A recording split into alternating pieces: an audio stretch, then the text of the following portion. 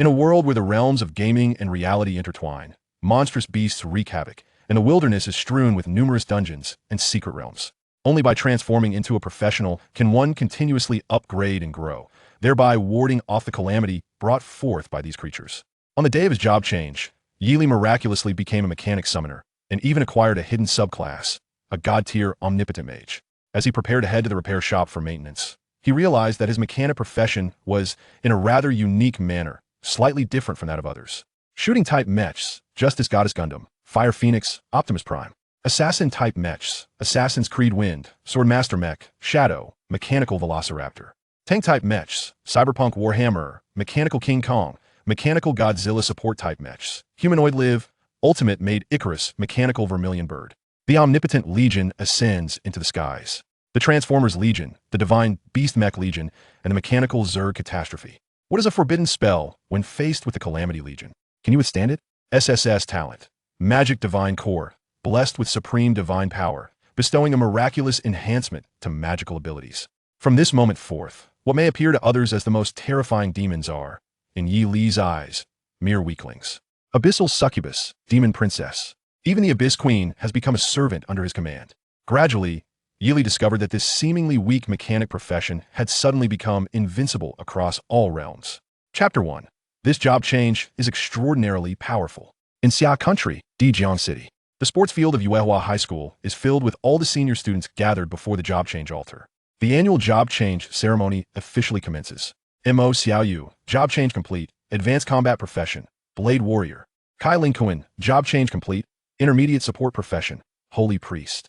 Chun Inan, job change complete, ordinary support profession, excavator. The instructor responsible for recording displayed a look of deep regret, while the crowd erupted in a clamor. I can't believe it. A level talent Chun Inan has turned out to be a lifestyle profession.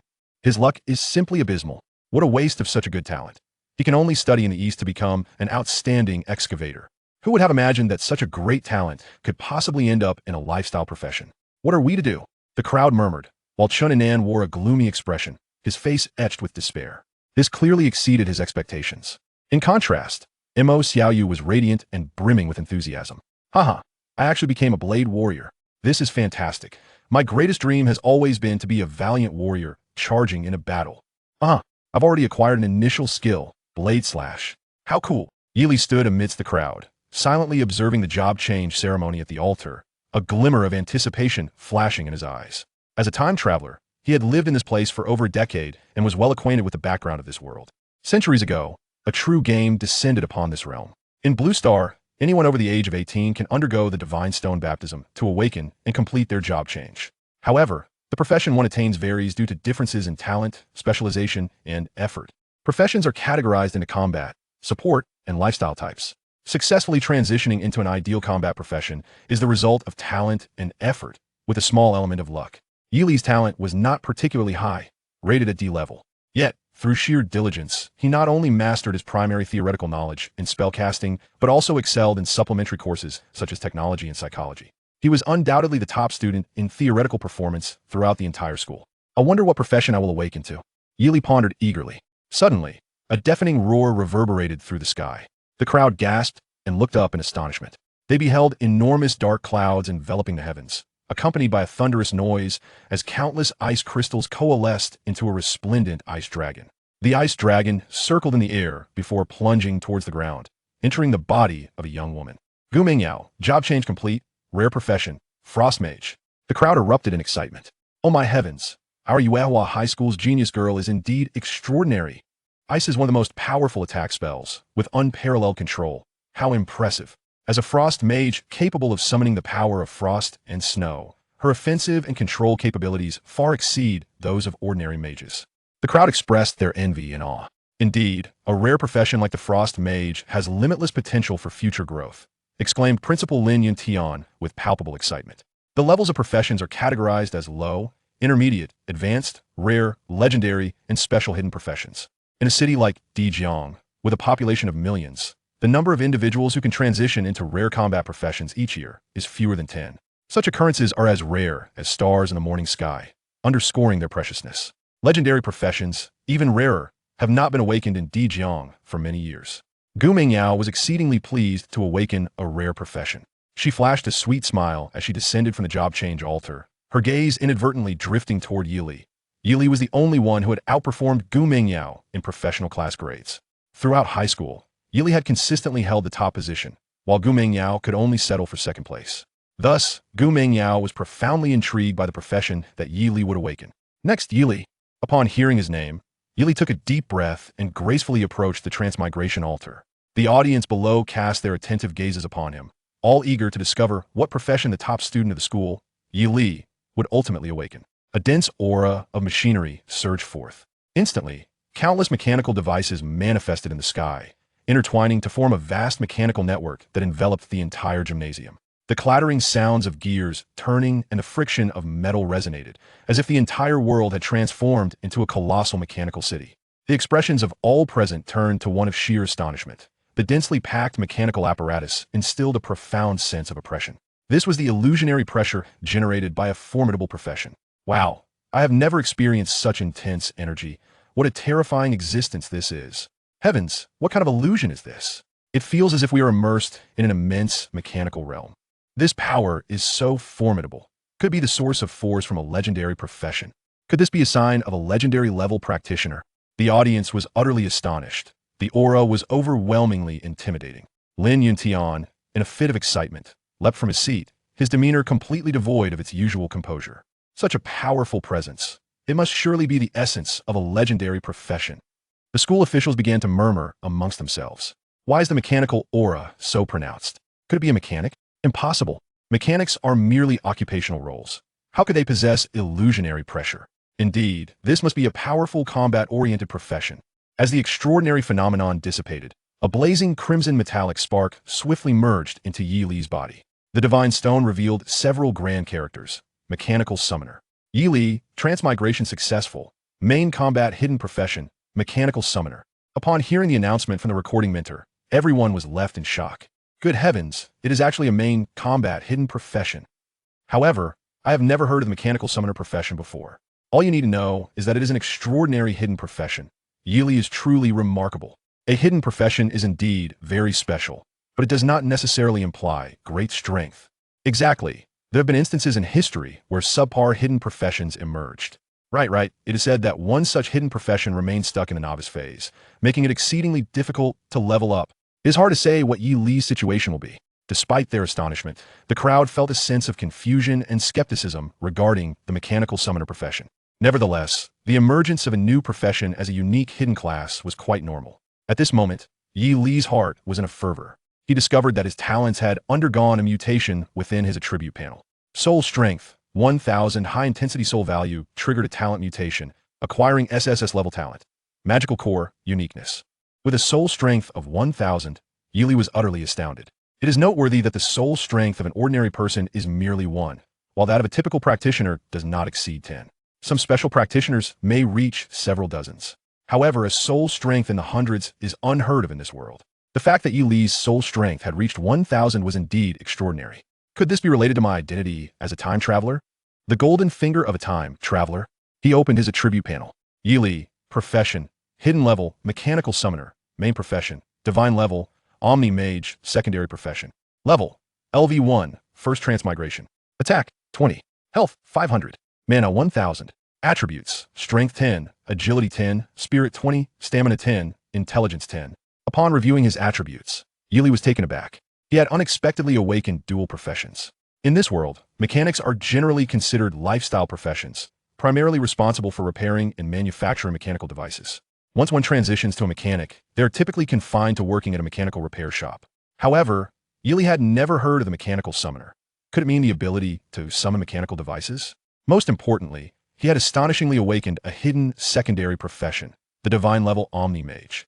To have transitioned into a divine level profession at the first level of transition had never happened in this world before. He was eager to discover just how powerful this divine level profession truly was. Chapter 2. The Emergence of the Goddess Warrior. With a heart brimming with excitement, Yi Li opened his attribute interface panel. Main profession, mechanical summoner. Skill 1. Summon mechanical soldiers. LV1 as a mechanical summoner, you can successively summon all types of mechanical soldiers.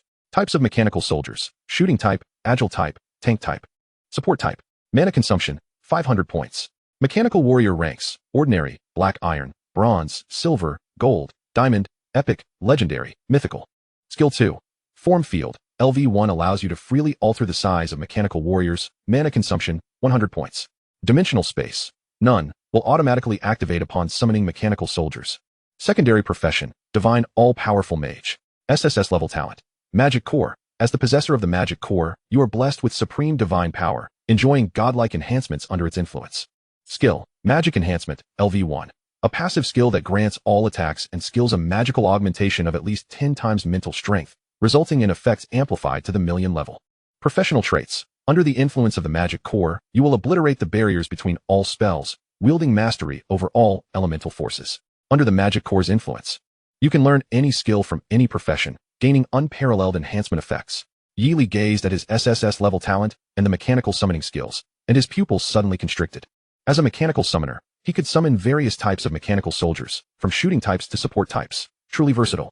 Most critically, the talent of the Magic Core could bestow magical enhancements upon these mechanical soldiers.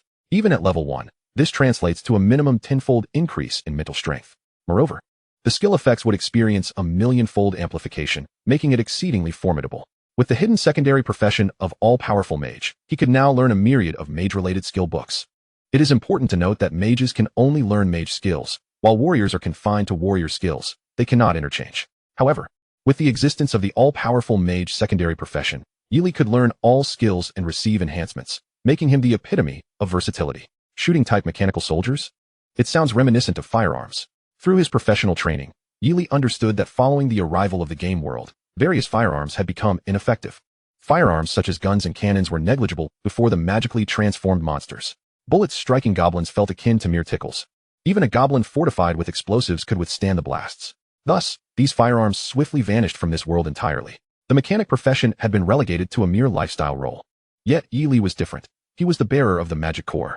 This meant that every bullet, every cannonball, would carry a substantial amount of magical damage. Furthermore, the formidable firepower of the mechanical soldiers would undoubtedly unleash astonishing explosive damage. Yili felt a surge of excitement within. At that moment, Principal Lin Yuntian spoke with delight. Yili, you have awakened a unique hidden profession. Congratulations. However, your mechanical summoner is quite extraordinary. While most mechanics are lifestyle professions, yours is a combat profession, unprecedented in nature. Do you possess any special skills to conveniently showcase for everyone? Let your classmates broaden their horizons. The crowd nodded in agreement, filled with anticipation. Just a moment. Yili nodded in affirmation, not declining the request. He activated the skill to summon mechanical soldiers, watching as his mana plummeted from 1,000 to 500 in an instant. A dazzling radiance emanated from Yili. Suddenly, with a flash, a striking goddess-like mechanical soldier emerged from the brilliance. Cloaked in white metallic armor, her divine form was exquisitely accentuated. Yili noticed that her silhouette bore resemblance to the Justice Goddess Gundam from an anime he once watched in his past life.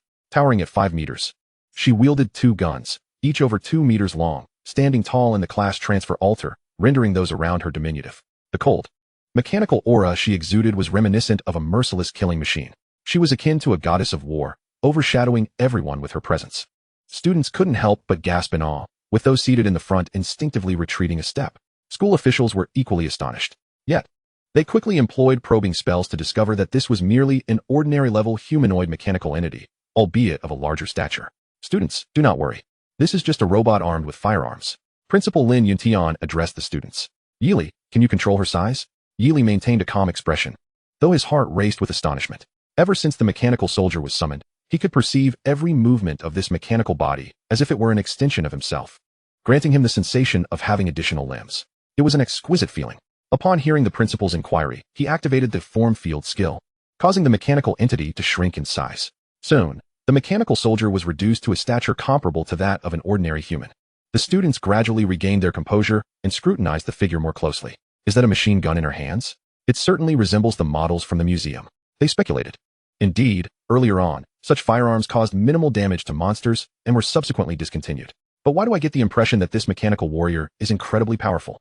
Could it be because her master is the genius Yili? They murmured. Yes, let us hope Yili can evoke a unique experience. They continued. But the uncertainty loomed. Nonetheless, the appearance of this female mechanical warrior was undeniably impressive. The crowd voiced their opinions, each expressing their thoughts. Yet, in their minds, Yili remained an indomitable figure, the embodiment of brilliance, unchanged in their perception. At this moment, Yili discovered that his anomalous space had also been activated. The anomalous space could currently only be used to store mechanical soldiers, serving as a means of spatial storage for equipment. With a mere thought, Yili returned the mechanical soldier to the anomalous space. Seizing this opportunity, he examined the attributes of the mechanical soldier. Name: Shooting type mechanical soldier, Goddess Battle Maiden. Level: Ordinary, LV1. Health points: 15,200. Energy bar: 15,200. Speed: 15,200. Attack power: 15,200 points of magical damage. Defense: 15,200. Skill 1, Mechanical Transformation, not yet available. Will automatically activate upon reaching Black Iron level. Skill effects: not yet available. Will automatically activate upon reaching Black Iron level. Bond with Master 1. Mechanical Symbiosis. When the Master is attacked, the mechanical soldier will automatically absorb all damage. Bond with Master 2. Not activated. The 5-dimensional attributes of the Goddess Battle Maiden were remarkably balanced, each aspect rated at 15, yielding a total of 75 points. However, with the tenfold enhancement of mental strength, all attributes surged by 200 points. The skills and their effects would require leveling up to Black Iron to activate. Once the skills were activated, they would experience a millionfold amplification. As for the number of soldiers summoned, he could currently summon a maximum of 2 at a time. Upon leveling up, his mana would increase, enabling him to summon numerous mechanical soldiers. In addition to leveling up, there were myriad ways to enhance his mana, including equipment, mana potions, treasure items, and more. Once the numbers swell, they will undoubtedly become an omnipotent legion of calamity. Such strength. Moreover, only Yili can perceive the enhanced attributes. Outsiders can only glimpse the initial statistics of the mechanical warriors. This is precisely why the school's leadership claims that this is merely an ordinary mechanical soldier. With the bond attributes in place, these mechanical soldiers will automatically absorb the damage inflicted upon Yili. If a multitude of mechanical soldiers is summoned, he could entirely avoid harm in the future. Yili's heart brimmed with ecstasy, yet his expression remained tranquil, typically reserved and taciturn. Yili was accustomed to concealing his emotions. Meanwhile, Principal Lin Yuntian felt a tinge of complexity in his emotions. He had initially hoped that the academically gifted Yi Li would transition into a formidable hidden profession, bringing glory to the school. Although it was indeed a hidden profession, it was that of a mechanical summoner. Mechanical weaponry had long been deemed obsolete.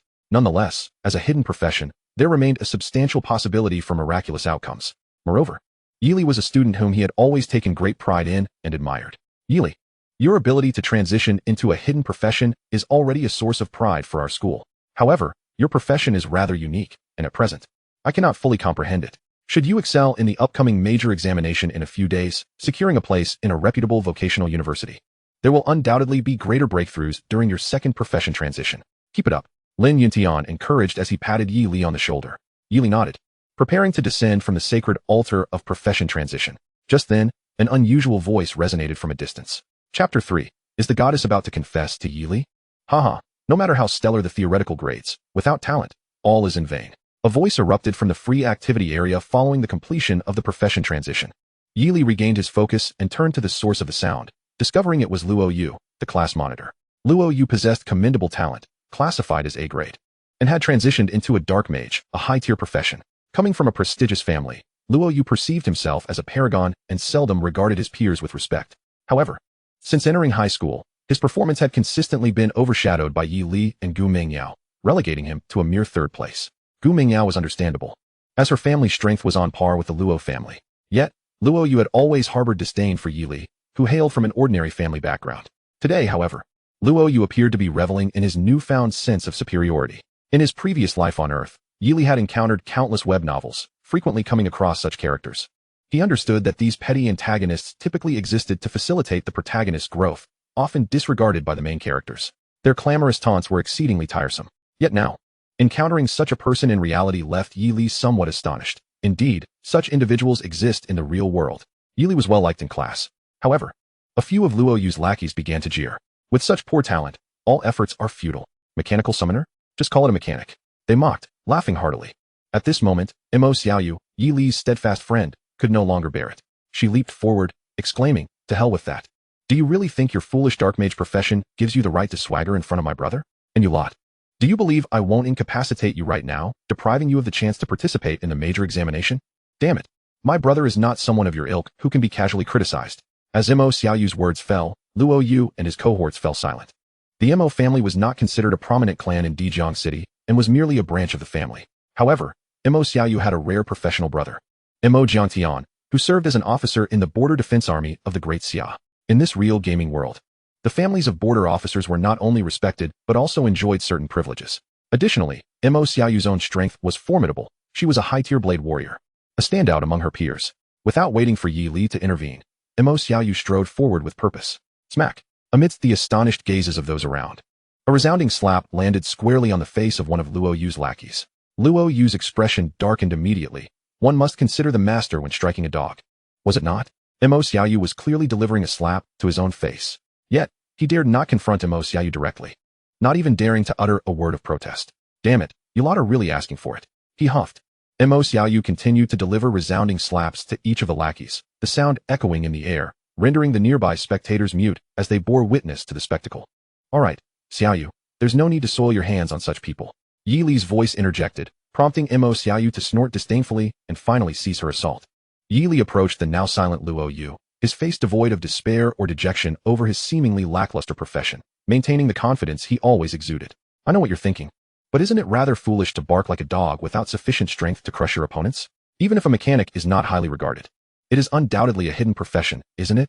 From what I understand, individuals like me are highly welcomed at esteemed vocational universities in the Great Xia. With that, Yi Li shook his head, disregarding Luo Yu's ashen countenance, and made his way to the nearby rest area. Mo Xiaoyu took a seat beside Yi Li, asserting, Ye God, I believe any profession in your hands will become extraordinarily powerful. You will always be my Ye God. Mo Xiaoyu, Yi Li's deskmate and fervent admirer, had witnessed Yi Li unveil perfect solutions to numerous daunting professional course problems that she deemed unsolvable. Over time, her trust in Yi Li had become unwavering. Yi Li smiled and replied, Your transition to the blade warrior profession is quite commendable as well. Indeed, I think so too. Haha. Mo Xiaoyu laughed joyfully upon receiving Yi Li's praise. However, witnessing the camaraderie between Yi Li and Mo Xiaoyu only intensified Luo Yu's ire, a fiery sensation surging within him. Luo Yu's transition to a high-level dark mage endowed him with energy-devouring skills, promising substantial damage output as he matured. Nonetheless, it was still merely a high-tier profession, not even a rare one, leaving Luo Yu somewhat disheartened. Yet, he had the formidable Luo family backing him. The abundance of high-stat equipment and treasures would accelerate his leveling significantly. In the future, he certainly had the opportunity to transition into an ideal profession. Resources, equipment, connections. Yi Li, you are not even in my league. Soon enough, you will come to realize my prowess. As night fell, the profession transition ceremonies for all students finally concluded. Principal Lin Yuntian ascended the podium to summarize. Students, the profession transition has come to an end. Those who have awakened life professions will undergo a week of skill enhancement training before being assigned jobs. For those who have awakened combat professions, tomorrow there will be a novice trial, during which numerous prominent figures will be present.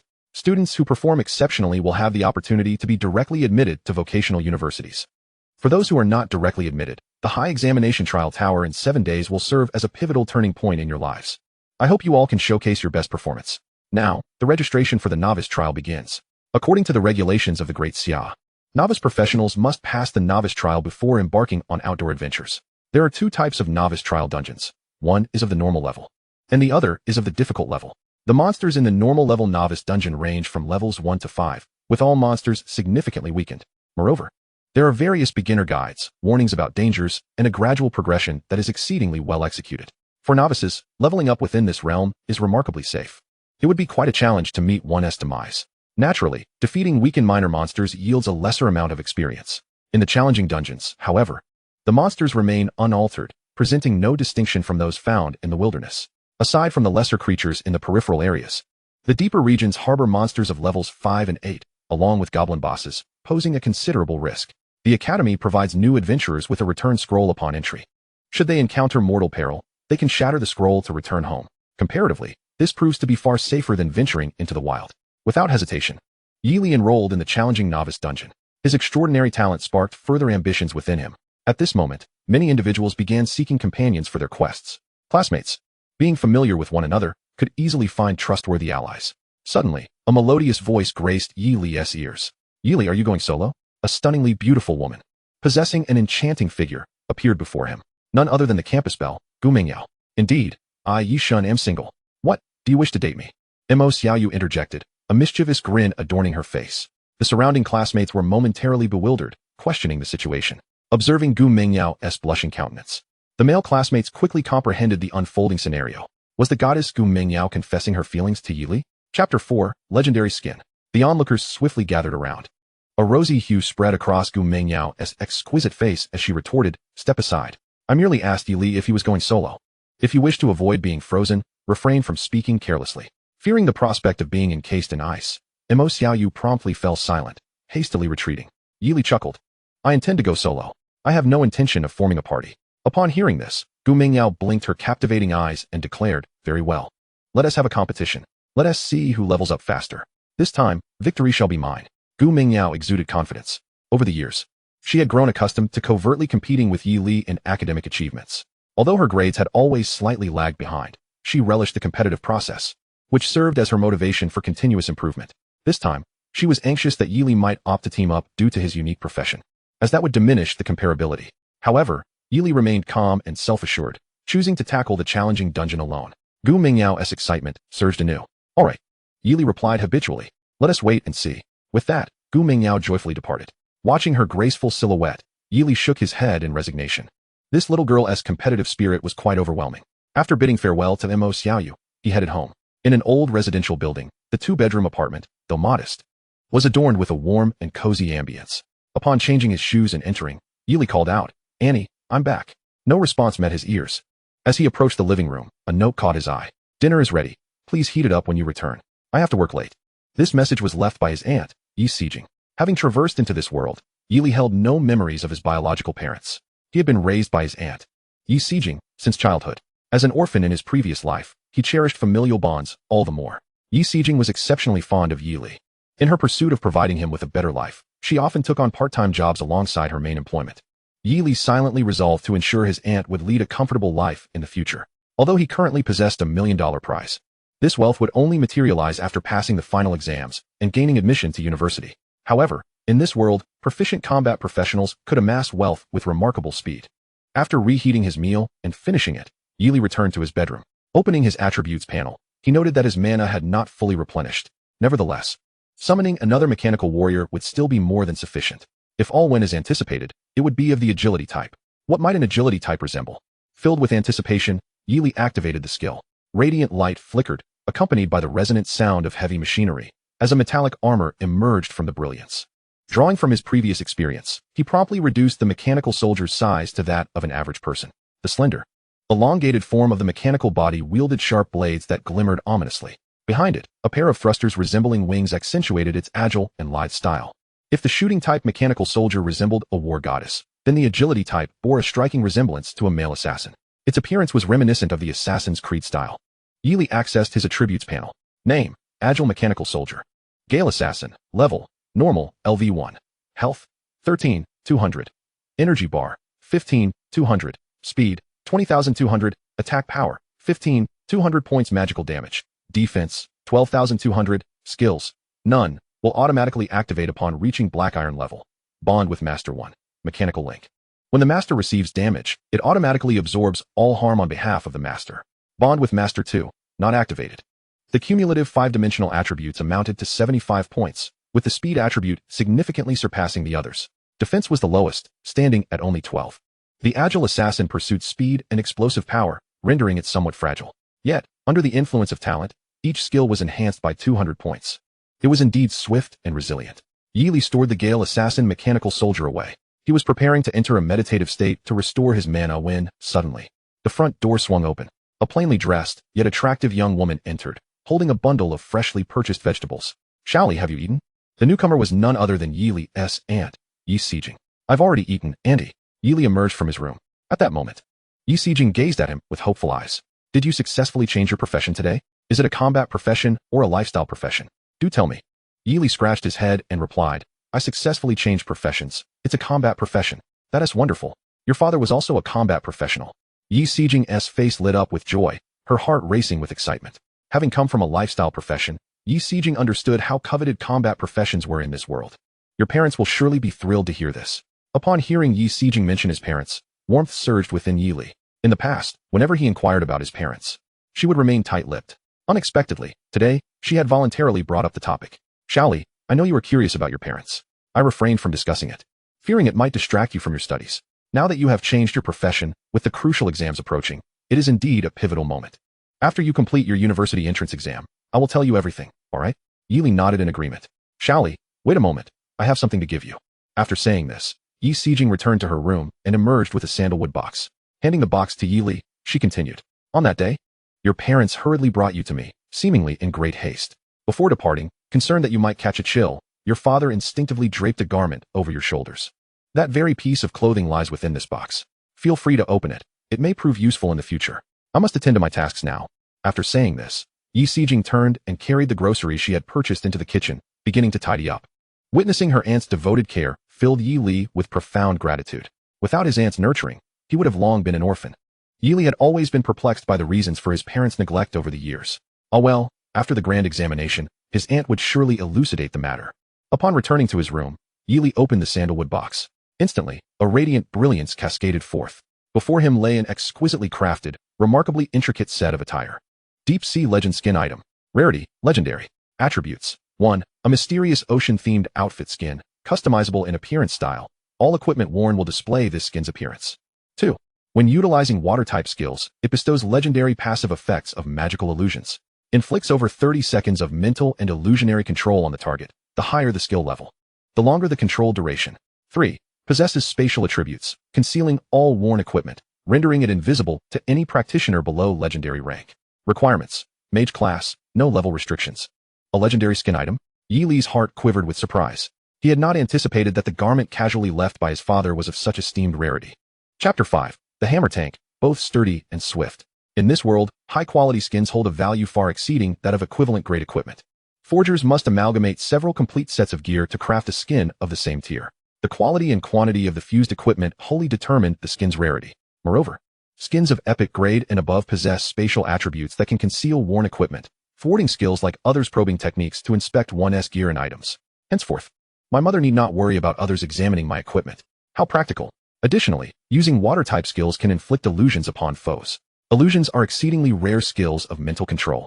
When the need arises, unleashing them would undoubtedly be a formidable weapon. It appears I must seize the opportunity to learn some water-type skills. Let me don this attire and see its effects. Approaching the mirror, Yi Li removed the skin from the box. The skin instantly transformed into a stream of light. Merging into Yi Li's form, his attire metamorphosed dramatically. The school uniform he wore was replaced by a graceful and suitable formal outfit, noble and elegant, exuding an air of sophistication. Though he had just turned 18, Yi Li stood at an impressive height of 185 meters. The tall and handsome young man appeared even more strikingly attractive in this formal attire, evoking an aura of irresistible charm. Not bad at all. It seems this is how I look in formal wear. This must have been the appearance chosen by my father. I wish to customize my look. With a thought, the interface for customizing attire materialized before him. A plethora of options dazzled his senses. Beach style, academic style, retro style, mechanical style, workwear style, combat style, and bohemian style. It encompassed every conceivable masculine fashion. Clearly, considerable effort had gone into creating this skin, integrating numerous sets of clothing. Furthermore, this skin allowed for customizable appearance levels. Ultimately, Yi Li selected an academic-style outfit and set it to conceal its level. Thus, to outsiders, it would merely appear as a finely crafted garment, distinctively unique yet lavishly elegant. The more he gazed, the more appealing it became. Yi Li planned to wear this to the Novice dungeon the following day. Subsequently, Yi Li continued his meditation. Meditation serves as a substitute for sleep while also restoring mana. The next day, as dawn broke, Yi Li emerged from his meditation. He activated his skill once more, summoning a mechanical soldier. A flash of light revealed a towering, robust mechanical figure standing before him. Its heavy armored arms, stout body, and lower limbs, along with a flattened head, all displayed formidable defensive capabilities.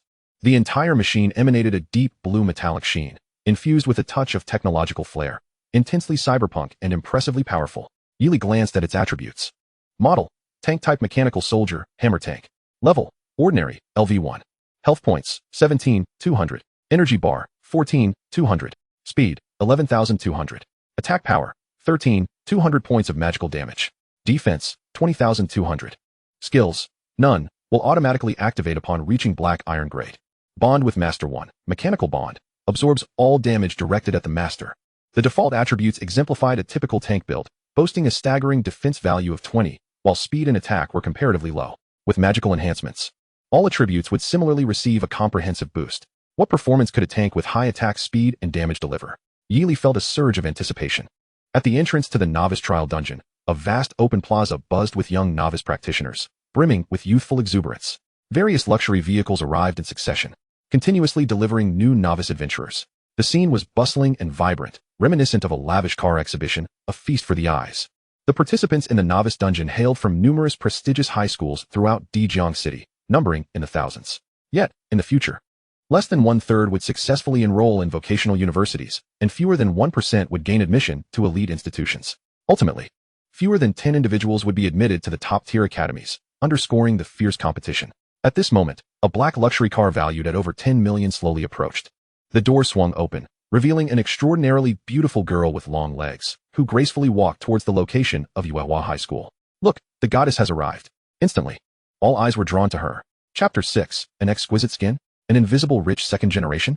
It was none other than the campus belle of Yuehua High School, Gu Mingyao. Clutching a staff adorned with crystals, she approached, captivating everyone around her. Her beauty and figure were breathtaking. One couldn't help but lament not having attended Yuehua High School. Ha. Regretting it now, are you? Our Yuehua High School's campus belle is indeed exceptional.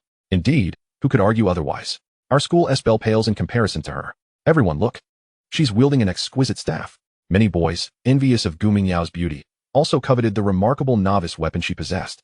Weapon gear is classified into levels: novice, black iron, bronze, silver, gold, diamond, rare, legendary, and artifact.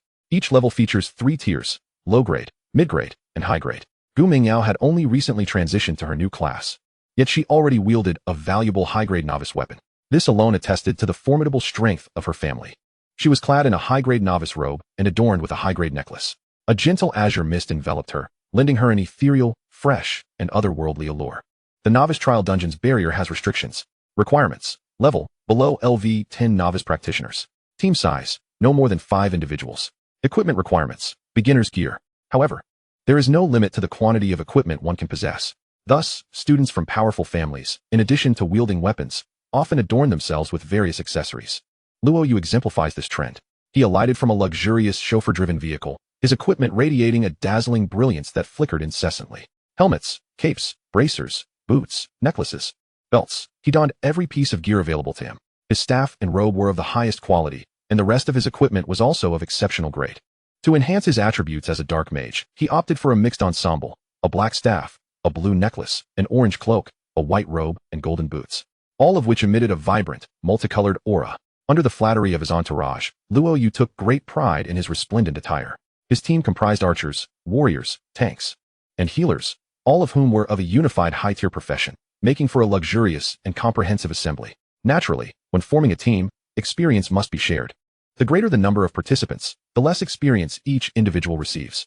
However, Luo Yu was unfazed by this minor loss of experience.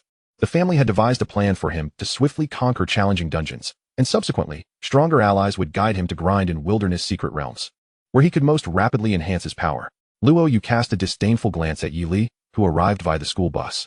Muttering to himself, Yi Li dares to enter a difficult dungeon clad in mere beginner garments? This will be entertaining. The principal, Lin Yuntian, upon witnessing this scene, promptly beckoned Yi Li over. Yi Li, these beginner weapons and gear are provided free of charge by the school. Choose a suitable one quickly. The weapons offered by the school were generally of low rank, as most students brought their own. Thank you for your kindness, principal. But I find no use for the mechanist's weapons here, so I shall refrain from taking any, Yi Li replied, glancing over the offerings but ultimately declining. Lin Yuntian's expression turned serious, akin to that of a parent attempting to persuade a disobedient child. Yi Li, you could at least wear a universal robe. The school mandates that all students must carry weapons and equipment to enter the difficult dungeon. Shall I assist you in changing? Yi Li was momentarily speechless. Ah well. You see, Principal Lin, I do possess equipment of my own. With no other choice, Yi Li reluctantly revealed a glimpse of his gear. With a thought, he transformed his academy-style outfit into a combat-themed ensemble. Simultaneously, he set the appearance's rank to that of beginner gear. Due to the quality attributes of the deep-sea legend, any appearance that displayed a rank was guaranteed to be of exceptional quality. Instantly, a resplendent robe ensemble adorned Yi Li, the unique glow of the exquisite gear illuminating the astonished gazes of those around him. Majestic and splendid, it shimmered with brilliance. Lin Yuntian stood in stunned silence, gazing at the spectacle before him. Wah, is that an exquisite skin? With his extensive experience, Lin Yuntian immediately recognized it as a premium beginner skin. He understood that any exquisite skin, regardless of level, was exceedingly precious. Moreover, the premium beginner skin in Jiangxing was a rarity, nearly impossible to procure. The surrounding students were already deeply astonished. What? An exquisite skin? Am I seeing things? An exquisite skin is worth far more than an entire set of exquisite equipment, isn't it? Indeed. This outfit alone must be worth at least 10 million. This guy must be some kind of super rich heir. I know him. He's Yili from Yuehai High School, usually quite low-key. See, wearing an exquisite skin looks far more impressive than those simply clad in equipment. Absolutely. Plus, I think he looked pretty suave in that getup earlier. Yes, he's quite handsome.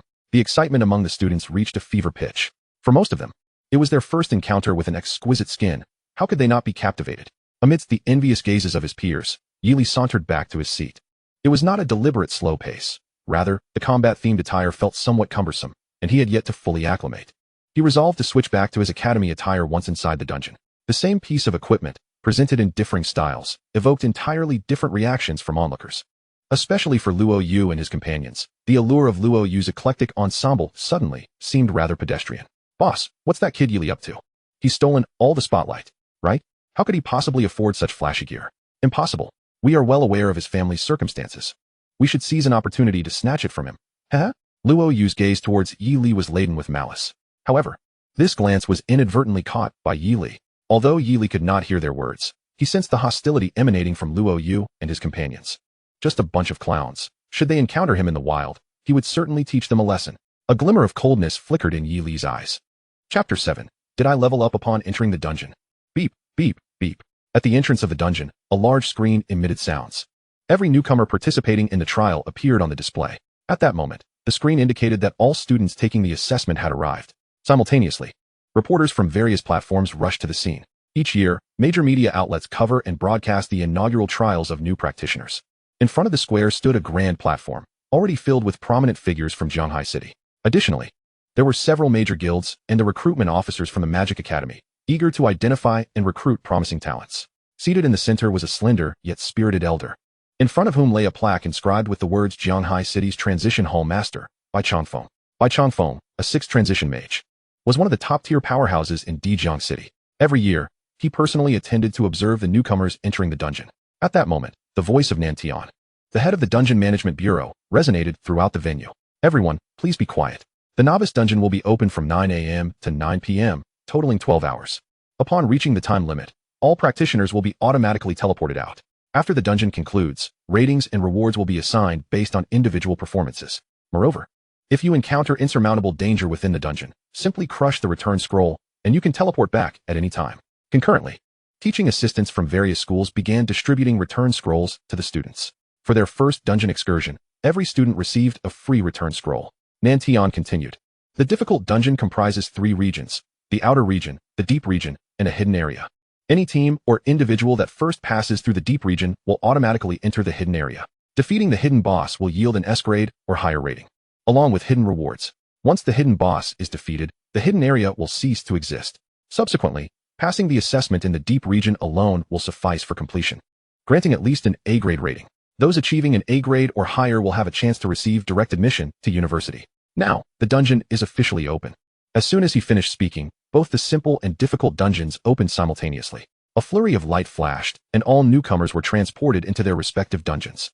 Within a dense forest, a gentle breeze wafted through the air, causing the leaves to rustle softly.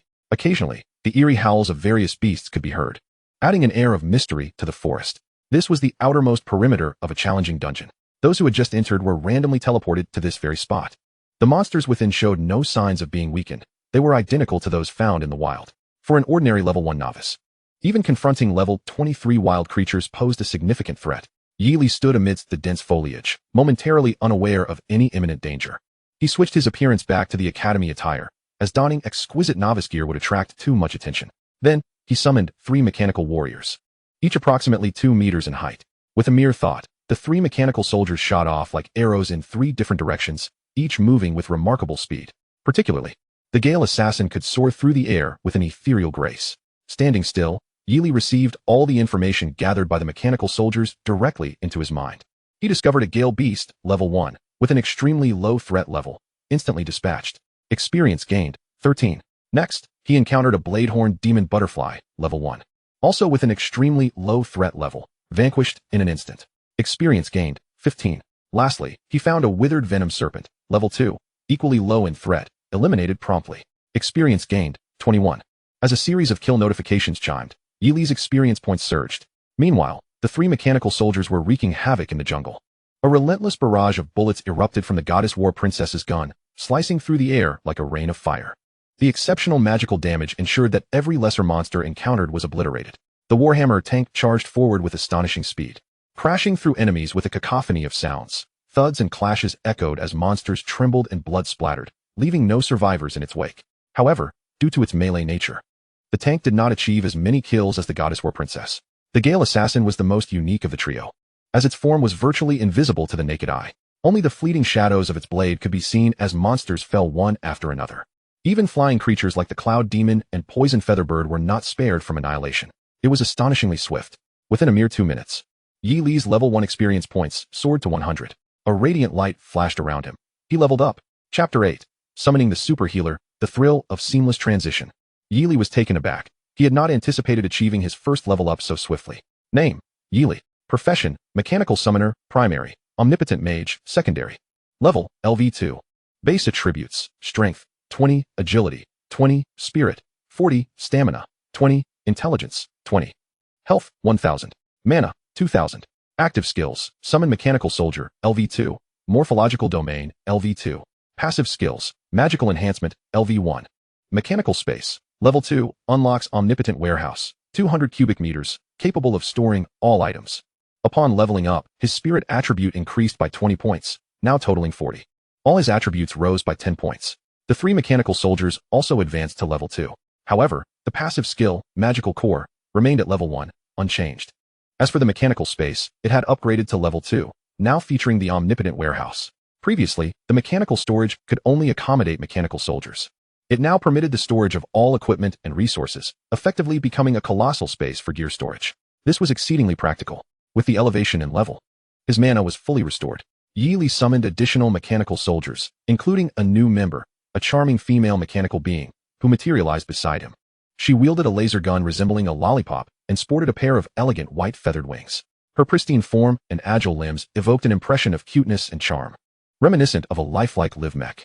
Name: Auxiliary Mechanical Soldier, Maid Guardian. Level: Ordinary, LV2. Health: 25, 400. Energy: 25, 400. Speed: 16,400. Attack power: 14, 400 points magical damage. Defense: 20,400. Skill 1, Mechanical Transformation, not yet available. Will automatically activate upon reaching Black Iron level. Bond with Master 1. Mechanical Symbiosis, automatically absorbs damage inflicted on the Master. Bond with Master 2. Mechanical Carrier, can bear the Master and allows manual control. In addition to the enhancement in attributes, a new bond attribute was added, enabling her to carry the Master and allowing for manual operation. Entering the cockpit. With a mere thought, the hatch behind the maid auxiliary robot opened, and Yi Li stepped into the cockpit, simultaneously activating manual control mode. Previously, he could only manipulate the hypermechanical soldiers through mental perception. Now, he experienced the tangible sensation firsthand. Yi Li felt as though he was transitioning from playing a racing game on Earth to actually driving a car, an immense difference. Exhilarating. Yi Li transmitted a command in his mind: advance. The maid auxiliary mechanical soldier activated the propulsion in her mechanical wings, swiftly levitating forward. She adeptly navigated around obstacles like thickets, and when confronting lesser monsters, a single blast from her laser gun obliterated them instantly. Slain level 4 Bloodfang Boar. Experience: 50. The high-damage laser shot reduced the level 4 Bloodfang Boar to ashes, leaving no trace behind. An auxiliary could inflict such tremendous damage. Yi Li examined the attributes of the laser gun closely. Weapon: Laser Gun, LV2. Tier: Ordinary. Attack: releases a beam of light, causing 6 points of magical attack damage, 400 magical attack, and if aimed at allies, grants 6 points of health, 400. Incredible. A standard attack could restore 400 health points. Considering Yi Li's health was currently just over 1,000, this was akin to having a super healer at his disposal. As he watched the Warhammer tank rampaging through foes with ferocity, he felt an urge to take control. Yi Li summoned the Warhammer tank and settled into its cockpit, ready to commence manual control. Commencing the assault, the Warhammer tank surged forward, mercilessly cleaving through monsters. Each strike pierced flesh. Each blow sent foes flying, powerful and domineering. The visceral thrill of close combat ignited Yi Li's spirit. This was his first encounter in close quarters with monsters. The exhilarating sensation was utterly intoxicating. Slain level 3 Nether Phantom Cat. Experience: 36. Slain level 4 Ironclad Evil Wolf. Experience: 45. Slain level 3 Venom Scorpion. Experience: 35. Under the relentless onslaught of the 4 mechanical soldiers, it wasn't long before Yi Li's experience bar reached 100. He leveled up once more. Yi Li's attributes received yet another enhancement. The mechanical soldiers advanced to level 3. Yi Li summoned 2 additional mechanical soldiers, and besides augmenting his attributes, the mechanical soldiers also acquired a new bond. Bond with Master 3, Mechanical Fusion, allowing the Master to freely switch within all mechanical soldier cockpits. With this newfound bond, Yi Li could swiftly transition between various mechanical soldiers. Switch to the Gale Assassin. In an instant, Yi Li teleported into the cockpit of the agile Gale Assassin. Activating manual mode, the ferocious monster, caught off guard, was swiftly dispatched by a single strike from the Gale Assassin. The assassination was executed with a speed akin to that of a phantom. Switch to the Goddess War Princess. Bang! In a fleeting thought, Yi Li reappeared in the cockpit of the Goddess War Princess, unleashing a barrage of fire. Killed a level 3 Inferno Demon Boar, experience 42. Killed a level 5 Bloodshadow Bat, experience 66. Killed a level 4 Golden Scaled Demon Lizard, experience 59. Countless beasts fell before him. The seamless transitions felt exhilarating. Yi Li marveled at the experience, charging forward with relentless zeal. The mechanical soldiers rampaged through the area, annihilating every monstrosity in their path. The periphery of this dungeon was vast. Students transported here would inevitably encounter one another. Therefore, Yi Li's unrestrained slaughter did not alert other adventurers. Meanwhile, at the entrance of the Novice dungeon, everyone awaited eagerly. Unlike the Trial Tower, which could broadcast live synchronously with the major examination, the dungeon was shrouded in a barrier, preventing outsiders from discerning the situation within, nor could they broadcast it. The performance of the adventurers inside the dungeon would only be revealed through the final reckoning of the dungeon. As they waited, perhaps having indulged in too much tea, several principals coincidentally found themselves in the restroom. The elderly principals gathered in the restroom began to converse. Do you think any students will set a new record in this novice trial? Unlikely. It's said that only a team of legendary adventurers managed to set a record that year, and this year, none have advanced to the legendary class. However, Principal Liu, your Lingluo High School has produced 2 rare professions this year. Congratulations. I dare not compare myself to Principal Lin of Yuehua High School. They have even produced a hidden profession. Quite impressive. Principal Liu smiled warmly at Lin Yuntian, though his tone carried an undercurrent. Other principals exchanged glances, understanding the implication. Indeed, I have heard that the special skill is related to firearms or something of the sort. Firearms. Hot weapons. The significance of such a hidden profession seems minimal. Indeed, it is rather insignificant. If the special skill is rendered ineffective, it would be inferior to an ordinary profession. In previous novice trials, Yuehua High School had always excelled. This time, a few principals from rival schools were particularly eager to undermine Yuehua High School's reputation. Unable to contain himself, Lin Yuntian's expression turned grave as he interjected. Given that a hidden profession is labeled as a special profession, it undoubtedly possesses its own merits. To draw conclusions so hastily is rather premature. Moreover, based on my understanding of that student, he would not venture into a difficult dungeon alone without absolute confidence. Prior to this, Lin Yuntian had felt immense pride in Yi Li's performance in vocational classes. This time, Yi Li had donned an entire set of exquisite equipment, further solidifying Lin Yuntian's belief in his exceptional talent. A dignified-looking principal chuckled heartily. Haha, I wager he won't last an hour before emerging. While the periphery was relatively safe, and he could possibly endure for an hour, I bet he won't last 3 hours, let alone level up. Principal Liu jeered. Lin Yuntian retorted. What if he survives 3 hours and levels up? If he surpasses 3 hours, then you can dictate what happens. Principal Liu challenged defiantly. Lin Yuntian felt a surge of indignation and declared, very well. If he accomplishes this, all of you who have mocked him must bow down and apologize to my student. No problem. Principal Liu maintained a smile. If he fails, you, Principal Lin, will host a banquet for us at the Dynasty restaurant. How about that? Agreed. If he succeeds, not only must you apologize, but you must also treat us at the Dynasty restaurant. Lin Yuntian readily acquiesced. The Dynasty restaurant boasted an array of exceptionally rare ingredients, and treating them would cost Lin Yuntian an entire month's salary. Yet, even so, Lin Yuntian did not hesitate. The stakes had risen high. Money could be lost, but dignity must not be compromised. Simultaneously, Lin Yuntian fervently prayed that Yi Li would not disappoint him. Chapter 9. The Challenge. Within the difficult dungeon, Yi Li discovered a plethora of level 4 and 5 monsters beginning to emerge. Due to his incredible speed, he had traversed beyond the dungeon's periphery and into its deeper realms. For the mechanical soldiers, the challenge posed by level 4 and 5 monsters was no different than that of level 1 monsters, each slain with a single strike. Soon, Yi Li's radiance surged, and his level ascended once more. It is noteworthy that for an ordinary adventurer, achieving a 3-level increase in a single day would be nothing short of remarkable. Yi Li reached level 4 in less than 20 minutes, a remarkable feat indeed. Name, Yi Li. Profession, Mechanical Summoner, Primary. Omniscient Mage, Secondary. Level, LV4. Base Attributes, Strength, 40. Agility, 40. Spirit, 80, endurance, 40, intelligence, 40, health, 2000, mana, 4000, talent, magical core, mechanical soldiers, 8. The mechanical soldiers had also ascended to level 4. The bond level 4 had been activated. Space, level 4, omniscient warehouse, 400 cubic meters. Bond with the master level 4, mechanical sharing, allowing weapons of the mechanical soldiers to be utilized by their master. The weapon sharing capability with mechanical soldiers had been established. Yili essentially wielded 4 types of weapons now, each benefiting from magical enhancements. Simple, yet devastating. Yili summoned several mechanical warriors to fight alongside him. As his level increased, the experience required for further ascension also multiplied. Previously, he needed 5,000 experience points to reach level 4.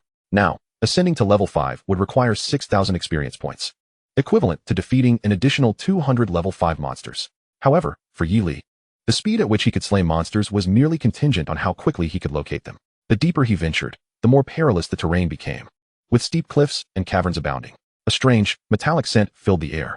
At that moment, a massive, menacing goblin approached, brandishing a heavy iron chain.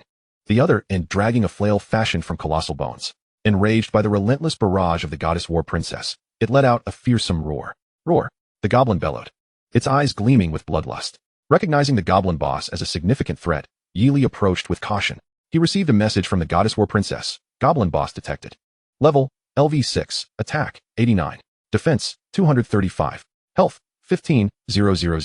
Endurance, 100. Speed, 100. Weapon, bone-crushing flail. Skills, tear, bone shatter, mist invasion, frenzied charge, mad toss. Description, a goblin hailing from the primordial forest, capable of unleashing a thick mist to obscure the enemy's vision. In the mist, it revels in unleashing its brutal aesthetic. A boss monster? Unbeknownst to him, Yili had ventured into the deepest recesses of the dungeon. Despite being a corrupted dungeon, it was still designed for novices. Thus, even the boss monster's attack power was not exceedingly high, standing at a mere 89, sufficient for an ordinary warrior to withstand. However, the formidable health of the boss monster left all novice adventurers in awe. It also unleashed a disruptive mist that obscured vision, along with a ferocious charging ambush skill that left the professionals in a quandary. Thus, activating the elite team mode became imperative to confront this elite foe. Yet, at this moment, Yili's eyes sparkled with excitement. His mechanical soldiers were capable of both withstanding and dealing damage. What was a level 6 elite monster to them? Finally, there was the prospect of acquiring gear. Defeating elite monsters would yield equipment drops. With a thunderous roar, the goblin elite charged at Yili, brandishing its bone-crushing club. The sheer force of its movement was staggering, shaking the ground beneath it, and it approached with remarkable speed. Yili commanded the goddess battle maiden, directing 2 Gatling guns towards the goblin to commence a barrage. Rat-tat-tat. The goblin, taken aback, dodged left and right, wielding its bone club while attempting to unleash its skill. Mist of disturbance. The goblin endeavored to envelop the area in a shroud of black fog. However, it was too late. A hail of bullets rained down upon it, relentlessly striking the goblin. The frantically dodging goblin was utterly incapable of casting its spell. If it remained still, it would be riddled with bullets. Infuriated, the goblin let out a furious roar and hurled its bone club towards the goddess battle maiden. Whoosh! The club, dragged by a chain, flew with astonishing speed and precision towards Yili. Bang! A heavy impact resonated as the goddess battle maiden seized the bone club. Within the confines of the battle maiden, Yili felt as though he were shielded by a giant. It was immensely powerful. Scanning the bone club, he discovered it was a black iron-grade weapon. He then ceased firing, yanked forcefully, and the chain snapped. He promptly stowed the bone club into his storage space. It was only logical to accept the weapon offered so conveniently. Witnessing his weapon being taken by a human, the goblin was incensed, descending into a state of complete fury. Chapter 10, Annihilation of Experienced Monsters. Raging Charge. Mist Assault. A thick fog began to envelop Yili. Simultaneously, the goblin's physique swelled, bolstered by a defense of 200, rapidly staunching its wounds. It charged towards Yili, hidden within the mist, at breakneck speed. Both powerful skills were unleashed as the goblin prepared to fight to the death. Assassination. With a mere thought, Yili commanded the nearby Gale Assassin Mech, which swiftly flew in to strike at the goblin. As the Gale Assassin Mech was not obscured by the mist, its line of sight remained clear. Swish, swish, swish. The charging goblin was soon covered in numerous fine cuts from the flurry of blades. The goblin's speed, bolstered to over 200 from its frenzy, paled in comparison to the agile assassin's speed of over 800. A chilling scream erupted from the goblin, and it collapsed, devoid of life signs. Defeating the level 6 goblin elite granted Yili 600 experience points. His experience surged dramatically. A radiant glow enveloped him as he ascended to level 5. The levels of his mechanical soldiers also rose to level 5. Yili summoned several more mechanical soldiers. within just over half an hour since his arrival. He had reached level 5. At this pace, it was likely he would clear the entire dungeon in under an hour. At that moment, something glimmered beside the fallen goblin, revealing the coveted, dropped equipment. Yi exited the mech pod, retrieving the previously claimed bone club for inspection. Black iron, stalwart bracers. Grade, superior. Class level, level 5 and above. Class type, unrestricted. Attributes, strength 10, health 100, mana 100. Black iron, swift gloves. Grade, inferior. Class requirement, level 5 and above. Class requirement, unrestricted. Attributes, agility 5, strength 5. Black iron, bone club. Grade, superior. Class requirement, warrior. Attributes, strength 50, health 100, agility 50. To his astonishment, 3 pieces of black iron grade equipment had dropped. It seemed that defeating elite monsters not only yielded substantial experience, but also provided a significant quantity and quality of equipment. Meanwhile, a skill book emanating a faint green glow caught his eye. Mist Technique, a water-type skill. Yi was overjoyed, never expecting to acquire a skill book, especially one for the water-type skill he most desired. He quickly stowed the equipment and skill book away. For adventurers, equipment was always a scarce resource. Black iron equipment held immense value for novices. It was essential to note that many black iron class adventurers might not even possess a complete set of such gear, highlighting the worth of a single piece of black iron equipment. The superior black iron bracers would not only enhance strength and health, but also boost mana, which was exactly what Yi needed. He was thoroughly satisfied. The inferior black iron swift gloves also offered commendable attributes, enhancing agility and attack. Donning the black iron bracers and black iron gloves, Yi's appearance remained unchanged due to the existing skin, still clad in his academy-style attire, as if he bore no equipment. However, the attributes of the gear were indeed conferred upon him. Excellent. As for the superior black iron weapon, the bone club was of no use to Yi. He could sell it upon returning. A superior black iron weapon could fetch several tens of thousands. In Dijiang City, such warrior weapons were quite marketable, and Yi placed it into his storage. Next, Yi retrieved the Mist Technique skill book. In this world, skill books were far more precious than equipment. After all, as levels increased, equipment would eventually need to be replaced. Skills, however, would accompany adventurers throughout their journey. The skill book that dropped was precisely the water-type skill Yi sought. Water-type skills could activate the effects of the Deep Sea Legend skin. Curious to see the effects, Yi held the skill book in his hand, activating it with his mental energy. The skill book transformed into a beam of light, entering Yi's body. Notification: you have acquired a new skill, Mist Technique. Mist Technique, LV1 basic skill, rapidly envelopes a large area in mist within a range of 1,000 meters, continuously disrupting enemy vision. Additional effect: Mist Technique is a water-type skill, possessing the effect of the Deep Sea Legend skin. Phantasmic Domain, 30 seconds control time. The mist skill could obscure enemy vision, allowing Yi to operate with greater ease whether advancing or retreating. With a tenfold increase in magical potency, the range expanded from a mere 5 meters to over 1,000 meters, rendering mass disruption a feasible feat. Most importantly, the Mist Technique indeed belonged to the water-type skill category, and the legendary skill effect had finally been activated. This was precisely what Yi yearned for. At that moment, a warning resonated from his mechanical soldiers. Boss-level monster detected. Goblin Black Magic Lord. High threat level. Proceed with caution. Simultaneously, all the mechanical soldiers rushed to Yi's side, forming a protective barrier around him. Roar. Accompanied by a chilling roar, a goblin towering 7 to 8 meters tall, clad in pitch-black armor, emerged before him. Goblin Black Magic Lord. Grade: Hidden Boss. Level: LV7. Attack: 99. Defense: 580. Health: 35,000. Stamina: 200. Speed: 200. Weapon: Black Magic Staff. Skills: Dark Swamp, Abyssal Prison. Venom Corrosion, Dark Magic Strike, Dark Magic Protection, Infinite Sorcery. Ultimate Skill: Taunt of the Dark Mage. Introduction: as the leader of the Dark Mage Goblins, he reigns supreme in this foreboding black forest, his lineage harboring the taunting essence of an abyssal dark mage. Once unleashed, all life shall wither. He is a hidden boss lurking in concealed areas. A glint of determination flashed in Yi's eyes. Chapter 11. Enchanted Visions. I am divine. Such hidden bosses possess a formidable probability of dropping exquisite equipment. However, with a robust health pool of 35,000, the damage inflicted by ordinary adventurers is akin to mere scratches. Although the boss's damage output is relatively low, the assortment of skills at its disposal renders the Dark Mage Lord exceptionally challenging. Most of its abilities are control-oriented, including slowdowns and stuns. Particularly vexing is its ultimate skill, Dark Mage Taunt, which is utterly loathsome. Dark Mage Taunt emits a taunt within a 5-meter radius of the target, preventing the target from using skills and allowing only basic attacks. Upon being struck, the target will enter a suspended state. Suspended is a condition where the opponent completely loses defensive and resistance capabilities, their body devoid of independent control, floating in the air. It is markedly different from a mere stun state. Being continuously struck while suspended, unable to retaliate, is exceedingly humiliating. Truly a fitting challenge for novices encountering a hidden boss. The damage inflicted may be minimal, yet the humiliation is profound. The combination of various control effects and high health renders this entity a nightmare for all novice adventurers. Let alone soloing it. Even a coalition of rare classes would require a considerable amount of time to vanquish this boss. No wonder few have historically managed to conquer it. And those who did took a significant duration. Yet, this hidden boss now faces Yi Li, who commands formidable mechanical soldiers. What misfortune for it! Foolish human! How dare you trespass into my domain? You shall become my delectable dinner. With a fearsome roar, the dark mage lord bellowed to the heavens. Simultaneously, its black staff levitated, resonating with ominous incantations. Dark swamp, abyssal prison, venom corrosion. Instantly, vast expanses of viscous black liquid surged forth from the ground. The dark liquid was riddled with bubbles of varying sizes, exuding a stench of decay, death, and terror. The scene was one of devastation. Attack! Yi Li commanded with a mere thought. At the moment the dark mage lord cast its spell, the mechanical soldiers commenced their assault autonomously. Though the boss's various skills diminished the speed and damage of the mechanical soldiers, they still inflicted considerable damage over time. Notably, the hammer tank and Gale assassin engaged in close combat with the boss. Observing the relentless onslaught from the mechanical soldiers, the dark mage lord appeared utterly astonished. Roar!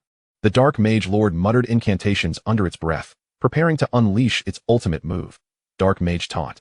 A chilling glint flickered in Yi Li's eyes. Oh, you think you can taunt me when you cannot defeat me? You are sorely mistaken, you wretched boss. Yi Li would not grant the dark mage lord the opportunity to unleash its ultimate skill. It was time to test the legendary effects. Water mist technique. Boom. In an instant, a white, ethereal mist erupted around the dark mage lord, radiating outward like an explosive blast. A radius of several hundred meters was entirely enveloped. Within this realm, Yi Li felt as if he commanded all that existed.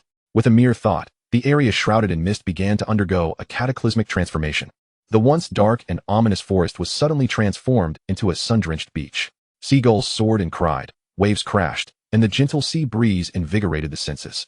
With a shift in focus, the splendid beach morphed into searing volcanic magma. Instantly, an unbearable heat engulfed the surroundings, creating a sense of urgency. A further transformation took place, this time into the ethereal abode of Penglai. Outside the misty zone, only a veil of white fog could be seen, obscuring the wondrous changes within. Was this the essence of illusion control? The ability to fabricate illusions of various types and magnitudes at will? Yi Li was filled with exhilaration. The dark mage lord, witnessing the incessant transformations of its environment, was utterly shaken. Being of such a high level, it could not comprehend the phenomena unfolding. Subsequently, Yi Li exerted mental control over the dark mage lord. Monster, you are out of options, self-destruct now. Otherwise, you will suffer 1,000-fold. Yi Li dared not linger. He had only 30 seconds of control. Yet, the millionfold amplification effect rendered the legendary passive effects akin to divine prowess. The previously astonished dark mage lord, now consumed by despair, felt there was no escape from this predicament. Overcome with mental collapse, it was devoid of any will to live. Yi Li then commanded all the mechanical soldiers to launch a collective assault. The boss was instantaneously obliterated. As the mist gradually dissipated, the dark forest returned to its original state. Notification: the hidden boss has been slain. The novice hard dungeon has been cleared. Notification: clearing settlement in progress. While awaiting the conclusion of the settlement, Yi Li could not resist inspecting the remains of the dark mage lord. A bronze glow flickered beneath its corpse, igniting a surge of excitement within Yi Li. Bronze equipment. Chapter 12. A day of abundant harvest. Yi Li rose and picked up the equipment to examine its attributes. Bronze, dark mage staff, grade, exquisite. Required class level, above LV7. Class type, mage. Attributes, spirit 10, mana 200, skill cooldown -10. Additional effect: all dark magic skills inflict a 20 slowing effect. Indeed, an exquisite weapon. A product of a boss monster. The enhancement of 10 to spirit attributes and 200 points to mana significantly augmented Yi Li's combat prowess. He continued to sift through the other items. Black iron, dark mage robe grade, exquisite. Required class level, above LV5. Class type, mage. Attributes, spirit 5, mana 100, endurance 10. Black iron, dark mage ring grade, exquisite. Required class level, above LV5. Class type, unrestricted. Attributes, health 100, mana 100, endurance 10. Black iron, shadow boots, grade, exquisite. Required class level, above LV5. Class type, unrestricted. Attributes, agility 5, strength 5, mana 100. These 3 exquisite black iron pieces of equipment would undoubtedly yield a handsome profit if sold. At that moment, Yili discovered a skill book. Advanced Skill Book, Taunt of the Dark Mage. Yili could no longer contain his inner joy, a smile of delight gracing his lips. This boss was truly remarkable. It even dropped the taunting skill book. What a windfall. Without a moment's hesitation, he learned it. The skill book transformed into a radiant orb of light and entered Yili's being. Taunt of the Dark Mage emits a taunt within a 1,200 meter radius of the target, preventing the target from using skills and allowing only basic attacks. Upon being struck, the target enters a suspended state. Notification: Dark Mage Goblin Boss, 3,000 experience gained. Notification: Clearing all dungeons grants an additional 10,000 experience and 100,000 gold. Notification: The portal to exit is about to open. The increase of 13,000 experience allowed Yi Li to ascend 2 levels. Reaching level 7, he stored all the gold and treasure in his inventory, equipping the items he had collected. With the augmentation of various attributes, Yi Li's strength surged significantly. As he awaited the opening of the portal, Yi Li accessed his attribute panel. Name: Yi Li. Occupation: Mechanical Summoner, Primary. Omnimancer, Secondary. Level: LV7. Base attributes: Strength, 90. Agility, 80. Spirit, 155. Endurance, 90. Intelligence, 70. Special attributes: Skill cooldown, 10. All dark magic skills inflict a 20 slow effect. Health points, 2,750. Mana points, 13,000. Soul strength, 1,000. Talent: Magic Core, LV1. Skills: Morphic Domain, LV7. Summon Mechanical Soldier, LV7. Misty Water Technique, Beginner. Dark Magic Taunt, Advanced. Mechanical Soldiers, 25. Equipment: Bronze. Dark Magic Staff, Black Iron, Sturdy Bracers, Black Iron, Swift Gloves, Black Iron, Dark Magic Robe, Black Iron, Dark Magic Ring, Black Iron, Shadow Boots. The enhancement attributes of the Mechanical Soldiers had also been elevated to 1550 points. The Misty Water Technique had not increased with his level and remained at the beginner stage. Yi Li understood from theory classes that skills learned through skill books required a skill refining stone to elevate their level. With the boon of magical enhancement, the taunt range extended to 1,200 meters, a formidable area of effect weapon. Moreover, it could render targets airborne upon being struck, psychologically shattering their will. One word: powerful. Alert: the portal for clearing the dungeon is about to open. Accompanied by a surge in power, a radiant portal materialized. In a flash of light, it transported Yi Li away. Simultaneously, all adventurers within the challenging dungeon received the announcement. The sole boss in the difficult dungeon had been defeated. From this moment forth, defeating the elite-level bosses in the deeper areas would signify completion.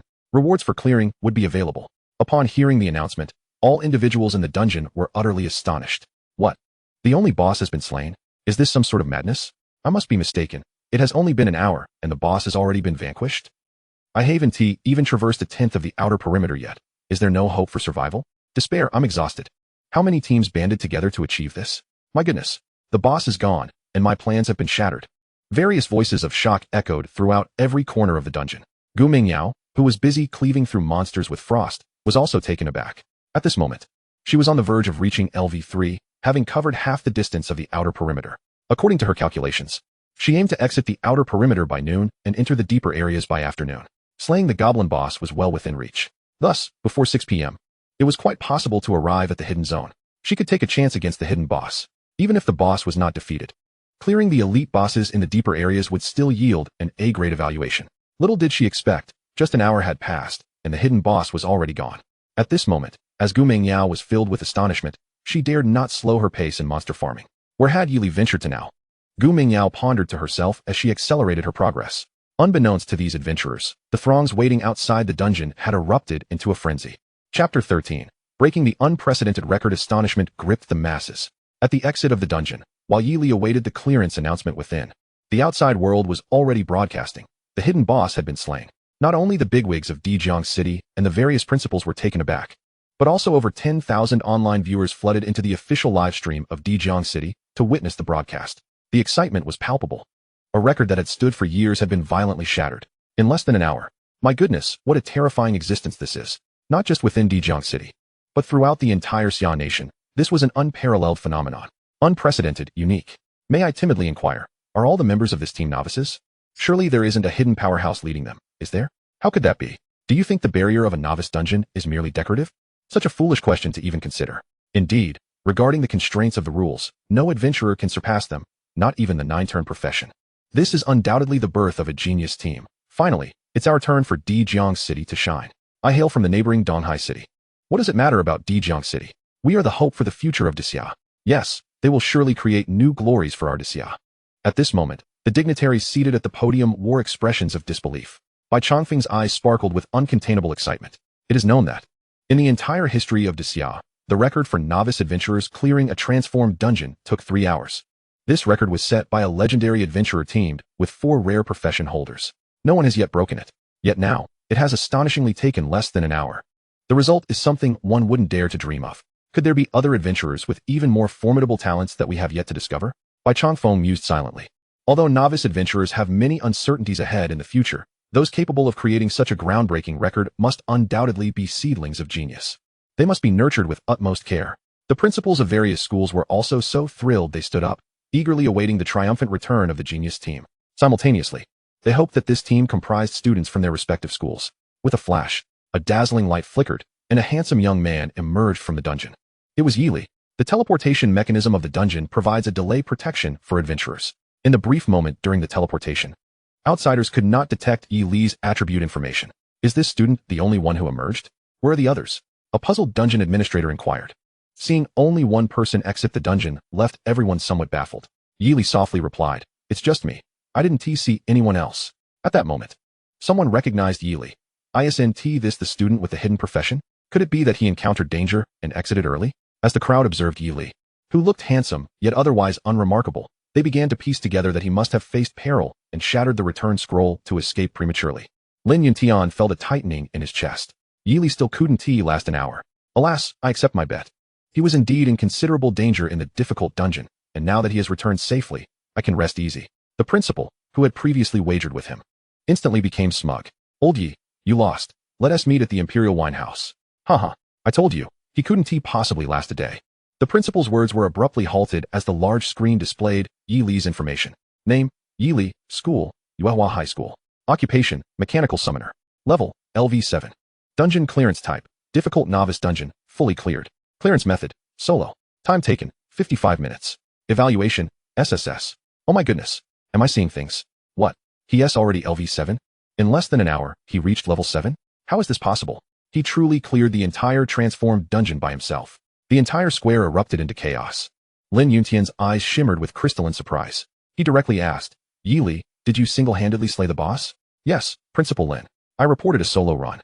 I didn't team up. Yili confirmed to Lin Yuntian with an assured tone. Hiss, hiss, hiss. The collective gasps of astonishment resonated like an echoing wave. What manner of monstrous talent is this, capable of single-handedly conquering an entire demonized dungeon and setting an unprecedented record? Such terror, even the seasoned veterans, accustomed to grand spectacles, found themselves momentarily unsettled. Bai Chongfeng rose to his feet and strode directly to Yi Li's side. He was determined to personally welcome this extraordinary genius back. A throng of influential figures followed closely behind. Young friend Yi, welcome back. You have etched a new historical record. Bai Chongfeng's voice brimmed with admiration, his amiable smile revealing a deep appreciation. Indeed, heroes emerge from the youth. The future is promising. He firmly believed that the young lad before him would undoubtedly become a dazzling new star on the rise, potentially surpassing even his own strength in due time. In light of your outstanding performance, I shall present you with a medal on behalf of the Transmigration Temple. With a sweeping gesture, Bai Chongfeng summoned forth a radiant rune medal that materialized from the brilliance of his fingertips. Whoosh! The rune medal transformed into a streak of light and merged into Yi Li's being. Instantly, the golden phantom of the title Best Newcomer of the Adventurers Guild appeared above Yi Li's head. Simultaneously, the Honor Points section of Yi Li's attribute panel activated. Notification: you have acquired the title of Best Newcomer of the Adventurers Guild. Notification: your personal honor points have increased by 10. Yi Li understood that honor points were prestigious rewards designated for exceptionally outstanding adventurers. The levels of the honor medals ranged from 1 to 9. 10 honor points granted a level 1 medal, while 100 points were required to elevate it to level 2. The higher the level attained, the more privileges one could enjoy. Not only would one be revered wherever they went, but in the honor shop, they could exchange honor points for exceedingly rare materials, items that were nearly impossible to procure in the marketplace. In the Summer Kingdom, honor points were considered invaluable, far surpassing the worth of gold coins. Many adventurers toil their entire lives without ever accumulating honor points.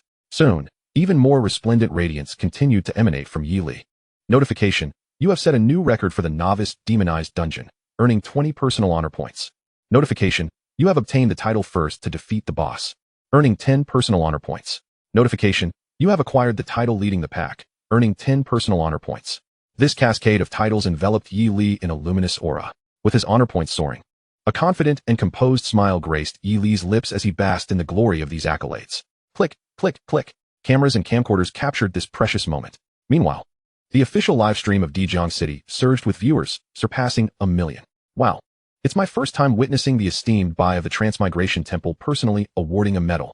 This is the true face of a novice adventurer. It's astonishing how cool he looks.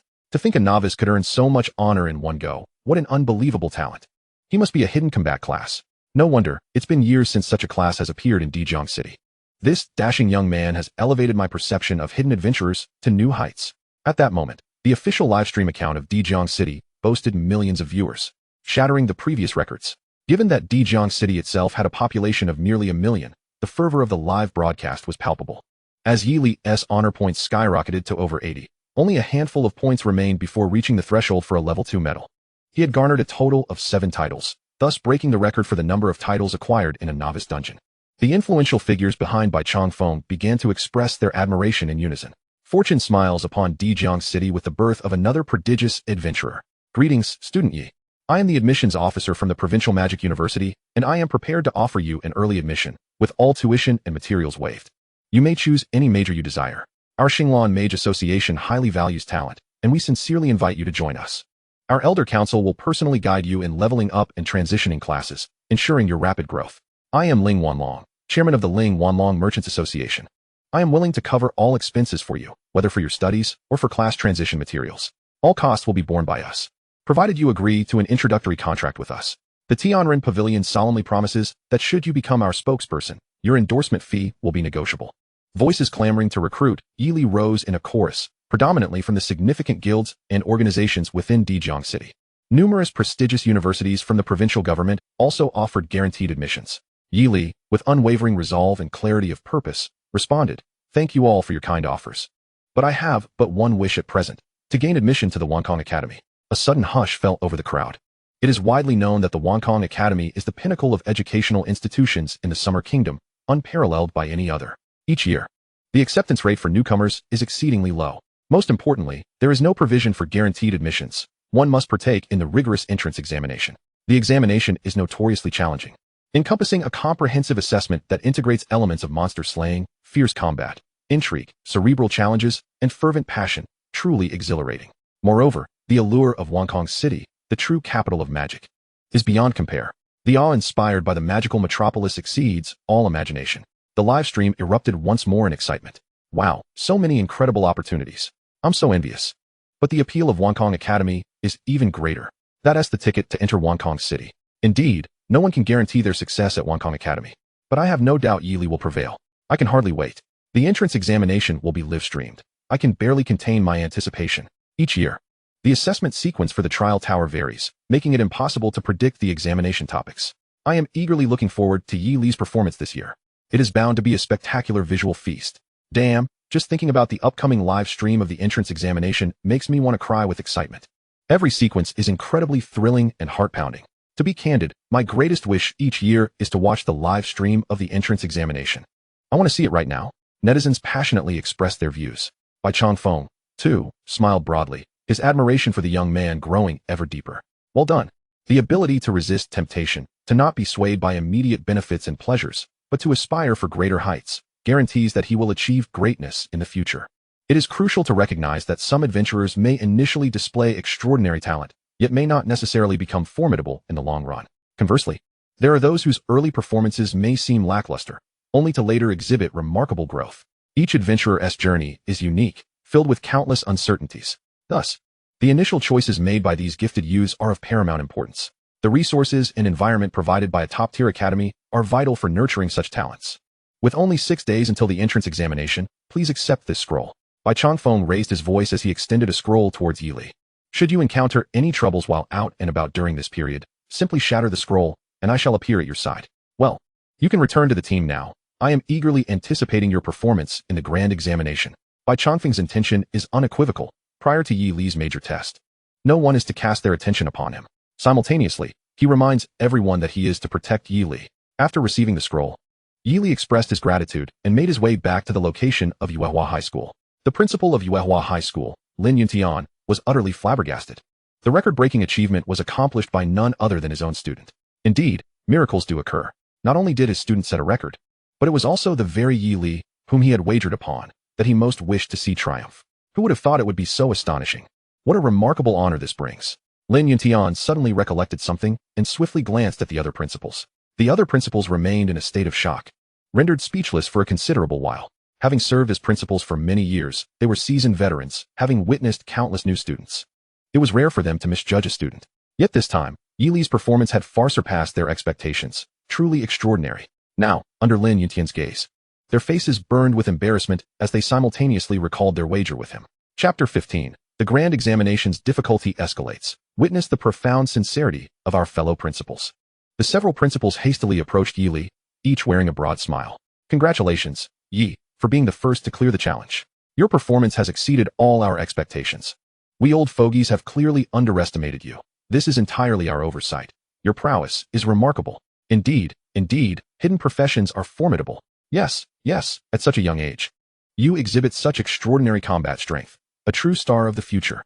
Without hesitation, these principals began to lavish praise upon Yi Li. As seasoned individuals, they were keenly aware of the importance of befriending a potential prodigy. Yi Li, observing the beaming faces of the principals from other schools, was somewhat perplexed. At that moment, Lin Yuntian succinctly summarized the wager he had made with the other principals to Yi Li. Is this what you call an apology? I haven't heard a single I'm sorry. Lin Yuntian inquired pointedly. These cunning old-timers attempted to conflate congratulations and accolades with an apology, hoping to gloss over their previous mockery of Yi Li. The principals exchanged awkward glances, their smiles tinged with embarrassment. Particularly, Principal Liu, whose face was flushed, mustered his courage and said, Yi, yes, we sincerely apologize. We indeed made some inappropriate predictions. Please forgive us. The other principals who had previously ridiculed Yi Li also lowered their heads, murmuring, Our apologies.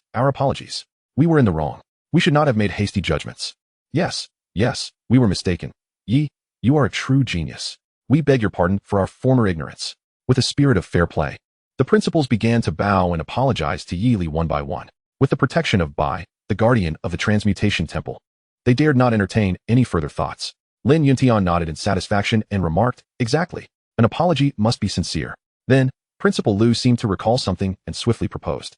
With such a prodigy emerging from Dijiang City, it is indeed a point of great pride for us. To demonstrate our sincerity, I would like to host a meal for Yi Li at the Dynasty restaurant, if that is agreeable. The other principals eagerly chimed in, Allow me to treat. Let our city as prodigy indulge in a true culinary delight. Everyone, don't fight over it. I'll host and order the finest banquet to celebrate Yi Li. These principals, seasoned in their ways, understood the boundless advantages of establishing good relations with such a talent. Thus they vied with one another. Lin Yuntian, pleased, nodded and said, The best banquet at the Dynasty restaurant requires a 3-day advance reservation, as Yi Li must prepare for the grand examination in the coming days and venture outside for training. He may not return in time. Let us set the date for after the examination, shall we? That would be the safest option. The principals readily agreed, expressing, Sounds good.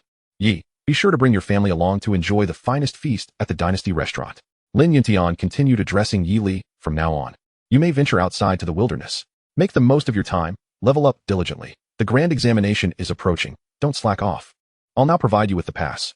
Though Lin Yuntian was internally exhilarated, he still firmly reminded Yi Li not to become complacent.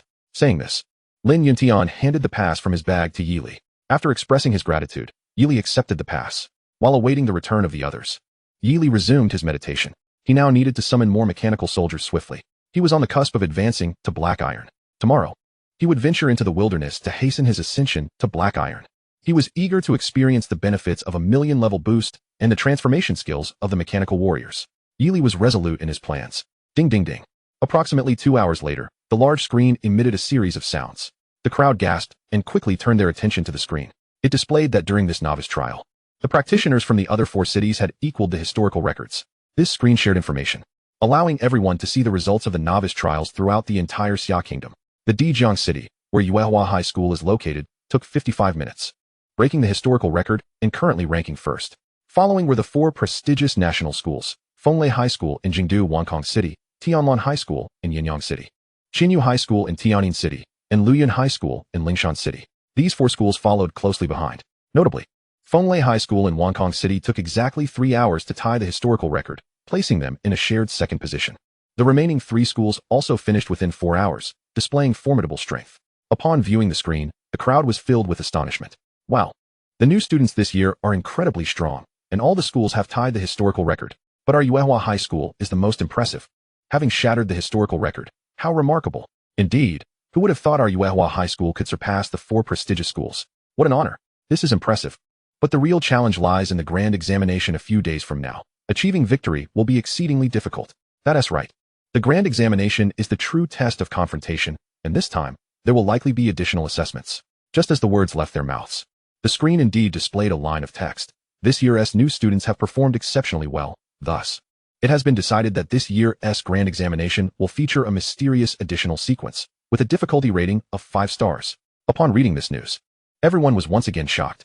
The difficulty of the additional assessments was unprecedentedly arduous.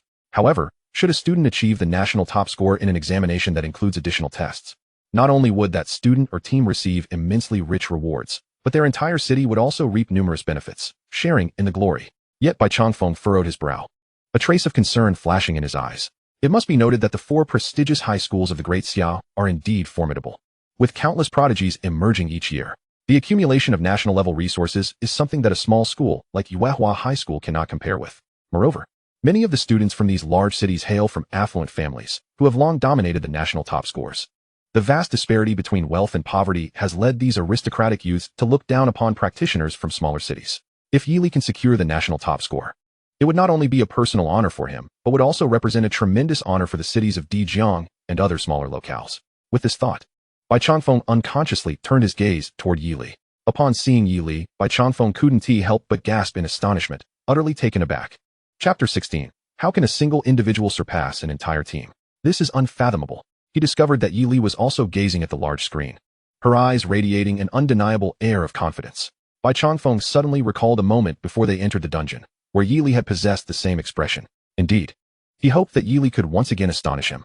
Yili, however, remained oblivious to Bai Changfeng's scrutinizing gaze. At this moment, her thoughts were rather simple. With her unparalleled magical core talent and an ever-increasing number of mechanical soldiers, what did the major examination matter? All that was required was to level up swiftly from here on out. Around 6 o'clock in the afternoon, students began to emerge from the demonic dungeon in succession. With no hidden bosses left, they only needed to defeat the elite boss in the deepest area to clear it. The second pair of rare-class practitioners completed the dungeon together. These 2 practitioners hailed from the same high school, led by Principal Liu. Gu Mingyao was the 3rd practitioner to exit the dungeon, receiving the title of Apprentice Warrior bestowed by the steward of the Transcendence Temple.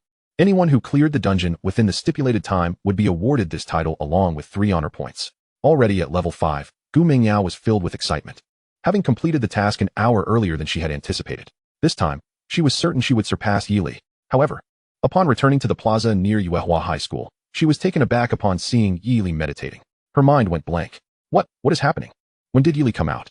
And he is already at level 7? Gu Mingyao rubbed her beautiful eyes vigorously, confirming again and again that Yili had indeed reached level 7. The shock on her face was impossible to conceal. When she scrutinized further and discovered that Yili had obtained 7 titles, she was utterly dumbfounded. One of the titles had even shattered the best record for the novice demonic dungeon. I remember Yili soloed it. My heavens. He broke the record all on his own. Gulp. A loud sound of swallowing echoed around. Yili's strength evidently surpassed all of Gu Mingyao's expectations. She felt as though she was frozen in place, unable to react for quite some time, completely losing her usual haughty demeanor. Approaching Yili, she said with a whimper, "All right, as per our usual custom, I'll treat you to a meal." Yili, having returned from his meditation, glanced at the sky and replied, "It's getting a bit late today, let us do it another time." "That's fine," Gu Mingyao continued. "Additionally, congratulations on achieving such remarkable results." At her words, Yili was somewhat taken aback. He anticipated that the aloof goddess Gu Mingyao would actively compliment him. This was an unprecedented first. In truth, Gu Mingyao had always harbored feelings for Yili. Although she fiercely competed with him, yearning to surpass him, she genuinely admired him deep down. Observing the rare side of Gu Mingyao's gentle demeanor, Yili smiled slightly, thinking to himself, "This is good. She should no longer seek to compete with me in the future." After a moment, a renewed fighting spirit ignited in Gu Mingyao's eyes. "No, I must rally myself. The wilderness is my domain. I must select the finest equipment, skills, and items. During the major examination, I will definitely reclaim my position." Her indomitable spirit surged once more, which had always been her driving force. Here we go again. Yili felt a black line form on his forehead. Meanwhile, The returning practitioners also noticed the titles hovering above Yi Li's head, each one struck with astonishment. Exclamations of awe echoed around, leaving the usually low-key Yi Li feeling somewhat uncomfortable. Normally, these titles could be concealed, but now, the staff of the Transcendence Temple required Yi Li to display them, as he was the first to emerge in the record breaker. This was also the reason he had not been allowed to leave immediately after being the first to finish. As the clock approached 9, Luo Yu and his companions finally made their way out. Fantastic! We made it just in time, they exclaimed, filled with excitement. Yes. We all received the title of Apprentice Warrior. However, when Luo Yu's gaze landed in Yi Li's direction, his smile instantly froze. What? Coughing. Luo Yu staggered back a few steps, spitting out a mouthful of blood. His companions hurried to support him. Luo Xiao, what happened? Following Luo Yu's line of sight, they gazed at Yi Li, their expressions paling. How is this possible? Our entire team cannot match his strength. This is simply too monstrous. They looked at Yi Li as though gazing up at a giant, an overwhelming sense of dread surging within them. Cough. Luo Yu spat out another mouthful of blood, instantly staining a large area of his clothing. Having transitioned to a dark mage, a class associated with the devouring arts, he was plagued by inner demons. Upon witnessing Yi Li's achievements, he was overwhelmed with rage, causing his inner turmoil to manifest as physical backlash, severely injuring him as a novice. Luo Xiao, hang in there. Quickly, call for an emergency ambulance. His companions shouted in a panic. Lin Yuntian also noticed the situation and said, no need to call. There are ambulances right here. Several ambulances were stationed not far from the dungeon exit, prepared for emergencies involving practitioners injured in the dungeon. Hearing Lin Yuntian's call, an ambulance swiftly approached, and several medical personnel jumped out, quickly placing Luo Yu on a stretcher and loading him into the vehicle. Tick-tock. The ambulance raced away with a whoosh. Lin Yuntian shook his head, sighing. With the major examination approaching, such internal injuries would undoubtedly hinder his leveling progress. In Yi Li's eyes, a trace of indifference flickered. He brought this upon himself. It saves me the trouble of intervening. By this time, the clock had struck 9. Everyone was teleported out of the dungeon. Under the guidance of their respective school leaders, they returned to their school teams. After 12 hours of intense battle, the students were utterly exhausted. Yet their faces still bore expressions of excitement and exhilaration. After all, this was their first real combat experience. Those who performed well received corresponding rewards, while a few with serious injuries were promptly taken for treatment. The novice trial concluded successfully. Yi Li concealed his titles, preparing to board the school bus home. Mo Xiaoyu chased after him. Li Gu, look, I'm already level 3. Teaming up for upgrades isn't slow at all. I plan to continue in the novice dungeon tomorrow. What about you? Yi Li shook his head. I intend to venture into the wilderness. What? Mo Xiaoyu quickly used a detection spell, only to discover Yi Li's current level. Wow, I just returned and exchanged pleasantries with my teammates. Yet I didn't realize you've already reached level 7. Big brother, I was wrong. Then, with a wry smile, Mo Xiaoyu added, indeed. The novice dungeon is no longer suitable for you. The wilderness is your true home. Li Gu, could you take me along to level up in the future? Yi Li replied, sure. Do you want to go to the wilderness? Instantly, Mo Xiaoyu shook his head vigorously. Not now. I was referring to later. Currently, I plan to continue my stealthy development in the novice dungeon. Mo Xiaoyu's goal was to be admitted to the provincial capital university, and he only needed to reach level 10 before the major examination. For him, this was not a significant challenge, and there was no need to risk venturing into the wilderness just yet. On the other hand, Yi Li aspired to enroll in the Wong Kong Academy, requiring at least level 15. The constraints of the novice dungeon were far too limiting. Now that Yi Li was already at level 7, grinding monsters in the novice dungeon held little significance. Chapter 17, Truly Divine Acting Skills. The following day, Yi Li arrived at the outer city of Dijiang City early in the morning, preparing to venture into the wilderness. Dijiang City is divided into an inner and an outer city. The inner city, nestled deep within the heart of the metropolis, is characterized by its bustling prosperity and safety, serving as a sanctuary for its inhabitants. In contrast, the outer city is merely separated from the wild regions by a protective wall, acting as a buffer zone between the wilderness and the urban core. In the outer city, a multitude of professionals congregate throughout the year, with an abundance of equipment shops and trading posts scattered about. The Imperial Practitioner Service Hall is also located in the southern part of the city. Within this hall, practitioners can complete registrations, undertake tasks, change jobs, and utilize various services. To access the wilderness, Yi Li must first authenticate his passage permit here before he can leave the city. At this moment, the square in front of the service hall was already bustling with a large number of practitioners. Some were forming teams, others were from guilds recruiting members, while many were peddling information. Groups of 3 to 5 gathered, creating a lively and vibrant atmosphere. This was Yi Li's first visit here, and the novelty of the scene filled him with excitement. For instance, near the entrance of the task hall, there were numerous vending machines. Inside these machines were small potion vials for mana recovery, enhancement potions, and even various weapons and equipment. However, the quality of these items was generally low, as high-level weapons were predominantly out of stock. The wares available were primarily basic items for temporary use by practitioners, and thus could not be compared to those found in the equipment trading posts. Yili glanced around, his gaze landing on some teleportation scrolls. Beginner teleportation scroll. Price, 10,000 gold coins. Upon use, allows for rapid teleportation back to the starting point within 3 seconds, requiring disengagement from combat beforehand. Starting point, Outer City Teleportation Zone. Intermediate teleportation scroll. Price, 100,000 gold coins or 1 contribution point. Upon use, allows for rapid teleportation to a designated location within 1 second, requiring disengagement from combat beforehand. Destination can be customized within the entire realm of the Xia Kingdom. The beginner scroll only allows teleportation to specific areas, akin to a swift return to the city, while the intermediate scroll permits the customization of the destination. Simply state where one wishes to go, and one can teleport there quickly, offering considerable convenience. However, both types require disengagement from combat prior to use, unless one possesses special high-grade teleportation scrolls capable of facilitating teleportation during combat. Such rare items are seldom seen in the market and come at exorbitant prices. An intermediate teleportation scroll alone demands a sum of 100,000 gold coins, rendering it a luxury among consumables. As for contribution points, they are far more precious than gold coins, with 1 contribution point equating to 100,000 gold coins. Contribution points can only be earned through completing tasks, and many items can only be procured with them. Since Yili had yet to undertake any tasks, he naturally lacked contribution points. Ultimately, Yili purchased 5 beginner teleportation scrolls, expending 50,000 gold coins. This would allow him to return to the city swiftly, saving time and enhancing efficiency, an essential aspect, as wasting time on the road was unnecessary. Subsequently, he acquired some potion vials and other consumables before entering the task hall. Yili approached a self-service machine and entered his identity information. Name, Yili. Current status, citizen of the Xia Kingdom. City exit permission, unauthenticated. Contribution points, none. Yili placed his passage permit for the wilderness into the self-service machine. Permit authentication successful. User, Yili, valid for 1 month. During this period, free access to the wilderness is permitted. Having obtained passage rights, Yili exited the service hall and made his way toward the wilderness. As he traversed the bustling square, a man called out to him. Hey there, young brother. Are you heading into the dungeon alone? Taken aback, Yili turned to look. He saw a slick-haired man with a bright smile gazing at him, beside an advertisement banner proclaiming, "Rest assured to venture into the wilderness with a guardian. Going out alone is perilous, young brother. Why not take a wilderness guardian with you? Not only can they help you level up, but they also ensure your safety. Our guardians come in various styles for you to choose from. Guaranteed credibility." As he spoke, the slick-haired man gestured at the advertisement banner, beneath which stood a dozen or so staff members, all dressed in trendy attire, albeit slightly older in age.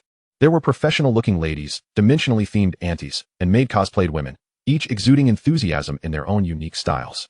Among them, the most vivacious was a strikingly beautiful woman with stubble. "Hey, pick me. My guardian services are exceptionally attentive," she exclaimed, all while mimicking a classic nose-picking gesture. Cough. Yili felt a wave of nausea rise within him and hurriedly waved his hand to decline. Wilderness guardians? This was quite the eye-opener. "Young man, don't be hasty. Just a few steps away, another vendor in blue intercepted him. Take a few mana potions with you before you go. From a renowned brand.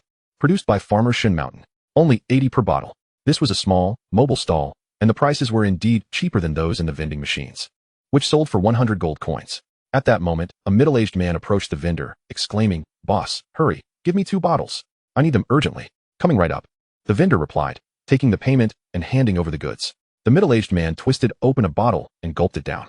"Ah, refreshing. 1 bottle, and my mana is nearly restored," he exclaimed, preparing to discard the empty bottle when he noticed what seemed to be fine print on the cap. Leaning in for a closer look, he suddenly exclaimed, "Oh my, boss, am I a winner?" The blue-clad vendor hurried over to inspect the cap. "Indeed, you've won. 1,000,000 gold coins, my friend." The middle-aged man was instantly overjoyed. "Ha ha, boss, let us claim my prize." The vendor pointed to the bottle. "You see, minor prizes can be redeemed here, but for the grand prize, you must go to the capital city, Wong Kong City, and there's a time limit. You must go this month." "To the capital?" The middle-aged man's expression turned troubled. "I'm in a rush to enter the dungeon for critical materials. It will take over a month to return. What should I do?" "Ah," the blue-clad vendor pondered before suggesting, "You seem quite urgent. How about this? Sell it to me, and I'll give you 50,000 gold coins right now. What do you say?" A robust man nearby could no longer contain himself. "Hey, aren't you trying to swindle him? He has 1,000,000 coin prize, and you only want to offer 50,000? I'll give you 100,000, brother." The blue-clad vendor wouldn't back down. "I'll offer 150,000. Yili, observing this unfolding scene, was utterly astonished. Having been a member of Earth in his previous life, he was all too familiar with such commonplace phishing scams. As expected, someone among them would soon ask Yi Li for a loan. Sure enough, the robust man cast a pleading gaze toward Yi Li. Young brother, I only have 100,000 on me right now. Could you lend me a bit more? Once the reward is claimed, we'll split it.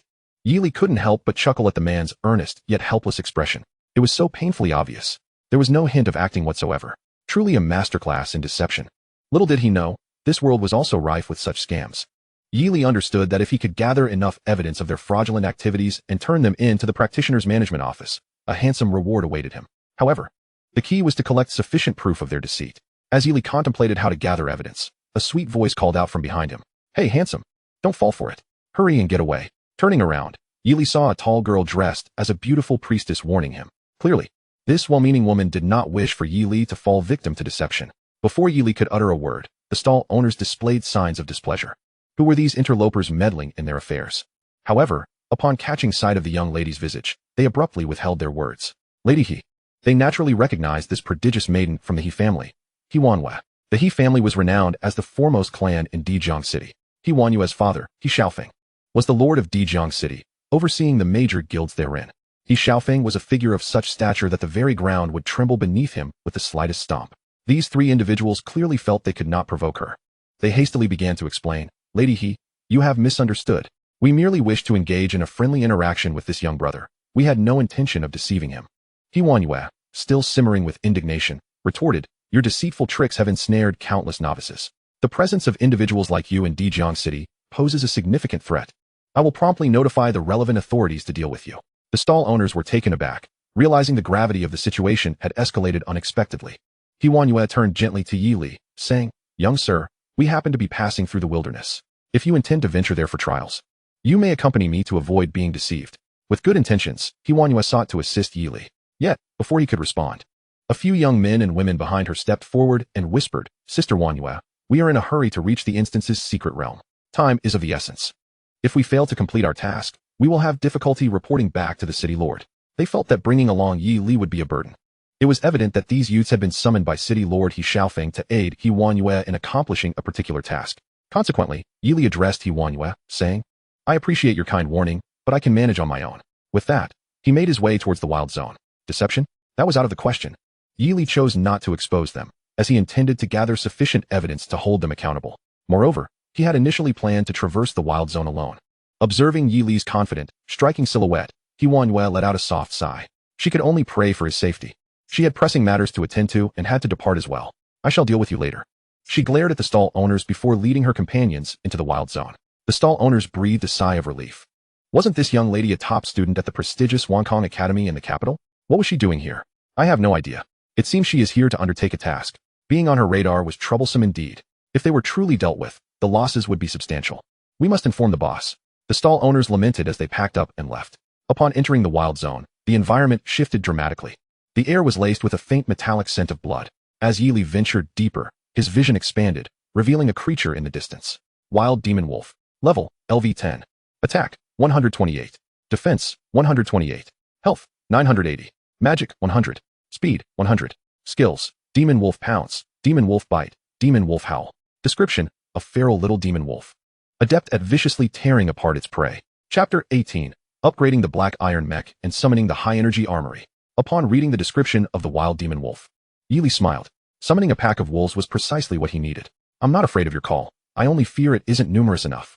The wild demon wolf bared its elongated fangs, its eyes gleaming with greed. With a 2-meter frame, it charged toward Yi Li like a bolt from a crossbow. The Warhammer tank mechanical soldier was deployed, standing resolutely in front of Yi Li. It did not attack, it merely activated defense mode. Bang. PFF. Squeal. 103, 105, 101. The wild demon wolf clawed and bit at the Warhammer tank with all its might. Yet, the tank remained steadfast as a rock, its defense exceeding 1500, leaving no trace of the wolf's assault. With a forceful strike, the wolf broke one of its own claws. Racked with pain and fury, the wild demon wolf became exceedingly agitated. It raised its head to the sky and let out a long, mournful howl that pierced the air. Not far off, pairs of glowing green eyes began to emerge, surrounding Yi Li completely. The pack of wild demon wolves had arrived. Yi Li felt a surge of excitement. The wild demon wolf had finally summoned its brethren. The reason he refrained from attacking earlier was due to his concern of killing the wolf too swiftly. which would make it difficult to locate the pack. Howl, howl, howl. With the chilling howls of the wild demon wolf, more and more appeared, amounting to several hundred. They charged toward Yi Li in an organized and methodical manner. With a mere thought, all mechanical soldiers appeared instantly, engaging the pack of wild demon wolves in combat. 1,432. Killed. 300 experience points. 1,389. Killed. 356 experience points. 1,476. Killed. 356 experience points. As the demon wolves fell one after another, Yi Li's experience surged dramatically. Soon, a radiant glow of leveling up enveloped him. He had reached level 8. Leveling in the wild zone was indeed rapid. Yi Li marveled. The mechanical soldiers operated in automatic attack mode, their strike rate impressively swift, especially the goddess battle maiden. Bullets imbued with high magical damage continuously erupted forth, dispatching enemies with a single shot. Yi Li found leveling up to be exceedingly effortless. Manual combat was exhausting. Automatic attacks were far more delightful. With ease, the wolf pack was entirely eradicated. These minor foes, while contributing to experience, did not drop any equipment. However, the beast bones and pelts from wild monsters were materials that could be collected and exchanged for gold upon returning to the city. Yi Li wasted no time, gathering all recoverable materials into his storage space. Continuing deeper, he began to encounter monsters of levels 12 and 13, all of which he dispatched with ease. Every monster that appeared along his path fell victim to his might. Watching his experience climb swiftly, he soon approached level 10. Yi Li felt a sense of anticipation for the changes that would come with reaching the Black Iron rank. Surely, his hidden profession would grant him new primary skills. In this world, standard practitioners could acquire skills through two primary means. The first was the emergence of a new skill upon each job transition. The second was learning through skill books or scrolls. However, rare professions and special classes differed. For instance, hidden professions would receive a new primary skill every 10 levels, which is the fundamental reason hidden professions were significantly more powerful than ordinary ones. As Yi Li pondered, a glow of leveling up enveloped him once more. He had reached level 10. He had become a Black Iron practitioner. Name: Yi Li. Profession: Mechanical Summoner, Main. Omnipotent Mage, Secondary. Level: LV10. Base attributes: Strength, 190, Agility, 180. Spirit, 240, Stamina, 190, Intelligence, 170. Health, 3,500. Mana, 16,000. Talent: SSS level Magic Core, LV2. Mechanical Summoning Skills: Morphic Domain, LV10. Summon Super Energy Mech, Primary Skill. Mechanical Transformation, Primary Skill. Omnipotent Mage, Misty Water Technique, Beginner. Magical Taunt, Advanced. Primary Skill, Peerless Forbidden Spell, automatically activated after second transition. Mechanical Soldiers, 30. Dimensional Space, Level 10, possessing an omnipotent space repository, 1,000 cubic meters, accessible by biological entities. Mechanical Transformation, Black Iron level allows mechanical bodies to swiftly morph into 3 combat forms: land, sea, and air. Equipment: Bronze, Black Magic Staff, Black Iron. Stalwart Bracers, Black Iron. Swift Gloves, Black Iron. Black Magic Robe, Black Iron. Black Magic Ring, Black Iron. Shadow Boots. Upon leveling up, all fundamental attributes are augmented by 100 points, while the primary attribute increases by 200 points. Both health and mana experience substantial boosts. The talent level ascends by 1. And the enhancement of skills and attacks transitions from an original 10-fold increase to a remarkable 20-fold. Moreover, the skill effects may yield enhancements reaching into the millions.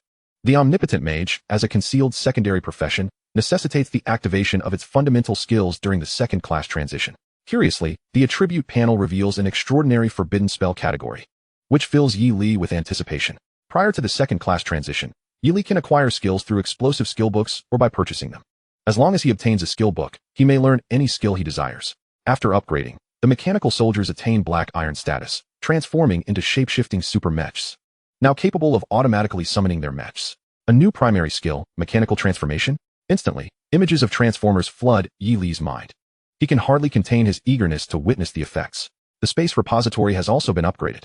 Could I also enter the space repository? Let us find out. With a mere thought, a mechanical door shrouded in white mist materializes before Yi Li. He steps through. It is pitch black. He cannot discern what lies within. Suddenly, ethereal lights illuminate in layers, revealing an expansive indoor repository spanning over 1,000 square meters. The walls, pure white, exude an unmistakable sense of advanced technology. Neatly arranged crystal drawers line the walls, housing various high-energy weapons and equipment. A faint azure mist envelopes the area, shrouded in mystery. Flanking the central corridor, dozens of mechanical warriors stand stoically, poised for action. Wow! Incredible! Yi Li cannot suppress an exclamation of awe. Immersed in this environment ignites his passion. He eagerly inspects the attributes of the Firepower Battle Maiden. Name, Goddess Battle Maiden Type Mech Warrior. Level, Black Iron, LV10. Health, 1500-4800. Energy, 1500-4800. Speed, 1500-4800. Attack, 1500, 4800 points of spell damage. Defense, 1500, 4800. Bond 1, Mechanical Link. Bond 2, Mechanical Carrier. Bond 3, Mechanical Fusion. Bond 4, Mechanical Sharing. Skill, Black Iron Activate High Energy Weapon Arsenal. Duration 30s. Inflicting specific high damage. Cooldown 1 minute. Consumes 100 energy points. High Energy Weapon Arsenal. Flamethrower, High Explosive Missile. Electromagnetic Shock Cannon. Grenade Mortar, Toxic Bomb, Shrapnel Bomb. After enhancements, the 5-dimensional attributes of the Mechanical Warrior exceed 4,800 points each. The strength of these attributes is beyond Yi Li's estimation, far surpassing those of other practitioners at the same level. Coupled with the skill effect of the Firepower Arsenal, its destructive potential is staggering. After consuming 100 energy points from the Firepower Battle Maiden, Yi Li summons the High Energy Weapon Arsenal. He selects the Flamethrower and examines its attributes. Flamethrower continuously emits a flaming incendiary projectile, inflicting high-temperature burn damage over a designated area, causing 100 points of fire damage every 0.1 seconds, in addition to 4,800 points of spell damage. Yi Li gasps in astonishment. With an additional 4,800 points of damage every 0.1 seconds, that equates to a staggering 2,880,000 points of damage in 1 minute. Even with a duration of nearly 30 seconds, the augmented spell damage would reach 1,440,000 points. A damage output of 1.4 million signifies a truly monumental enhancement. Continuing to examine the Auxiliary Guardian's Weapon Arsenal. High Energy Auxiliary Weapon Arsenal. Wings of Purity, Group Protection Shield, Mechanical Charge Enhancement Wave, Plague Removal Shield. These are all group healing, restorative, and enhancement skills, akin to a super priest.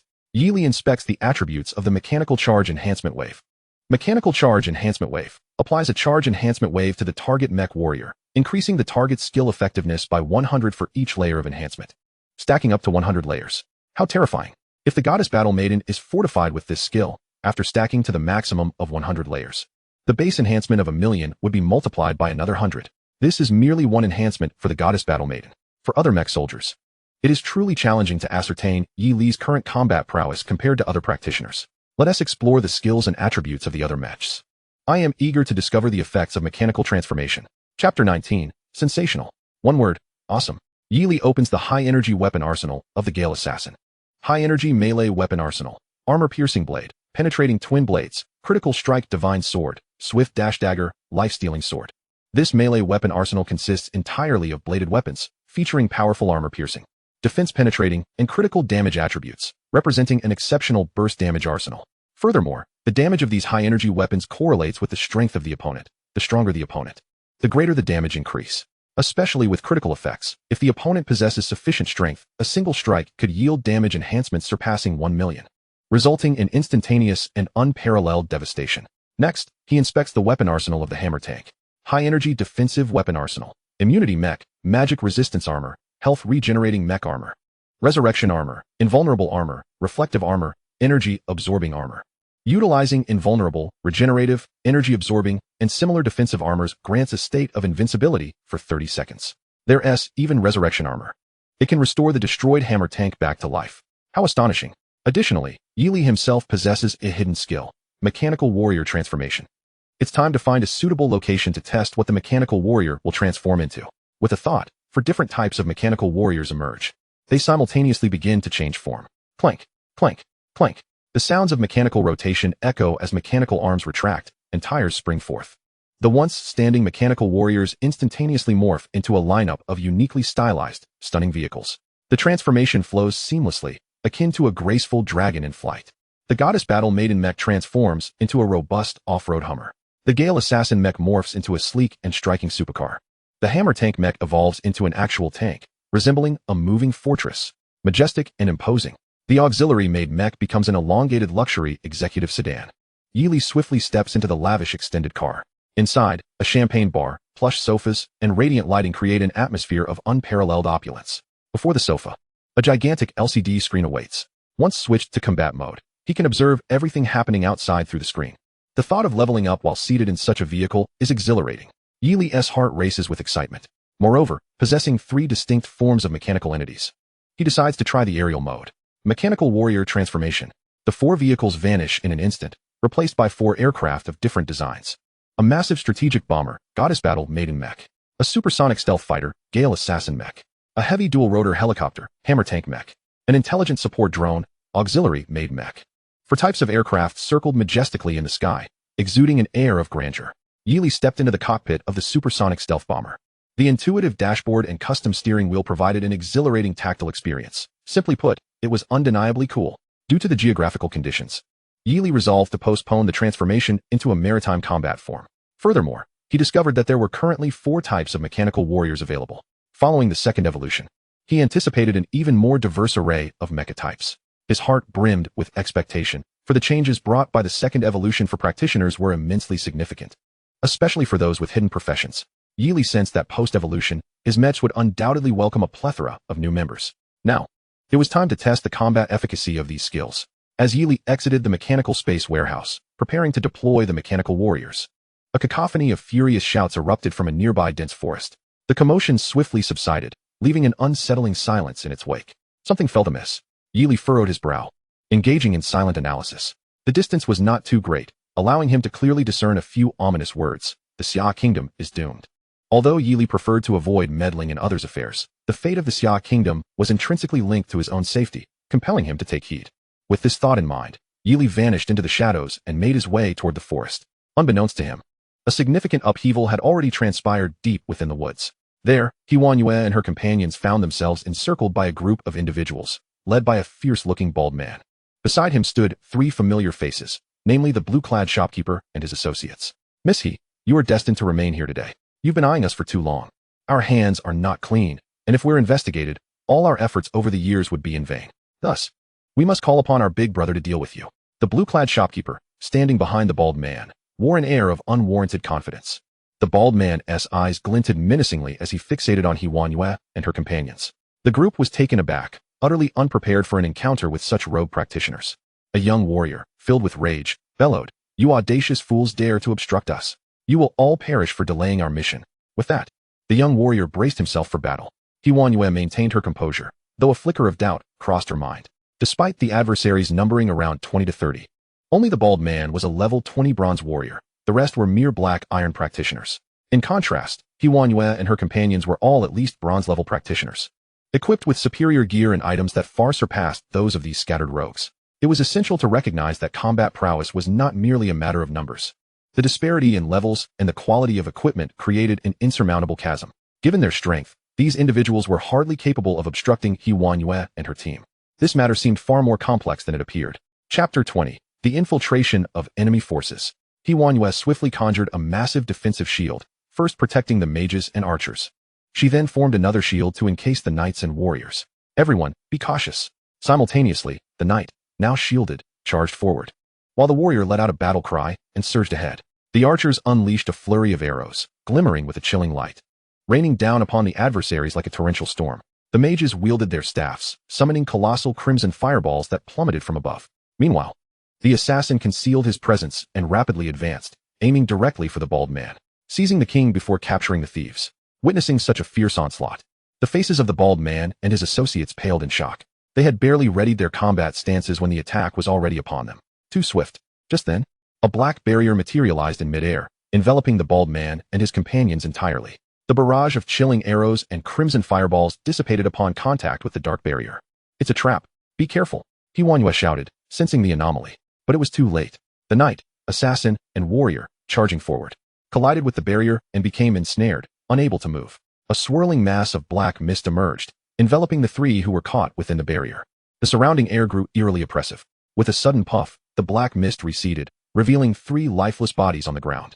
Their blood and moisture had been drained, leaving them as desiccated husks, devoid of any vitality. Strictly speaking, they were 3 mummified corpses. From their attire, it was clear they were the knight, warrior, and assassin who had charged forward earlier.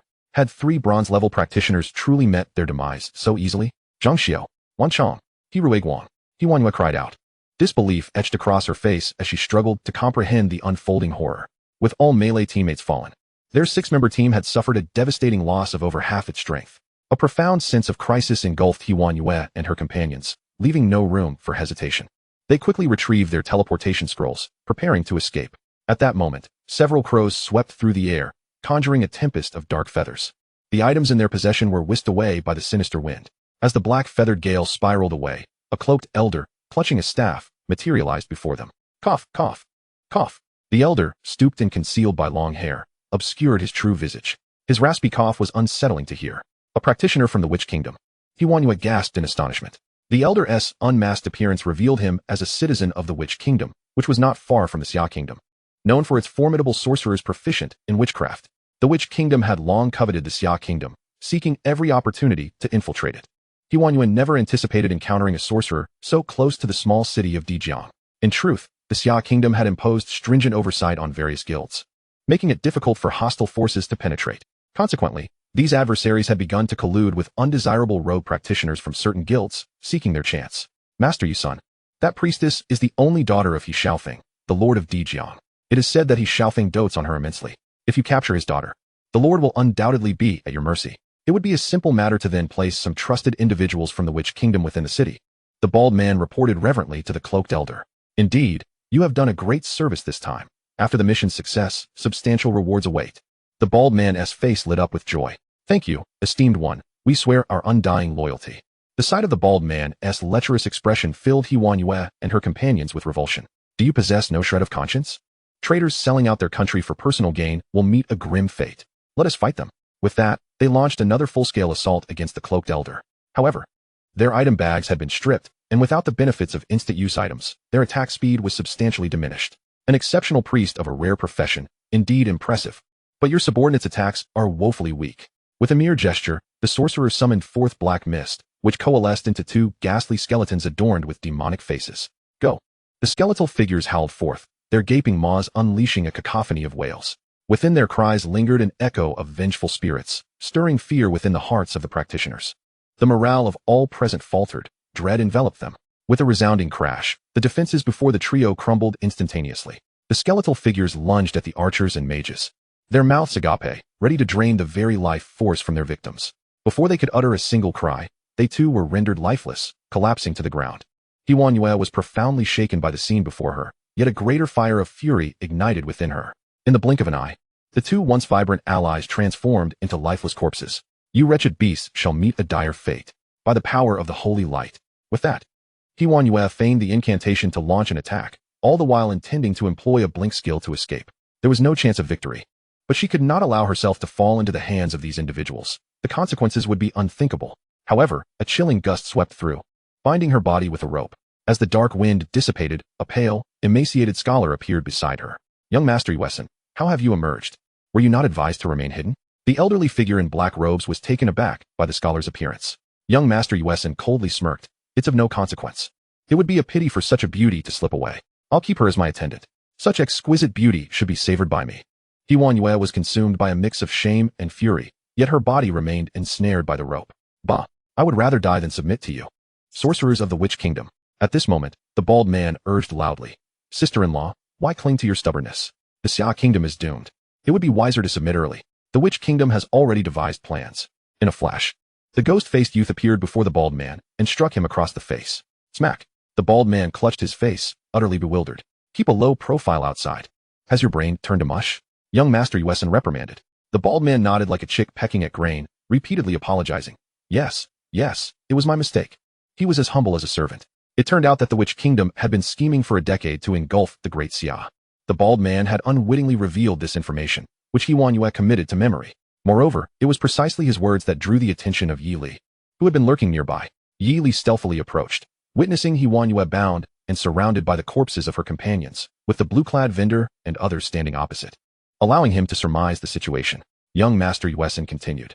Since you have allied with our Witch Kingdom, you must conduct yourselves according to our customs. This will prevent unnecessary troubles. Do you all understand? The crowd quickly responded, yes. Young Master Yusun nodded in satisfaction. After reprimanding the bald man and the others, he turned his lecherous gaze upon Hiwanyue, a smug smile gracing his lips. From his concealed position, Yi Li was astounded. A spy from the Witch Kingdom? The enemy's influence had indeed infiltrated his surroundings. These invaders from the Witch Kingdom were the common foes of all practitioners from the Xia Kingdom. Yi Li resolved to eliminate them all. Chapter 21. Heavy Bombardment. Custom-tailored bombardment. Just as he prepared to act, the elderly figure in black robes had already sensed something amiss. Furrowing his brows, he mused, oh, besides this woman, there are still stragglers? In that instant, a black poison dart sped toward Yi Li's direction. The hammer tank mech positioned itself directly in front of Yi Li. The armored body was already clad in the Dominator armor. When the dart struck, a crisp sound rang out as it shattered into fragments, dissipating into the air. What? The black-robed elder was inwardly astonished. As a level 38 silver tier practitioner, he had infused the dart with a significant portion of his power, sufficient to easily annihilate any bronze tier practitioner. To his disbelief, not only had it failed to kill, but the dart was outright destroyed. Could the opponent be a practitioner of silver tier or above? Observing Yi Li emerge from behind the treetops, the black-robed elder was taken aback. Just a level 10 black iron mage? Was there a higher level practitioner nearby secretly protecting him? Who could have intercepted my dark weapon? Yet, the black-robed elder could not discern the presence of any other practitioner. Kid, letting you go before cost us dearly. Who would have thought fate would bring you back to us voluntarily? This time, let us see who can save you. The blue-clad shopkeeper, recognizing the earlier novice practitioner, was somewhat exhilarated. Oh, you previously concealed your level. You are a black iron mage. It seems you possess some treasures. The trio, upon realizing Yi Li's level, assumed he had hidden it before. Had he leveled up to level 3 in such a short time? Meanwhile, upon seeing Yi Li, Huanyue felt a wave of despair. She had initially hoped for the arrival of a high-tier practitioner who could rescue her, only to find it was the novice she had previously encountered. Just as hope flickered back to life, it was extinguished once more. You must leave quickly. You are no match for them, and there is no need to sacrifice yourself. Young Master Yuesun pointed at Yi Li with disdain, saying, I shall take the woman. You lot kill him. Make haste. With that, young Master Yuesun leapt forward, intent on taking Huanyue away. Young Master, be cautious. There should be formidable individuals nearby, the experienced black-robed elder warned timely. Bang! A dull thud resonated as young Master Yuesun was knocked to the ground, rolling over several times before coming to a halt, a large red bump rising on his head, adding a tragic hue to his already pale visage. The crowd looked on, bewildered, as a deep blue mechanical warrior suddenly appeared before Huanyue. It was none other than the hammer tank clad in Dominator armor. Young Master Yuesun had collided with the mechanical warrior and rebounded. Ah, it hurts like hell, he groaned, clutching the bump on his head. The onlookers gasped, hesitant to attack the imposing mechanical warrior. Puppet technique? The black-robed elder recognized a type of puppet technique that could manipulate constructs, thus assuming the figure before him was a mechanical puppet. May I inquire which faction you represent? We should discuss this in detail. While assisting young Master Yuesun to his feet, he sought to discern the identity of the newcomer. Attack. For an enemy who had sought his life just moments before, Yi Li deemed there was nothing to discuss. Moreover, these traitors from the Xia Kingdom were a blight upon the populace, and it was the perfect opportunity to test the high-energy firepower of the Goddess Warframe mech. The Goddess Warframe materialized, summoning the super energy arsenal, selecting the high-energy grenade launcher. The gleaming metal launcher coalesced, its massive barrel aimed at the crowd before unleashing a barrage. The grenades rocketed forth like meteors. Boom, boom, boom. The thunderous explosions pierced through everyone's eardrums, and the earth erupted, scattering debris and dismembered limbs like fireworks in the sky, leaving deep craters across the ground. Smoke billowed, flames surged, faced with the grenades dealing immense magical damage. These practitioners were rendered no different than ordinary folk. Each explosion inflicted millions in damage, especially the black iron practitioners, whose life points, even with equipment bonuses, barely reached a few thousand, were obliterated in an instant. The bronze tier practitioners fared little better, even with defensive shields activated and evasive maneuvers employed. They could not escape death beneath the weight of millions in damage. There was no chance for survival. They were reduced to mere fragments by the onslaught of grenades. Even the seasoned black-robed elder was left shaken by the horrific scene before him. As a silver-tier sorcerer, he could not even muster 10,000 in damage under various equipment enhancements. The sheer magnitude of the millions in damage output left him utterly terrified. The collective explosive damage was too terrifying to comprehend. Flee. The black-robed elder dared not hesitate for a moment. In that instant, he had already begun to refine all the equipment and items he had previously acquired. Wizards possess a unique method of refinement, allowing them to assimilate equipment into their own gear, thereby enhancing their attributes with remarkable swiftness. Concurrently, as the equipment was being refined, the enigmatic elder in black invoked an escape technique, mist concealment. In the fleeting moment when a projectile landed near him, both the elder and the young master of the moon forest vanished without a trace. The next instant, a cloud of black mist appeared 100 meters away, retreating at an astonishing speed. Beep, beep. Yi Li sensed the feedback from the goddess battle mech. A panoramic terrain map materialized in his mind, revealing two red dots rapidly distancing themselves from the location. Attempting to flee? Mechanical transformation. Upon receiving the command, several goddess battle mechs began to extend and reshape, the roar of their engines tearing through the air. In the blink of an eye, they transformed into a fleet of bombers, soaring skyward. They executed a maneuver, gliding toward the direction of the shadow. A prompt appeared, indicating that 2 enemy targets had been locked on. Please select the type of bomb from the menu below. The bombers in flight relayed their report back to Yeli.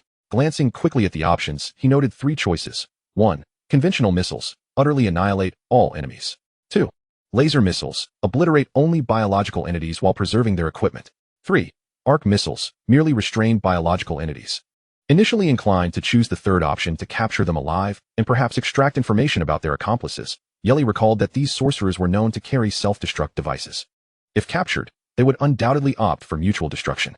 Thus, it seemed wiser to obliterate their physical forms while leaving some equipment intact. Yeli resolved to select the second option. Boom, boom. Missiles engulfed in blue flames erupted from the bomb bays of the bombers, detonating amidst the 2 shadowy figures. Blinding white particles scattered through the air, and as they dissipated, glimmering equipment was collected into 2 mechanical metal boxes. These were the items and gear belonging to the Elder in Black and the young master of the Moon Forest. Their physical forms had been entirely annihilated by the laser missiles, while their equipment had been salvaged within the mechanical boxes. Subsequently, the metal boxes were absorbed back into the bomber, returning to Yeli's side. Yue, who had been observing the entire spectacle, was left astounded. The formidable silver wizard had been obliterated so effortlessly. Moreover, their equipment could be automatically reclaimed. What kind of terrifying profession was this youth before her? Undoubtedly, he must be a hidden class. Yet, encountering such explosive output from a hidden class was a first for her. This striking young man was indeed extraordinarily powerful. She regarded Yeli with newfound admiration. Chapter 22. The Netherrealm, a secret dungeon? The battle had conclusively drawn to a close. Yeli chuckled coldly. Whether they were the deceitful bald men or the adversarial forces of the sorcerer nation, they had all met their just fate. In the blink of an eye, the team of 20 to 30 had been decimated under Yeli's relentless barrage. The bombers, now circling overhead, reverted to the form of mechanized warriors. Yeli began to rummage through the remains, searching for any left-behind equipment. In this hyper-realistic world of the game, slaying other professionals was strictly forbidden within the safety zones of cities, or one would face punishment. However, in the wilderness, no such restrictions existed. All these individuals were at least iron rank professionals, with 2 holding bronze ranks. What a windfall. Moments later, a dazzling array of equipment lay before Yeli. Upon counting, he found 23 pieces of novice gear, 5 pieces of iron gear, and only 2 pieces of bronze gear. These individuals were among the lowest tier of professionals, rejected by any guild due to their qualifications. Even if they resorted to petty scams for a bit of coin, they could hardly acquire decent equipment. This underscored the rarity of quality gear. Upon inspection, 3 pieces of iron gear were usable, and the attributes of the bronze gear were all suitable for him. Bronze. Arcane gauntlets. Grade, superior. Required level, 10 and above. Class type, mage.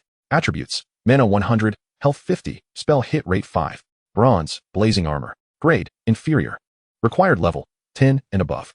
Class type, mage. Attributes, spell power 10, mana recovery rate 10, spirit 20. Iron shadow cloak. Grade, inferior. Required level, 7 and above. Class type, universal. Attributes, evasion rate 5, movement speed 5. Iron, icebreaker gloves. Grade, inferior. Required level, 5 and above. Class type, mage. Attributes, spell power 5. Spell hit rate 5. He felt a surge of delight within, considering this battle to be remarkably fruitful. The 2 pieces of bronze equipment were perfectly aligned with Yeli's mage attributes, making them quite exceptional. Upon equipping them, he immediately sensed a boost in his power. While the attributes of the iron gear were rather mediocre, selling them should yield a substantial profit. However, the true treasures he anticipated were the chests dropped by the young master and the Elder in Black. With eager anticipation, Yeli opened the chests they had dropped, revealing an array of silver equipment before his eyes. One piece even radiated a golden glow. Golden, black sorcerer's ring. Grade, exceptional. Required level, none. Class type, none. Attributes, spirit 100, mana 100, agility 20. Effect, a masterpiece of the dark sorcerer, allowing invisibility for a duration after consuming 20 points of spirit. While in motion, it increases agility by 200. After a proactive attack, 1's form is revealed after 3 seconds. Indeed, it was a piece of golden equipment. Merely consuming 20 spirit points allowed for sustained invisibility until the next attack. The 100-point spirit boost was precisely what Yeli required. He was immensely satisfied with the black sorcerer's ring, quickly adorning it and replacing his former iron-grade dark magic ring. With the addition of this 100-point spirit boost, the enhancement to his super soldier attributes surged by 2,000 points, escalating his total from 4,800 to an impressive 6,800. Aside from this golden piece, the remainder comprised over a dozen pieces of silver equipment, all belonging to a matching set. Such complete silver sets were exceedingly rare and precious. It was evident that the power behind this young master was substantial. However, complete sets of silver equipment had level restrictions, requiring one to reach at least level 20. Thus, Yeli could not don them just yet. He needed to level up swiftly to meet the requirement. Nevertheless, if sold, these items alone would be worth at least 40 million. Coupled with the equipment from the bald men, they could fetch over 10 million. This haul would amount to no less than 50 million. What a delightful prospect. As Yeli displayed a satisfied smile, Huanyue was left utterly bewildered, having been a peerless prodigy since childhood and a legendary profession seen only once in a century. She was recognized as an exceptional talent even within the esteemed Wong Kong Academy. She had encountered many extraordinary geniuses, yet she had never met anyone who astonished her so profoundly. A level 10 iron rank professional could overpower silver rank professionals, simultaneously dispatching numerous iron ranked individuals, including several bronze ranked ones. Truly, this was a remarkable feat. Moreover, the younger brother exhibited no signs of physical fatigue and was still capable of continuing the fight. His strength was undoubtedly beyond mere appearances. He was certainly not an ordinary hidden class. Could there possibly be a profession more formidable than a hidden class? Yi Li's performance indeed challenged Huanyue's perceptions. Simultaneously, as Huanyue gazed upon the lifeless body of her companion, a wave of sorrow washed over her. If only they had agreed to allow Yi Li to join them in the instance, perhaps their fate would have been different. However, this world offers no what-ifs. By the way, thank you. I, Huanyue, owe you a debt of gratitude. Observing the striking figure rummaging through belongings, Huanyue resolved to engage in conversation. It's nothing. Just a small favor. Yi Li replied with a smile. Aren't you busy with something important? You should go. Huanyue frowned slightly, shaking her head in resignation. We were originally tasked with completing a secret realm instance in the Netherworld region. Unexpectedly, such an incident occurred, and it's clear we can no longer fulfill that mission. I am in urgent need of a crucial material, which fortuitously can be found within this instance. What a pity. As she spoke, a pang of discomfort arose within her. A secret realm instance? Yi Li's heart stirred, a flicker of unexpected delight crossing his eyes. Chapter 23. Let us go. Enter the battle machine and fight together. Unlike ordinary instances, a secret realm instance is a unique type of quest that typically requires a team of considerable strength to complete. Furthermore, the rewards for such instances are often exceedingly generous, encompassing abundant experience points, rare equipment, and special materials. Thus, secret realm instances are rare and precious. To undertake a secret realm quest, aside from level requirements, a corresponding amount of contribution points must be expended. Presently, with the opportunity to traverse a secret realm instance, Yi Li sought to gather more information. The name of this secret realm instance is Netherworld Region, with a restriction that only practitioners below level 29, specifically those of silver rank and below, may enter. However, the difficulty level is classified as Nightmare. Therefore, it is generally recommended that teams consist of at least 5 members, all above level 17 or 18, to ensure success. Moreover, defeating the boss presents an even greater challenge, necessitating the presence of rare class practitioners within the team.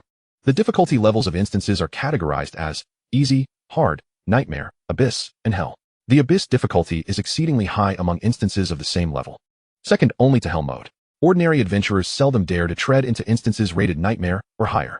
Yet, upon hearing that he was eligible to enter, Yi Li's eyes brightened. As long as he could secure entry into the instance, the rest would pose little challenge for him. In that case, why don't we join forces to complete this secret realm instance? Yi Li proposed. Upon hearing this, Huanyue was momentarily taken aback, but soon her eyes sparkled with excitement. Previously, she had subconsciously believed that they needed to gather enough members before entering the instance.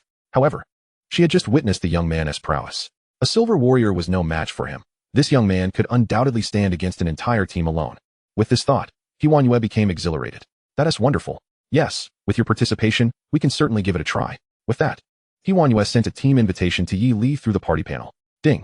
You have received a team invitation from a level 24 priest. Do you accept? After Yi Li accepted, the chat panel revealed a new teammate. In team mode, their experience would be shared equally. At this moment, Huanyue glanced at the time and said, it's getting late. We need to hurry. There are likely others heading to this secret realm instance as well. It's best to arrive early. Huanyue paused, a hint of embarrassment crossing her face. Unfortunately, the flying scrolls and other items I carried were just destroyed by that wizard.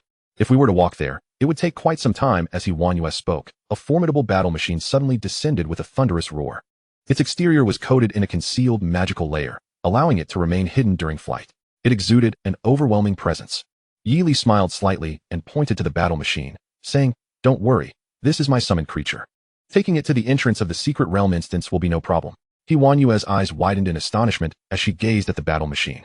She had never seen a transformable mech before, and she silently praised Yi Li's extraordinary strength that surpassed her imagination. Yi Li approached and gently patted the battle machine, which immediately emitted a radiant glow, opening its hatch. Subsequently, Yili leaped into the machine. It was a two-seater, and Yili gestured to the other seat, saying to Huanyue, "Come on, just tell me the location of the secret realm instance, and we'll arrive swiftly." Huanyue nodded, carefully taking her seat. After a moment of wonder as she looked around, she sent the coordinates of the instance to Yi Li through the chat interface. The engine of the battle machine roared to life, lifting off the ground with a burst of power before vanishing into the sky like an arrow.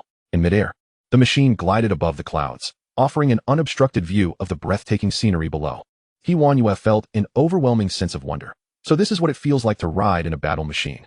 Typically, flying scrolls require one to be airborne, and the more advanced ones manifest wings. Yet, even then, one is still subject to the elements.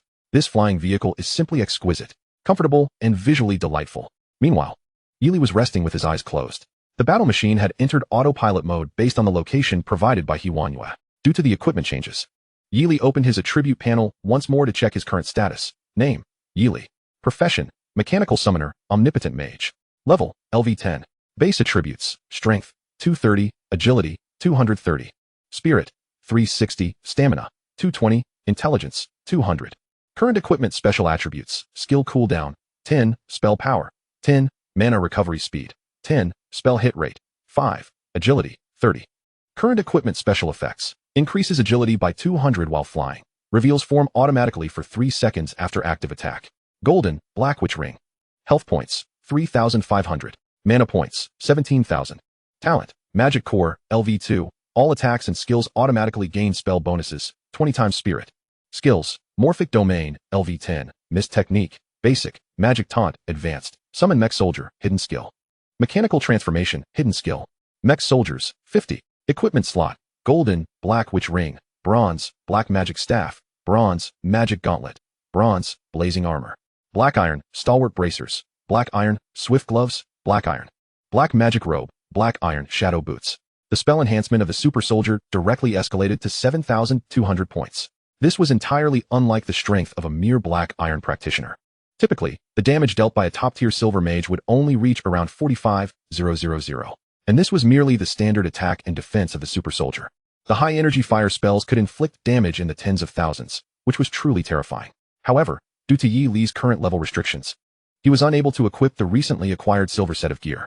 He needed to level up quickly. Before long, the two arrived at the entrance of the secret realm instance. A massive magic circle at the entrance radiated a mysterious glow. Chapter 24, The Provocation of the Dynasty Guild. At this moment, a sizable throng of adventurers had gathered at the entrance. These adventurers formed teams consisting of at least 5 members each, with one particularly large group boasting a staggering 30 to 40 individuals. Among the crowd stood a tall youth at the forefront, his hair as dark as ink and his eyes glinting with a sharp, frosty light, a smirk of arrogance playing upon his lips. The name Dynasty Guild? Gu Yuanlong, the vice president of the Dynasty Guild. What brings him here? Huanyue murmured upon spotting the group. The Dynasty Guild ranked as a third-tier guild. Guilds are classified from low to high, spanning levels 1 through 9. A third-tier guild, in a mid-sized city like Dijiang City, is considered a top-tier guild that often flaunts its strength and behaves tyrannically. Gu Yuanlong, at level 28, was a rare profession known as a flame mage, and his reputation for brutality was well established. At this moment, one of Gu Yuanlong's subordinates made a threatening declaration. This secret realm is reserved exclusively for our Dynasty Guild. Those who are wise should leave at once. This statement struck the hearts of every adventurer present like an invisible sledgehammer. Though their fury boiled, none dared to directly challenge Gu Yuanlong. Ultimately, a few hot-headed adventurers could no longer contain their anger and stepped forward to argue with him. On what grounds do you deny us entry? As long as we accept the quest for this secret realm, we have the right to enter. Indeed, we are entitled to enter. We demand access. Gu Yuanlong's eyes flashed with a cold smile as he waved his hand, unleashing a premium skill scroll. In an instant, flames erupted like a burning sky, reducing the questioning adventurers to mere ashes. In this vividly realistic game world, within any safety zone of a city, mutual slaughter among adventurers was strictly prohibited, punishable by severe consequences. However, in the wilderness, no such restrictions applied. These adventurers were clearly part of a team, with the highest among them reaching level 26. It was astonishing that Gu Yuanlong's casual use of a premium skill scroll could annihilate them so effortlessly. The surrounding crowd gained a renewed understanding of Gu Yuanlong's ruthless nature, especially considering the presence of even higher-level adventurers standing behind him. This left everyone present trembling with fear, dissuading any thoughts of resistance against the Dynasty Guild. At last, the time to open the secret realm had arrived. Humph! Gu Yuanlong snorted disdainfully. leading the 9 elite members of the Dynasty Guild with an air of arrogance as they swaggered into the secret realm. This secret realm had a restriction. The maximum party size was limited to 10. Therefore, the remaining members of the Dynasty Guild remained at the entrance to prevent others from intruding. Among them were 2 silver-tier adventurers. One was clad in a purple mage's robe, with disheveled hair and a pair of cunning eyes exuding an aura of malevolence, a level 34 mage. The other was a tall, burly level 35 warrior wielding a massive axe, his face marred by several scars, rendering him quite fearsome. In the distance, Yi Li and Hewan Yu had been lurking within an invisible aircraft, closely observing the unfolding events. Witnessing the Dynasty Guild's arrogance, their hearts brimmed with indignation. Let's go. We should head over now. With a thought, Yi Li made the aircraft vanish in an instant. Their figures materialized as they strode toward the entrance of the realm. The 2 silver-tier experts of the Dynasty Guild immediately turned their attention towards them, and upon realizing their levels, their expressions turned disdainful. The towering warrior smirked coldly, mocking, "Oh, what is this? A duo? A pair of lovebirds?" The other mage chimed in with a laugh. "You two dare to enter this secret realm together? This isn't a place for you. You'd best head home before I'm forced to take action." Yi Li scoffed, casting a glance at the two, and simply replied with 4 words, "Those who block me die." For such individuals, Yi Li found no need to waste further words. Meanwhile, he did not slow his pace. Hewan Yu clenched her fists tightly, closely following behind Yi Li. Chapter 25. Not mere rookies, but formidable foes. The members of the Dynasty Guild were taken aback. They had initially presumed this youth to be a foolish rich heir, easily frightened enough to retreat. To their astonishment, he not only remained, but boldly advanced. This surprised the 2 silver-tier adventurers considerably. Could it be that there were hidden masters protecting them, granting them such audacity? They quickly expanded their search, only to find no higher-level adventurers in the vicinity. The purple-robed mage erupted with fury, his voice sharp and shrill. "Seeking death, are we? How dare you offend me?" The plague mage, "Since you wish to perish, I shall ensure your demise is excruciating, leaving you regretting your very existence. But the woman, I shall keep alive, heh." Upon hearing this, a glint of cold light flickered in Yi Li's eyes. Kill. With a mere thought, several armored mech warriors transformed and appeared before them. It was the Mecha soldier corps. Their high-energy arsenal could easily obliterate the two. However, Yi Li, upon hearing the mage's words, decided to change his approach. He would make them suffer immensely for their mocking words. The 2 adventurers were taken aback by the sudden appearance of the Mechs. Nevertheless, they had previously decimated even larger numbers of skeletal soldiers, so they did not take this threat too seriously. Simultaneously, the purple-robed mage unleashed 2 horrifying plague spells, Phantom Fire, Shadow Chains. As the obscure incantations echoed, a stream of purple flames and a dark shadowy chain coiled forth from the mage's staff. The purple phantom fire surged towards Yi Li, carrying with it the power to scorch souls, promising a hellish torment that was akin to a fate worse than death. Meanwhile, the cursed black chain sought to ensnare Hewan Yu, aiming to subjugate her. Once bound, her soul would be entirely at his mercy. Mech immunity. The Warhammer tank mech activated its skill, nullifying all plagues, purifying the flames and the chains of their cursed afflictions. With over 7,000 points of defense, it absorbed the damage effortlessly. Then, wielding its axe, it effortlessly severed the black chains. The onlookers were struck with astonishment, their faces reflecting sheer disbelief. They had never witnessed such powerful mechanical soldiers. The purple-robed mage's expression shifted dramatically, staring at Yi Li in horror, silently questioning, "How is this possible? Is he truly just a black iron tier adventurer? And what on earth are those summons? Why have I never encountered them before?" The towering warrior's expression also darkened. He raised his massive axe, roaring, "Everyone, charge." No sooner had he spoken than he lunged at Yi Li, his axe carrying a terrifying aura.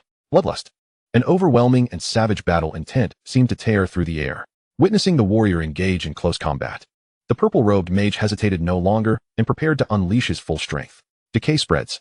The ancient incantation resonated, unleashing a wave of putrid, bloody plague energy that enveloped Yi Li and Hewan Yu. At this moment, both had shed all reservations and were prepared to fight with everything they had. Shield of Blessing. The support mech appeared, its wings fluttering. A refreshing breeze swept through as a white protective barrier formed around Yi Li and Hewan Yu, shielding them from all damage and negative effects.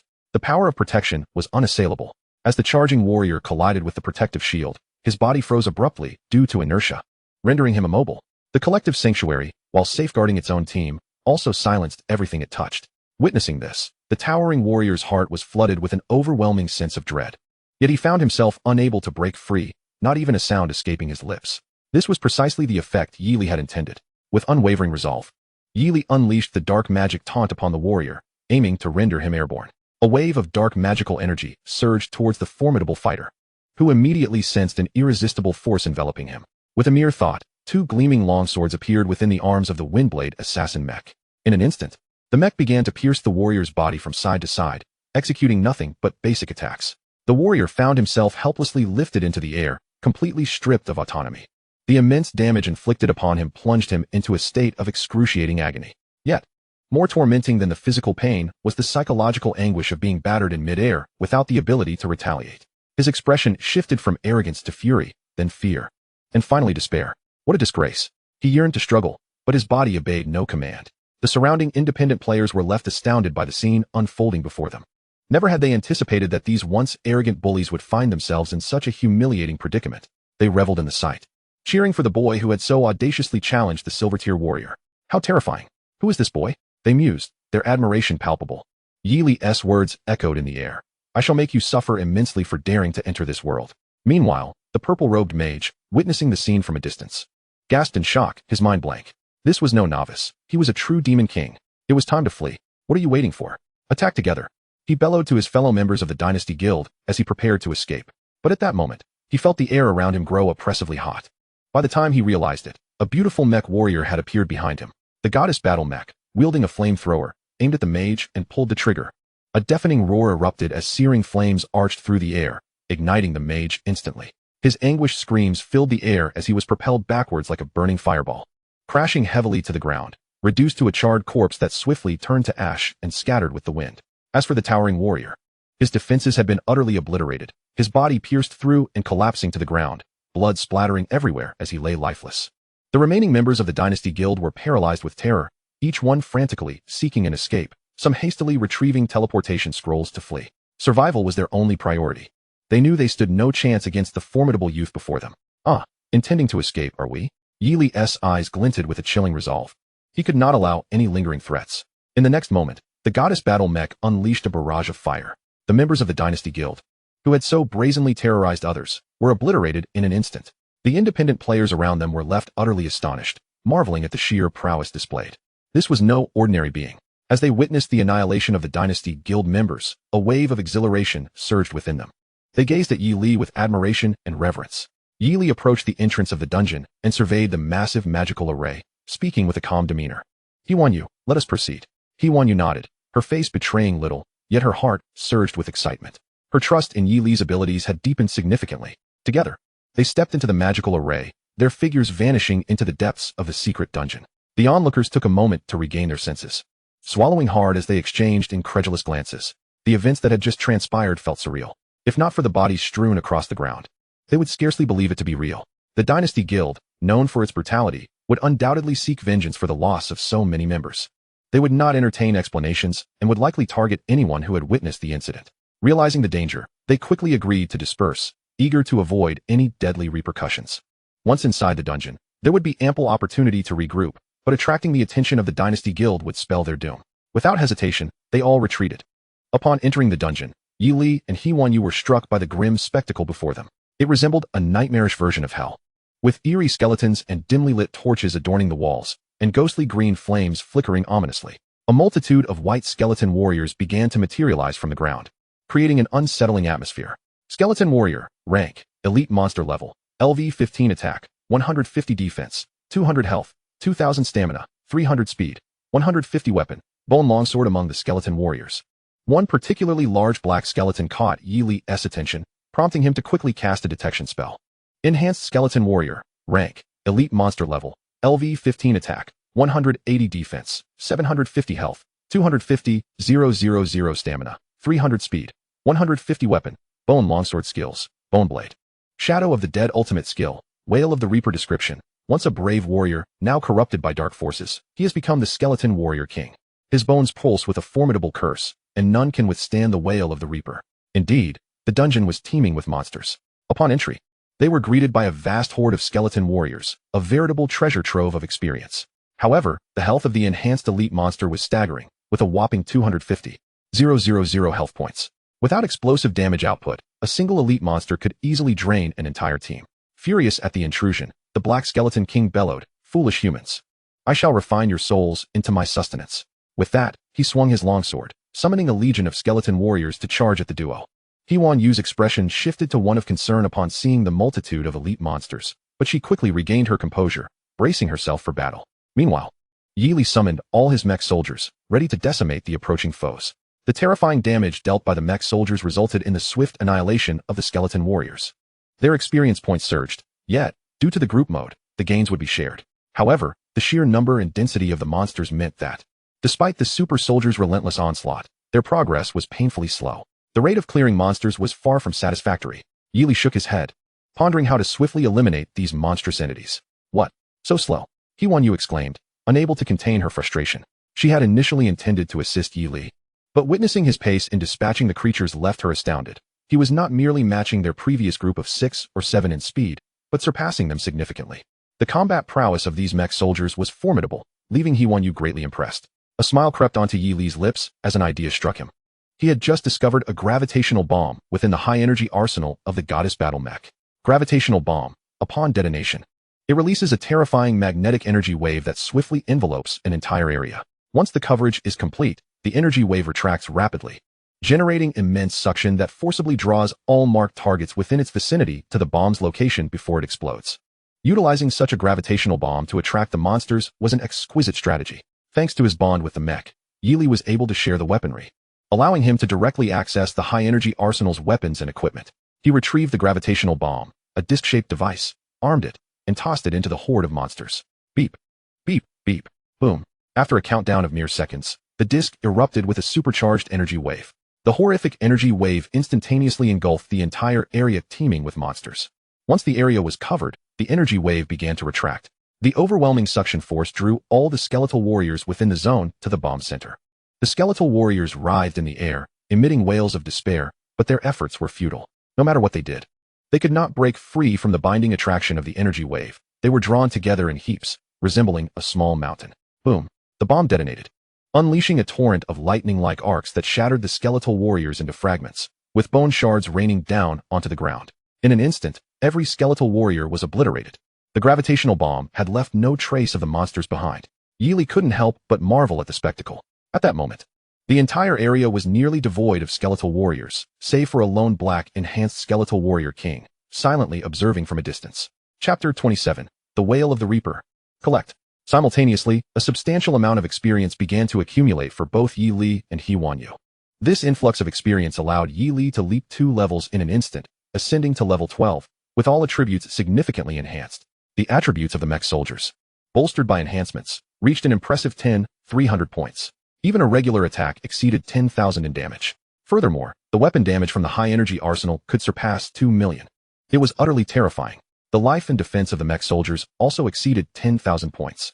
Due to the damage transfer mechanism, each mech soldier could absorb over 10,000 points of damage on Yi Li's behalf. How delightful! Yi Li couldn't help but exclaim. The experience within the secret realm was abundant. As for Hee-Won-Yu, due to her current level and the experience she had accumulated, she did not level up but did see a substantial increase in her current experience points. However, this unique method of monster attraction was a first for her, enabling an entire wave of extermination. How novel! Impressive! Hee-Won-Yu marveled inwardly. The enhanced skeletal warrior stared in shock at the scene before it, its eyes wide with disbelief. How could these skeletal warriors have been so effortlessly eradicated? Yi Li let out a cold chuckle, turning his gaze towards the enhanced skeletal warrior. Now, only you remain. No sooner had he spoken than the hammer tank charged toward the enhanced skeleton, its axis cleaving down like a tempest upon the black skeleton. The enhanced skeletal warrior quickly summoned a bone shield for defense, a gleaming layer of bone enveloping it, providing formidable protection. Crack! With a resounding crash, the bone shield shattered instantly. The enhanced skeletal warrior was taken aback, seething with rage. Without a moment's hesitation, it unleashed its ultimate skill, Shadow of the Undead. This skill, imbued with an aura of abyssal enchantment, summoned shadowy bones to create terrifying clones. In an instant, numerous phantoms of enhanced skeletal warriors surrounded them, making it nearly impossible to discern the true form. They aimed to prevent the true body from being slain by the mech.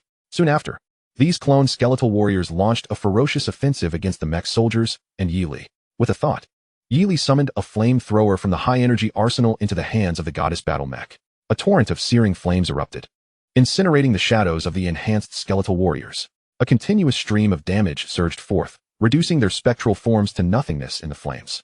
Seizing the moment while the clones were consumed, the skeletal warrior king completed the incantation for its ultimate skill. Wail of the Reaper.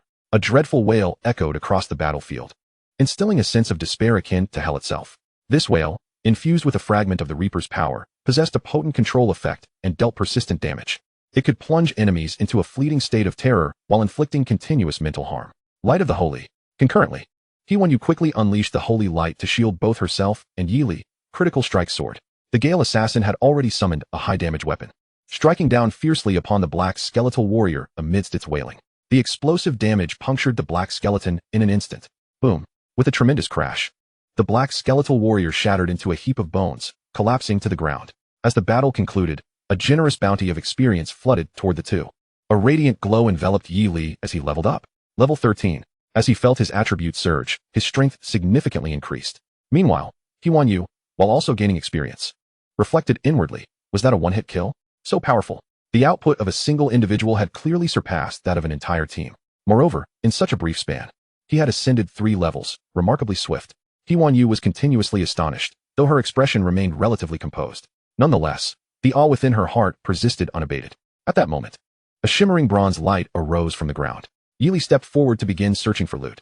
After a meticulous search, he discovered a significant haul from this elite monster, including 3 pieces of bronze equipment and over a dozen pieces of black iron gear.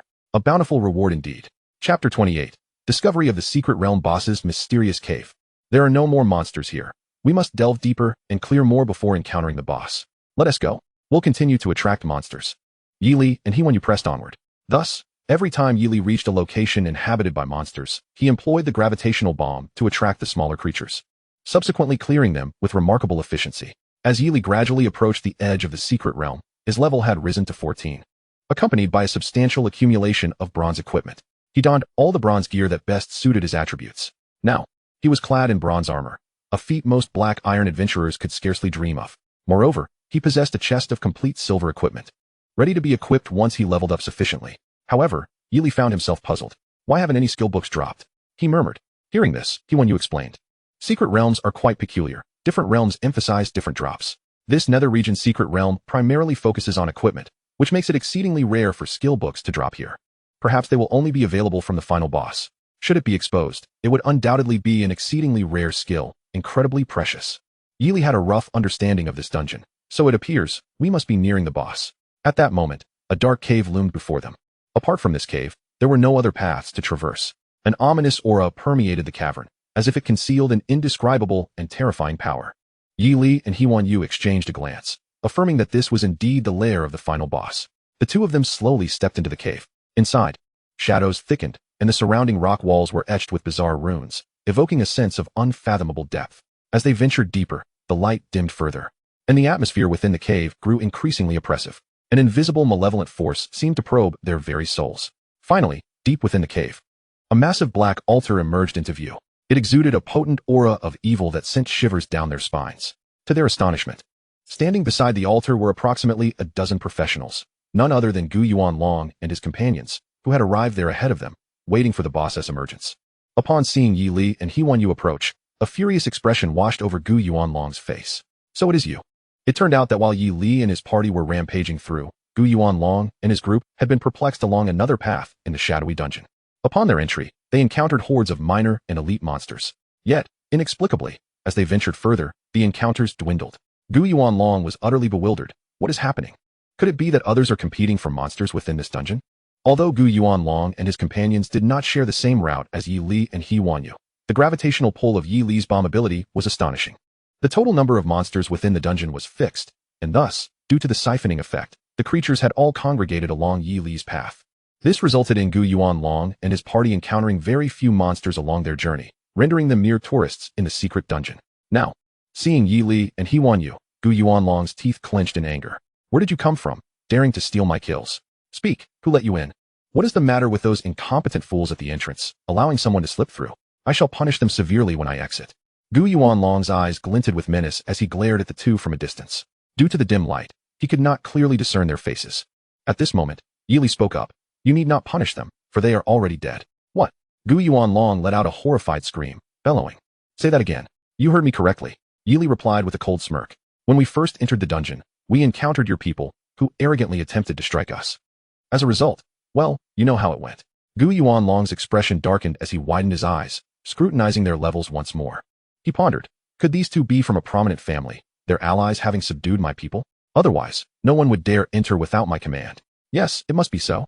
With this thought, Gu Yuanlong's anger intensified, and he resolved, regardless of their origins, offending me, Gu Yuanlong, is tantamount to seeking death. At that moment, one of Gu Yuanlong's sharp-eyed subordinates exclaimed, "Hey, boss, that girl seems to be Huanyu." Hearing this, Gu Yuanlong raised an eyebrow. Realizing that the figure standing in the shadows bore a striking resemblance to Huanyu, the daughter of Lord He Xiaofeng. "You are Huanyu, daughter of the Lord of Dijiang City, He Xiaofeng?"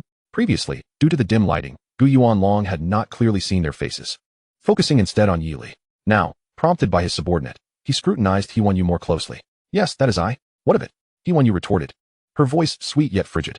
Gu Yuanlong's mind was awash with thoughts of Huanyu's delicate beauty and alluring figure, his desires surging with intensity and urgency. Wonderful. My opportunity has arrived. In the secret dungeon, anything is possible, and no one will know it was me. Ha ha. Gu Yuanlong's eyes gleamed with wickedness. Like a lustful wolf, Yili observed Gu Yuanlong, uncertain of his intentions, but certain they were nefarious. Thus, he prepared to act at any moment. Chapter 29. The Confrontation of Old Enemies. Yili regarded Gu Yuanlong, sensing that his intentions were far from benign. Therefore, he remained poised for action. Just then, Gu Yuanlong spoke. "Ah, so it is Miss He. Had you mentioned it earlier, the boss here would be yours. I shall assist you in defeating it. Come, join my party, and we shall fight side by side. I assure you, everything will belong to you." Huanyu retorted angrily. "You must be dreaming, Gu Yuanlong. We are never on the same side. Your vile countenance disgusts me." Gu Yuanlong, furious yet laughing, shook his head, striving to control his emotions, and said, "Your father, He Xiaofeng, does not share your sentiments. He entrusted me with your family's ancestral treasure, hoping I would betroth you to him. Ha ha ha. You are talking nonsense. That is absolutely impossible." Huanyu exclaimed indignantly, dismissing such base lies. Although her father, He Xiaofeng, was indeed quite domineering, such a significant decision regarding her life would never be made without her consultation. As for the ancestral treasure, it was inconceivable that it could simply be given away. If you don't believe me, take a look at this flame heart water crystal in my hand. Is it not your family's ancestral treasure? Gu Yuanlong brandished a deep red crystal that flickered with an inner flame. Upon hearing this, Huanyu was taken aback, for it did indeed bear a resemblance. Observing her reaction, Gu Yuanlong's lips curled into a sly smile as he said, "Is it not? You can verify it yourself." With that, he tossed the deep red crystal toward Huanyu. Instantly on high alert, Huanyu swiftly donned a defensive glove, wary of any malicious intent. As she received the crystal and glanced at it, rage surged within her. This was clearly not the flame heart water crystal. The red crystal radiated a peculiar pattern that continuously blossomed, revealing a mysterious and alluring eye behind it, as if it could absorb all one's consciousness. Gu Yuanlong's heart raced with delight. Indeed, she has fallen for my trick. It turned out this was not the flame heart water crystal at all, but a stone known as the Eye of Desire, a high-level one-time use item that would awaken endless desire in any opposite-sex individual who touched it. Previously, Gu Yuanlong had overheard his father mention that Lord He Xiaofeng possessed a family heirloom called the Flame Heart Water Crystal, which held immense flame attribute energy and was an unparalleled treasure. Thus, Gu Yuanlong had deliberately concocted this lie. "No, you must throw it away," Yili warned urgently from the side. The moment Huanyu received the crystal, Yili also received an alert from his powerful exosuit, indicating the crystal's dangers. Yet at that moment, Huanyu was utterly captivated by the crystal. She felt an intense heat coursing through her body, her emotions rising uncontrollably. "Ah, what is this?" A faint smile began to grace Huanyu's lips, as she sensed her emotional faculties being manipulated by a delightful sensation, her inner resistance gradually dissipating. Yet, she still clutched the crystal tightly, reluctant to part with it. With a sudden clap, Yili stepped forward and helped Huanyu knock the crystal to the ground. Huanyu's mind was already in disarray. Yili could only assist her in distancing from that cursed gem. "Ha ha ha," Gu Yuanlong sneered repeatedly. In just 15 minutes, the effects of the Eye of Enchantment would fully manifest, granting him the opportunity to succeed. Realizing Gu Yuanlong's malicious intentions, Yili couldn't help but scoff internally. How audacious Gu Yuanlong was to target his ally, seeking his own demise. Moreover, the cunning and vile scheming of Gu Yuanlong filled Yili with disdain. With this thought in mind, Yili resolved to deal with Gu Yuanlong at once. However, at that moment, an overwhelmingly terrifying aura enveloped everyone. The dark energy from the altar began to spread, followed by a deafening roar. Boom! A towering beast emerged from the black mist, resembling the ruler of shadows, its crimson eyes gleaming with malevolence. The final boss of the Abyss of Shadows, the Shadow Demon Lord, finally revealed itself before the crowd. Chapter 30. The Shadow Demon Lord, Terror Descends. The final boss of the Abyss of Shadows, the Shadow Demon Lord, made its grand entrance. Shadow Demon Lord. Grade, Hidden Boss. Level, LV20, Attack, 1980. Defense, 10500. Health, 350,000. Stamina, 300. Speed, 250. Weapon, Shadow Staff. Skills, Shadow Rain, Death Mirage. Evil Corruption, Shadow Slam, Shadow Shield, Endless Shadows. Ultimate Skill, Dark Judgment. Description, the Sovereign of the Abyss of Shadows dungeon, wielding boundless dark power. It stands as the mightiest entity within the dungeon, capable of unleashing devastating destruction with each attack, and once its ultimate skill is unleashed, the entire world will tremble. Upon beholding the boss before them, excitement flickered in everyone's eyes. Yi Li initially intended to strike down the foe immediately, for it was clear that the enemy had no intention of letting him leave alive. Thus, he believed in the adage of striking first. However, upon the boss's appearance, he reconsidered. It was said that such secret realm bosses could mutate, and slaying them post-mutation would yield immense rewards. A rash attack could easily annihilate the opponent. Yet it was also likely to result in the boss's demise before it could mutate, leading to a significant loss of rewards. Therefore, he decided to let Gu Yuanlong and his team engage the boss first. Once they provoked the mutation, he would strike decisively and wipe out both the boss and Gu Yuanlong's group in one fell swoop. He would wait for the opportune moment before making his move. It has arrived. The boss has finally spawned. Quickly, boss. Should we tackle the boss or that pair of individuals? Please advise. Gu Yuanlong gazed at the resplendent He Wanyu, wavering in uncertainty. Damn it. This foolish boss couldn't have appeared at a more inconvenient time, thwarting my plans. In a fierce battle against such a formidable secret realm dungeon boss, no one could guarantee a swift victory within 15 minutes. Yet, he was unwilling to squander the golden opportunity laid before him, leaving him at a loss for what to do. Just as Gu Yuanlong hesitated, the Shadow Demon Lord roared, unfurling its massive dark wings and sweeping them in a powerful arc, unleashing a rain of shadow arrows that sent everyone scrambling for cover. Yi Li also guided He Wanyu to safety, ensuring she remained unharmed, for their team's success hinged on her survival. Otherwise, the dungeon quest would end in failure. Observing the intimidating Shadow Demon Lord, Gu Yuanlong gritted his teeth, declaring, "Let us concentrate our efforts on the boss and end this battle swiftly." With that, Gu Yuanlong quickly launched two advanced items. One was a containment device that isolated Yi Li from He Wanyu, while the other sealed the cave's entrance to prevent any further intrusions. Gu Yuanlong persisted in his strategy to defeat the boss first before claiming the beautiful prize. After all, in the chaotic realm of the dungeon, unforeseen events could transpire, and any demise of He Wanyu could easily be pinned on the boss, leaving no room for suspicion to fall upon him. At this juncture, Gu Yuanlong swiftly commanded the guild members to engage the boss. Range classes, unleash your full power. Melee classes, evade the boss's skills. Healers, ensure everyone's health is stable. Brothers, let us finish this quickly. I will treat everyone at the club tonight. Hearing Gu Yuanlong's rallying cry, the members of the Imperial Guild erupted with enthusiasm. Charge. Boss, rest assured, we will conclude this battle swiftly and vanquish this boss. There is no boss we cannot defeat. Everyone, to arms. After we fell the boss, the club will be a riot tonight. With professional skills activated, the ranged classes unleashed fireballs, frost arrows, and lightning chains towards the boss, while the melee classes dodged the boss's skills and targeted its vulnerabilities. The healers worked tirelessly to maintain the party's health. However, the damage inflicted upon the Shadow Demon Lord was negligible, as it activated its Shadow Shield for defense. It began its counteroffensive. Foolish humans, you shall feel endless agony. The Shadow Demon Lord sneered. Death Mirage. A shroud of black mist enveloped the area, as if the fingers of the Grim Reaper were probing into the hearts of each individual. Within the gloom, wails, whispers, and horrific laughter echoed in their ears, instilling profound despair and fear. A nauseating odor permeated their nostrils, each breath akin to swallowing the curse of demons, as if they would be claimed by death in the next instant. The terrifying mirage cloud affected the minds of the adventurers, significantly reducing their damage output against the boss. Quickly, priests, intensify your healing. Do not hesitate with your mana and items.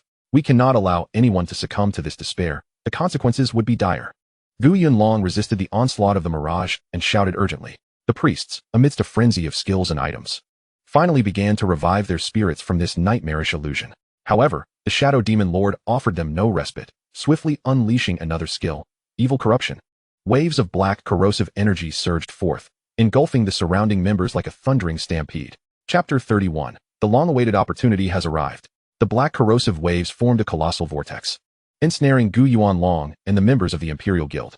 This force of corruption clawed at their bodies like countless demonic talons. Their eyes filled with terror.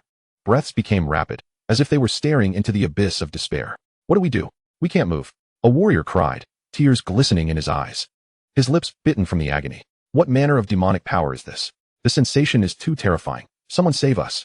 as the evil corruption inflicted immense suffering. Their attack speed plummeted, nearly halting their offensive entirely. Some adventurers began to tremble, struggling to control their negative emotions. Shadow Slam. At that instant, as their attack speed dwindled, the Dark Boss unleashed its devastating offensive. The Shadow Tyrant swung its massive weapon with ferocity, sweeping across like a frenzied storm. Two frontline warriors, unable to evade in time, were instantly torn apart by the Dark Force, perishing on the spot. Witnessing this, Gu Yuanlong felt a flicker of rage ignite within him, and he bellowed furiously.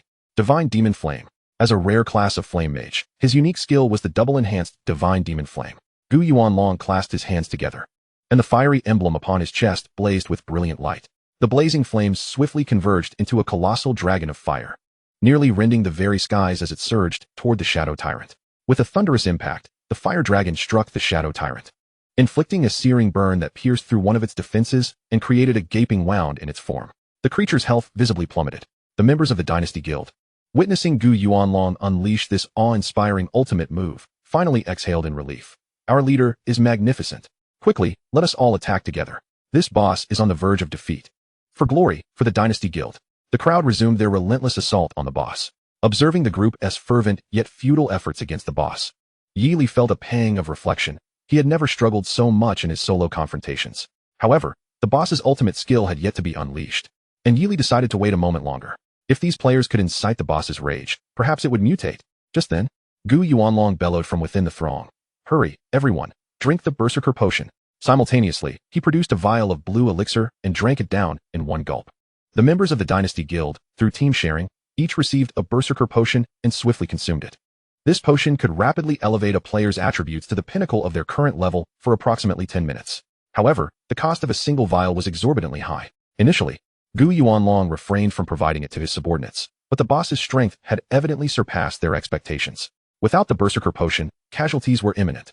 Hence, he hastily distributed a vial to everyone. The elixir worked swiftly within their bodies, a surge of formidable power coursing through their veins, enhancing each individual's capabilities. They quickly regained their composure and began to mount a concentrated counteroffensive. Gu Yuanlong's special skill also experienced a significant reduction in cooldown, allowing him to unleash consecutive abilities. They felt as if they had been reborn, akin to ferocious tigers descending from the mountains, launching a fierce onslaught against the Shadow Tyrant. Just as the creature's health dipped below half, and the crowd prepared to breathe a sigh of relief, the Shadow Tyrant's voice reverberated throughout the dungeon. You insignificant beings. Taste my wrath. The ominous proclamation echoed like a judgment from the depths of hell. It unleashed its ultimate skill, Dark Judgment, a terrifying power that seemed capable of condemning all. In that moment, Yi Li's eyes brightened.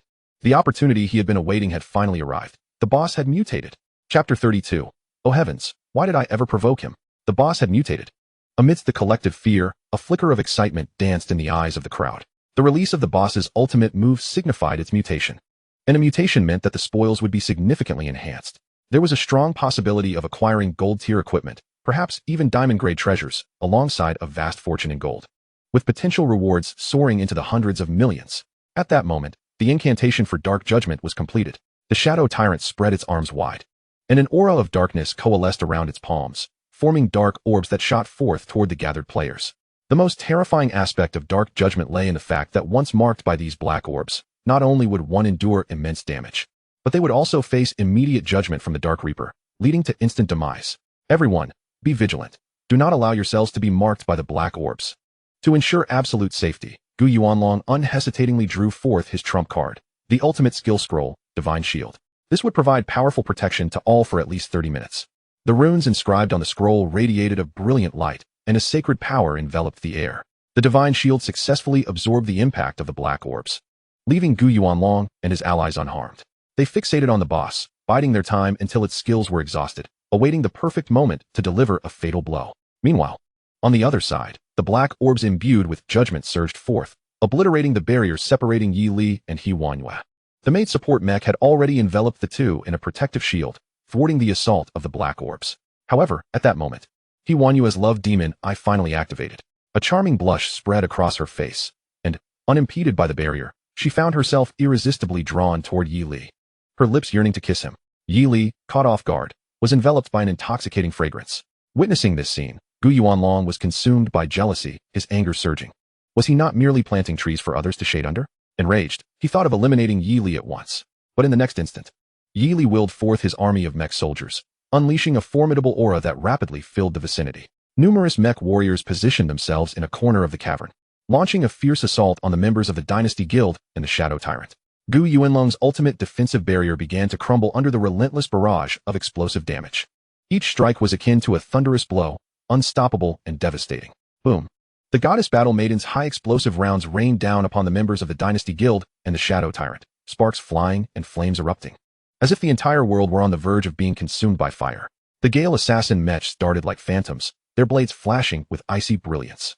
Each piercing strike claimed a life, accompanied by anguished screams. The hammer tank, resembling a colossal iron giant, cleaved left and right, demonstrating astonishing combat prowess. Each swing delivered catastrophic blows, instilling a hellish terror in their foes. The overwhelming explosive damage and unparalleled firepower left every witness in shock. Gu Yuanlong was utterly astounded, his mind a whirlwind of confusion. So many mechanical warriors? Such ferocious attacks. What sorcery was this? He had never witnessed such terrifying damage before. In the eyes of his guild members, who held only a few thousand health points at most, the assault was akin to using a cannon to swat flies.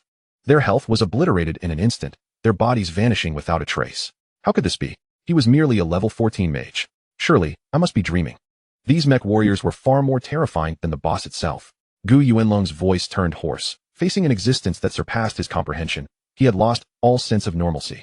Oh heavens, why did I ever provoke him? An overwhelming dread surged within him, threatening to suffocate him. Flee. He glanced at the door he had sealed with his own hands and slapped himself fiercely in frustration. At that moment, he hastily donned his most potent protective gear. If he could withstand just a moment longer, he could escape using the ultimate teleportation scroll. Yet, in the next instant, he realized how absurd that notion was.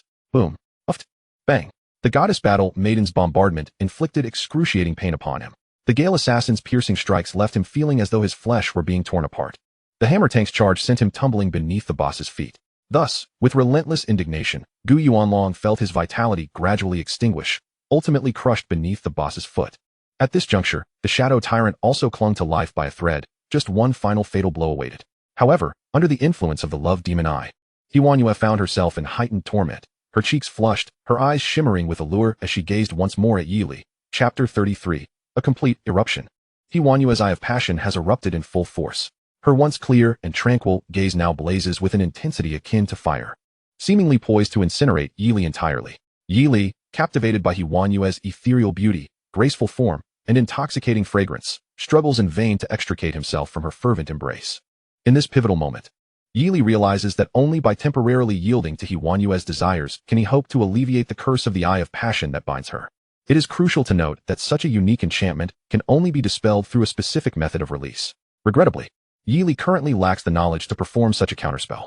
The only recourse is to allow Yuanyue to naturally release her pent-up emotions, thereby ensuring her safety. The sacrifice of his sole ally would spell utter failure for their team mission. Resigned, Yi Li resolves to cooperate with Yuanyue, hoping she can find healing. At that moment, the protective shield of the maid Mech remains intact. Within its confines, Yuanyue's exquisite form resembles that of a dancer, her gaze smoldering and enchanting, drawing Yi Li irresistibly into a dreamlike realm. Soon, they are completely enraptured in their own world. Eventually, Yuanyue begins to regain her clarity amidst the surreal sensations. She gazes at her hands in astonishment. Oh my, what have I just done? Despite her earlier turmoil, her self-awareness remained, allowing her to recall the events that transpired. Her flawless visage reddens with embarrassment. That scoundrel Gu Yuanlong is truly despicable for employing such malevolent tactics. Were he not already deceased, I would ensure he meets a most gruesome end. Yuanyue's loathing for Gu Yuanlong, this base wretch, is profound. Simultaneously, she casts a slightly awkward glance at Yi Li, her eyes brimming with shyness and gratitude. She understands that had her emotions not been released, her fate would have been sealed. Thankfully, Yi Li was there for her in her hour of need. I had no choice. The eye of passion is terrifying, Yi Li remarks, when suddenly a menacing aura envelopes them. The Dark Tyrant boss has regained sufficient strength to unleash its skills once more. Tremble, insignificant humans. You shall plummet into an abyss from which there is no return. The Dark Judgment descends again. Countless black orbs hurtle towards the two with ferocity. Yi Li's heart races.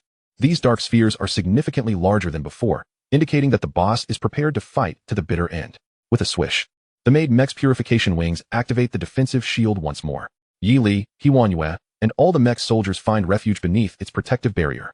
Simultaneously, the goddess battle maiden launches a barrage of high explosive missiles at the boss. The projectiles, akin to meteors, blaze forth. illuminating the dark cavern with a dazzling display as they rained down upon the dark tyrant. The immense explosions caused the boss to sway precariously, disrupting its spellcasting. The shadow tyrant quickly regains its balance, but as it observes its steadily depleting health, a flicker of fear crosses its countenance. It lets out a furious, anguished roar to bolster its resolve. Then, it begins to absorb the surrounding dark energy, its form swelling ominously. Skeletal warriors coalesce from the shadows, seemingly possessed by some malevolent force, radiating an aura of dread. Skeleton warrior. Grade, common. Level, LV 15. Attack, 100. Defense, 200. Health, 100, 000. In an instant, over 100 skeletal warriors emerge from the darkness, forming a shadowy legion, each boasting a staggering health pool of 100, 000. Boom.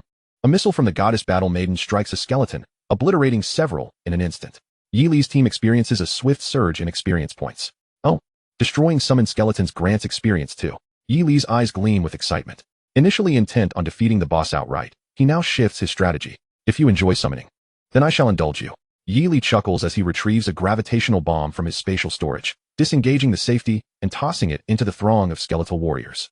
Beep, beep, beep. After a brief countdown, the energy wave of the absorption bomb engulfs the entire area. All skeletal warriors are drawn into a confined space, then detonated in a cataclysmic explosion, leaving no trace behind. Manhwaaudiobook, witnessing this familiar scene, breaks into a radiant smile, her face glowing with admiration for this formidable man. The Shadow Dominator boss watches in fury as its painstakingly summoned army turns to naught. However, as long as the Shadow Dominator ceases summoning, Yi Li's missiles will continue to rain down upon it. Thus, it has no choice but to persist in summoning. I fear not the number you summon, but rather the absence of your summons. Yi Li scoffs repeatedly. Once the boss conjures a sufficient number of skeletal warriors, Yi Li promptly annihilates them with an absorption bomb, leaving the boss lamenting its fate. In this manner, Yi Li systematically dismantles the boss's summoning capabilities. Ultimately, the Shadow Tyrant, rendered exceedingly weak, meets its demise at the hands of the Goddess Battle Maiden's cannon fire. A brilliant cascade of light spills across the ground. So much equipment, what a windfall. Excitement dances across Yi Li's features. Chapter 34, Unmatched Treasures. Thud. The massive form of the Shadow Tyrant crashes to the ground like a colossal mountain. A kaleidoscope of radiant lights flicker around Yi Li. The influx of experience surges forth, dazzling like a carousel of illumination. Notification. You have slain the boss of the Abyssal Domain's secret realm, LV 20 Shadow Tyrant. Notification. You have reached level 15, and your upgrade attributes are now maxed out. Notification. You have ascended to level 16, and your upgrade attributes have increased to 50. A rapid succession of notifications floods in. The experience from this boss is immense, propelling Yi Li's level to LV 16. What a euphoric sensation. His attributes experience tremendous enhancement. Name, Yi Li. Class, Mechanical Summoner, Versatile Mage. Level, LV 16. Base attributes, Strength, 510, Agility, 530, Spirit, 935, Stamina, 510, Intelligence, 500. Health, 6,150. Mana, 28,000. Super Soldiers, 68. The count of Super Soldiers has reached an impressive 68. With enhancements, their attributes now soar to an astounding 18,700 points. It is worth noting that a typical Golden Tier Mage inflicts around 10,000 damage, while a rare Golden Mage, with exceptional gear, might barely reach 15,000. Yet Yi Li's casual strike exceeds 18,000, an entirely different realm of power. Notification. You have obtained the advanced title, Abyssal Overlord. Personal honor points, 30. Dark Conqueror. Type, Advanced. Title description. Your formidable combat has deeply intimidated the dark forces within the Abyssal Domain, granting you buffs against them henceforth. Attributes, 1. Increases attack and defense against all dark creatures by 20. 2. Enhances the drop rate of rare items, including equipment and materials, in all Dark Realm instances. Notification. You have earned the title of Conqueror of Secret Realms. Personal honor points, 20. Type, Advanced. Title description. Having nearly single-handedly conquered all secret realms while rescuing your teammates from peril, the title of Conqueror is rightfully yours. 1. Within all secret realm dungeons, you will accrue a greater amount of experience points, with a 20 boost, facilitating a swifter ascent in levels. 2. When confronting elite monsters and bosses, it becomes significantly easier to identify their vulnerable points. Tip. You have attained the title of Intermediate Fearless Warrior, earning 20 personal honor points. Tip. You have attained the title of Intermediate Dungeon Destroyer, earning 20 personal honor points. Tip. You have attained the title of Intermediate Dungeon Conqueror, earning 20 personal honor points. Tip. You have attained the title of Intermediate Extraordinary Talent, earning 20 personal honor points. Witnessing a cascade of title enhancements, Yi Li was momentarily stunned. The explosive damage and the extreme despair inflicted upon the bosses left the entire Dark faction in awe. He was bestowed with the title of Overlord of the Netherworld, a designation that grants him a buff damage against all dark creatures henceforth. Most crucially, the rare material drops. This is indeed the dream of every adventurer. How astonishing. Furthermore, another prestigious title, Conqueror of Secret Realms, bestows an additional 20 experience boost in all secret dungeons.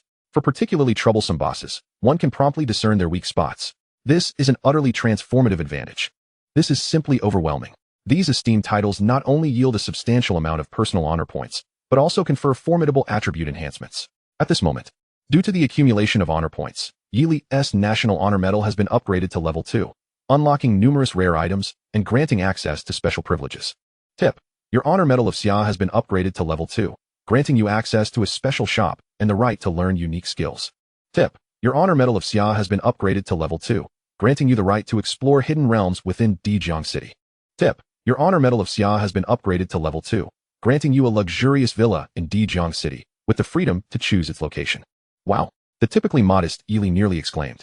He was overwhelmed with excitement. Each of these privileges captivated him. The access to a special shop and the ability to learn unique skills are self-evident benefits. Most importantly, the right to explore hidden realms, albeit currently limited to Dijiang City, holds infinite possibilities. Moreover, a luxurious villa is precisely what Yili needs at this moment, enabling him to provide his aunt with a beautiful new home. The value of these titles is already incalculable, and an even greater reward, the equipment dropped by the bosses, awaits him. Exhaling deeply to calm his racing heart, Yili strode forward, ready to claim the spoils of the vanquished boss. Before him, a mysterious array of treasures was shrouded in a veil of shadowy luminescence. Shadow Crystal. Category: Treasure. Cooldown: 10 minutes, 10 uses per day. Effect: upon use, conjures a shadow of dark energy lasting 10 seconds, capable of withstanding any lethal attack, while reflecting 20 of the damage back to the attacker. Side effect: during this period, the user is unable to cast their own spells. This heart of shadow, emanating boundless dark energy, is indeed a treasure.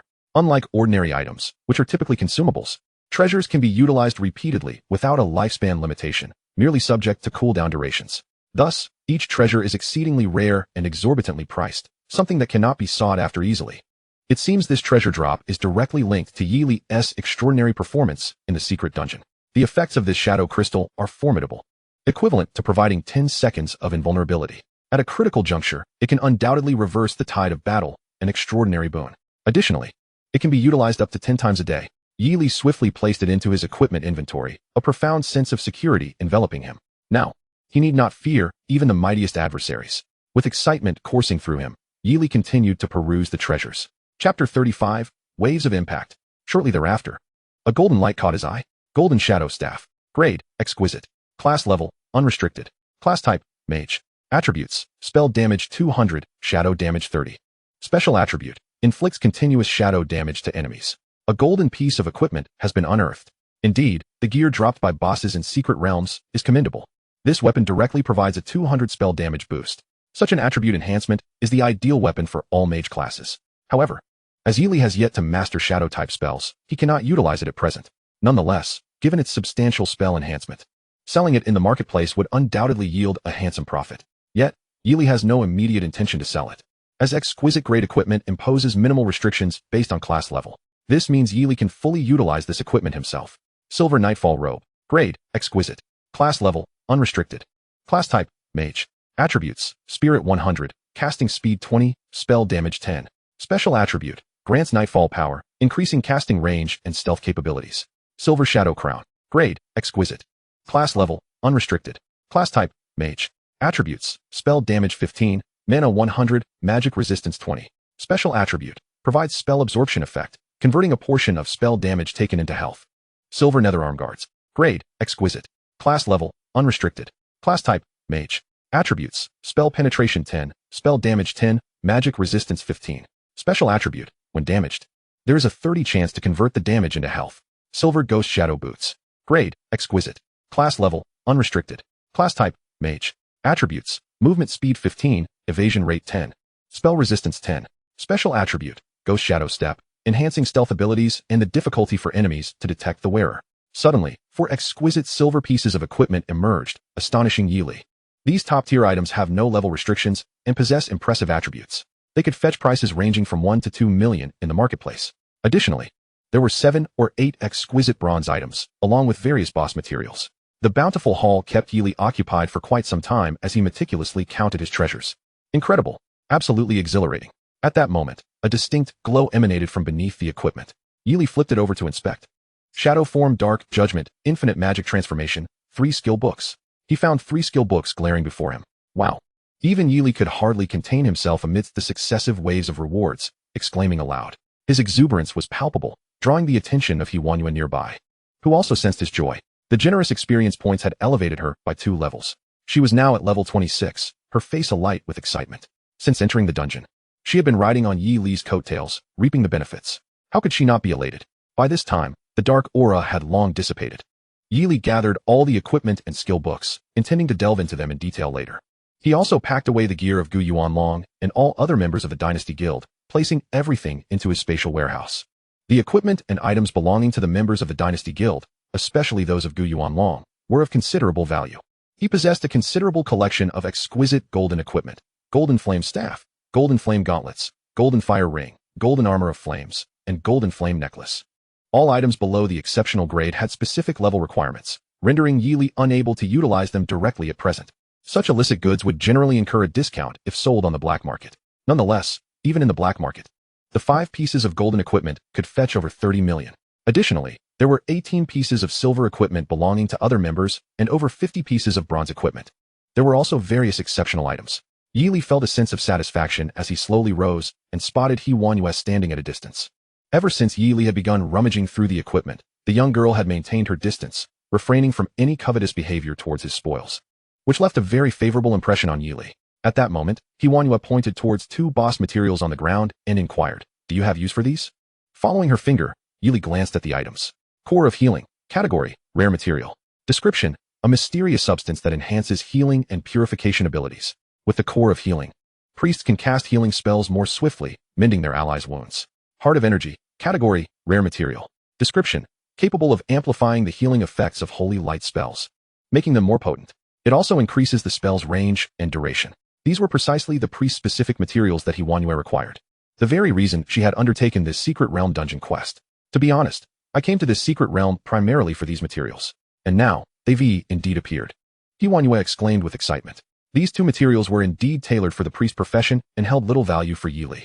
He nodded. "You may take them. Thank you." Yi Li, Huanyue beamed with a sweet smile. Yi Li replied with a gentle smile, "No need to mention gratitude. We are teammates, after all." Huanyue nodded, concealing her gratitude within her heart. "Which university do you plan to apply to in a few days? Is it Wong Kong Academy?" Yi Li nodded. Wong Kong Academy was the most prestigious institution in the Xia Kingdom, coveted by every profession, and there was no need to conceal it. "Well, you will definitely have no problem." The sparkle in Huanyue's eyes shone brightly. She had a premonition that Yi Li would soon make a name for himself in broader horizons. Indeed, Yi Li is truly exceptional. I look forward to encountering him again at Wong Kong Academy. Yes, farewell. At that moment, Yi Li withdrew a teleportation scroll, preparing to return to the city. Just as he was about to teleport, Huanyue called out, "We shall meet again at Wong Kong Academy." In the next instant, a streak of light flashed, and Yi Li vanished from the spot. Chapter 36. Experiencing the sincerity of the bunny girl. Yi Li returned to the outer city of Dijiang City. By now, dusk had fallen, and many adventurers were making their way back from the wilderness. Each returning adventurer harbored their own thoughts, with their gains varying greatly. Some had profited immensely, while others had stumbled upon great bargains. Conversely, there were those who returned empty-handed, deeming themselves unfortunate. Yet they all breathed a sigh of relief. After all, surviving the expedition was a victory in itself. The wilderness was fraught with risks and unforeseen events. Upon returning to the city, mutual slaughter was prohibited, ensuring at least a semblance of safety for the adventurers. As night descended, the various alleys and street corners of the outer city were aglow with lights. Bars and entertainment venues bustled with life. After exhilarating adventures, professionals sought places to unwind or release their emotions. Hence, the entertainment venues in the outer city thrived. Yi Li's direction was towards the commodity trading area, where he walked through the bustling marketplace. This area was a hub for merchants, vendors, and traders, filled with a dazzling array of goods. The sounds of haggling and calls for sales intertwining in a lively cacophony. Having reaped substantial rewards, with the exceptional golden and silver equipment from the boss already donned, Yi Li intended to liquidate the surplus items from the Emperor's Guild and the sorcerers that he had no use for in the black market. He made his way to the largest black market trading hall in the area, the Wanxiang Trading Pavilion, renowned for its reputable business dealings. Many professionals chose to conduct their transactions here. Upon entering the hall of Wanxiang Trading Pavilion, Yili was captivated by the exquisite opulence and grandeur within. A massive crystal chandelier hung from the lofty ceiling, casting a radiant glow. Luxurious velvet carpets adorned the entire hall, making each step feel as though treading on clouds, providing a sense of indulgent pleasure. The trading area was clearly delineated, arranged in a tiered formation. Items were traded according to their grade, from low to high. As one ascended the trading areas, the crowds thinned, indicating the increasing value of the items. The uppermost area housed a row of private VIP rooms. Yili approached the elevated trading zone, where a bunny girl clad in black silk OL attire promptly approached him. She assessed Yili's level, noting it was not particularly high. Although his handsome visage stirred her heart, she nonetheless asked perfunctorily, "Sir, please select a suitable area for trading. In this world, strength reigns supreme. Everything is dictated by level." Yili smiled lightly and casually tossed a well-packed backpack onto a nearby table. Thud. The heavy sound caused the bunny girl's heart to flutter. "What do you think is the most appropriate area for trading?" Yili inquired. The bunny girl exerted considerable effort to upright the bag, locating the opening and unfastening it. Streams of dazzling light burst forth, illuminating her face with astonishment. She was utterly dumbfounded. The quality and quantity of these items left her completely astounded. In Dijiang City, it was rare for anyone to present such an abundance of silver equipment, let alone an array of golden gear for trade. Those who could offer even a few bronze items in one go were regarded as esteemed patrons. The king among the esteemed. Typically, only large guilds or major mercenary groups could present such a wealth of equipment, necessitating the direct attention of the proprietor. The bunny girl's heart raced, and her face blossomed with an endless array of charming smiles. "Esteemed guest, we are sincerely at your service. Please follow me to our most luxurious private VIP room. I will summon our boss to personally assist you with the transaction." As she spoke, the bunny girl revealed a smile filled with genuine eagerness and flattery, bowing deeply while gesturing for him to proceed. The dramatic shift in her demeanor caught Yili off guard.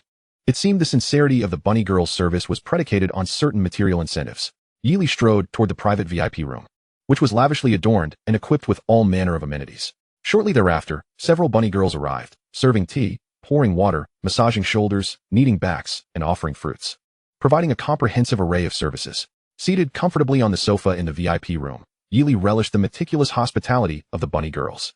These bunny girls were undoubtedly the elite among the working professionals. Utilizing their specialized skills, they afforded Yili an unparalleled comfort experience.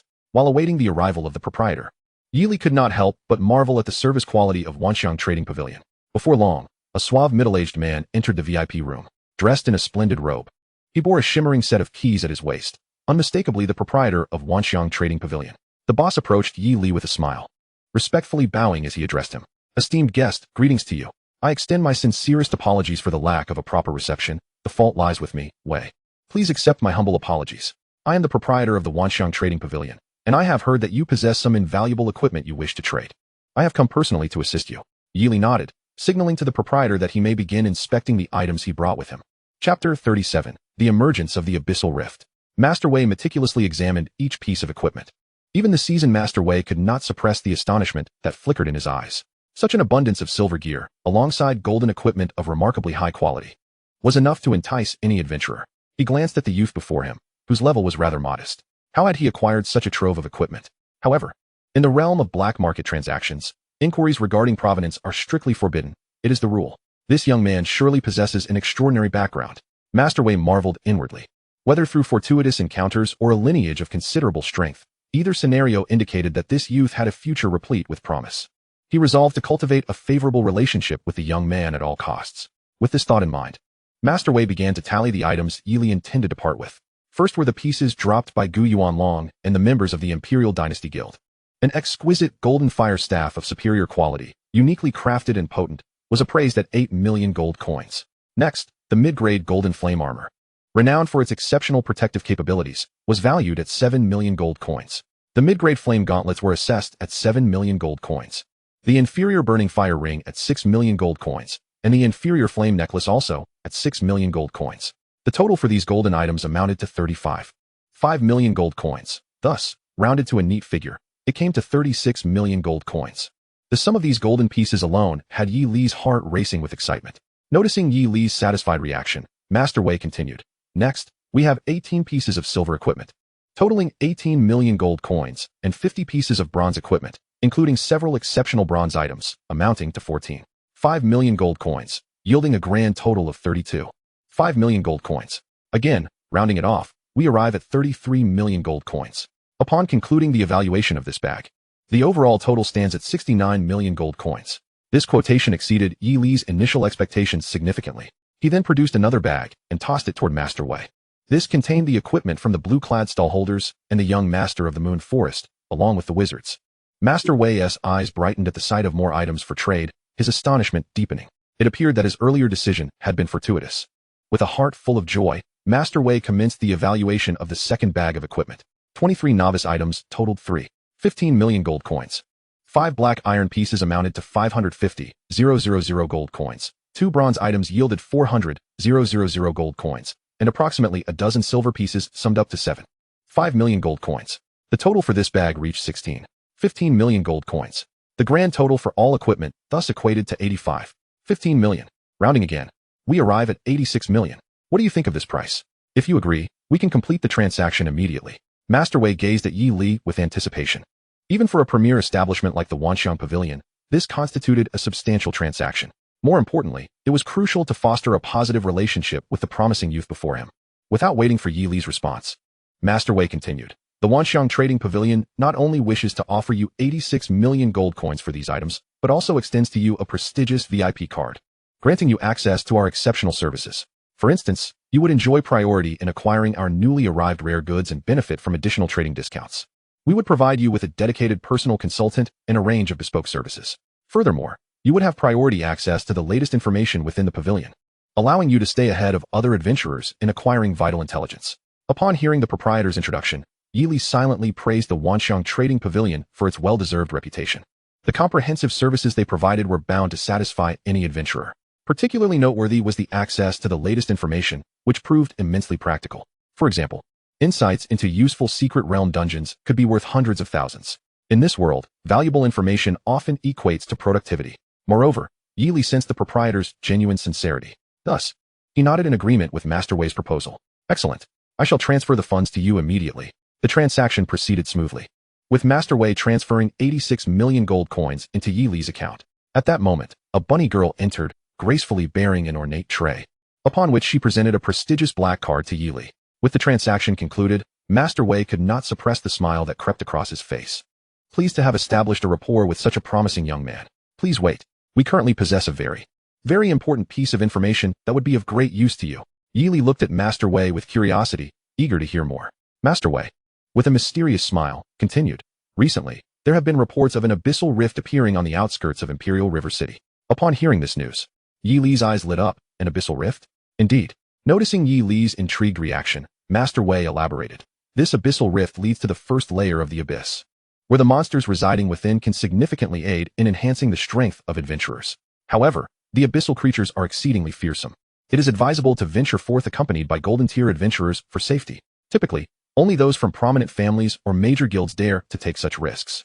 I perceive that you possess remarkable strength, suggesting a powerful backing, which leads me to believe you would be interested in this opportunity. Upon hearing this, Yi Li's heart surged with excitement. This year's grand examination included additional assessments, elevating its difficulty considerably. It also indicated that many exceptionally talented adventurers had emerged from this year's class. Therefore, one must be adequately prepared to ensure success. The emergence of the Abyssal Rift undoubtedly presented Yi Li with an extraordinary opportunity. Chapter 38. Rare Treasures, Experience Accumulation Stones. Yi Li expressed his keen interest in the Abyssal Rift, saying, Master Wei, I sincerely appreciate your information. It is indeed valuable, and I am willing to purchase it.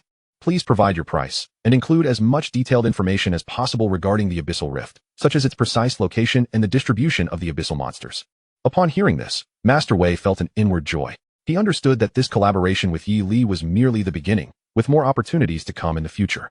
With a beaming smile, Master Wei replied, Let us forego the pricing. Seeing you so generous, consider this information a gift from me, Wei. As a token of our first meeting, I hope we can collaborate often in the future. Yi Li smiled in return, expressing his gratitude. You are too kind, Master Wei. This transaction has left me quite satisfied, and I will certainly prioritize the Wanxiang Trading Pavilion for any future needs. As I plan to explore the Abyssal Rift, I would like to inquire about the treasures you have available. Master Wei eagerly responded. That is splendid. We are committed to serving you wholeheartedly. Here is our catalog of treasured items. Please take a look. With that, Master Wei produced an electronic screen and presented it to Yi Li. Regarding the information about the Abyssal Rift, I will compile it for you promptly and send it shortly. Yi Li nodded in acknowledgement. Taking the electronic screen, he began to peruse the information on the treasures. As he browsed, he discovered numerous rare and precious items, including various armors, weapons, and potions. His attention was caught by a limited edition treasure named the Heart of Ice, which illuminated his interest. This treasure not only inflicts substantial ice damage upon its target, but also immobilizes enemies during the assault. The cooldown period is 5 minutes, with a daily usage limit of 5 times. For Yi Li, this is undoubtedly an exceptionally suitable treasure. Moreover, there exists but a single piece of this treasure, exclusively available to customers holding a Supreme VIP card. Its price is astonishingly high, amounting to 12 million even after discounts. With such numerous restrictions to acquire it, and a price that far exceeds that of top-tier golden equipment, it is no wonder that few possess treasures in Dijiang City. However, Yi Li can effortlessly afford it, and upon sighting the coveted treasure, he immediately decides to purchase it. He adds the Heart of Ice to his shopping cart and proceeds to check out. Boss Wei observes Yi Li's selection with an approving nod, acknowledging the young hero possesses quite discerning taste. This treasure is a newly listed limited edition item in the store. It is rarely available for purchase, a truly fortuitous find. It seems the young hero is destined to possess this treasure.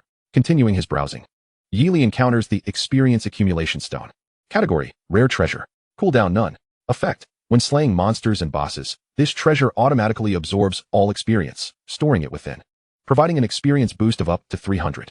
Note: Once equipped in the treasure slot, it will display the real-time effects of level enhancement for the practitioner, with all level-related improvements derived from the Experience Accumulation Stone. When the practitioner requires it, they can extract all accumulated experience from the treasure at once. Selling price: 10 million gold coins, Supreme VIP member price. Yi Li feels a slight tremor in his heart upon seeing this treasure. The potential experience boost of 300 is remarkable. Given his current leveling pace, he believes reaching level 19 before the major exam is quite feasible, with the possibility of exceeding level 20. However, to reach level 20, he must confront the issue of class changing. It would be best to do so at the Wong Kong Academy, where resources far surpass those in Dijiang City. Utilizing this treasure, while his level may not rise, he can still reap the benefits of the attributes that come with that level. That is to say, if the Experience Accumulation Stone accumulates experience equivalent to level 20, Yi Li could fully enjoy the various attribute enhancements of level 20, despite displaying as level 16. How splendid! After gaining admission to the Wong Kong Academy, he could utilize the treasure for direct leveling. This would enable him to transition classes at the academy. Without hesitation, Yi Li swiftly spends 10 million to acquire it. He then peruses other treasures and equipment, but either finds them lacking in level requirements or simply does not fancy them, thus refraining from further purchases. Ultimately, he selects a few consumables, such as exquisite teleportation scrolls, mana potions, and an array of highly practical top-tier items. Although the prices for these premium scrolls and items are steep, totaling 1 million gold coins even after discounts, they significantly enhance efficiency when needed. A notification appears. You have received hidden mission information regarding the Abyssal Rift from Wei Nantian, the head of the Wanxiang Pavilion. Upon receiving the information, Boss Wei takes the time to impart additional precautions, further showcasing his warmth towards Yi Li. After bidding farewell to Boss Wei, Yi Li steps out of the Wanxiang Trading Pavilion, his spirits soaring. Deducting his expenditures, he still boasts a remarkable wealth of 63 million gold coins, marking a triumphant conclusion to his journey. Yi Li peruses the detailed information regarding the Abyssal Rift sent by Boss Wei. Chapter 39. My goodness! Such an enhancement is terrifying. The Abyssal Rift is situated in a remote valley on the outskirts of Dijiang City, with the exact cause of its formation remaining a mystery. The area surrounding the rift has been sealed off by significant figures from Dijiang City using barriers, preventing monsters from emerging for the time being. However, due to the rift's considerable size and multiple occurrences, repairs will take time. Consequently, the Task Hall of the Great Xia Kingdom has designated this as a hidden mission, offering substantial rewards for clearing monsters from the rift and repairing it. Hidden missions generally require high-level permissions to access, thus, only practitioners from prominent families or large guilds undertake them. Unlike secret realm dungeons, these abyssal missions impose no level restrictions. Hence, they dispatch golden-level practitioners to ensure successful completion while simultaneously bringing along promising heirs from their families, making it an optimal method for rapid leveling. The barrier will open at dawn tomorrow, the ideal moment to assault the abyssal monsters. It seems I should set out tonight. There will undoubtedly be many golden practitioners. It is wise for me to arrive early. Having absorbed this detailed information, Yi Li resolves to head out immediately. At that moment, a pair of beautiful eyes from a distance fixates on him. It is none other than Gu Mengyao, his goddess classmate from the Shanghai Academy. She is currently at level 11, also intending to venture to the Abyssal Rift. Standing beside her is her father, Gu Qingfeng, the patriarch of the Gu family, a level 49 golden practitioner mage. Behind them are several silver practitioners. After clearing the novice dungeon, Gu Mingyao had spent the day hunting wild monsters with her family's elders. Soaring from level 5 to 11, she is quite pleased with her level increase, as it is a rare feat for practitioners to achieve such a rapid ascent in just a single day. However, upon seeing Yi Li at level 16, Gu Mingyao is utterly astonished, unable to believe her eyes. After rubbing her beautiful eyes for confirmation, she gasps, "What? How is this possible? In just one day? He has reached level 16. My goodness." Upon hearing Gu Mingyao's exclamations, Gu Qingfeng also notices Yi Li. He often hears his daughter mention Yi Li, and now, witnessing Yi Li's level, he is equally amazed. Who would have thought Yi Li could grow so rapidly? Gu Qingfeng ponders silently, considering, if he truly possesses such immense potential, perhaps he could be integrated into the Gu family's ranks. Gu Mingyao, curious about Yi Li's strength, feels anxious about falling behind and urgently asks, "Dad, I must level up quickly in the Abyssal Dungeon. I have to surpass Yi Li." Gu Qingfeng reassures his daughter, saying, "Rest assured, your current pace is already commendable. Although Yi Li's growth is indeed astonishing, we must not rush. If you follow the family plan step by step, you will undoubtedly become an exceptional practitioner." Gu Mingyao nods, though a hint of worry lingers in her heart. Meanwhile, at another location, a pair of intensely resentful eyes scrutinizes Yi Li. It is Luo Yu, the class leader of Yi Li's class. Not only does Luo Yu have family elders accompanying him, but he has also hired a formidable troop to join him at the Abyssal Rift. At this moment, he has reached level 9. A staggering gap compared to Yi Li's level 16. His teeth grind audibly as the hatred within him intensifies. A flame of fury rages in his heart, refusing to be quelled. "Yi Li, how on earth did you achieve this?" Luo Yu seethes inwardly. "How could you possibly reach level 16 in such a short time? Last time, you caused me such distress that I spent a night in the hospital. If it weren't for that exorbitantly priced special medicine, I would still be bedridden." The more Luo Yu pondered, the more vexed he became. However, equipped with a special artifact to control his inner demons, he refrained from succumbing to impulsive rage. Luo Yu indignantly remarked, "Second uncle, you must assist me in eliminating a certain individual." "Yi Li, right now?" Upon hearing this, Luo Yu's second uncle, Luo Zhentian, a level 45 golden class practitioner, furrowed his brow, his eyes widening as he sternly questioned, "Luo Yu, are you jesting? Our purpose here is to address the Abyssal Rift, not to settle personal grievances. Moreover, we are still within the city limits. Do you wish to tarnish the Luo family's reputation due to your private vendetta?" Luo Yu felt increasingly stifled by his uncle's reprimand and muttered, "But second uncle, that Yi Li is simply too arrogant, and his strength far surpasses mine. I can no longer endure it." Luo Zhentian took a deep breath and solemnly stated, "Luo Yu, during this expedition to the Abyssal Rift, you must focus on enhancing your own strength and set aside such thoughts for the time being. If your performance meets my expectations, I shall grant you any wish you desire. Do you understand?" After a brief silence, Luo Yu nodded, understood. He silently vowed, "This journey into the abyss will be my opportunity. I must strive to elevate my abilities." Subsequently, the group vanished into the night. Unbeknownst to them, Yi Li's purpose for this expedition was also the Abyssal Rift. Observing that there was still some time before dawn, Yi Li opted not to use a teleportation scroll. Instead, in a secluded location, he summoned his wind shadow assassin mech, transforming it into an invisible aircraft. In this aircraft, he could thoroughly study the 3 skill books he had recently acquired. After establishing the coordinates for the Abyssal Rift, the stealth aircraft roared to life, soaring into the night sky. Chapter 40. Using the white god as a scapegoat? What an imaginative notion. The night sky was as dark as ink, with layers of clouds shifting in the deep void. Something seemed to pass swiftly overhead, yet nothing was visible. It was, in fact, the invisible aircraft piloted by Yi Li. At this moment, Yi Li sat within the aircraft, absorbing the knowledge contained in the 3 skill books he had obtained from the boss. Radiant streams of light flickered around Yi Li's form as he mastered the 3 skills. Shadow form, LV1. Skill type, active skill. Skill level, advanced. Cooldown, 2 minutes. Skill effect, summons multiple shadow clones, each inheriting 600 after enhancement of the summoner's attributes, lasting for 20 seconds. The number of clones summoned is related to the skill level.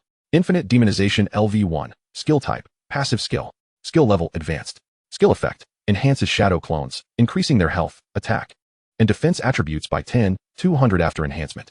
Dark Judgment, LV1. Skill type, active skill. Skill level, master. Cooldown, 3 minutes. Skill effect, generates 5 black energy orbs, 100 after enhancement, that inflict damage on enemies. Those marked by the black orbs will be directly judged by the Dark Reaper, resulting in immediate demise. These 3 skills belong to the realm of dark magic and complement each other. With magical enhancements, their attributes are nothing short of terrifying.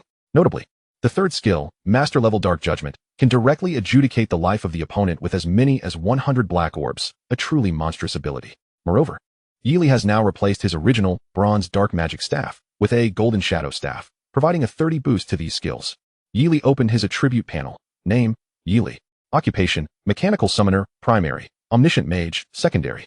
Level, LV16. Base attributes, Strength, 620, Agility, 650, Spirit, 1020, Stamina, 610, Intelligence, 600. Current equipment special attributes, Spell damage, 235, Shadow damage, 30, Casting speed, 20, Damage conversion to health chance, 30, Spell penetration, 10. Current equipment special effects, increases agility by 200 while flying, automatically reveals form for 3 seconds after active attack, golden black, witch ring. Health, 6,750. Mana, 31,000. Talent, Magic Core, LV2, grants all attacks and skills automatic spell enhancements, Spirit X20. Skills, Morphic Domain, LV10, Misty Water Technique, Beginner, Magical Taunt, Advanced, Summon Warrior, Hidden Skill. Mechanical Transformation, Hidden Skill, Shadow Form, Advanced, Infinite Demonization, Advanced, Dark Judgment, Master Level. Mech Warriors, 85. Treasure Inventory, Shadow Crystal, Heart of Ice, Experience Accumulation Stone.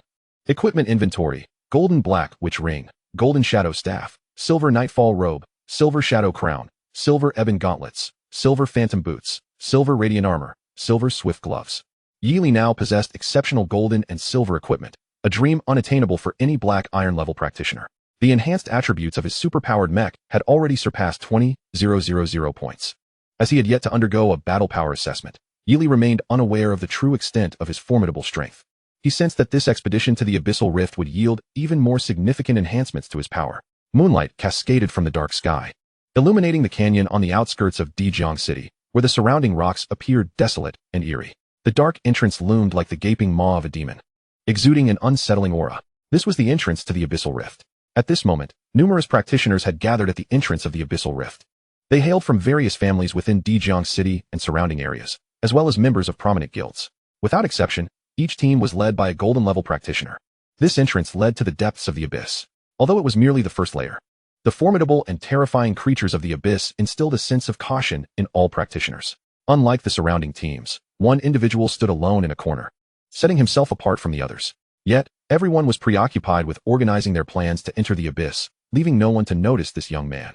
This young man was, in fact, Yi Li. Yi Li also recognized that his solitary presence was somewhat unusual. Thus, he made an effort to avoid the crowd, positioning himself in a corner. However, a familiar gaze had been fixed upon him for quite some time. Luo Yu. He had inadvertently spotted Yi Li, much to his astonishment. How did this Yi Li come to know about the entrance to the abyss? Such information is typically reserved for the larger factions. As Luo Yu grappled with his surprise, an overwhelming sense of jealousy began to take root within him. Upon noticing that Yi Li was alone, he deliberately called out, "Haha, look everyone. Someone dares to venture into the Abyssal Rift all by themselves. Unbelievable." Luo Yu's words drew the attention of the crowd, and they turned to look at Yi Li. Upon discovering that the level 16 Yi Li was indeed alone, someone could not help but inquire, "Young brother, you came to the Abyssal Rift by yourself?" Yi Li replied nonchalantly, "Yes." The response left everyone nearby utterly astonished. "What? Did I hear correctly? You intend to challenge the Abyssal Rift alone? My goodness, such audacity. With my utmost courage, I wouldn't even dare to go alone." One individual remarked, "I once watched a live stream of a novice dungeon, where it seemed he broke a historical record all by himself. Let me see. Indeed, it is he, without a doubt. Yes, his talent is remarkable. He is a true genius." As expected, heroes emerge from youth, bravely venturing into the abyss. Such audacity even earns my admiration. Yet, one must not be too reckless. The abyss is no trifling matter. No, he is not reckless. I recall that the White Longfeng Hall Master made a promise to him that should he encounter peril, breaking the scroll would summon aid. How fortunate to receive the protection of the White Deity. I can't help but feel envious. However, the abyss is cloaked in barriers. Even if the White Deity comes, he might not arrive in time to assist him. Yi Li scoffed disdainfully. To rely on the White Deity as a scapegoat? Such fanciful thinking. Yi Li had never considered seeking external aid. At that moment, he also noticed Luo Yu. Again, it is Luo Yu. Time and again, he finds ways to trouble me. Last time, he landed himself in the hospital, affording me no opportunity to act. This time in the abyss, however, things will be different. Since you are intent on opposing me, this time it won't be as simple as a hospital stay. Yi Li smirked internally, yet his demeanor betrayed no emotion. Not far away, Gu Mingyao also observed this scene. Her perspective on Yi Li diverged significantly from that of others. Throughout this journey, Yi Li had shattered many of her preconceived notions. He was undeniably extraordinary. Simultaneously, she eagerly anticipated Yi Li's forthcoming performance. As the clock struck midnight, the knot at the entrance of the abyss fissure opened, and the atmosphere shifted dramatically. The previously tranquil earth began to tremble, as if a colossal beast were struggling beneath the surface, provoking a violent earthquake. A vast chasm yawned open, unfathomably deep, resembling a passageway to hell, exuding an oppressive aura of darkness, eerily terrifying. All the adventurers felt a profound discomfort, as if their very breaths were stifled. Subsequently, they were all drawn into the profound fissure, vanishing into the endless night. Chapter 41. The Terrifying Abyssal Monsters. As Yili traversed through the entrance of the abyss fissure, he felt himself instantly engulfed by an immense force. The surrounding scenery morphed unpredictably, instilling in him a sensation akin to being ensnared in a dream. Notification: you have passed through the abyss barrier and entered the first level of the abyss, dark fissure. With a thud, Yili landed heavily upon a stretch of black rock, his head spinning slightly, as the recent passage had not been as effortless as it seemed. Once he regained his composure, Yili discovered himself in a bizarre environment. The sky above was shrouded in darkness, forever devoid of sunlight. A chilling atmosphere pervaded the air, sending shivers down his spine. This was indeed the first layer of the abyss, the dark fissure. As Yili surveyed his surroundings, he noticed other adventurers tumbling down one after another from the abyss fissure's entrance, each appearing somewhat disheveled. Clearly, they too had endured that brief, yet harrowing traversal. The area was overgrown with all manner of bizarre flora, emitting a foul stench. The eerie ambience caused many lower-tier adventurers within teams to tremble, muttering to themselves, "Oh heavens! This place is truly terrifying. I long to return home. The monsters here are too frightful. Ah, the ground is moving. A monster is crawling out. I'm going to wet myself. Silence. This is the subterranean abyss. This is merely the first layer. What is there to fear? If you are afraid, then go back. Indeed, this realm belongs to the brave adventurers. This is the true trial." The cacophony of voices heightened the already tense atmosphere. The elders in the teams reprimanded them, while simultaneously offering encouragement. "Oh no, these plants will attack," someone shouted. Yili observed as the sinister plants began to extend, actively ensnaring and assaulting individuals, prompting him to grow cautious. He also took note of the panic-stricken expressions of many adventurers around him, silently lamenting. It seems the eerie aura of the subterranean abyss is enough to frighten away a good number of people. Bang! Blades of cold light flashed as Yili severed the encroaching plants around him. Simultaneously, other adventurers joined in, clearing away the attacking flora. "We must leave this place quickly." At that moment, a massive stone slowly emerged before them. Runes shimmered upon its surface, radiating brilliance. The task divine stone has appeared. A wave of joy washed over the crowd. They quickly connected with the stone through their thoughts. Task stone. Current task: subdue the creatures of the first layer of the abyss and repair the abyss fissure. Brave adventurers, you are bestowed with the task of conquering the first layer of the abyss. You must defeat various dark creatures within the allotted time to proceed. Task 1. Abyss time task. Coordinates: abyss entrance region. Time: 1 day limit. Phase 1. Subjugate ghost soldiers, x 500. Phase 2. Subjugate ghost knights, x 100. Phase 3. Subjugate ghost knight captains, x 10. Note: failure to complete each phase of the task will result in forced expulsion from the space. The first to complete the task, and those who exceed it will receive generous rewards. Task 2. Survival task. Coordinates: center of the first layer of the abyss. Eligibility: adventurers who completed Task 1. Task overview: escort the formation to repair the abyss fissure through the core area, ensuring the formation remains intact. Note: remember, both abyssal sirens and succubi possess boundless allure. One must resist their temptations. Ultimate task: challenge mission. Task overview: challenge the abyssal sovereign of the first layer, the abyssal queen, defeat her, and completely restore the abyss fissure. This task divine stone is a projection from the National Temple of the Great Xia, utilized for conveying tasks to adventurers. At this moment, numerous candidates gathered around the task stone, and upon seeing the tasks, their expressions shifted slightly. Goodness, this task is no trivial matter. These are monsters from the subterranean abyss, predominantly spectral entities, exceedingly difficult to defeat. Moreover, the sheer numbers are staggering. This is merely the first task. As we progress, the difficulty will only escalate. The abyssal siren is a formidable creature of seduction, wielding potent mind control and alluring abilities. They excel at ensnaring adventurers and then slaying them. The abyssal queen is a paragon among them, her allure formidable, and her control terrifying. Many powerful beings have found it difficult to resist her charms, ultimately kneeling beneath her skirts and losing their lives, transformed into various abyssal monstrosities by the queen. After reviewing the introduction, Yili could not help but exclaim, "Alas! Heroes struggle at the hands of beauty. No wonder each team boasts a golden tier adventurer. Without them, it would indeed be challenging to complete the task." Yili glanced around. And indeed, upon seeing the task, various teams hurriedly made their way to the monster-slaying zones. It was evident that a fierce battle for monster kills was imminent. A moment's delay could mean falling short of the required numbers and facing elimination. However, Yi Li's gaze lingered on the final line of the task description. Those who complete and exceed the task will receive generous rewards. Let the challenge commence. A confident gleam sparkled in Yi Li's eyes. Yi Li, would you like to join us in our endeavor? A familiar voice called out, belonging to the approaching Gu Mingyao. Although she had been competing with Yi Li in secret, her feelings towards him were primarily ones of admiration. In the spirit of competition, one strives for motivation to advance oneself. However, in this perilous abyss, it is evident that one should not embark on such a venture alone. Therefore, Gu Mingyao, having sought her father's approval, extended a heartfelt invitation to Yi Li. Her father, too, recognized the boundless potential within this young man and deemed it wise to cultivate an alliance, anticipating substantial returns in the future. Oh, what prompted you to propose teaming up with me? Yi Li inquired, somewhat taken aback. Gu Mingyao's cheeks flushed slightly. This place is exceedingly dangerous, and I am concerned for your safety. After all, I owe you a meal. I do not wish to remain indebted. In response, Yi Li smiled reassuringly. Fear not. I shall manage just fine. We can postpone the meal. I appreciate your kindness, but I must decline the offer to team up. Farewell. With that, he waved his hand and departed. Gu Mingyao's worry lingered, yet she understood Yi Li well. Given his confident demeanor, he undoubtedly possessed the means to navigate the treacherous depths safely. Yi Li, dear Yi Li, you must stay safe. Watching him fade into the distance, she rejoined her team and ventured into the abyss. In the shadowy recesses of the abyss, ghostly soldiers lay in wait. Their forms were ethereal, flickering in and out of existence. These spectral warriors boasted formidable defensive capabilities, coupled with their unique ability to become invisible, rendering them exceptionally difficult to combat. Numerous teams, engaged in skirmishes against these phantoms, often found it challenging to locate a proper target, occasionally succumbing to surprise attacks from behind, leaving less experienced adventurers in a state of alarm. Be cautious, beware of ambushes. Ensure your own protection. One particular team was embroiled in a fierce struggle against a throng of ghostly soldiers. To their astonishment, they discovered that attacks from adventurers below the golden rank inflicted minimal damage upon these apparitions. Only those of golden rank possessed the strength to vanquish them.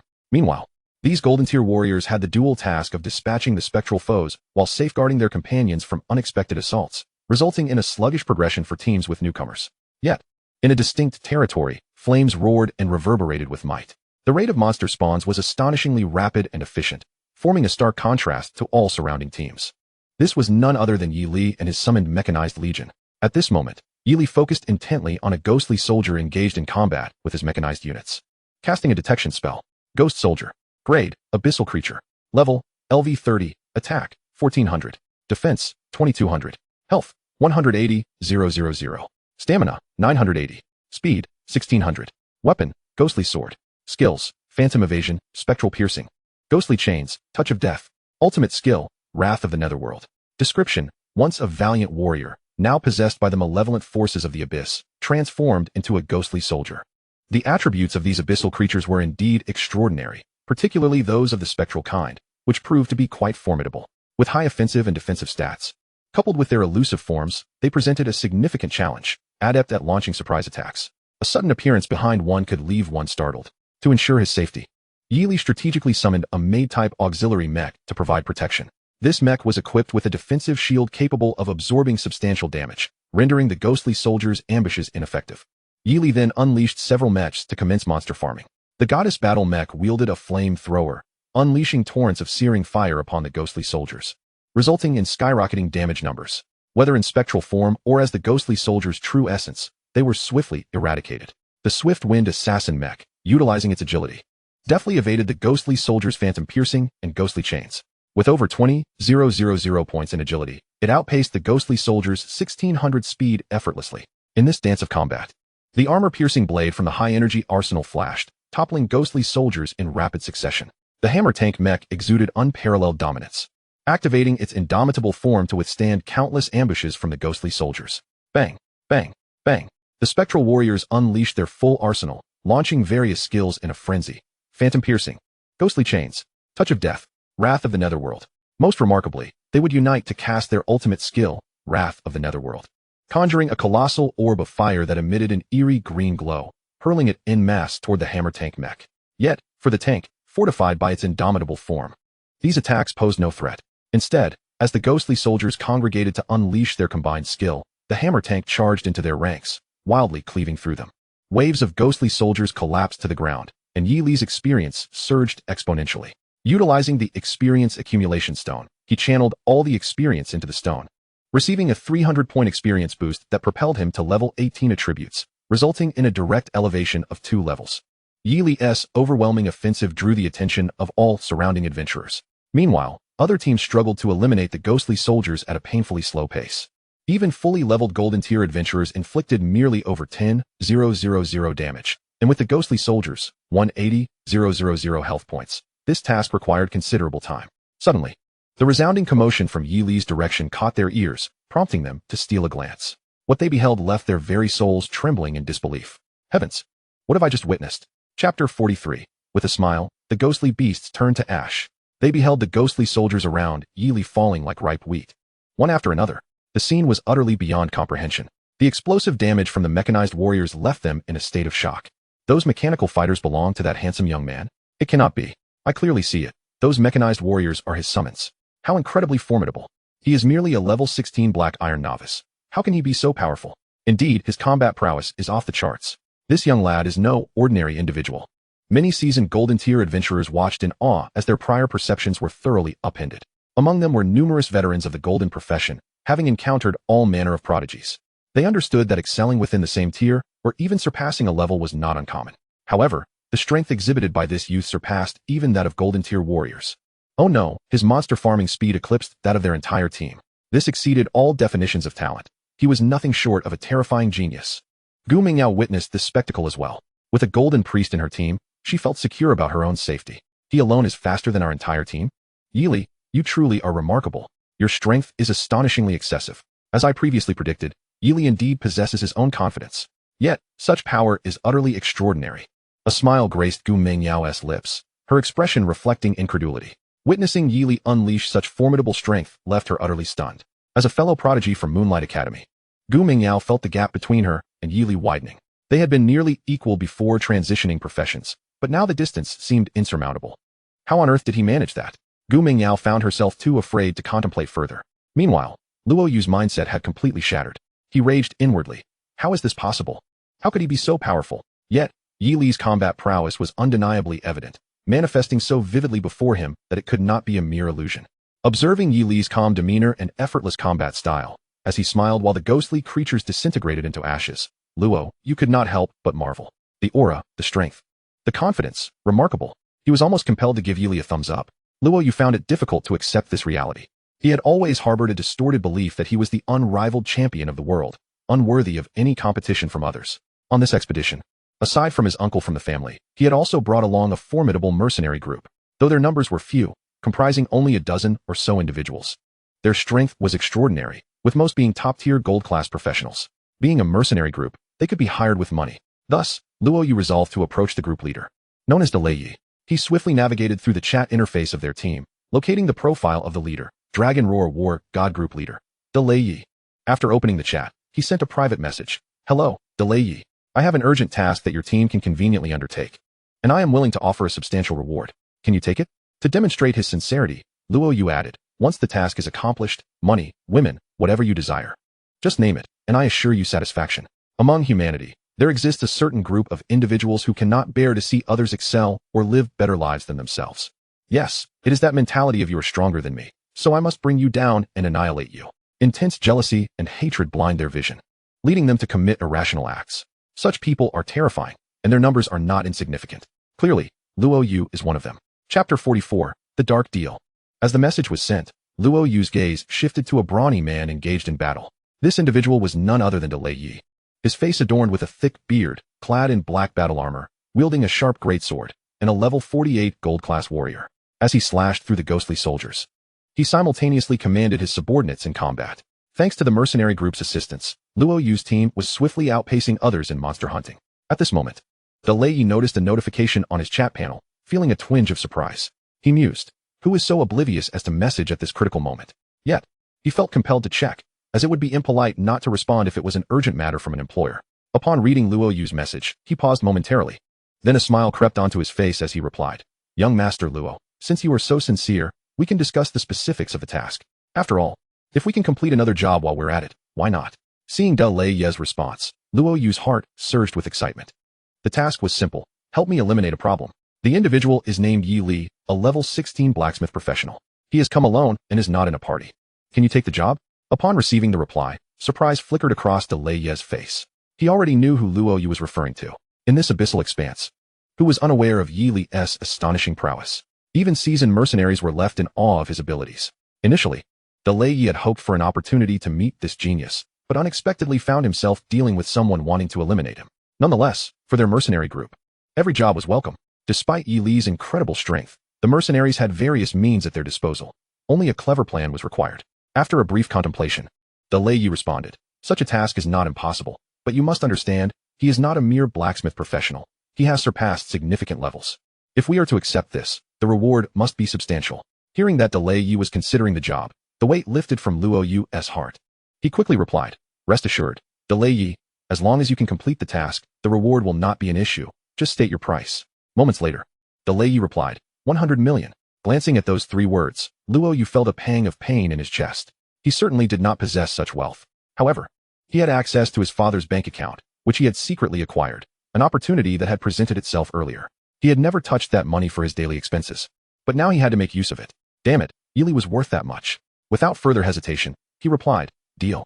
As long as you can resolve the matter, I will ensure you receive every penny." Subsequently, Luo Yu transferred a deposit of 30 million as requested by de Lei Yi, with the remaining amount to be settled upon completion. Soon, Luo Yu received the task contract from de Lei Yi, formalizing the transaction.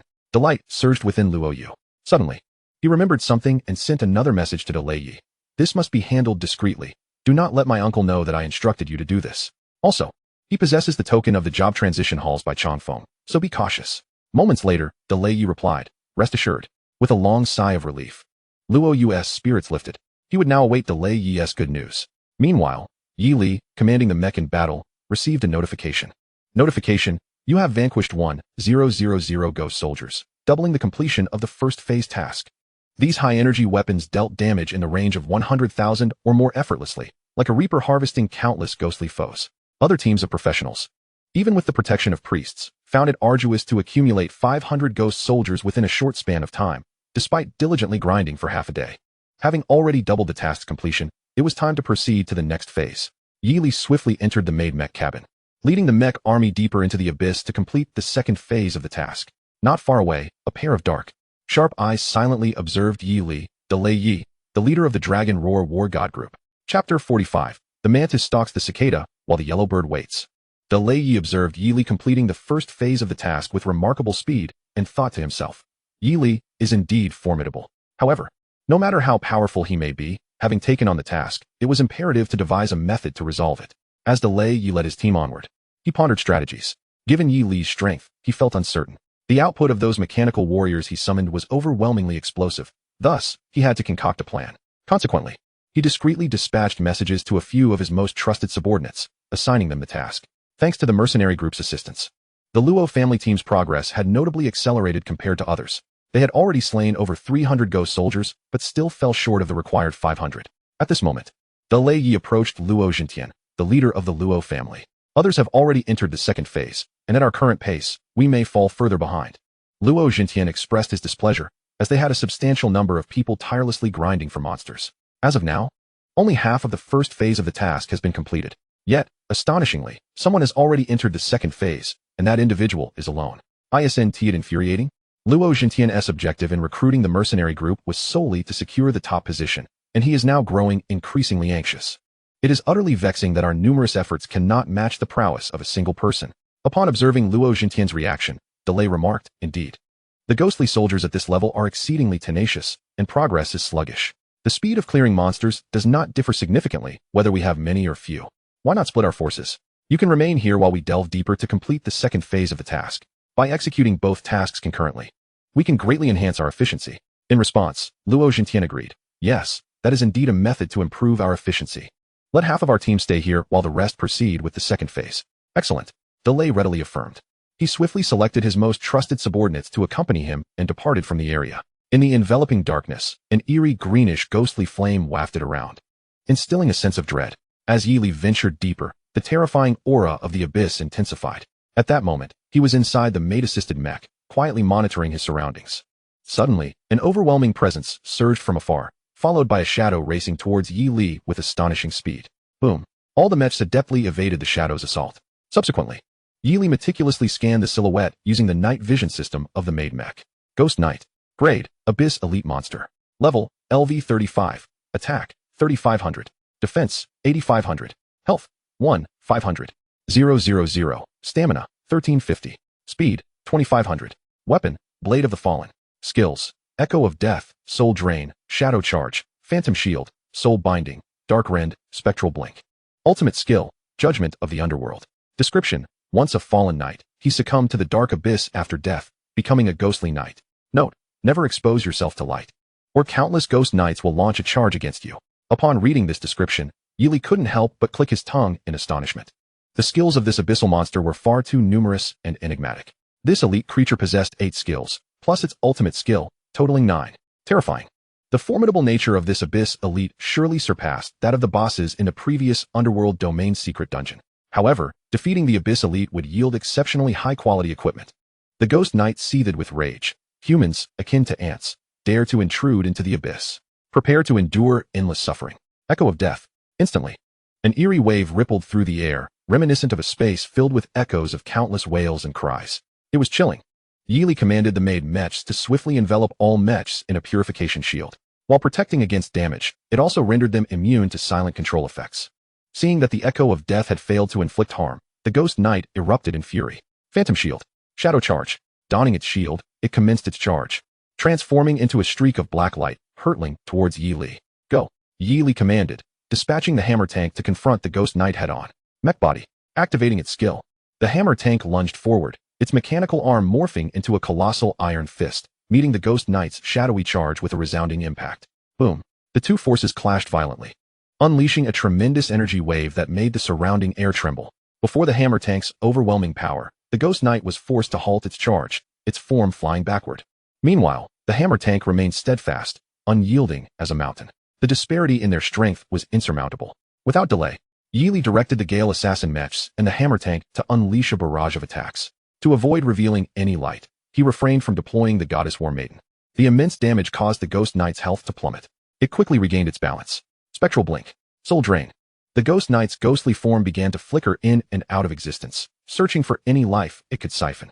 However, it soon realized that these Mechs not only lacked any soul attributes, but were also difficult to approach. The Ghost Knight succumbed to a complete frenzy, raising the blade of the fallen high above its head, unleashing its ultimate skill, Judgment of the Underworld.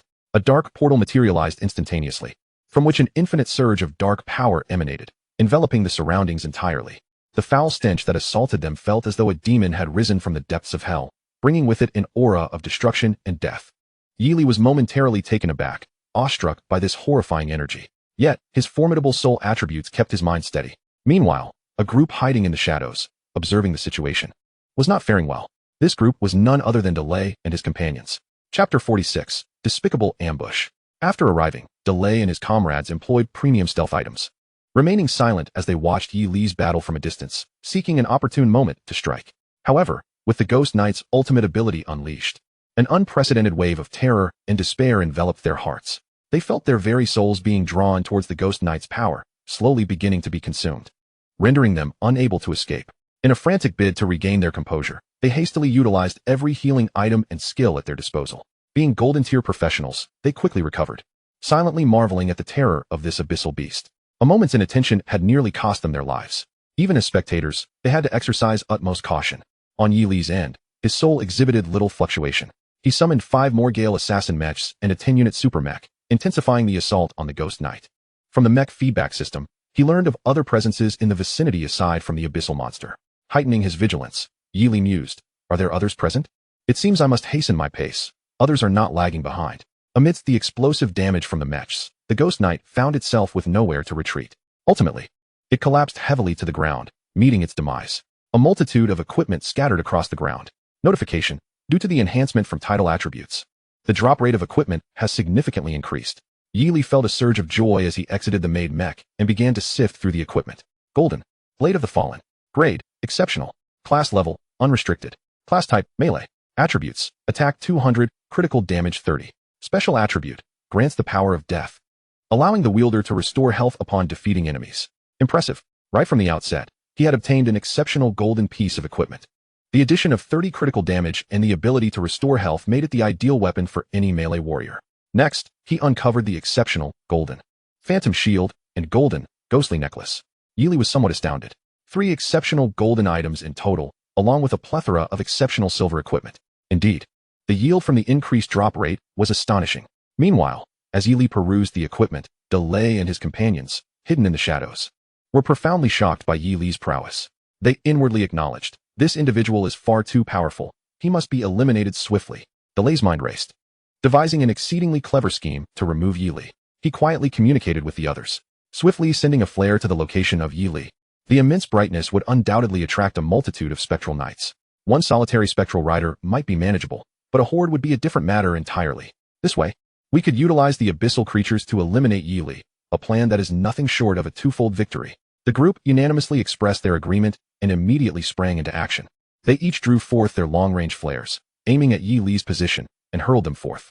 With a hiss, the flares pierced the sky, cascading down around Yi Li. In the next moment, however, the flares astonishingly rebounded. The area surrounding Lord Thunder was instantly engulfed in blinding light.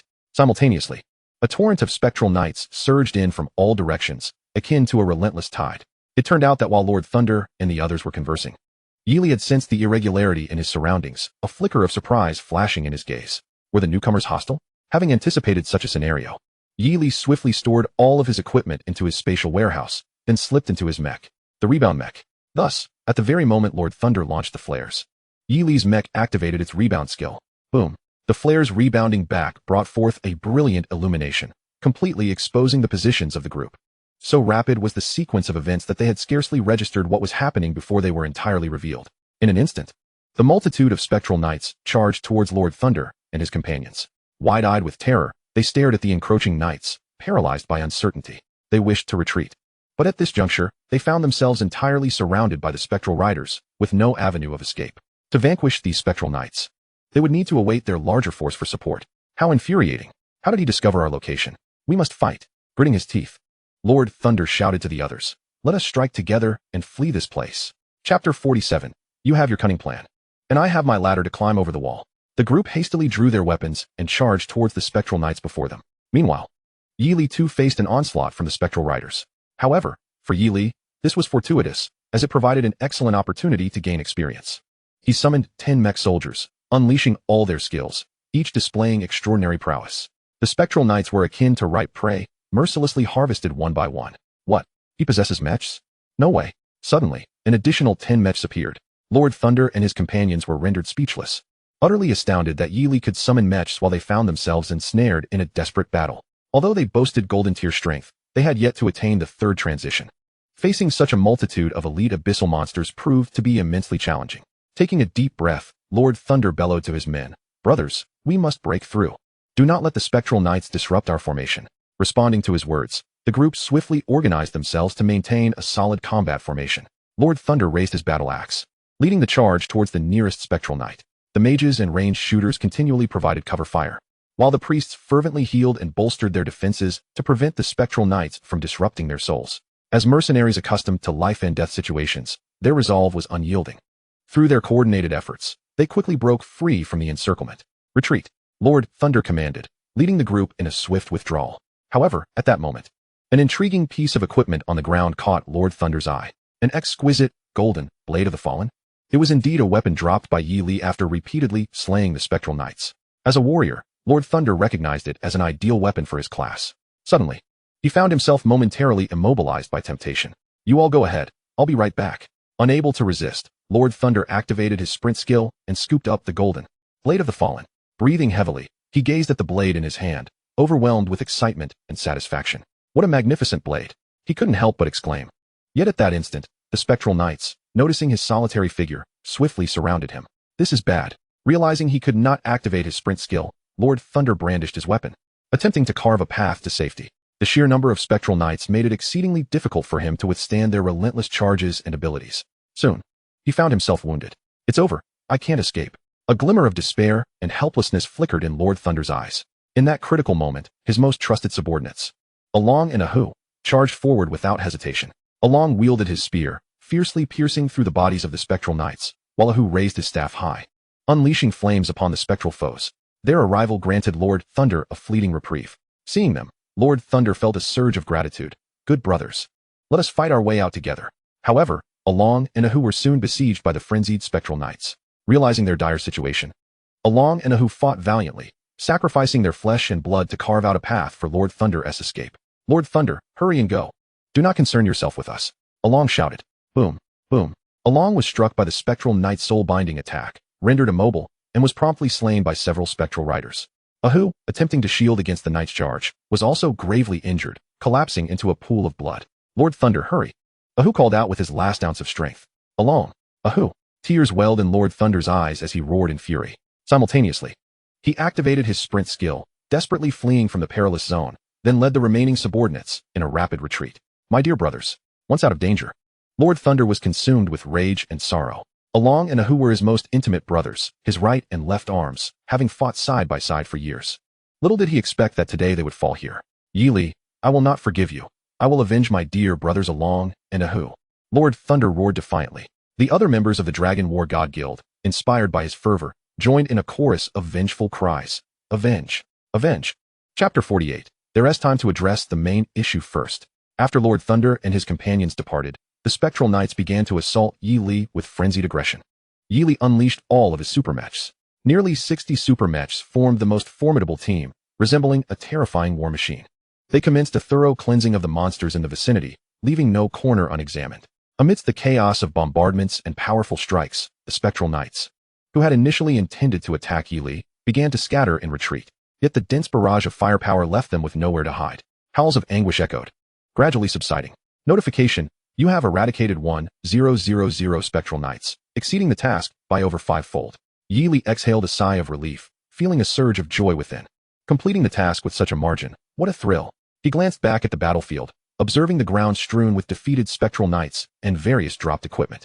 With a mere thought, all the Mechs swiftly gathered the equipment and delivered it to Yi Li. He promptly stored all of the gear in his spatial warehouse and recalled the bulk of the Mechs, retaining only 5. Too many would deter the monsters from appearing. Such an abundance of exquisite equipment. What a windfall. However, who were those individuals earlier? Closing his eyes, Yi Li began to meditate, and after a moment, he opened them again. He recalled that they were likely associated with Luo Yu. Mercenaries? Did Luo Yu send them to assassinate me? Yi Li suddenly came to a realization. No wonder they had deliberately lured the monsters over. He was not one to indulge in indiscriminate slaughter. The reason he had held back earlier was due to his uncertainty regarding the origins and true intentions of his adversaries. It seemed that Luo Yu had been plotting against him all along, attempting to ensnare me. Luo Yu, your demise is imminent. Yi Li would never show mercy to those who wished him harm. With this thought in mind, he rose to depart. At that moment, a series of footsteps approached from a distance. Yi Li focused his gaze and saw that the team, having completed their first phase of the mission, was arriving. Upon their arrival, they were taken aback by the sea of monster corpses strewn across the ground. Wow, are all these monsters ghost cavalry? Did he single-handedly defeat them?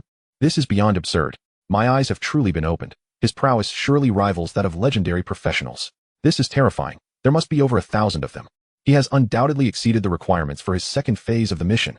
This isn't merely monster farming. It's akin to obliterating the monster stronghold. Good heavens.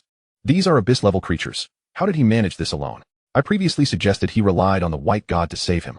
Now, reflecting on that statement, I feel a bit ashamed. Why do I feel a flush on my face? This area has already been bathed in blood. I doubt any ghost cavalry will dare approach again. We should relocate promptly, or we might fail the mission. Let us go, let us go. There is no comparison here.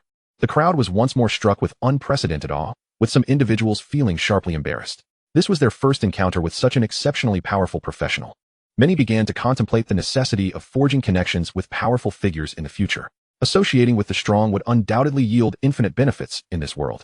Among those with such intentions was Gu Qingfeng, Gu Mingyao's father. At that moment, their team also appeared within the throng. Gu Mingyao had been thoroughly impressed by Yi Li's formidable strength. She hurriedly dashed towards him, exclaiming, Yi Li, your speed is astonishing. Will you allow me to chase after you? As she ran and shouted, Yi Li failed to catch the entirety of her words. Only hearing the latter part. Will you allow me to chase after you? Chase me? Are you pursuing me? Yi Li was momentarily taken aback. Gu Mingyao quickly realized that her choice of words had inadvertently created ambiguity. How annoying. Her cheeks flushed crimson as she playfully punched in his direction. I meant the speed of farming monsters. Where did your mind wander to? Oh, Yi Li understood, chuckling, I misheard you. Observing Yi Li and Gu Mingyao together, Gu Qingfeng felt a surge of delight in his heart. He believed that cultivating a relationship with a powerhouse like Yili would undoubtedly serve as a tremendous boon for the future development of their family. At that moment, Gu Mingyao addressed Yili, saying, "Please be cautious moving forward. You are alone after all. If anything arises, feel free to contact me. By the way, once we emerge from the abyss, let us attend to the matter we discussed." Yili was once again astonished. What? What matter? This time, he was certain he had not misheard. "Indeed, the meal I promised to treat you to. Don't get any funny ideas.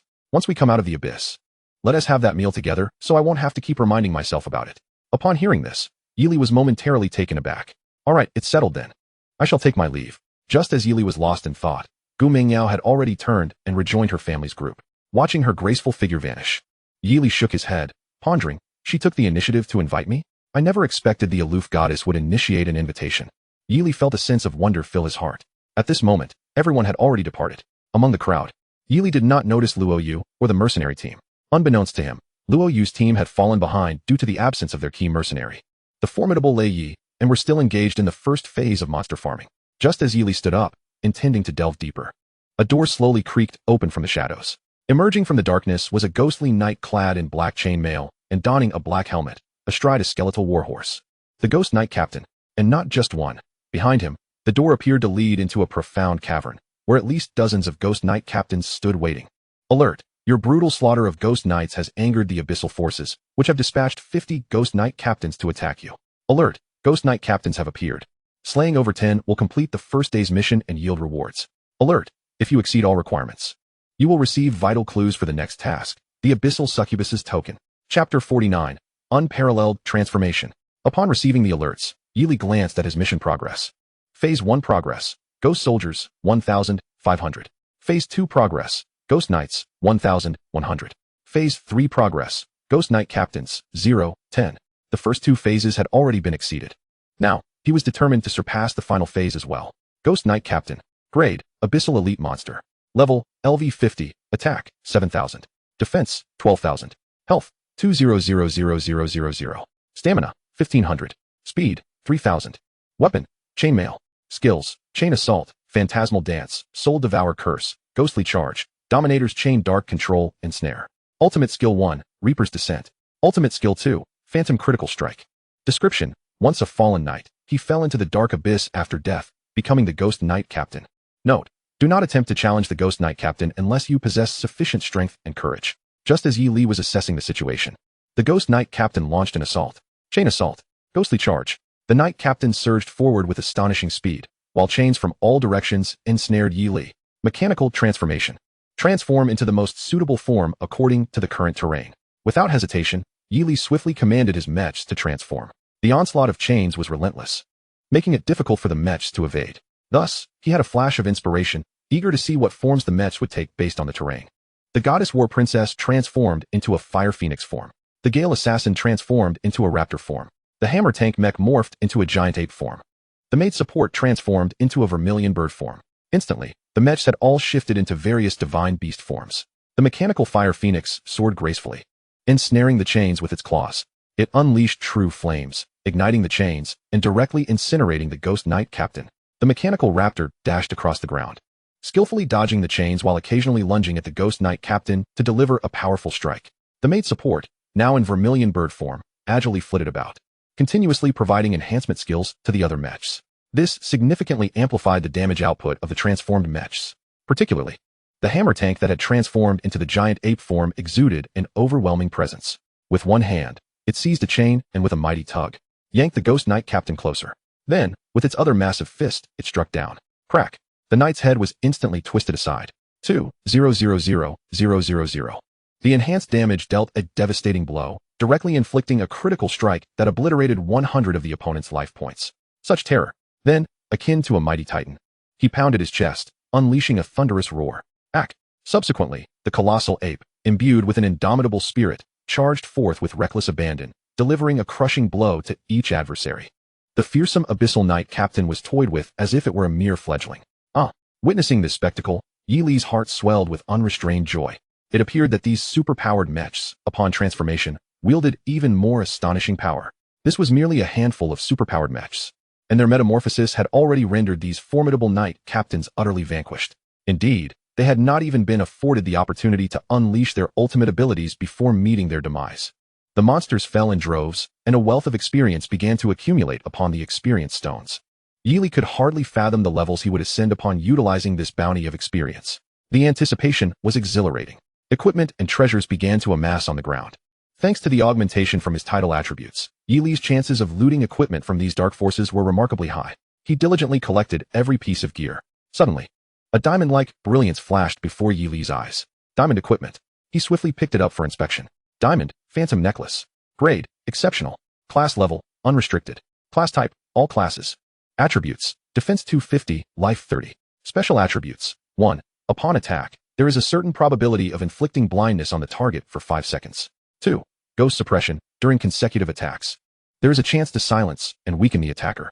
This diamond-grade necklace not only boasted remarkable defense, but also conferred a commendable life boost. Even more formidable was its potential to impose the debilitating effects of blindness and weakness upon foes. Such skills are invaluable when confronting formidable adversaries. Splendid. Yili promptly donned this piece of equipment. What a delight. This was my very first diamond item. Chapter 50. Unlocking a unique additional reward. The colossal ape, the raptor, the fire phoenix, and the Juke bird in mech form showcased their might.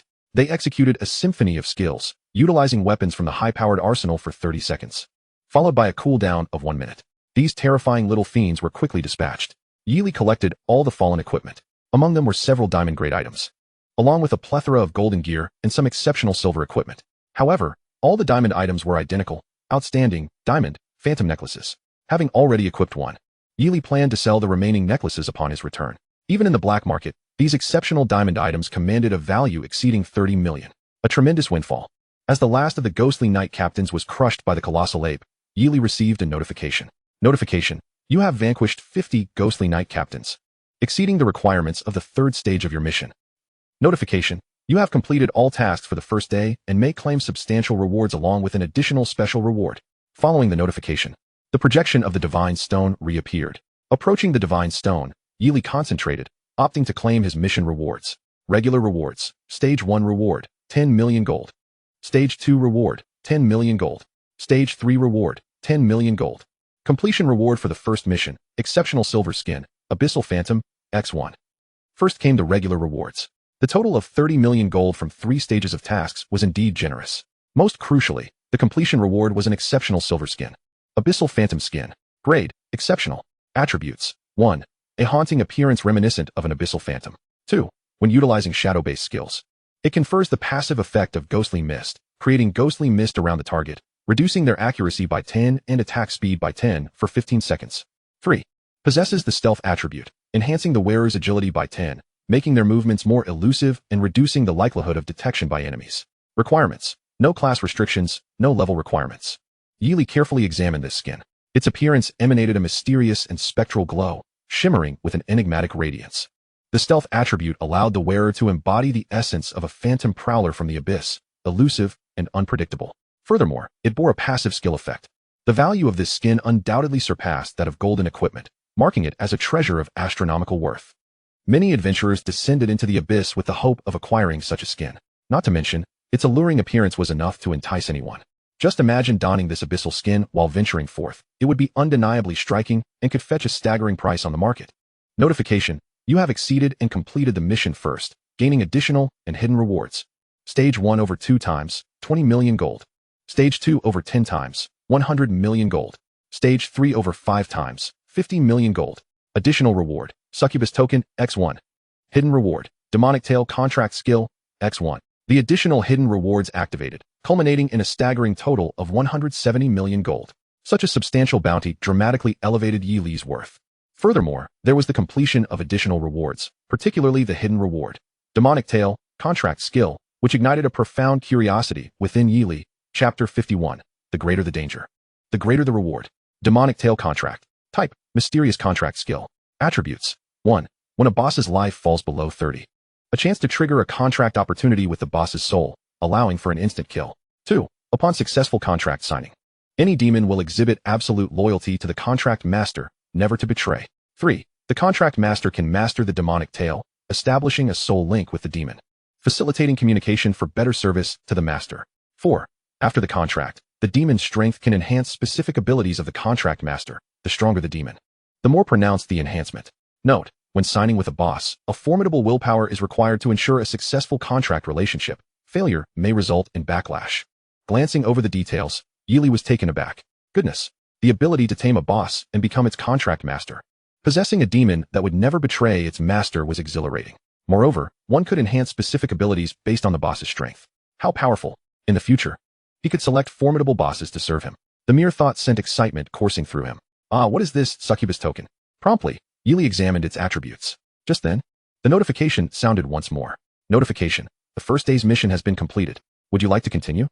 Notification. If you choose yes, you will receive the next stage of the mission, awaiting the dawn of the second day. Notification. If you choose no, the mission will end prematurely, and you will be teleported out. Given the complexity of the abyssal tasks, they were divided into stages for completion. Completing the day's mission allowed for rewards, and if the subsequent tasks appeared overly perilous, one could opt to depart. For Yili, the choice was clear. He would certainly continue. The rewards here were simply too bountiful. Let us speak of the hidden reward, the enigmatic contract skill of the mysterious realm, which is exceedingly rare. Just how rare is it, you may wonder? It is likely that even some seasoned veterans of the 5th and 6th transitions possess not a single skill from the mysterious domain. In various marketplaces, the mere appearance of such a skill book would send shockwaves through the community. Even formidable figures of the 7th and 8th transitions from grand cities would be compelled to engage in the fray for such a coveted tome. This underscores the immense value of the skill book. Yili resolved to persist with the task at hand. After making his choice, he accepted all the tasks for the following day. Task 2, Abyss Survival Mission. Phase 4, navigate through the central region of the first layer of the abyss and survive. Beware of the abyssal siren. Phase 5, escort the repair array through the domain of the abyssal succubus, ensuring the integrity of the array. Task 3, Challenge Quest. Final phase, you will be teleported to the core area of the rift, where you will confront the ruler of the first layer, the abyssal siren queen. Defeat her to fully repair the rift. Note, accepting this phase of the task leaves no room for retreat. Once accepted, only life or death remains. Remember, creatures such as the siren princess and the succubus queen possess an insatiable allure. One must resist their temptations. The abyssal queen? An allure without limits? Yili's gaze sharpened slightly. It seemed the first day's monster hunting was merely an appetizer. While withstanding various lethal dangers and repairing the abyssal rift constituted the crux of the mission. Moreover, he must not only safeguard his own safety, but also protect the integrity of the repair array. The difficulty had undoubtedly increased significantly. However, with greater peril comes more substantial rewards. Yili brimmed with anticipation. The task would not commence until the following day. Therefore, he decided to utilize the remaining time of the first day to gather information regarding the abyssal siren and the queen. Chapter 52, The Enigmatic Token. At this juncture, he began to examine the succubus token, a treasure he possessed. Succubus token. Quality, master-level artifact. Attributes. 1. Charm resistance. When donned, the user gains formidable mental fortitude, providing high immunity against the temptations of the siren succubus.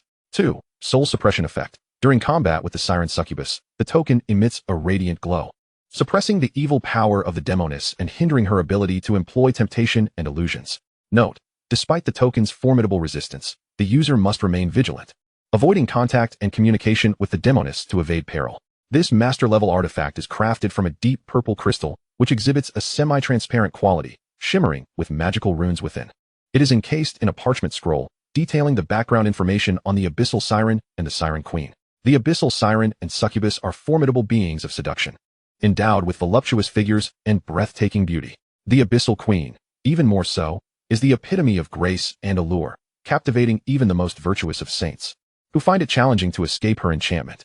Once ensnared, not only might one lose their life, but they could also be transformed into various monstrosities and slaves, a truly terrifying fate. Nevertheless, with such a treasure in hand, Yili felt considerably more at ease. He contemplated the possibility of utilizing the demon story contract to see if he could tame one of them. Upon accepting the task, a series of mysterious runes began to flicker upon the divine stone, subsequently transporting Yili to a safe zone. Although still situated within the abyssal region, the protective power of the temple provided a temporary respite for adventurers engaged in prolonged missions. In the sanctuary, professionals could rest and swiftly recover their magical energies in preparation for the tasks of the morrow. Yili was the first to arrive, discovering the environment to be exceedingly eerie and foreboding. This was to be expected, as they remained within the depths of the abyss. The temple's construction merely offered protection, leaving the ambience unchanged. Thus, with a mere thought, Yili summoned the maid mech. Mechanical transformation. The maid mech responded promptly, transforming into a luxurious motorhome. This vehicle was immense, several times larger than an ordinary motorhome. Yili stepped inside. The interior was adorned with a warm and inviting decor, featuring a comfortable bed, spacious and plush sofas, a tidy bathroom, and a relaxation room designed for unwinding. Once inside, Yili indulged in a refreshing bath before sinking into the expansive sofa. He retrieved delectable food from his spatial warehouse and began to feast, feeling an overwhelming sense of comfort wash over him. While other teams were exerting tremendous effort to complete their tasks, Yili was already savoring his moment of relaxation. Moreover, he had no need to worry about ambushes from others, for the sanctity of the temple's protective zone prohibited any conflict among professionals, ensuring absolute safety. Thus, after enjoying a leisurely rest for the better part of the day, a few teams, weary and fatigued, gradually returned. They appeared disheveled and exhausted, evidently having endured a harrowing battle. Upon their return, they hastily erected their tents and began to partake in simple rations. Unlike Yili, they did not possess a spatial warehouse to store their belongings. It is worth noting that most adventurers utilize storage compartments, each capable of holding but a single item of equipment. To acquire an additional storage compartment, one would need to invest at least $1 million or more. Furthermore, spatial backpacks, such as the Chincoin bag, were luxuries that only top-tier golden professionals could afford, often possessing only one or two. The space within such bags was limited to a mere 1 or 2 square meters, insufficient for even a few pieces of equipment, let alone additional items. Thus, their tents, food, and other necessities were stored within their travel backpacks. On this expedition into the abyss, each individual could only make do with the bare essentials. At that moment, they inadvertently noticed a colossal and extravagantly designed motorhome stationed in the far corner of the safe zone. Chapter 53. What is this? A motorhome or a palace? From the windows of the motorhome, it became apparent that its owner was none other than Yili. The sheer size and opulence of the vehicle left them in astonishment. What? No way. Such a lavish motorhome could possibly exist in an environment as harsh as the abyss. Is this truly a motorhome? I have never seen one of such magnitude. Indeed, this is no mere motorhome. It is akin to a palace. Incredible. How on earth did he manage to bring this motorhome here? Unbelievable. I am envious. Hey, did you notice? He is feasting on a grand banquet inside. That tantalizing aroma.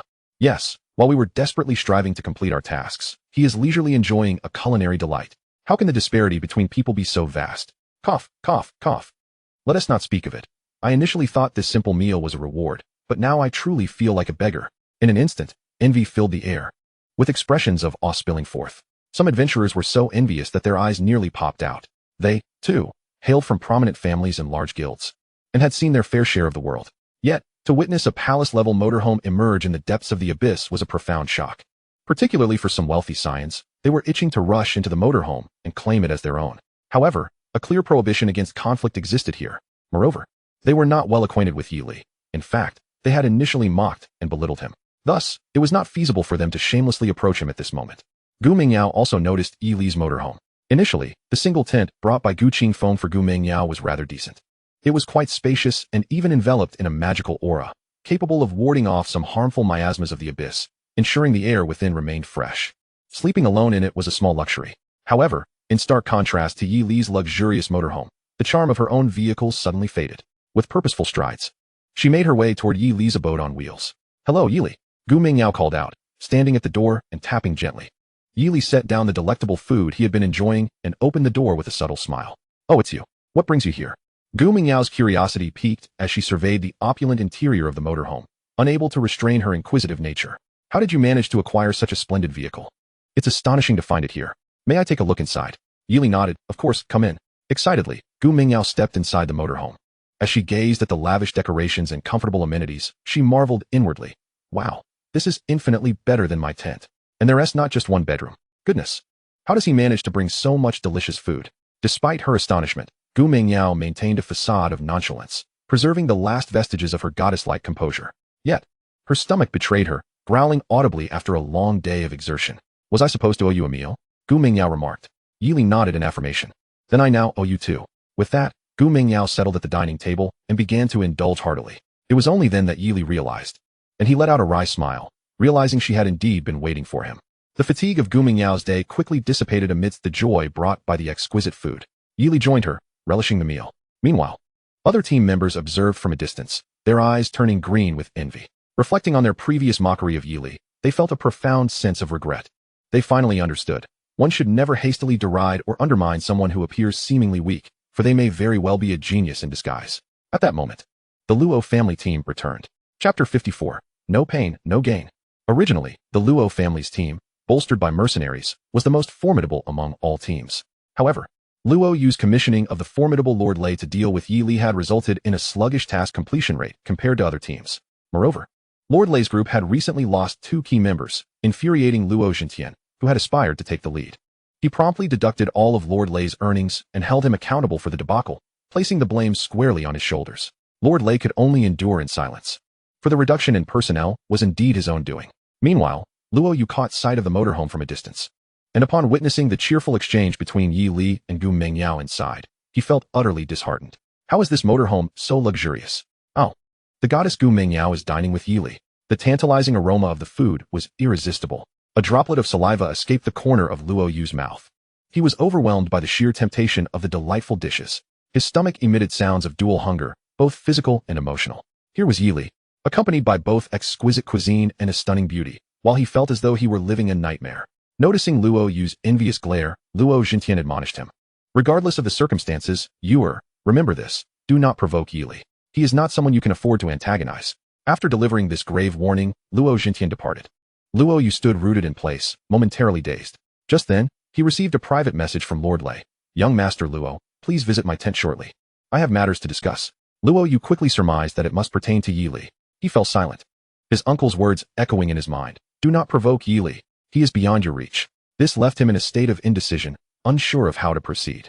Lord Lei sent another message. Rest assured, this will be the final confrontation. If you cooperate with me this time, we are certain to succeed. Besides, you still owe me the hiring fee. Do you have any escape route? With a deep sigh, Luo Yu replied. All right, I will come to find you. He trudged toward Lord Lei's tent, resembling a dejected mummy. Meanwhile, Yi Li and Gu Mengyao finished their delightful dinner in a joyful atmosphere. Gu Mengyao expressed her contentment. I never imagined that in this eerie, terrifying underground abyss, I could find such a comfortable motorhome. This feeling is simply wonderful. It has given me a taste of home. Yi Li, thank you for your hospitality. Afterward, Gu Mengyao took another look around the motorhome and noticed the multiple bedrooms. She casually asked, Yi Li, are all these rooms occupied? No, it's just me. The others are empty, Yi Li replied nonchalantly. Gu Mengyao's eyes sparkled as she pondered. I would like to reserve one of those rooms. What do you think? Yi Li, taken aback while sipping water, nearly choked. Cough, cough. You mean you want to move in?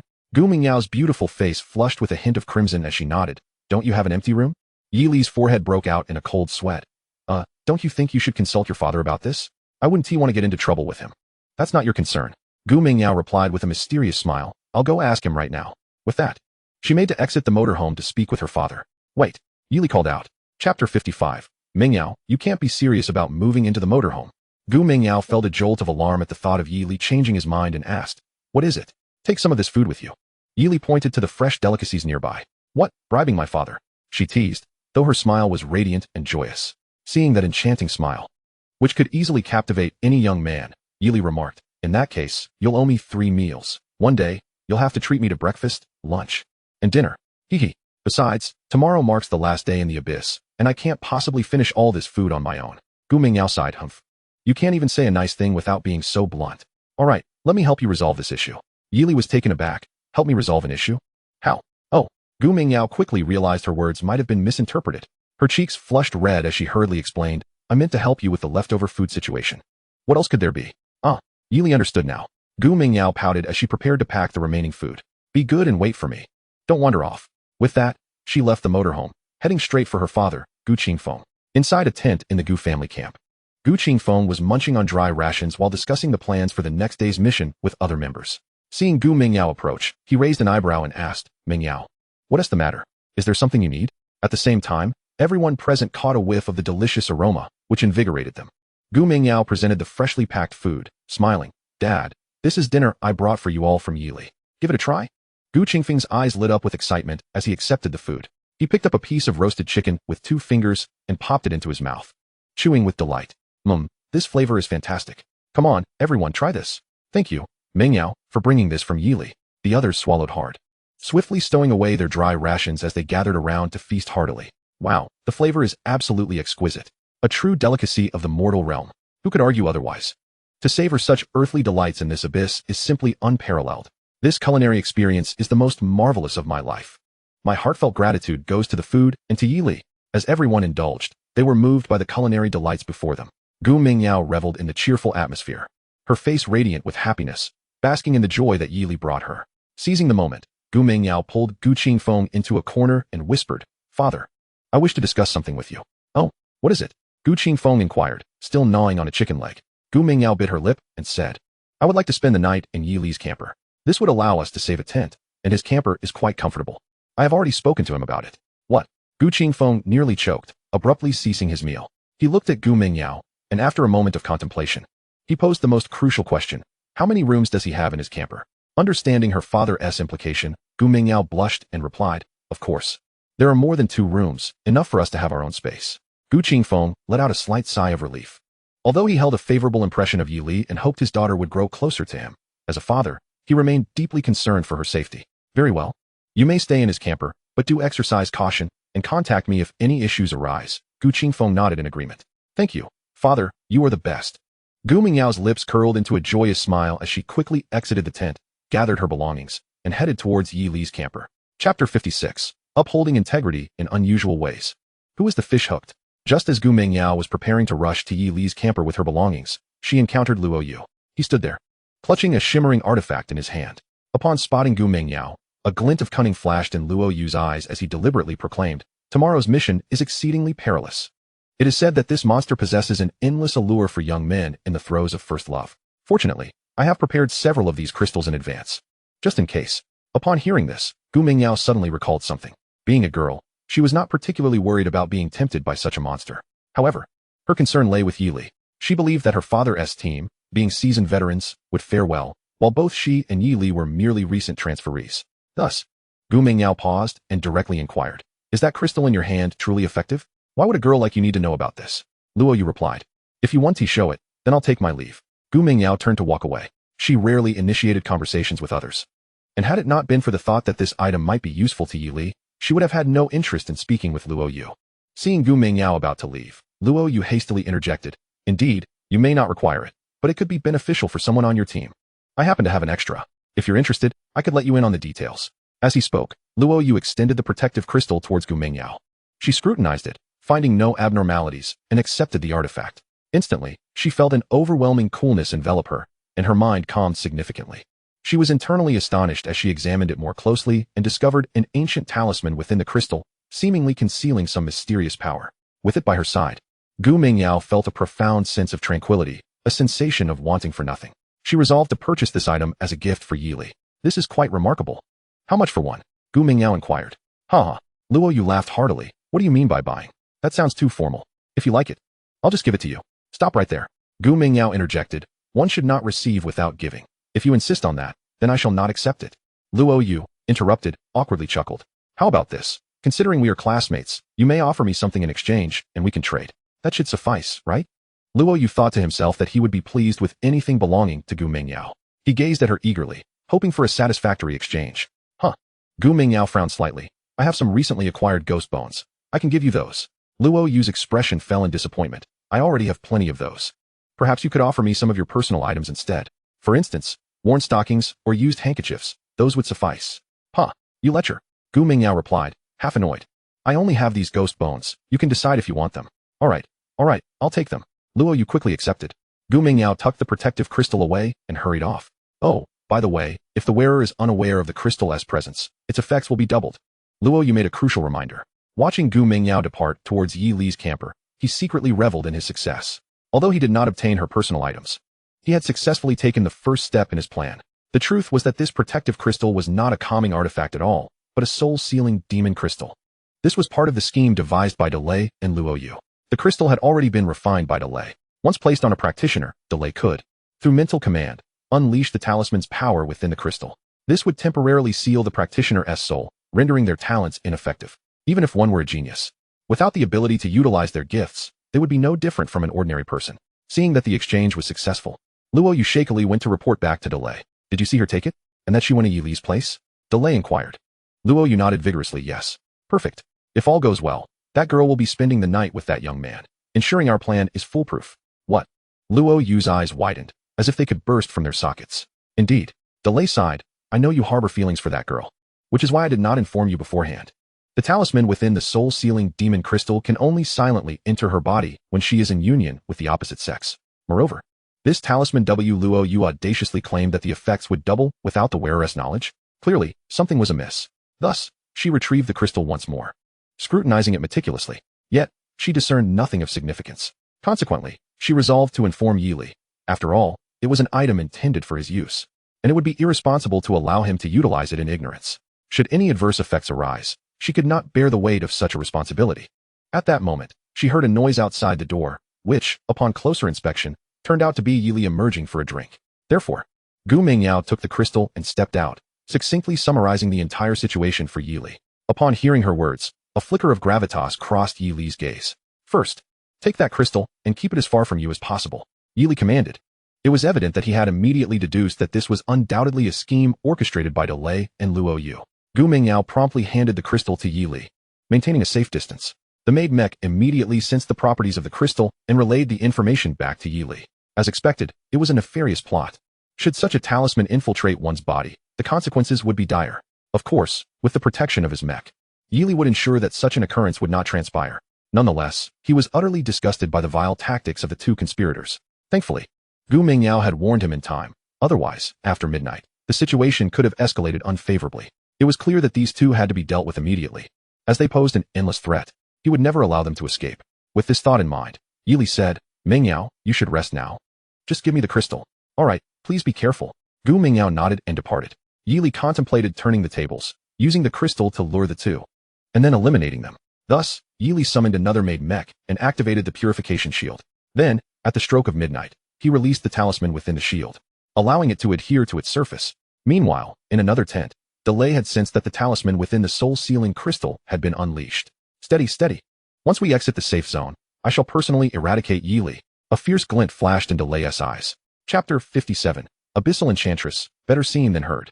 The following day, after sharing breakfast with Yili, Gu Mingyao expressed her concern. Today's task is not simple. You must exercise extra caution. After conveying her words of care, she returned to her family's team. Yili prepared himself, transforming the vehicle back into a maid mech. At that moment, the divine stone had lifted the safety barrier. After a night of rest, most had recovered from their fatigue, their spirits and magical energies revitalized. They were ready to embark on the tasks of the second day. Yili observed that the number of teams within the crowd had significantly dwindled. It seemed that many had been eliminated on the first day for failing to complete their tasks. The survival missions of the second day promised to be even more ruthless. Yet, at this moment, the morale of those remaining was fervently high. Charge. Today, we face the Abyssal Enchantress. Don't dare compete with me. I shall take on 10 at once. I will be the primary force. You may slay any other monsters, but the Enchantress is mine. Why should the Enchantress be everyone's share? It all depends on one's ability. Let us see if you can handle it. Haha. Without further ado, they surged forward, ignited by the dual incentives of the task rewards and the rumors surrounding the Enchantress. This group of individuals, like a swarm of charging tigers, agile and wild, rushed fearlessly towards the heart of the abyss. However, within these teams, if any seasoned top-tier golden professionals were present, they would quickly caution. If any of you encounter the Abyssal Enchantress, ensure you keep your distance. Otherwise, it is a certain death. Remember, Yili also stretched his limbs, making his way toward the center of the abyss. Delay silently monitored Yili, contemplating, Yili, possessing my magic crystal allows me to pinpoint your location at any moment. With this thought, Delay followed the Luo family team into the heart of the abyss. As they ventured deeper, Yili noticed various monstrous creatures beginning to emerge. Flapping sounds echoed through the darkness, accompanied by countless pairs of glimmering crimson eyes lurking in the shadows. Darkwing Bat, LV 35. Attack, 7200. Health, 800000. Skills, Dark Flame Impact, Dark Feather, Night Mirage, Painful Curse. Description, roaming near the heart of the abyss, the bat wings command dark flames. Once it sets its sights on you, it will relentlessly pursue until death. Phantom Bird, LV 28. Abyssal Winged Serpent, LV 30. As Yili casually explored, he discovered several varieties of dark creatures swirling in the night sky.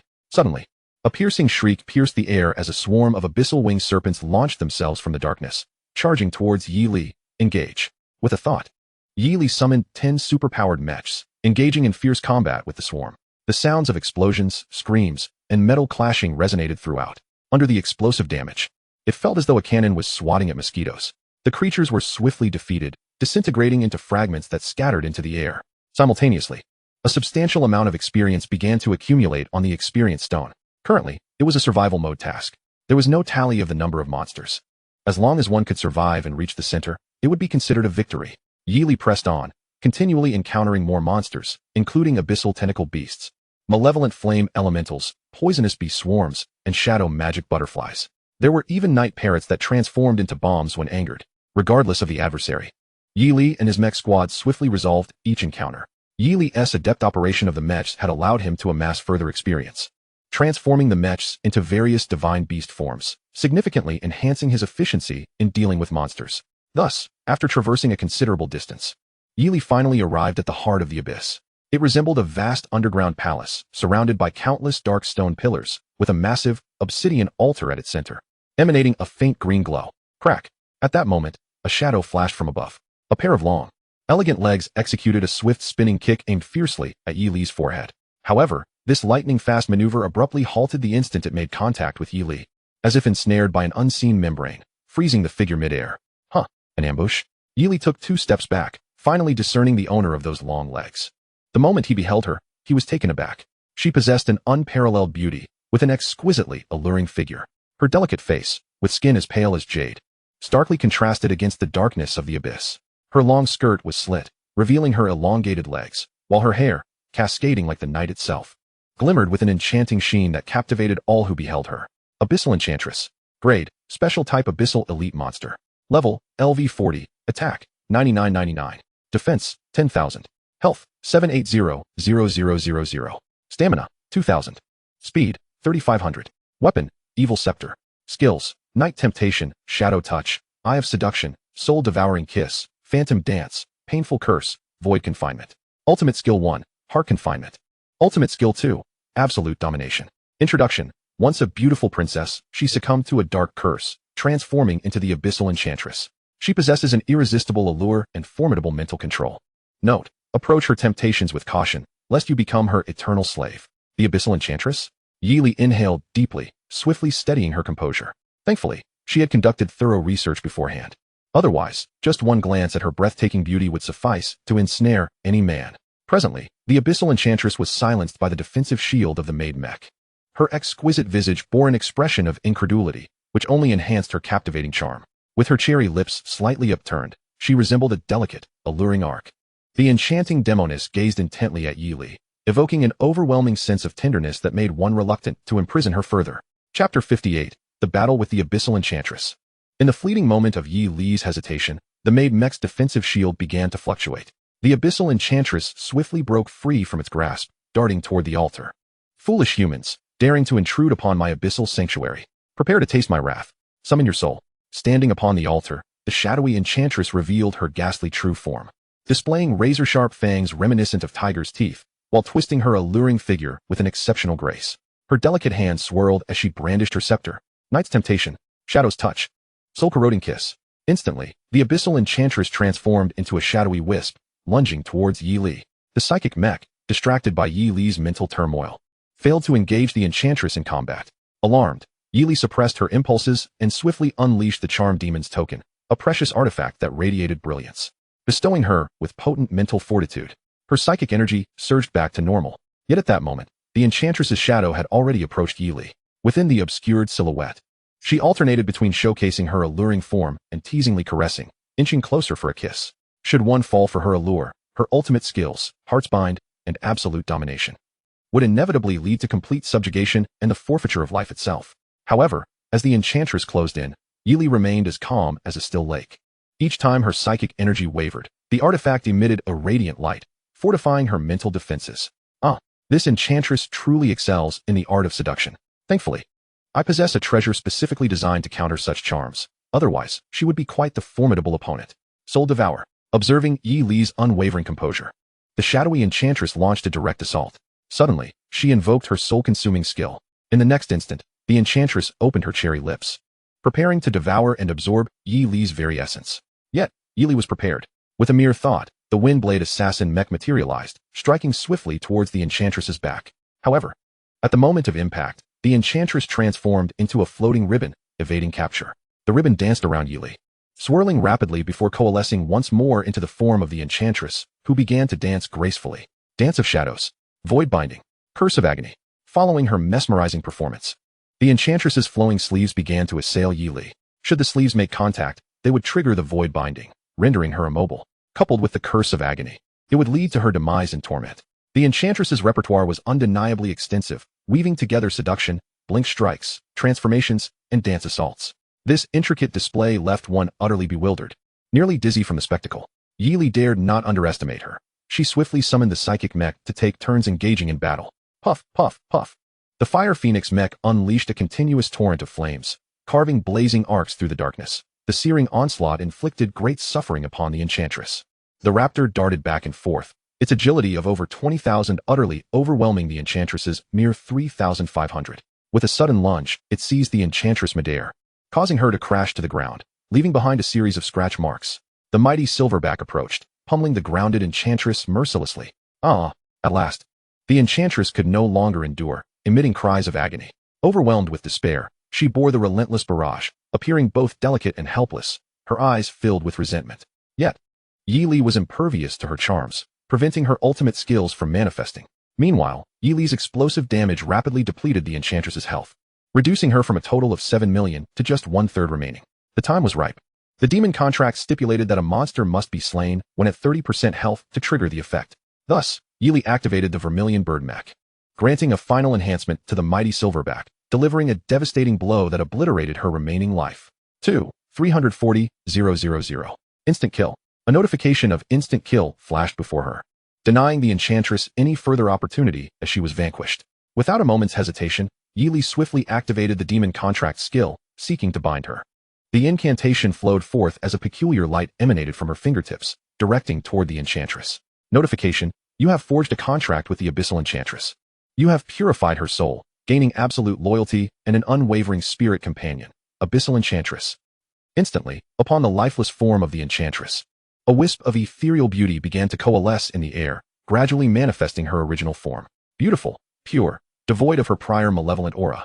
The enchantress's soul appeared as a fairy liberated from earthly troubles. With graceful steps, she approached Yi Li, elegantly kneeling on one knee. Tenderly, she cradled Yi Li's right hand, placing it against her alabaster neck. She softly murmured, "Thank you for redeeming my soul. I, the enchantress Xianyu, pledge my allegiance to you, my master." This scene unfolded like a flowing tapestry, embodying her fidelity and submission. Yi Li inhaled deeply, a surge of indescribable emotions swelling within her. She had not anticipated that this demon contract could purify a monster's soul. Spirit companion, Abyssal Enchantress Xianyu, LV40 Elite. Master, Yi Li. Identity, Assassin Class Enchantress. Princess of the Moonshadow Family, Xianyu. Attack, 9999. Health, 6 million. Skills, Shadow Aura, Moonlight Stab, Keen Eye, Soul Restoration, Lunar Control, Moonshadow Ambush, Dark Moon Piercing.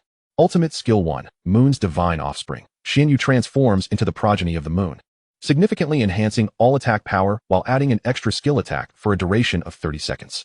Ultimate Skill 2, Moonshadow Illusion. Xianyu creates a moonshadow illusion, entrapping enemies within. In the illusion, enemies experience a substantial decrease in attack, defense, and speed, while suffering continuous damage every second for a duration of 10 seconds. Notification: Abyssal Enchantress Xianyu can enhance the skills of her Assassin Master. Notification: the skills of the Windblade Assassin Mech have been enhanced. Beholding the once mighty enchantress now kneeling submissively before her, Yi Li was profoundly astonished. Moreover, this former malevolent Abyssal Enchantress, after her redemption, had shed her seductive wicked skills, leaving only her piercing assassin abilities.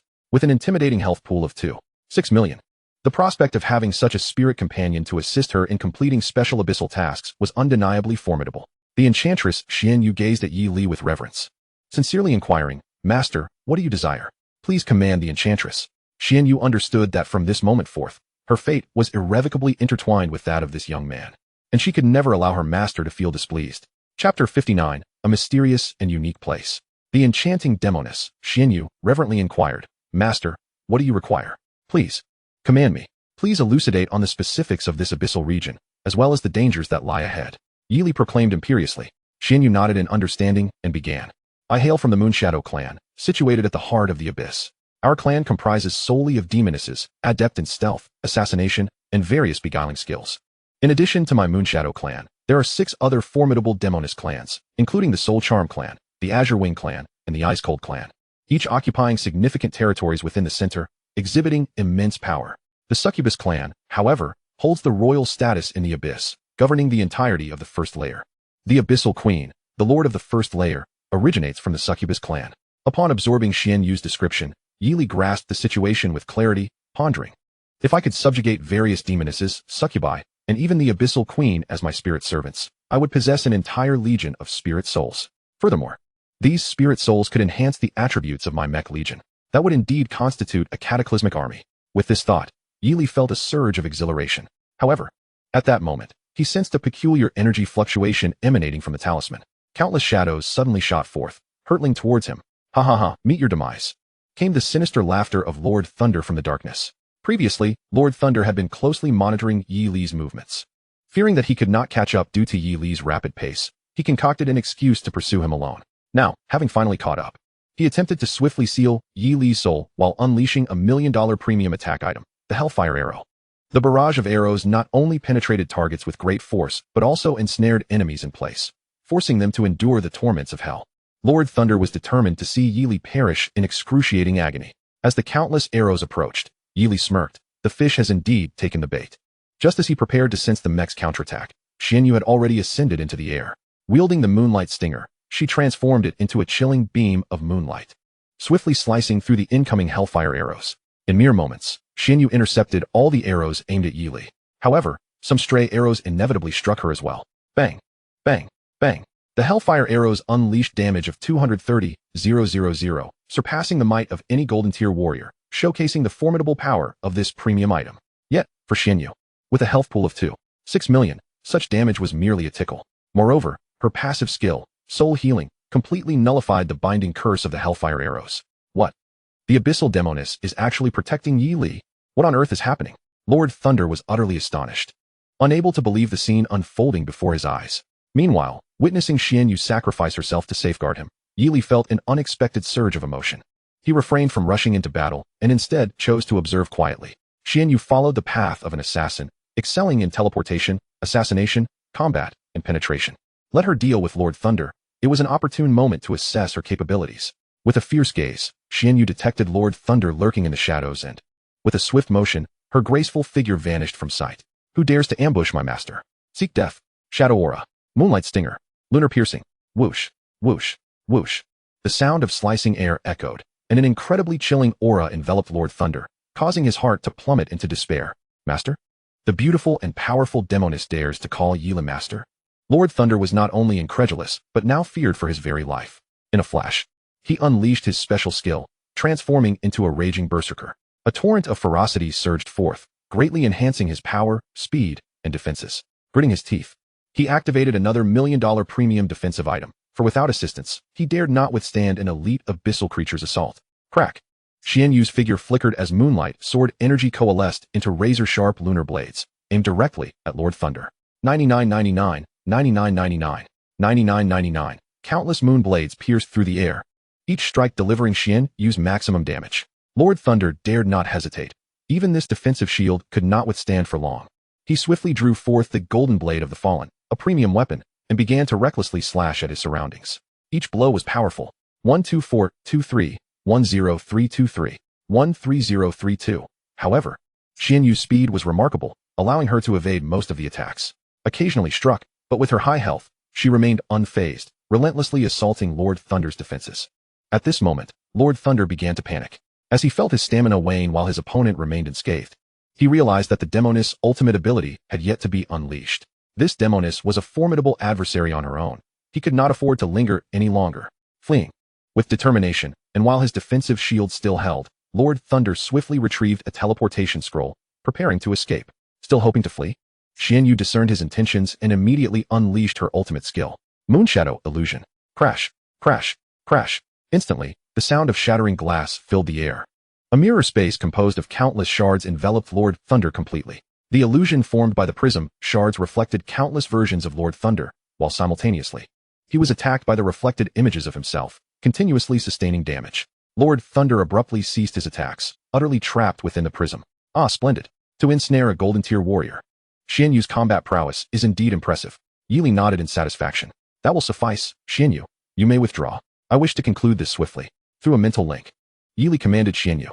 She promptly darted away. Concurrently, the Mech transformed into divine beasts and launched a collective assault. The explosive damage nearly instantaneously shattered Lord Thunder's premium defensive shield. No. Lord Thunder let out one final scream, but he could no longer avert the impending cataclysmic strike.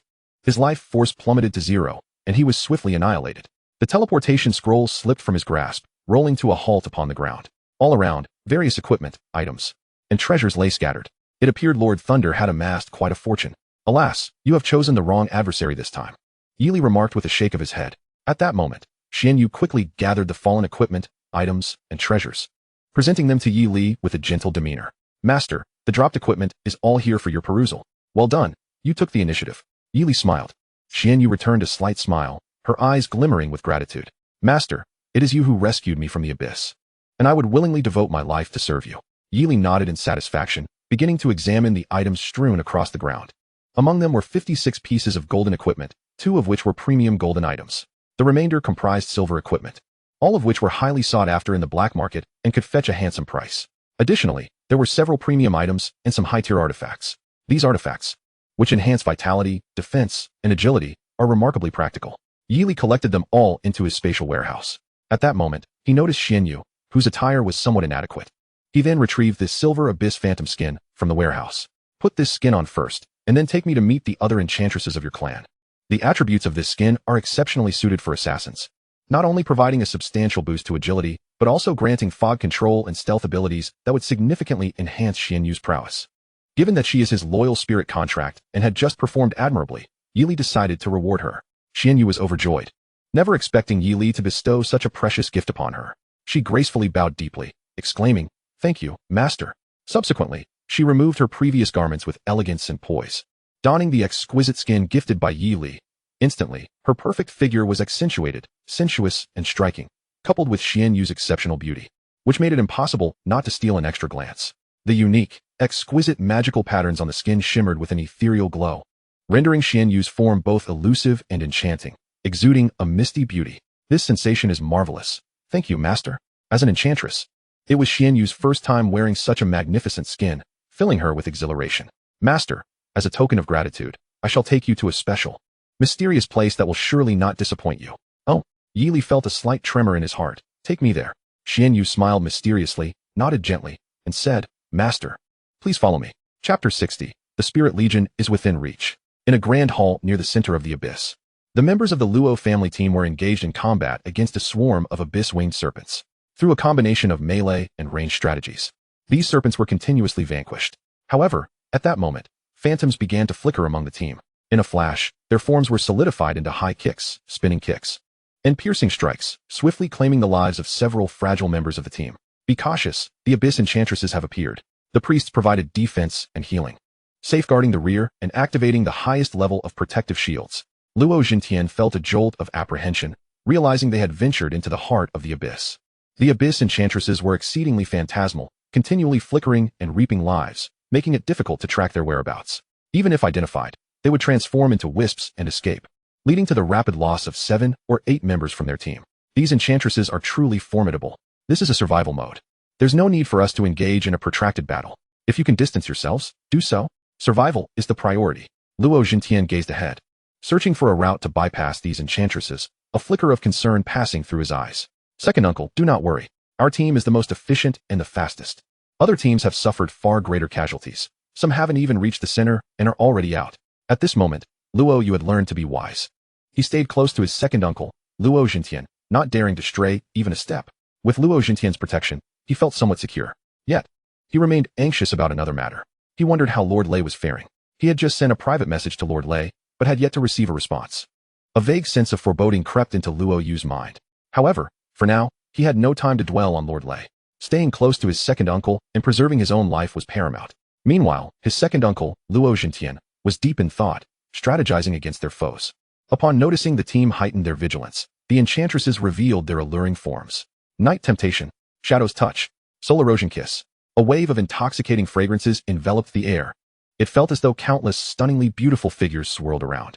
Invisible fingers reached out from all directions, strumming the heartstrings of the team members, plunging them into a euphoric reverie.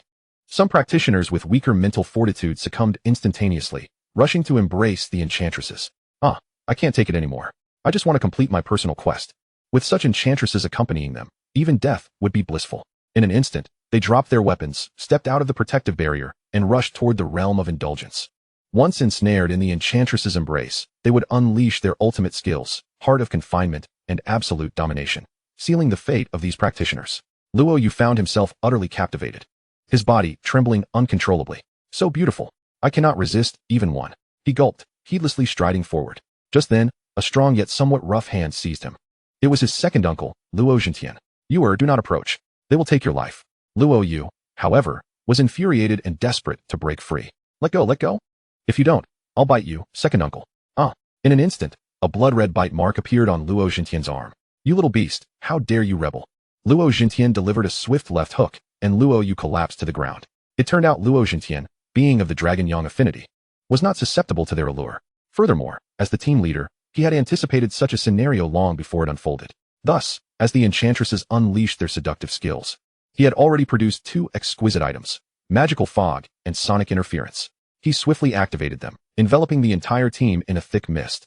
The Abyss enchantresses could no longer discern their movements, rendering their seductive skills ineffective. The piercing high-frequency sound waves thoroughly disrupted the enchantress's alluring voices. The practitioners who had yet to leave snapped back to reality, filled with trepidation. Let us go. Under the cover of the magical fog and high-frequency sound waves, the remaining members of the Luo family team swiftly retreated from the area. They finally escaped the clutches of the enchantresses. Fortunately, I was prepared. The enchantresses likely never anticipated I had such a trick up my sleeve. Having navigated through the enchantress's encirclement, Luo Jintian felt immensely satisfied with his cunning strategy. The following teams, may fortune favor you. Luo Jintian led the team onward. Meanwhile, Yili followed Xianyu to the mysterious and special location. Under Xianyu's guidance, Yili discovered that the path here was utterly distinct from the world he had previously encountered. Although he found himself in the dim depths of the abyss, the way was adorned with peculiar plants that emitted a faint glow. Vibrant and dreamlike, they infused this dark abyss with an extraordinary beauty. Shortly thereafter, Xianyu brought Yi Li to the entrance of a cavern. Master, it is here. Xianyu smiled mysteriously, gesturing for Yi Li to enter.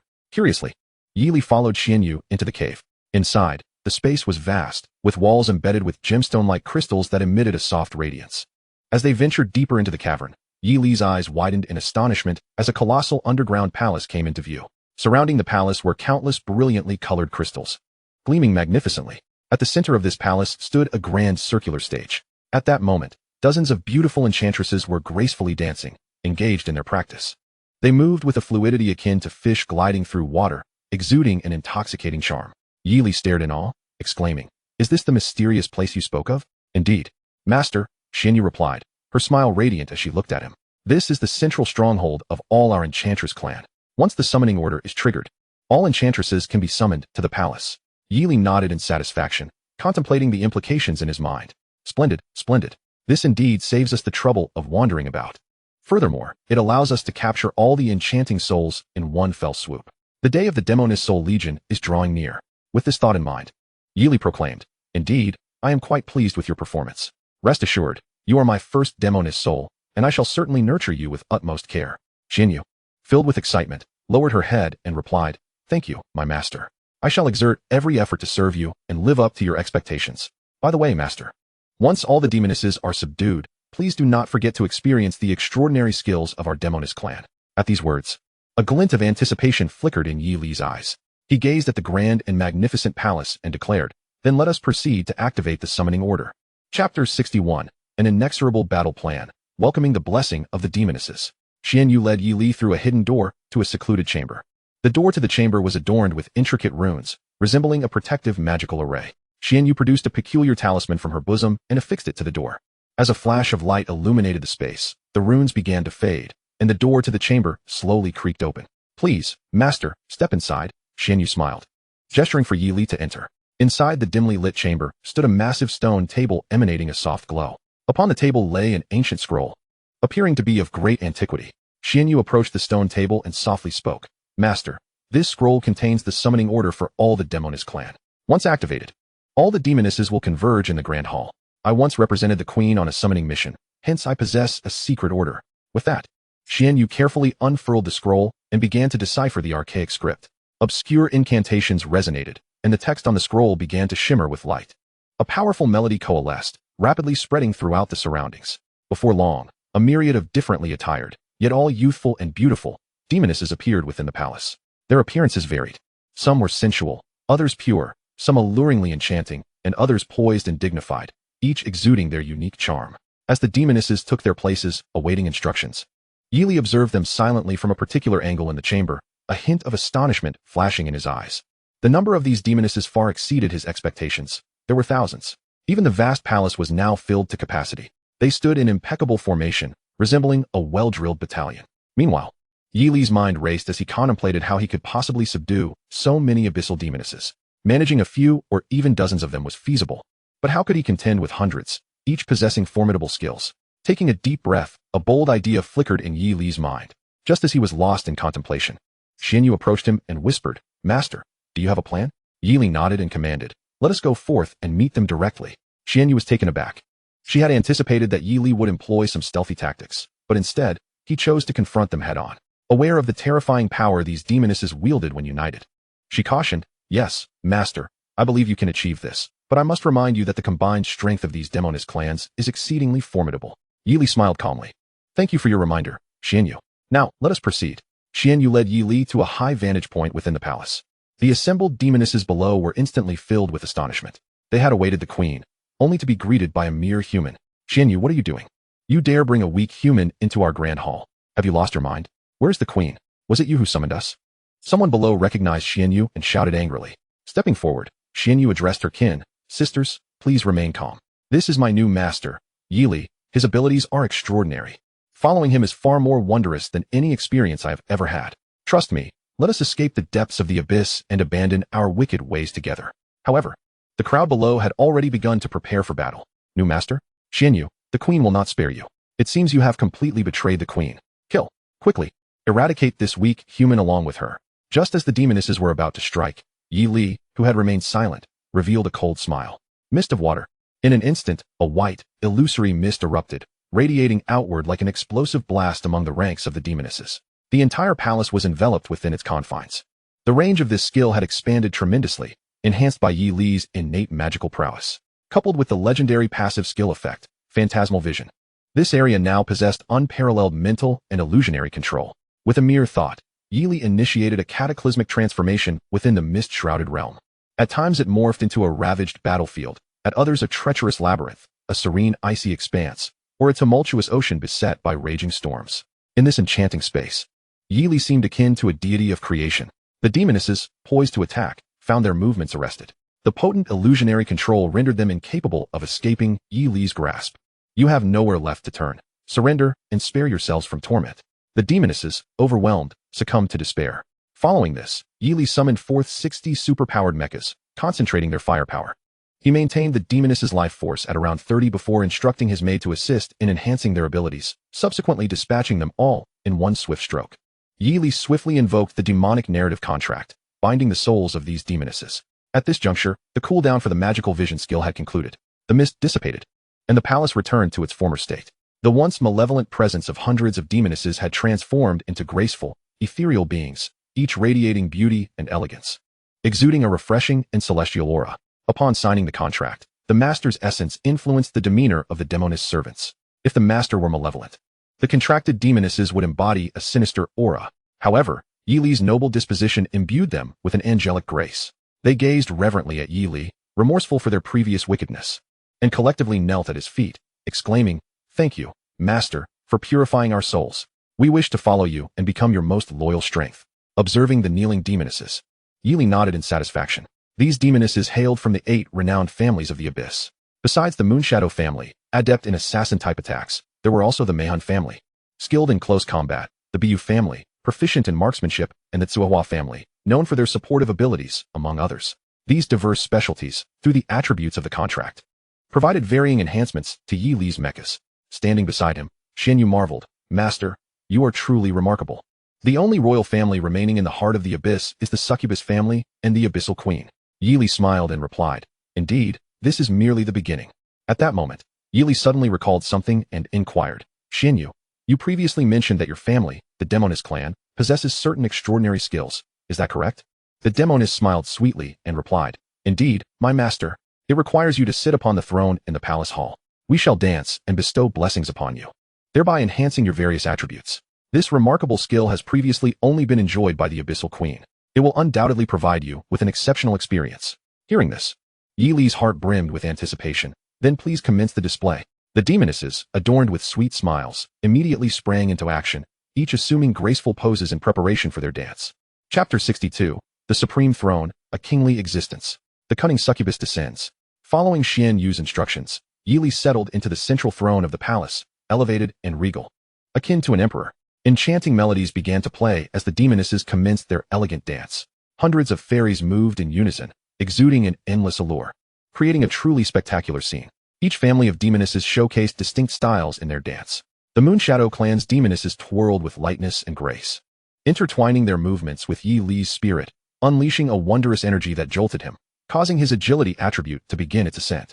Yi Li marveled inwardly at the efficacy of the demonesses' extraordinary skill. Meanwhile, the Tsuehua clan's demonesses flowed like water, enveloping Yi Li in a gentle breeze that revitalized his mental acuity. The Meihan clan's dance radiated a beauty of strength, akin to goddesses descending, as a surge of formidable power coursed through Yi Li's body, enhancing his strength attribute. Thus, within the enchanting ambience of the dance, Yi Li experienced not only extraordinary sensory pleasure, but also significant augmentation of his fundamental attributes. Excellent, excellent. As the music concluded, Yi Li clapped in delight. As long as my master is pleased, we shall dance for you at any time. The demonesses responded in unison. Indeed, and this throne is rather splendid as well, Yi Li remarked, caressing the dragon-headed armrest in awe. Xian Yu elaborated, Master, this throne is an epic treasure known as the Supreme Throne. It can absorb the energy from our dances and convert it into enhancements for your attributes. Moreover, this throne possesses formidable spatial teleportation properties, allowing you to fly swiftly or teleport while seated upon it. A glimmer of surprise illuminated Yi Li's eyes. So that is how it is. This Supreme Throne is indeed a remarkable artifact. Notification. Your Stage 4 task has been completed. The Stage 5 task requires you to acquire the array for mending the Abyssal Rift and escort it. Notification. Would you like to claim the array now? Yes or no? Yes. Yi Li made his choice. A mysterious light was transmitted into Yi Li's hands. As the glow dissipated, an ancient scroll revealed itself, inscribed with intricate runes. This was the array for mending the Abyssal Rift. It must be safeguarded from damage in order to ultimately repair the rift. Let us depart. We shall confront the succubus queen, Yi Li proclaimed as he sat upon the throne, flanked by the demonesses. A dazzling light flashed, and in an instant, everyone vanished from the palace. In another grand hall within the abyssal region, the teams entering the heart of the abyss were perplexed. As they rushed into the abyssal center, they found no sign of the rumored demonesses. Huh, where are the demonesses? One exclaimed. Indeed, we haven't encountered a single one along the way. I had hoped to meet them properly, another lamented. This is strange. Could they all be taking a long nap? The teams exchanged bewildered remarks. With the task prompt, they each obtained the scroll for the repair array needed for Stage 5. Meanwhile, the team from the Luo family, having taken the lead, had already penetrated deep into the abyss's core. The environment had drastically shifted. An evil aura thickened the air, and the surrounding rocks glimmered with an eerie purplish-black hue, seemingly devouring all light, instilling a profound sense of oppression. Everyone, be cautious. The atmosphere here has turned exceedingly sinister. The abyssal succubus may be nearby, Luo Jintian warned. Suddenly, the demonic energy within the core surged, and dozens of shadowy figures floated in from all directions. They were graceful and exuded a deadly allure. These were the abyssal succubi. Abyssal succubus, type, evil abyss elite monster level, LV 45 attack, 12,000 defense, 9, 500 health, 3, 500,000 stamina, 2, 500 speed, 4, 000 weapon, whip of torment skills, deceptive shadow, evil charm, enchantment trap, infernal temptation, mind invasion, falling curse, demon confinement ultimate skill 1, whip punishment ultimate skill 2, eternal control description, once a clever and charming elven maiden, cursed by darkness into becoming an abyssal succubus. Note, do not be deceived. They are exceedingly cunning. Do not let their beauty and allure cloud your judgment, or you will succumb to their malevolent control.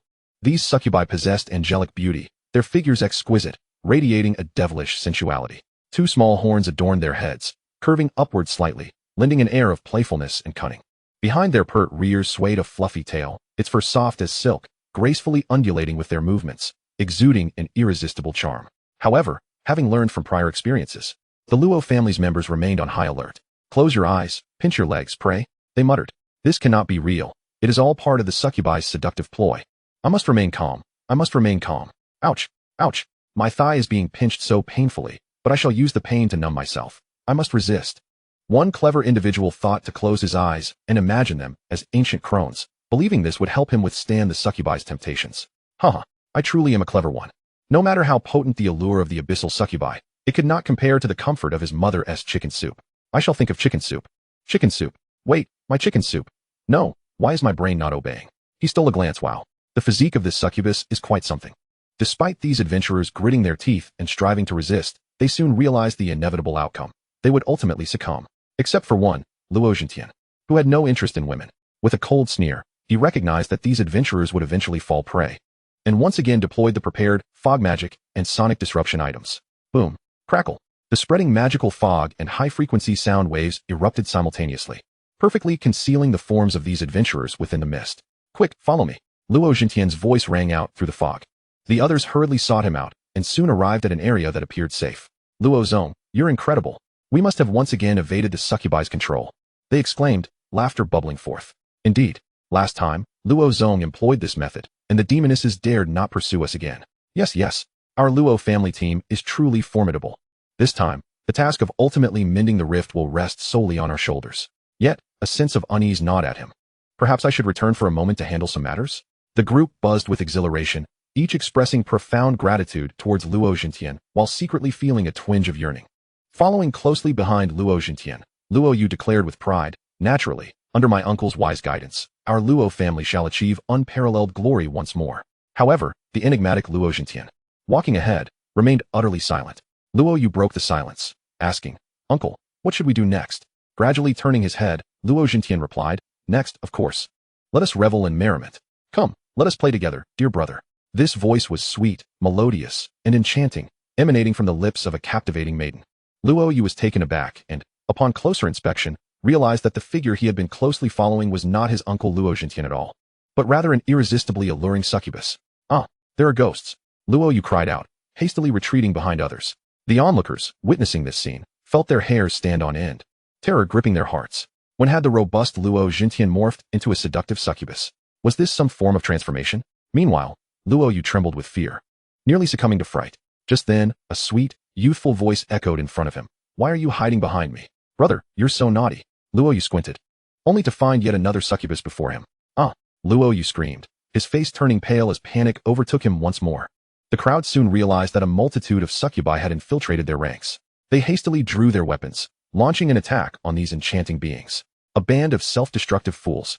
In the distance, a group of voluptuous succubi observed the chaos, their faces adorned with mocking smiles. It turned out that this entire scenario was a cunning trap laid by the succubi. Before the Luo family team could retreat from the mist, many adventurers had already succumbed to the succubi's skill, evil enchantment, having been ensnared by their allure. Consequently, their minds were clouded, unable to distinguish reality from illusion, leading them to perceive their companions as succubi, thus attacking one another. The true succubi, however, watched the carnage unfold from afar, chuckling sweetly yet coldly. Chapter 63, Swift Annihilation. Luo Yu's demise, shocking gaze and tremors among the crowd. At the forefront, Luo Jintian remained untempted. He was astonished to see Luo Yu flee from him, shouting about ghosts, only to witness the ensuing chaos of mutual assault. Luo Jintian quickly realized that these fools had fallen into a trap and shouted, "Wake up, everyone. This is a succubus trap. You are attacking your own." Yet, those already under the influence of evil enchantment paid no heed to his warnings. The priests within the group, bewildered and under attack, could not offer any healing. The enchanted adventurers believed only what their eyes perceived. Before them stood a multitude of succubi, prompting their frenzied assaults against one another, their faces twisted with rage and fear. One by one, they began to fall, their deaths gruesome. "Uncle, save me," cried Luo Yu, as a bewitched archer prepared to shoot him down. With a whoosh, an arrow hurtled toward Luo Yu, prompting him to shout in alarm. Luo Jintian, unable to don his shield in time, dashed forward, using his own body to intercept the arrow. Thud! A dull thud resounded as the arrow struck Luo Jintian. Yet he felt no pain. Turning to look, he realized the arrow had directly hit the Abyss Rift restoration scroll affixed to his body. In an instant, the scroll transformed into a glowing mass of particles, dissipating into the air. No! Luo Jintian let out a heart-wrenching scream, flailing helplessly in the air. But it was too late. Stop attacking. Our mission has utterly failed. Upon hearing Luo Jintian's anguished cry, the surviving adventurers were momentarily stunned. The mission had failed? Their minds cleared in an instant. Seizing the opportunity, the priests began to heal their spirits. Finally, these bewildered individuals awakened from their trance, ceasing their self-destructive behavior. However, by then, they had already lost the majority of their comrades, leaving only Luo Jintian, Luo Yu, and a few other survivors. Their faces were pale, their eyes filled with sorrow and despair. Simultaneously, Other teams encountered the same fate as the Luo family, resulting in the destruction of their escort arrays and the failure of their missions, each one feeling utterly dejected. Except for one team, the Gu family team. As they neared the depths, Gu Mingyao remained uneasy about Yi Li and privately contacted him. Soon, she received a response. Yi Li advised them to delay their entry into the depths until they received his signal for safety. After careful consideration, Gu Qingfeng decided to heed Yi Li's counsel. They refrained from immediately entering the abyss and waited for his signal. Thus, they had not fallen into the succubi's trap. All this is for your sake, you little brat. Which has led to my mission as failure. Why did you have to peek at those succubi? Slap. A resounding slap struck Luo Yu's face, crumpling to the ground. He writhed in agony, his face a mask of despair. In the distance, all the succubi had gathered, ravenously and greedily absorbing the resentment of these fallen adventurers to augment their own wicked power. These human grievances are truly delightful. My strength has greatly increased. Indeed, sisters. Once we have drained them of their resentment, we shall feast upon their souls. Their souls are far more nourishing. The succubi swayed alluringly, devouring the resentment while eagerly anticipating their next move. At that moment, a blinding light pierced the sky, swiftly capturing everyone's attention. As the radiance faded, Yi Li appeared, seated upon a majestic throne, surrounded by a multitude of beautiful, fairy-like succubi. His commanding presence was overwhelming and awe-inspiring. Yi Li sat high above, exuding an air of sovereignty that instilled fear in all. The surviving adventurers gaped in astonishment, their eyes wide with disbelief, utterly shocked. What is happening? Why does he resemble a divine emperor descending upon us? Good heavens! Has he gathered all those ethereal beauties under his command? No wonder I had never encountered a succubus. They must have all flocked to him. It's infuriating. Wow, that throne is an epic-level treasure. Great deity, have mercy on my knees. Truly, he was the genuine victor. Why did my legs tremble uncontrollably upon seeing so many succubi? This is terrifying. Wait, could it be that we are experiencing another illusion? Have we fallen prey to the succubi's enchantment once more? The shock within their hearts led them to question whether they were indeed hallucinating again. Luo Yu hurriedly shouted, Uncle, slap me again. I think I'm hallucinating. Smack. After another resounding slap, Luo Yu gritted his teeth against the pain and looked again. Why does that person still look like Yi Li? Luo Yu questioned, filled with suspicion. Luo Jintian shook his head. Fool, he is Yi Li. You are not hallucinating. At this, Luo Yu collapsed onto the ground, his heart torn asunder, feeling utterly despondent. Why does Yi Li sit so exalted like a king? Why are we like ants? Mere playthings of the succubi? Why are there so many celestial beings around him? Are those succubi? Why do they all obey Yi Li? A barrage of questions swirled in Luo Yu's mind, nearly overwhelming him. Just then, all the adventurers received a notification about their mission. Notice, teams that fail to restore the Abyss Rift will be completely teleported out. Those adventurers who had not completed their missions gazed on in frustration, particularly Luo Yu, whose anger reached a boiling point. Damn it, we were so close to the final step, and now we face elimination. Why? None of my objectives have been accomplished. Yi Li was rapidly becoming a formidable presence, akin to a king. I cannot bear this. Luo Yu let out a pained roar, his emotions spiraling out of control. Yet, in the next moment, as the teams were being transported away, a chilling word escaped Yi Li's lips. Kill. A piercing dark ray sliced through the air, instantly penetrating Luo Yu's throat. His body stiffened and collapsed, devoid of breath. Nephew. Luo Zhantian cried out, reaching out toward the fallen Luo Yu. But it was too late. In a flash of light, the Luo family team, along with all other unfinished teams, was transported away. How dare they slander my master? Cursed be them. Xian Yu, standing beside Yi Li, remarked coldly. It was she who executed Yi Li's command, launching the lethal dark ray that claimed Luo Yu's life. With Luo Yu alive, he would perpetually oppose Yi Li. Thus, Yi Li could not allow him to escape the abyss. The overwhelming aura emanating from Yi Li instilled a sense of trepidation in the lurking succubi. Moreover, why had all these succubi allied with humans? Succubi clan. Are you inciting rebellion? The succubi leader glared fiercely at those who had pledged allegiance to Yi Li, disbelief etched across her face. The succubi formed a steadfast circle around Yi Li, displaying unwavering resolve, showing no signs of faltering. Observing this, the succubi leader's expression darkened. Her teeth clenched as she commanded all succubi, eliminate them immediately. No sooner had she spoken than the succubi launched their assault. Deceptive shadows. They brandished their claws, unleashing bizarre shadowy illusions that obscured their true forms, all surging toward Yi Li. Without waiting for Yi Li's orders, most of the succubi charged forward to confront the succubi. The remaining succubi shielded Yi Li, resolutely guarding him. Their consciousness of protecting their master was profound. They would rather sacrifice themselves than allow harm to befall him. Indeed, their combat awareness is commendable. Yi Li could not help but express his admiration. At that moment, Yi Li flipped his palm, intoning a spell. Infinite demonization. This enhancement skill would empower all these guardian spirits. With a 20-fold magical increase, the combat prowess of these succubi far surpassed that of the succubi. Though the deceptive shadows dazzled the eyes, the succubi quickly discerned the true forms of their foes, striking true with precision. Bang, bang, bang, ah, ah, ah. The succubi fell to the ground, emitting pained groans, evidently sustaining significant injuries. The assassin-type succubi swiftly darted in, poised for close-range strikes, moving like the wind, like lightning. Excellent. If these succubi could defeat the succubi, it would save the need for the Mechs to intervene. Yili relaxed in his throne. At that moment, 2 serving succubi flanked him, each holding a fruit platter. Delicately, they plucked a grape and offered it to Yi Li's lips. Master, you've worked hard, please indulge. Yi Li smiled slightly, accepting the grape and savoring it leisurely. To be honest, these succubi are remarkably versatile. Those who attack, those who defend, and those who serve. Yi Li felt a surge of emotion. Seeing that they could not contend with the empowered succubi, the cunning succubi began unleashing their treacherous skills. Evil enchantment, fallen curse, demon confinement. Instantly, various illusions flashed forth, traps of bewilderment and curses of corruption intertwining. These traps and curses were imbued with the Abyss Queen's psychic power, exceedingly potent and insidious. A moment's inattention, and a succubi would fall victim. Once ensnared, a succubi would be bound by the demon confinement. Whipping punishment, eternal control. The succubi wielded small whips, menacingly striking the backs and waists of the succubi. Should a succubi succumb, she would plunge into the fallen curse, leading to further degradation. Ah! The succubi, struck by the whips, could not help but cry out, then quickly broke free. However, the lashes did not inflict any damage on the empowered succubi. Yet the succubi were exceedingly cunning. Once a succubi escaped, she would fall into another trap, continuing to be lashed by the succubi's whips. Cries and whip cracks echoing in succession. Oh no, this is outrageous. So devious, so lacking in bottom line. Yi Li, watching from the sidelines, nearly spat out the grape in his mouth. Unable to contain himself, Yi Li resolved to rush into the fray and confront these succubi personally. Chapter 63. At ease, the succubi's enigmatic blessing. At this moment, a support-type succubi stepped forward, proclaiming, Master, we can dispel the succubi's treacherous skills. Yi Li pondered for a moment and replied, Very well, you may proceed. Instruct them to restrain the succubi when their health is reduced to 1/3. Understood. The support-type succubi swiftly entered the fray, unleashing their enhanced skills. Mind SI. The combat-oriented succubi, aided by the Mind SI, quickly identified the flaws in the traps. Instantly, all traps were dismantled.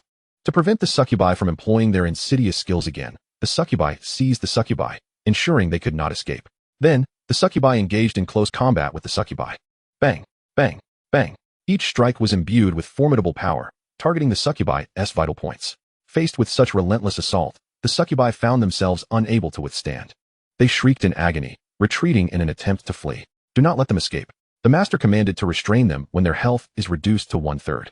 The support-type succubi ordered. Finally, under the ferocious onslaught of the combat succubi, the health of the succubi dwindled to 1/3. They were then restrained by the support-type succubi. Simultaneously, Yi Li summoned the transformed super mech, activating enhancements to annihilate all the succubi. Boom, boom, boom. Instantly, flames erupted, smoke billowing. Following this, he swiftly forged contracts with the souls of the succubi. As the smoke cleared, the wicked and cunning succubi transformed into clever and adorable guardian spirits. They moved with grace, like sprites dancing in the air. Intelligent, quick-witted, and full of vitality, they joyfully flitted around Yi Li, gazing at him with their bright, spirited eyes, exuding sweetness. With charming smiles that evoked the urge to caress their hair, they exclaimed, Greetings, Master. From this day forth, we shall be your most loyal subordinates. The leader of the succubi bowed deeply. Yi Li nodded, a satisfied smile gracing his lips. These succubi shed their past malice and cunning. Their eyes became bright and lively, their laughter ringing like silver bells. Compared to the gentle and obedient succubi, these succubi exhibited far greater intelligence and cunning. Yi Li examined the attributes of the succubi leader. Guardian Spirit, Abyss Succubi Ling Shuang, LV40 Elite. Master, Yi Li. Identity, Princess of the Succubi Clan, Ling Shuang. Intelligence type succubi, capable of supporting and spellcasting. Attack, 12,000. Health, 5 million. Speed, 4,000. Weapon, Ling Shuang's Whip. Skills, Ling Shuang's Song, Ling Shuang's Trap, Celestial Binding, Ethereal Mirage, Spirit's Speech, Spirit's Purification, Spirit's Elusiveness. Ultimate Skill 1. Truth of the Whip. The succubi wields the whip, creating a domain of truth that temporarily causes enemies to lose their self-awareness, becoming puppets of the succubi for 15 seconds. If allies are affected, they receive a double spirit blessing of truth. Ultimate Skill 2. Chains of the Whip. The succubi binds enemies in truth chains, rendering them unable to use any skills for 8 seconds. Upon reviewing the skill introduction of the succubus, Yili could not help but exclaim 3 words. Good heavens! The succubus possessed an astounding health pool of 3.5 million, nearly a million more than anticipated. An attack power of 12,000 is also noteworthy. Furthermore, her skills are all intelligence-based, allowing her to both assist and engage in combat. Particularly impressive are her 2 ultimate whip skills. The Whip of Truth has the ability to transform foes into puppets for manipulation, truly formidable. Moreover, allies struck by the whip receive a blessing that doubles their mental strength. Remarkable indeed. This little whip's blessing piques Yi Li's curiosity. He finds himself rather eager to experience it.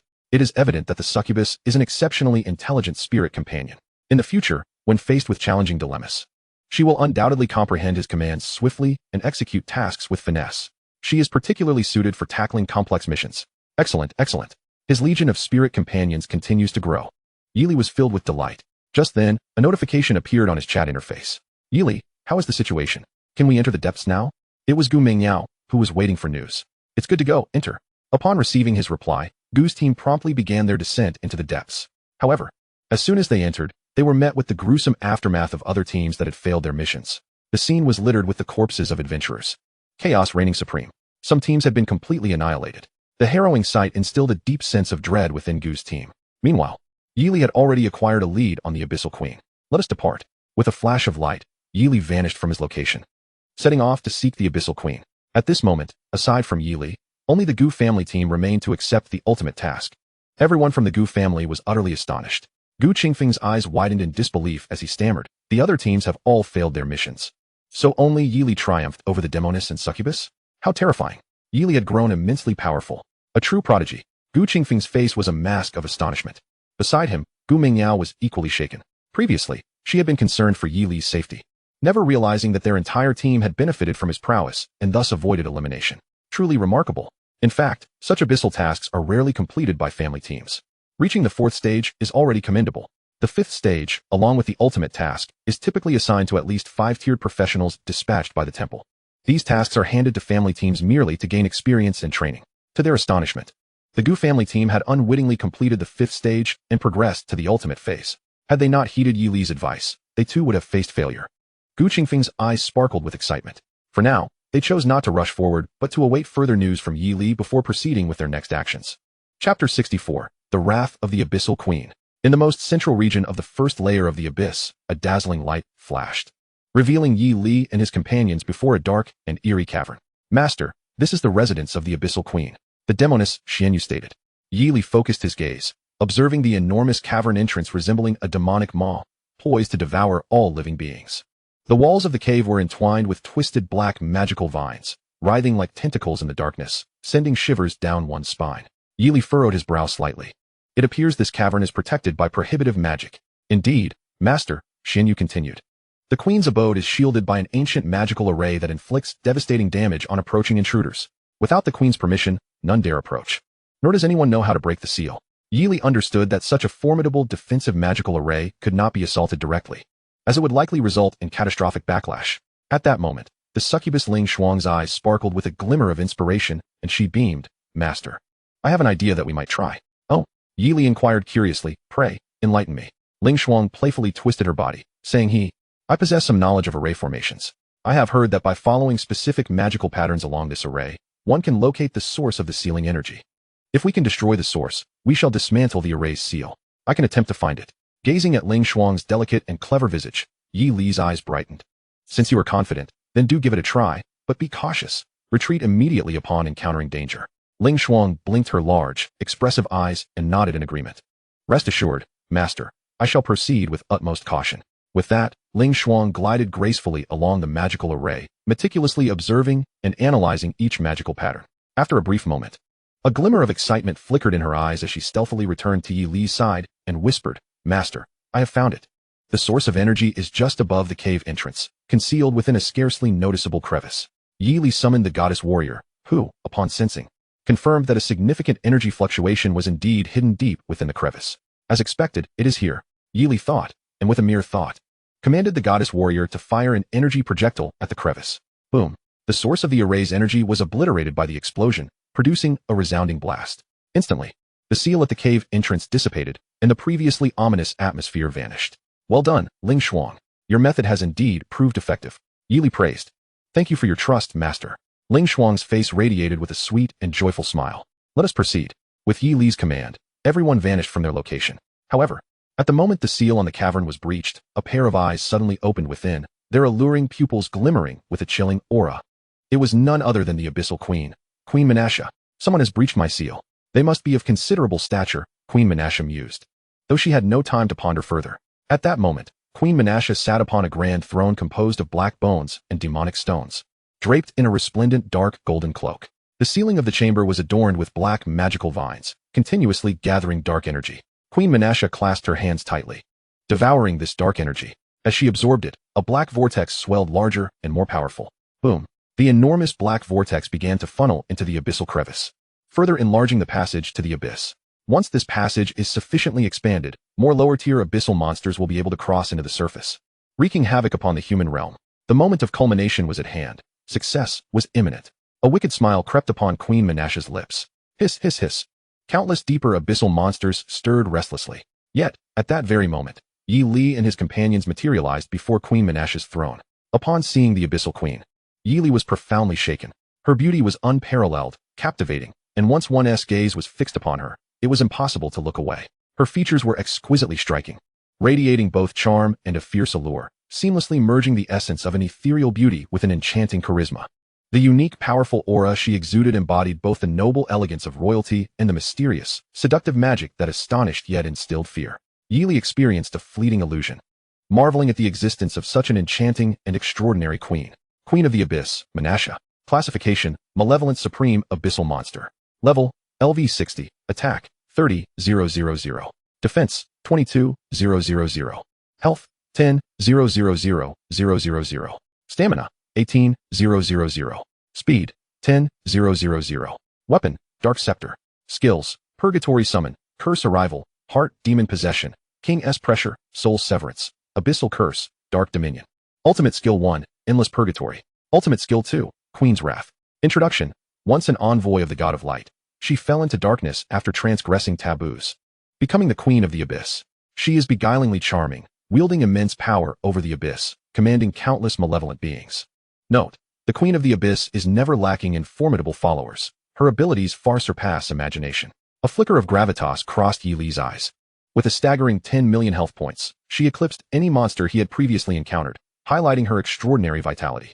Furthermore, her skills, even a single one, would spell catastrophic doom for any professional. Particularly her ultimate skills, Endless Purgatory and Queen's Wrath, which were virtually insurmountable. Indeed, the Queen of the Abyss was undeniably formidable. However, at this moment, Yi Li felt no fear. He not only commanded a powerful mech legion, but also boasted a formidable soul guardian army.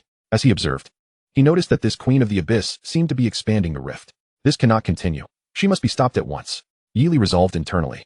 Who dares invade my royal palace, you insignificant human? Menasha, the queen, glared with a mixture of fury and disdain, her voice sharp with interrogation.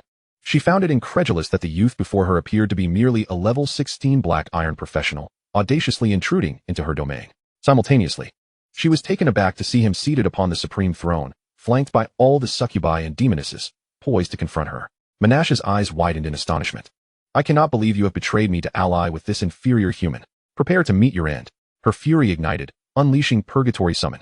As she continued to widen the rift, she raised her hand, unleashing her formidable summoning skill. Chapter 64, The Unprecedentedly Powerful Soul Guardians. The queen raised her hand, and a surge of dark energy erupted forth. Twisting and coalescing, hordes of Purgatory-level monsters lunged ferociously towards Yi Li and his companions. Each beast was fearsome in its own right. Immense fire beasts engulfed in roaring flames, petrified giants cloaked in stony skin, electric beasts surrounded by flickering arcs of lightning, and frost beasts exhaling frigid breath, among others. Instantly, the cavern transformed into a hellish landscape of fire, frost, and lightning storms. All offensive succubi and demonesses sprang into action. Unlimited demonization. A 20-fold magical enhancement significantly bolstered their power, allowing them to withstand these Purgatory-level monsters with ease. Meanwhile, Yi Li summoned his transformed, superpowered mech legion, initiating an assault on Queen Menasha. The goddess battle maiden morphed into a phoenix form, soaring through the air to unleash a torrent of searing flames upon Menasha. Menasha scoffed, effortlessly deflecting the flames with a wave of her dark scepter. Yet, in that moment of distraction, the raptor form launched a fierce side attack. Menasha's expression shifted. evading the raptor's strike, only to be confronted head-on by the mighty King Kong form, which swung its colossal fist directly at her. Caught in the crossfire, the queen, still occupied with widening the rift, could not evade and braced herself for the onslaught. Boom. 239 for 103 damage. The blow staggered Menasha, causing her to lose her balance and slide backward, her garments tearing apart. The expansion of the rift abruptly ceased. A glimmer of astonishment flashed in the queen's eyes. This young man was indeed extraordinary. Damn it, I was so close to success. She seethed in fury. Feel my wrath. With that, Menasha thrust her dark scepter skyward, unleashing her ultimate skill, Queen's Wrath. The sky seemed to rend apart as dark energy surged, a colossal black vortex forming above. Gale winds howled, lightning crackled, and an overwhelming fury coalesced, crashing down upon Yi Li. Seated upon the throne, Yi Li's expression remained calm, his gaze steady. With a mere thought, dozens of phoenix mech birds began charging and enhancing the King Kong. The rapid beeping of their charging reached a fever pitch. In the next moment, the King Kong charged forth, directly confronting Menasha's Queen's Wrath. Boom. The two immense energies collided in the air, resulting in an explosive cataclysm. A tremendous shockwave swept through the surroundings, causing the cavern to tremble as the Queen's lair appeared on the verge of collapse. Amidst the billowing smoke, the King Kong, bolstered by the 10 phoenix mech birds, successfully withstood the Queen's wrath. Menasha's face turned pale, a wave of debilitating weakness crashing over her. Having just unleashed her ultimate skill, she found herself in a brief recovery phase. How is this possible? For years, no human has withstood my ultimate skill. Shock coursed through her, even as she hurriedly regained her strength. However, in that fleeting moment, the empowered King Kong had already closed the distance, its massive fist crashing into her body. 934, 943, 993, 923, 993, 923. Each strike unleashed over 1,000,000 damage. Meanwhile, the dozens of phoenix birds continued to bolster the King Kong, while other mechs surged forward, seizing the chance to assault the recovering queen. With no avenue for escape, Menasha struggled against the relentless onslaught of the mech legion, emitting anguished cries. Her health plummeted to 30. The King Kong's ultimate charge was now complete. Time's up.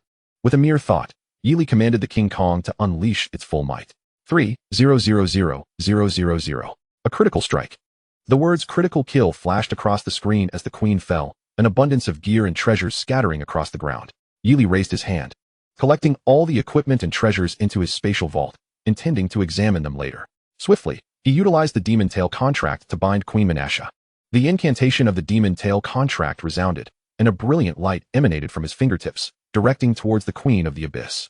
An unprecedented aura enveloped the space as Yi Li secured his most powerful soul guardian to date. Notification: you have formed a contract with the Queen of the Abyss, purifying her soul and obtaining an unwaveringly loyal soul guardian, Queen Menasha of the Abyss. The majestic and awe-inspiring soul guardian of the Abyssal Queen appeared as a transcendent goddess. Regal and solemn, she exuded none of her former malevolence. Her figure was dreamily beautiful, with black hair flowing in the wind, emanating an aura of mystery. Every gesture radiated noble elegance, irresistibly captivating. Her once haughty demeanor now transformed into complete loyalty and devotion towards Yi Li. Her eyes reflected trust and respect, fully embodying the posture required of her new identity as a soul guardian. Yi Li gazed at the breathtaking queen, a smile gracing his face. At last, we meet, Menasha. With an elegant stride, Menasha gracefully approached Yi Li and solemnly knelt on one knee. Gently cradling Yi Li's right hand, she placed it upon her fair forehead. In a commanding whisper, she proclaimed, "Thank you for redeeming my soul, Queen of the Abyss. I submit to you, my master." Yi Li inhaled deeply, a surge of indescribable exhilaration swelling within him. "Great master, from this moment forth, you shall be my deity, and as your most devoted servant, Menasha shall undertake with the utmost piety to pledge my loyalty to you." A tender smile graced Queen Menasha's visage. Soul of the Abyss, Queen Menasha, LV60 Elite. Master, Yi Li. Title, Sovereign Type Queen, Lord of the Abyss, Menasha. Attack, 30,000. Health, 10,000,000. Skills, Sovereign Aura, Purple Flame Ice Spike, Touch of the Underworld. Wrath of the Nether River, Summon of the Nether Domain, Devour of the Nether Domain. Ultimate Skill 1, Sovereign Overlord. Menasha transforms into the Queen of the Abyss, significantly enhancing all attack power while simultaneously granting an additional lethal skill, Annihilation, lasting for 60 seconds. Ultimate Skill 2, Judgment of the Underworld. Menasha summons the power of the Netherworld to initiate a judgment upon her enemies. During the judgment, real damage is inflicted every second for a duration of 15 seconds. Note: the Queen of the Abyss can enhance all base attributes of the Contract Master. Note: The skills and attributes of the Phantom Sovereign Mecha have been fully enhanced. Gazing upon the majestic Queen of the Abyss, who now knelt submissively at his feet, Yi Li was profoundly shaken. He truly felt a sense of imperial grandeur. Moreover, this once malevolent Queen of the Abyss possessed remarkable leadership and formidable domain control skills. Her base damage reached an astounding 30,000, complemented by terrifying abilities. In encounters with formidable adversaries akin to the Golden-class Thunderlord, she could undoubtedly achieve instant annihilation. And with a health pool of 10 million, she was indeed a veritable tank. At critical moments, she could even serve as a bulwark. Note: the obstacles of the Queen of the Abyss have been cleared. Please swiftly complete the repairs of the Abyssal Rift to claim your task rewards. Only one final step remained to complete the entire Abyssal quest. Yi Li exhaled deeply, brimming with excitement. Menasha gazed affectionately at Yi Li and spoke. Previously, I was blinded by malevolence and foolishly considered opposing my master. Thus, may I now atone by bestowing my blessings upon you? The blessings of a queen? A shiver coursed through Yi Li at the mention of such blessings, and he inquired, how do you intend to compensate me? Chapter 65, Ultimate Reward, A Complete Triumph. Menasha smiled and replied, firstly, I shall assist my master in completing the task of repairing the Abyssal Rift to atone for my past transgressions. Upon completion, I shall provide you with unparalleled blessings and service. You shall surely be satisfied. Yi Li nodded, a glimmer of anticipation flickering in his eyes. Master, here is the entire map of the lower abyss, indicating the locations of the Abyssal Rifts. With a flourish of her sleeve, Queen Menasha conjured a scroll of the map and presented it to Yi Li. Upon receiving the scroll and unfurling it, Yi Li discovered a remarkably detailed map of the abyss, meticulously marked with the precise locations of all rifts. He noted that there were 5 rifts requiring repair. Among them, 4 were located within the cave they currently occupied, while 1 resided in another cave. Furthermore, the map encompassed not only the first layer but the entirety of the abyss, detailing the terrain, monster distribution, monster levels, and unique characteristics of the creatures in great detail. It could be said that with this map in hand, Yi Li would be well prepared for future adventures in deeper regions of the abyss. At that moment, the Gu family team also received a repair task for a cave. They understood that the matter concerning the Queen of the Abyss had been resolved. Completing the repair task would mean that the Gu family would also receive a share of the ultimate task rewards. Naturally, this reward would be contingent upon the Gu family's performance within the abyss, likely not substantial, but merely completing the abyssal task was an impressive achievement in itself. Undoubtedly, Yi Li's presence imparted a sense of assured victory to the Gu Mingyao team. How splendid! Gu Qingfeng felt a surge of joy. A black iron-class professional had single-handedly vanquished the Queen of the Abyss. Remarkable. It was beyond belief, something Yi Li could accomplish. Despite having witnessed Yi Li's prodigious capabilities throughout their journey, he could not help but marvel at this moment. Simultaneously, Gu Qingfeng felt immense gratitude for Yi Li's ability to secure a task for the Gu family. Mingyao, we must express our gratitude to Yi Li after this task. Do you hear? Gu Mingyao nodded enthusiastically. Let us proceed to complete the final repair task according to the coordinates. With that, Gu Qingfeng led the Gu family team hastily towards the other cave, ready to mend the rifts. Yi Li sat upon his throne, leisurely enjoying fruit as he observed Queen Menasha undertake the repair of the rifts. Standing before one of the rifts, Queen Menasha took a deep breath and extended her hands towards the fissure, channeling her magical energy to initiate the repair. Gradually, the rift began to contract, and the surrounding space stabilized. After a brief respite, Queen Menasha promptly set to work on the second rift. This time, as she infused her magic into the rift, powerful dark energy surged forth, attempting to resist the repair. Recognizing the familiar aura, Queen Menasha did not hesitate, suppressing the dark energy with her formidable magic. Observing this scene, Yi Li felt a sense of relief. It seemed the contract had indeed purified the soul of the Queen of the Abyss. Ultimately, Queen Menasha successfully mended all the rifts within the cave. At this moment, the Queen was drenched in sweat, yet her face radiated a serene and content smile. She gazed quietly at Yi Li and expressed her gratitude. Thank you, my master. I have completed my path of atonement, repaired the abyssal rifts, and shall continue to serve my master for all eternity. Yi Li nodded in satisfaction, gesturing for Queen Menasha to rest. Meanwhile, the Gu family team, led by Gu Qingfeng, located another abyssal rift according to the coordinates. Utilizing the repair array, they too successfully restored the rift. With all abyssal tasks completed, the tremendous boost in power instilled Yi Li with unwavering confidence for the upcoming trials. At that moment, Yi Li received a notification regarding his rewards. Notification: the ultimate stage of the task has been completed. In recognition of your outstanding performance, you have received an SSS rating. Notification: you have been awarded the Diamond level title, Conqueror of the Abyss. Personal honor points, 100. Title description: due to your successful completion of the abyssal task and your triumph over abyssal monsters, you have earned this honor. Attributes: 1. Increases your attack and defense in the abyss region by 20. 2. Enhances your experience gain in exploration and combat within the abyss by 20. Special attribute. All abyssal creatures regard you with awe, and your mental control over them increases by 30. Notification. You have received the exceptional level title, Savior of the Abyss. Personal honor points, 50. Title description. Due to your successful repair of the Abyssal Rift and your role in averting crisis, you have earned this honor. Attributes. 1. Increases your survival capability in the secret realm, enhancing recovery speed by 30. 2. Improves your success rate in repairing secret realm tasks. Notification. You have acquired the advanced title of Abyssal Explorer, personal honor points, 30. Notification. You have obtained the advanced title of Abyssal Vanguard, personal honor points, 30. Notification. You have received the advanced title of Abyssal Miracle, personal honor points, 30. Notification. You have earned the title of Senior Shatterer, personal honor points, 30. Notification. You have earned the title of Senior Shadow Slayer, personal honor points, 30. Goodness gracious, an avalanche of titles has once again bestowed upon me. Most notably, I have acquired a diamond level title. Its unique attribute astonishingly enhances my control over the minds of abyssal creatures by 30. This significant boost will prove invaluable when subjugating even more formidable beings from the abyss. The substantial increase in personal honor points has elevated my honor medal from level 2 directly to level 3. Notification. Your honor medal of the Summer Nation has ascended to level 3. Granting you access to all libraries within the Summer Nation and the privilege to acquire certain advanced materials and secrets. Notification. Your honor medal of the Summer Nation has ascended to level 3, qualifying you for bespoke equipment crafted by the top blacksmith of Daejeon City. Notification. Your honor medal of the Summer Nation has ascended to level 3, granting you the right to select a mysterious treasure from the Summer Nation's vault as a reward. As I gazed upon these rewards, excitement surged within me. The access to all libraries in the Summer Nation speaks for itself. Most importantly, the privilege to delve into advanced materials and secrets harbors infinite possibilities. Furthermore, the opportunity to enjoy equipment custom-made by a master blacksmith is akin to receiving a personalized gift, and to have the right to choose a treasure from the National Vault. The prospects are boundless. I was utterly overwhelmed. This was merely a fraction of the rewards. Notification. Based on your SSS rating in the Abyss, you will receive a unique hidden reward, Heart of the Stars, Legendary Treasure. Heart of the Stars. Category, Legendary Treasure. Cooldown, 24 hours.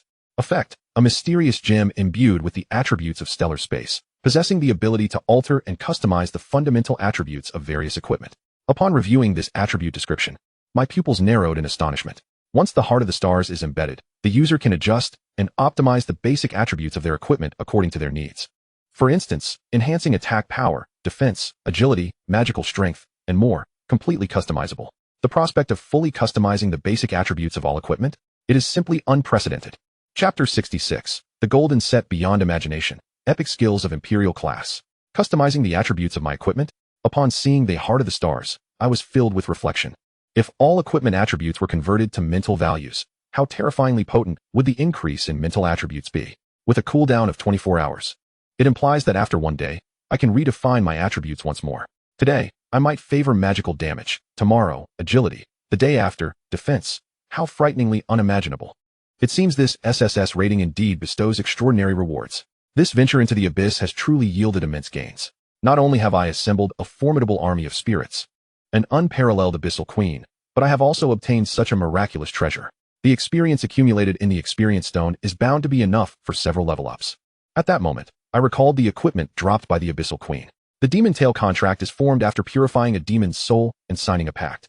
However, defeating the demon boss prior to purification still yields equipment drops.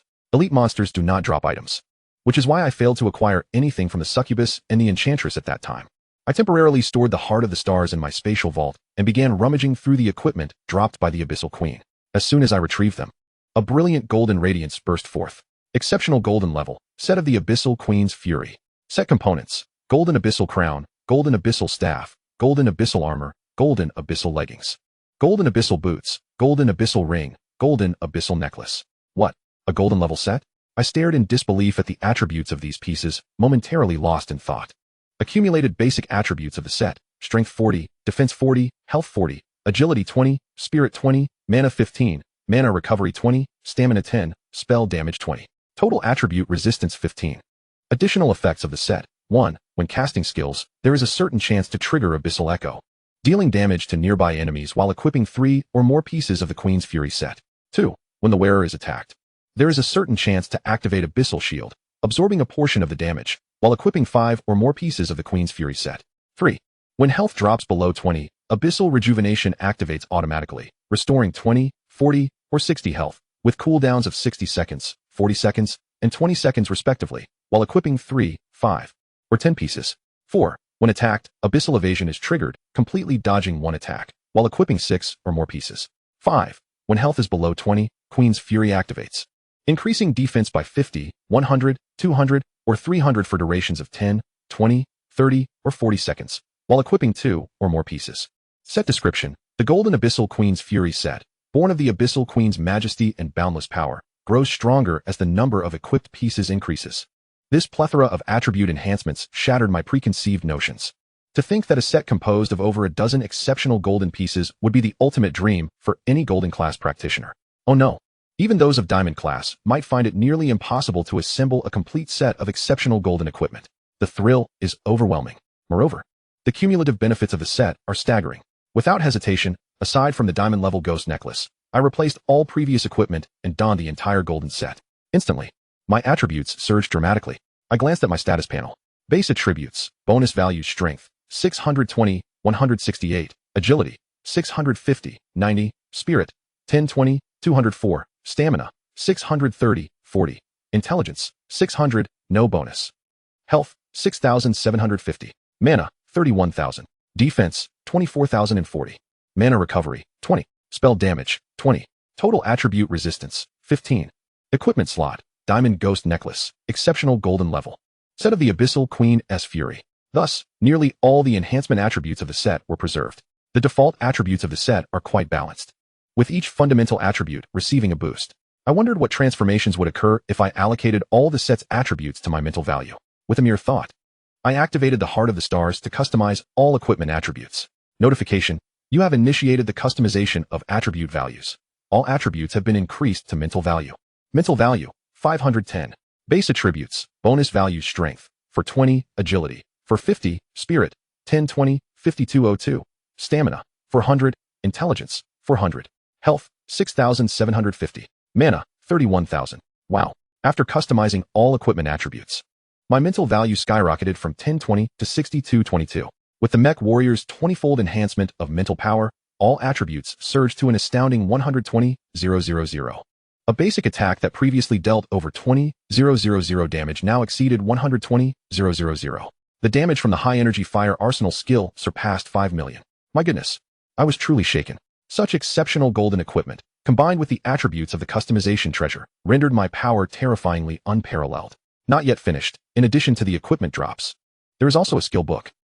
An epic skill book titled Queen's Blessing? Queen Menasha nodded and smiled, saying, "Indeed, my servitude is essential for this skill, as it will provide my lord with an exquisite experience." Yili quickly examined the detailed description of the skill.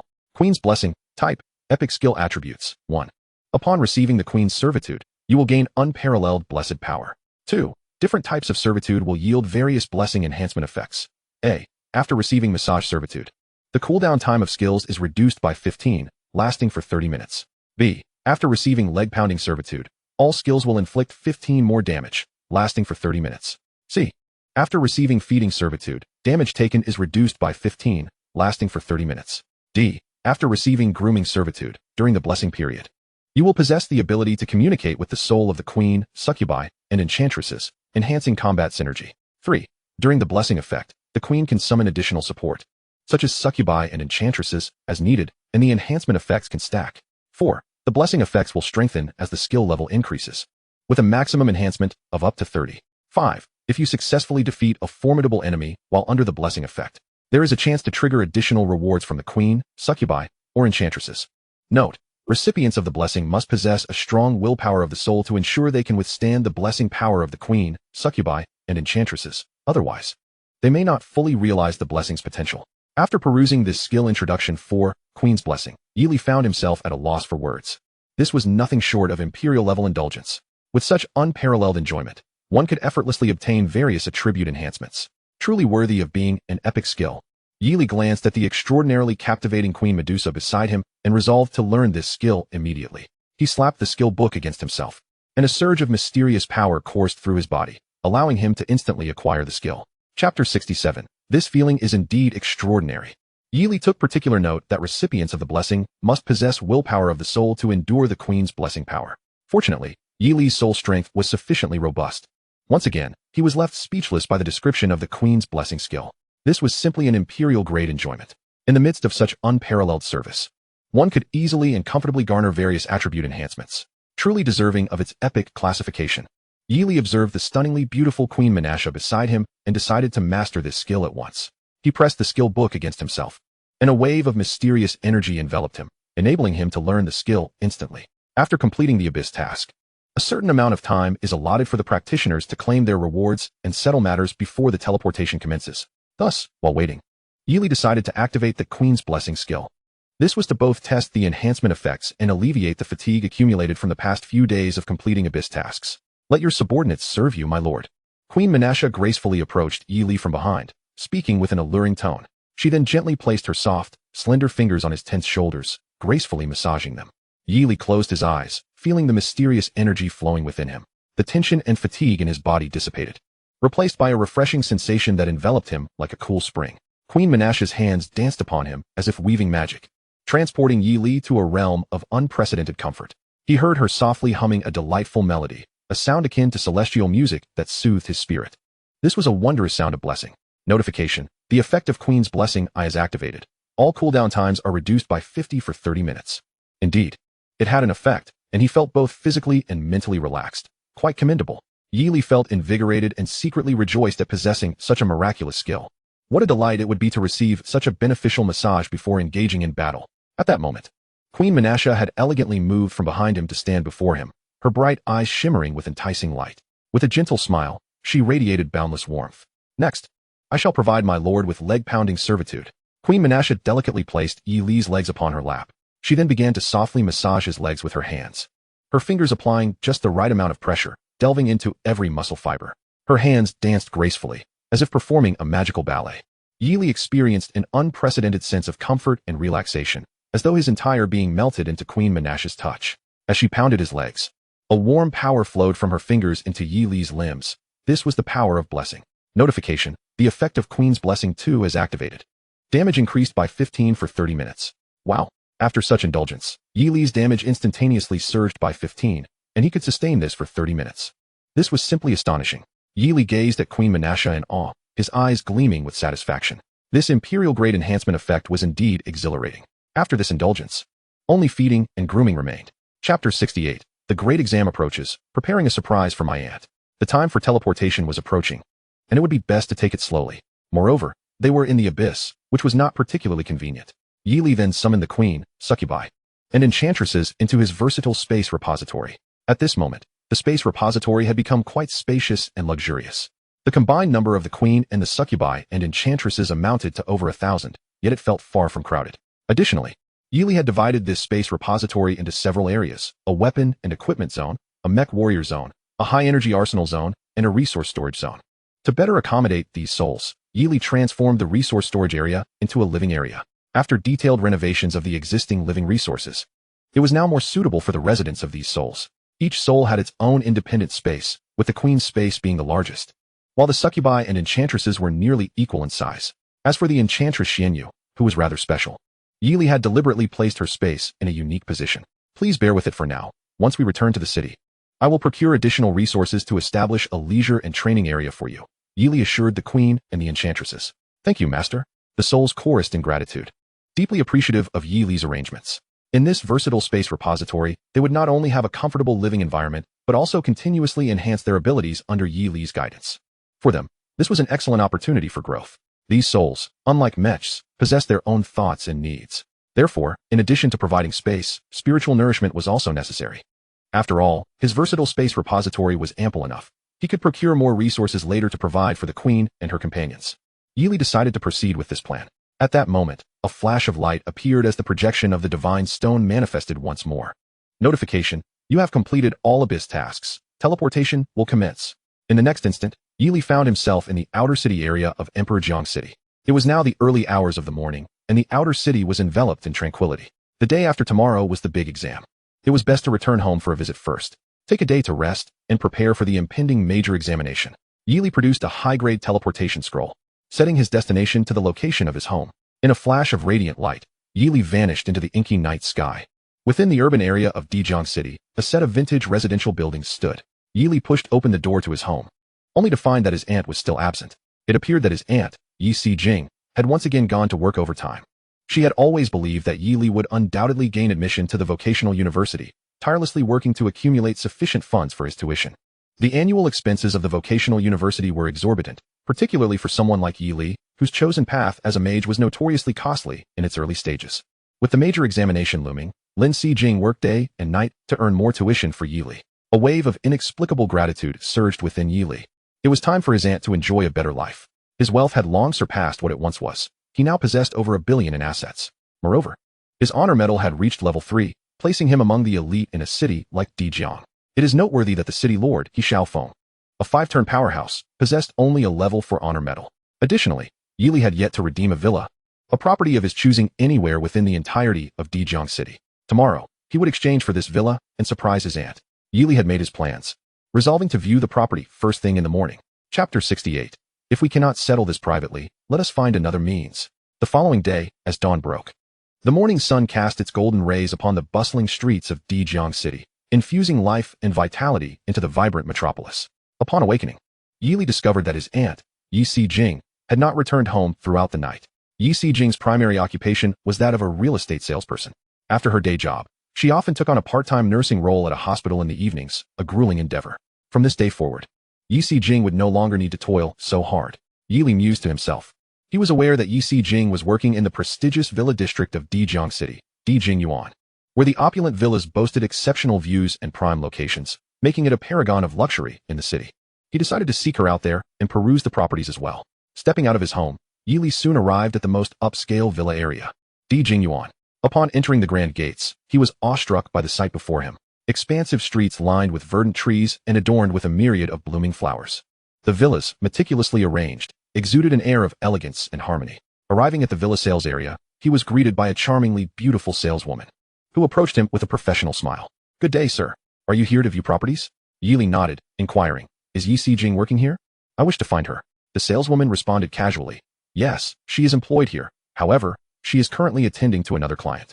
Once she is finished, I shall have her come to you." After expressing his gratitude, the saleswoman departed. While awaiting her return, Yili surveyed the surroundings, hoping to catch sight of Yi Si-jing.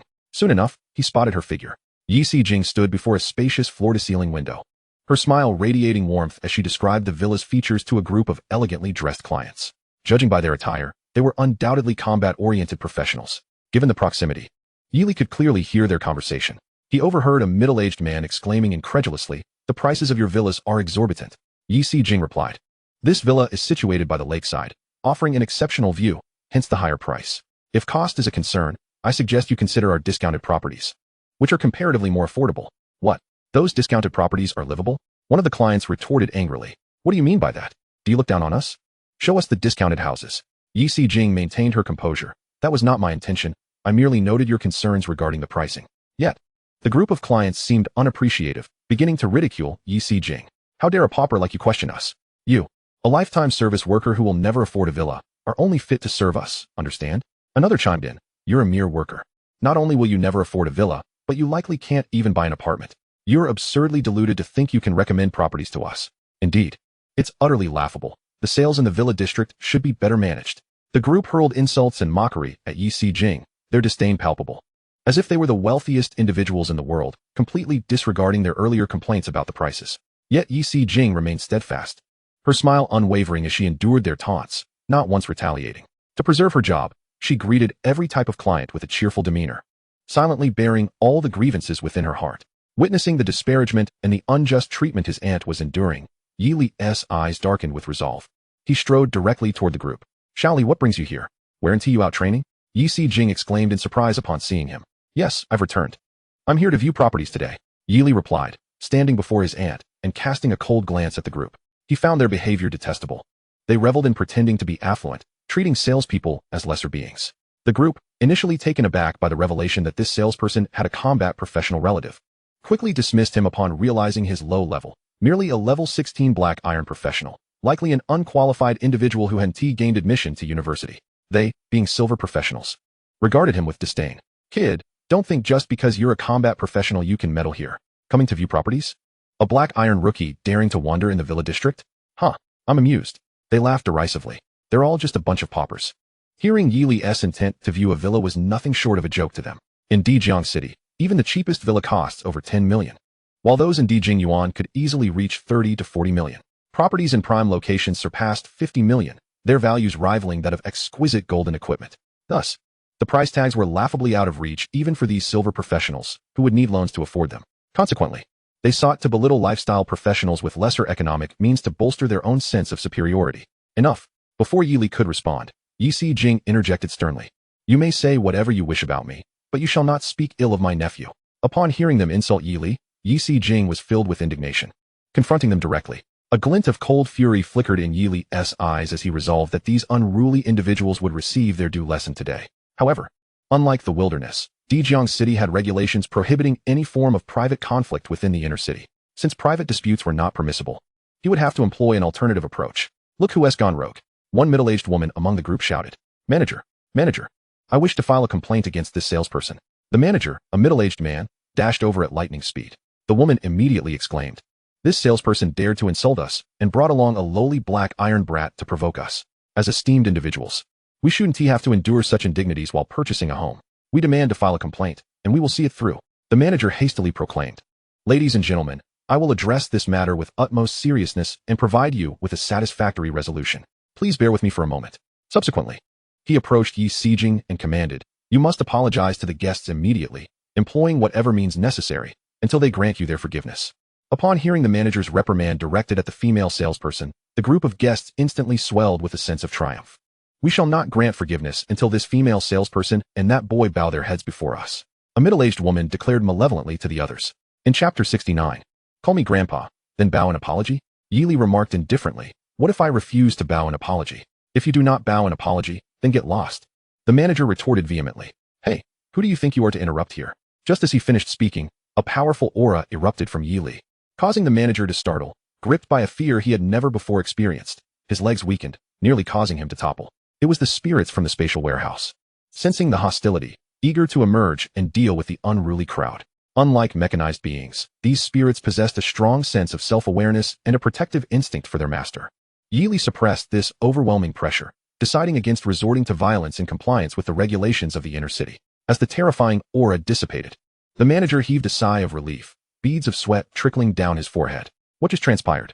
There must be a formidable figure in this hall, he thought, quickly scanning the vicinity but finding nothing out of the ordinary.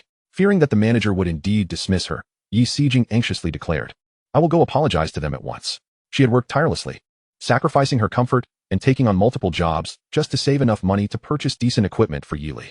With the funds finally nearing completion, she felt compelled to endure any humiliation to reach her goal. Yet, Yili intercepted her. And, trust me, just this once. After a moment's hesitation, Yi Jing met Yili's unwavering gaze and ultimately nodded, deciding to place her faith in him. She sensed that Yili was indeed different today. Yili coldly addressed the manager. Perfect timing. My aunt is resigning effective immediately. Furthermore, I came here to view properties. Show me your finest residence. Both the manager and the group were momentarily taken aback, followed by a raucous laughter. What? This kid wants to see the best villa in the Imperial Scenic Garden? Hilarious. He must have lost his mind. Someone sent him to a mental institution. Haha. Though the sales manager had yet to recover from his earlier fright, a hint of disdain crept onto his face as he spoke. Kid, do you have any idea how much our finest villa costs? Allow me to enlighten you. He gestured with one finger from his left hand and 5 fingers from his right. It's 1.5 billion for a single unit. Our entire Imperial Scenic Garden only has 2 such properties. One is occupied by the city lord. Moreover, it's not merely a matter of wealth. One must also possess societal standing and a certain level of professional certification to qualify for purchase. To put it bluntly, there are no more than 5 individuals in the entirety of Imperial Jiang City who could qualify to buy it. And you dare claim you wish to purchase? I haven't the time to entertain your jest. What if I were to acquire that villa? Yili replied with calm composure. Haha, if you manage to do so, I shall call you grandpa. One of the group members shouted with laughter. If you fail, how about you bow 100 times as penance? Another chimed in. All right. A voice from the crowd echoed, stirring the onlookers into a frenzy. The manager shook his head, preparing to call for assistance to expel this foolish young man. His antics were drawing a crowd, disrupting sales in the showroom. Yet, Yili responded, if I succeed, not only shall you all address me as grandpa, but you will also kneel and apologize to my aunt until I am satisfied. How does that sound? The group fell silent, astonished, exchanging incredulous glances. Could this young man truly afford the 1.5 billion villa? Surely, if he had such means, his aunt wouldn't be working here. He must be a stubborn fool. Let us gamble. We'll make him regret this. They agreed, excitement brewing among them. Sensing the moment was ripe, Yi summoned his honor medal, which shimmered with brilliance, manifesting the illustrious Grade 3 honor medal of the Great Xia Kingdom above his head. At this sight, the onlookers gasped in shock. What? A Grade 3 honor medal?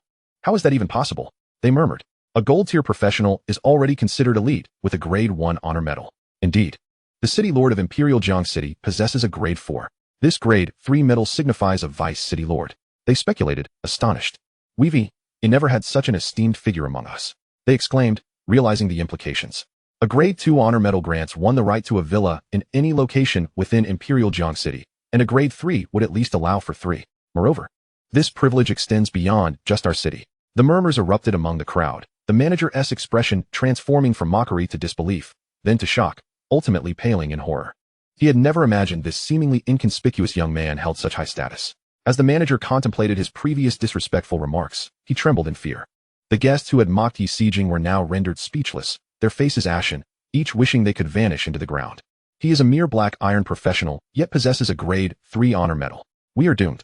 They lamented, panic-stricken. What do we do? My legs feel paralyzed. One cried. No, don't help me. I'm shaking too. They stammered, their terror palpable, as they gazed at Yi Li, whose Grade 3 honor medal radiated with brilliance. Each one was struck speechless, consumed by regret, their eyes betraying profound fear and anxiety as their bodies trembled uncontrollably. Especially the middle-aged man who had previously mocked Yi Li, now drenched in cold sweat, his legs quaking uncontrollably. The woman who had proposed the bowing bet was equally stricken with horror, her hands clenched tightly, nails digging into her palms, completely oblivious to the pain. Her gaze darted between Yi Li and the shimmering metal, her heart racing. They stood as if awaiting judgment, throats constricted, eyes wide with trepidation. In the presence of Yi Li's resplendent Grade 3 honor medal, they felt utterly insignificant, fear crashing over them like an unrelenting wave, shattering their resolve. At last, the manager, struggling to suppress his terror, approached Yi Li, bowing deeply at a 90-degree angle, his voice trembling as he said, Mr. Yi, I sincerely apologize for my previous rudeness. I humbly ask for your forgiveness, and will now escort you to view our finest villa. Yi Li's gaze fell upon the trembling individuals before him. Coldly, he remarked, before we proceed with the house viewing, let us first resolve this wager. Chapter 70. The Comfort of Yi Sijing. The faces of those who once mocked Yi Li were now filled with sheer panic. They could hardly fathom the embarrassment of having to bow and apologize to someone they had once ridiculed, especially in front of so many witnesses. Yet, at this moment, they were beyond caring about their dignity, desperately seeking the forgiveness of this young man. Otherwise, having offended a holder of a level 3 honor medal would render their future in Jiang City untenable. Thud. Mr. Yi, we were wrong. No, grandfather. We truly made a mistake. We beseech your magnanimity. Please spare us. A middle-aged man lamented, unable to suppress his tears. One by one, others knelt down, bowing their heads in sincere apology to Yi Li and Yi Sijing. Grandfather, we were mistaken. Please let us off lightly. Aunt, we were wrong. We shall never dare to mock anyone again.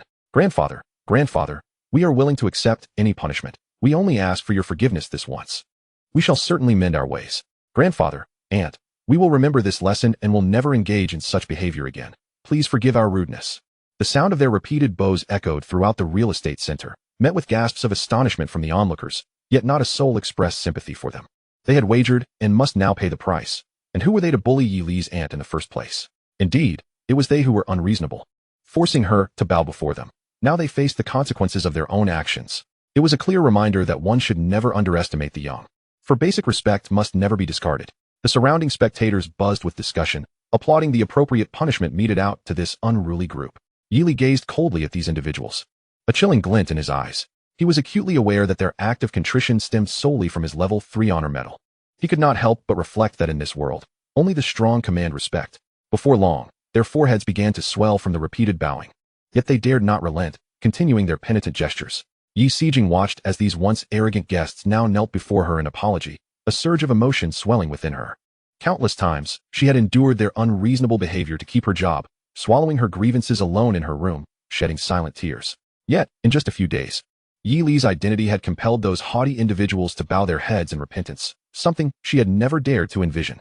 Tears brimmed in Yi Sijing's eyes. She had always known that Yi Li was no ordinary child, destined for greatness someday. now, witnessing his remarkable prowess, reclaiming dignity for himself and their family. She felt an overwhelming sense of pride. She approached Yi Li, gently patting his shoulder, saying, "All right, Xiao Li, they have apologized. Let us move past this." Seeing his aunt's comforting smile, Yi Li nodded. He turned to the customers and declared, "That will suffice." Hearing his words, they felt as if a great weight had been lifted, hastily rising to their feet, their faces alight with gratitude. "Thank you, grandfather. Thank you, aunt. We will surely remember this lesson and never err again." With that, they hurriedly dispersed, fearful of incurring further punishment. Yi Li turned to the manager of the real estate center, stating, "Let us proceed to view the house." "Of course. I shall take you both right away." The manager stammered, trembling visibly, his voice quaking in tandem with his shaking legs. Noticing this, Yi Li recalled something and asked, "What was it you said earlier? I believe I heard you mention that you had no intention of settling my aunt's previous wages?" "All settled. Absolutely." The manager replied, as if struck by lightning, hastily adding, "Moreover, I will personally grant an additional bonus." He concluded, "I sincerely apologize for my previous words and actions. I hope you will graciously accept my offer." Chapter 71. Encountering the bunny girl again, reaping rewards. "All settled." Absolutely. The manager reiterated, urgently declaring, "Moreover, I shall personally provide an additional generous bonus." He went on to add, "I sincerely apologize for my prior conduct. I hope you will graciously accept my offer." "Xiao Li, the store has its rules." The manager truly had no choice, Yi Xijing remarked. Having worked here for many years, she understood that while the manager could be stern, he was often bound by his position. Upon hearing Yi Xijing's words, the manager nodded vigorously, like a chick pecking at grains. Seeing Yi Li's silence, the manager felt a chill run down his spine and quickly approached, whispering, "I sincerely apologize for my previous actions. This additional bonus constitutes my entire annual salary, meant to atone for my prior negligence. I implore you not to refuse." The manager, having witnessed the chaotic departure of the troublesome guests, was filled with trepidation. Fortunately, he had refrained from participating in the wager. However, as the manager, he had also failed to intervene. Thus, he resolutely offered his entire year's salary as a gesture of sincerity, seeking forgiveness from the young man. Yi Li nodded, choosing not to speak further. The manager sighed in relief. "Esteemed guests of Dijing Yuan, please follow me," he bowed respectfully. As Yi Li and Yi Xijing walked through the lobby, all eyes were upon them as they headed to view the property. Walking the familiar path, Yi Xijing was overwhelmed with excitement. She had previously guided many esteemed guests through house viewings, but never had she imagined that one day she would be among the elite viewing luxurious villas herself. Meanwhile, her colleagues stood aghast. Just moments ago, they had seen Yi Xijing as one of their own.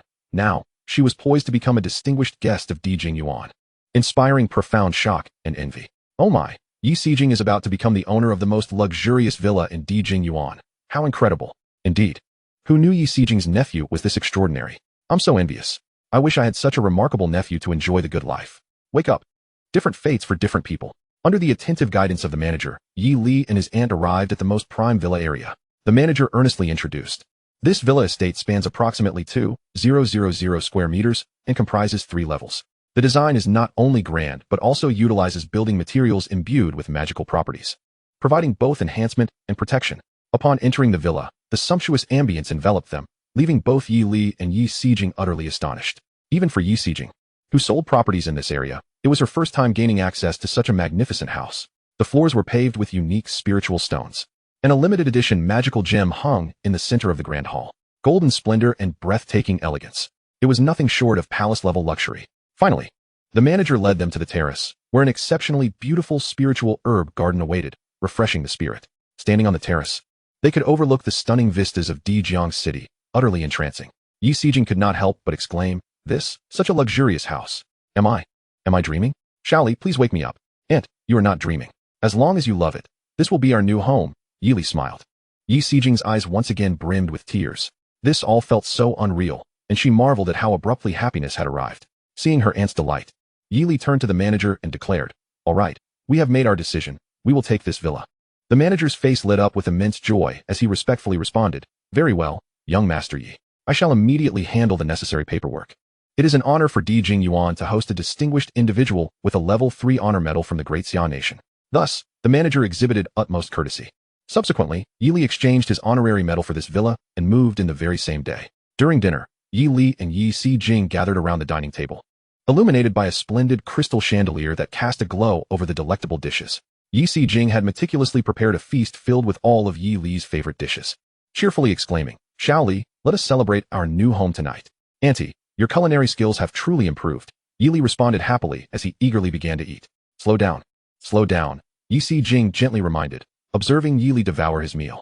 For Yi Si-jing, moving was undoubtedly a fresh start, while Yili had to brace himself for the impending major examination. As dusk fell, Yili reclined on the comfortable bed in his bedroom, closing his eyes in contemplation. Tomorrow marked the day of the big exam, and the experiences of recent days had transformed Yili from a novice into a seasoned participant. Although he remained at level 16, the accumulated experience on his experience stone was sufficient to elevate him beyond level 20. Reaching level 20 would necessitate a job transition, ideally conducted in the city of Wong Kong, where resources for such a transition were abundant. It was prudent to wait until after the exam to level up. That evening, a visit to Wanxiang Pavilion to liquidate unnecessary equipment would yield a substantial income. Moreover, he needed to procure additional resources for nurturing his spirits. To enhance the strength of these spirits, continuous investment in resources, such as various enhancement materials and training items, was imperative to empower their growth and evolution. The costs associated with cultivating a spirit were considerable, and Yili possessed thousands of them, including formidable queen-tier spirits, which demanded even more staggering investments. Fortunately, Yili had reaped considerable rewards in the abyss. It was time to convert his equipment into cash. With this thought in mind, Yili rose and set out directly to Wanxiang Pavilion in the outer city. Upon entering, the automatic recognition system identified him as a distinguished VIP. He entered the exclusive VIP room and was once again treated with meticulous care by the bunny girls. At that moment, a steward approached and inquired, "Esteemed guest, may I ask what you require today? Are you looking to sell equipment or make a purchase?" "I wish to sell some equipment," Yili replied. He intended to sell all his gear and items except for the diamond phantom necklace.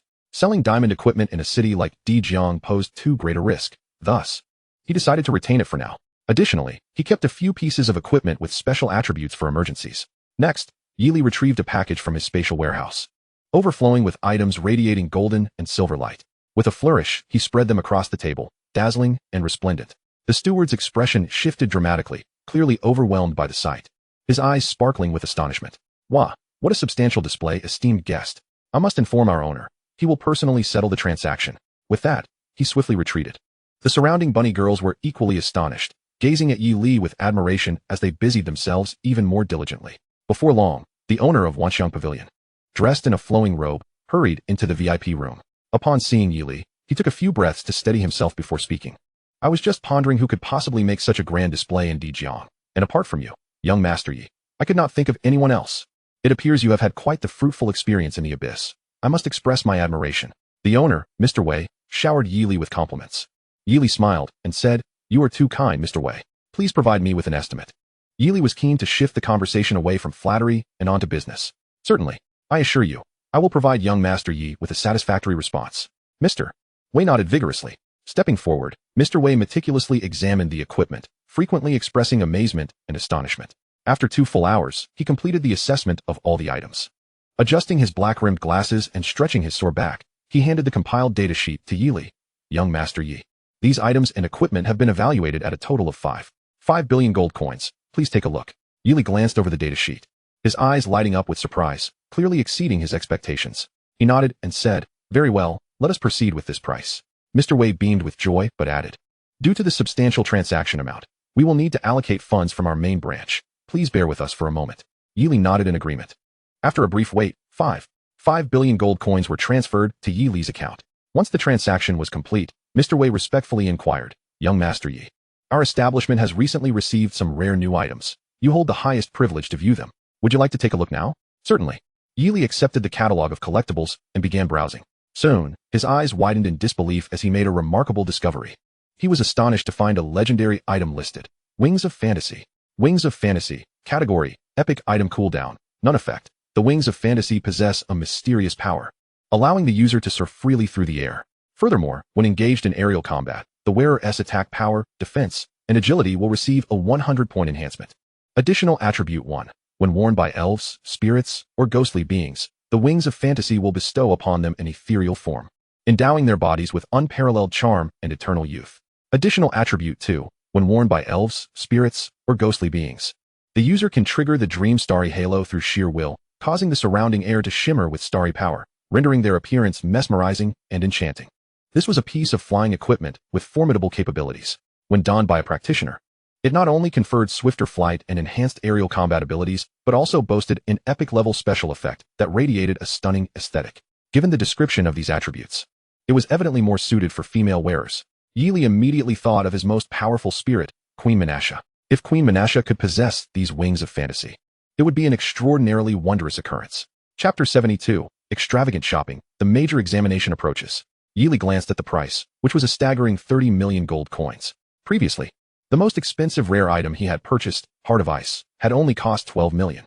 Epic items indeed commanded a high price. Generally, epic items are seized by various influential figures upon their appearance, making it rare for them to circulate in a city of Dejong scale. The unique attributes of the wings of fantasy were clearly tailored for elves and spirits, hence no affluent individuals had splurged on this item. However, Yili was different. He had thousands of spirits. For these spirits, the wings of fantasy would be akin to a formidable enhancement. Just imagine each spirit adorned with a pair of these wings, all exhibiting breathtaking effects. What a magnificent spectacle it would be. Merely envisioning it stirred his heart.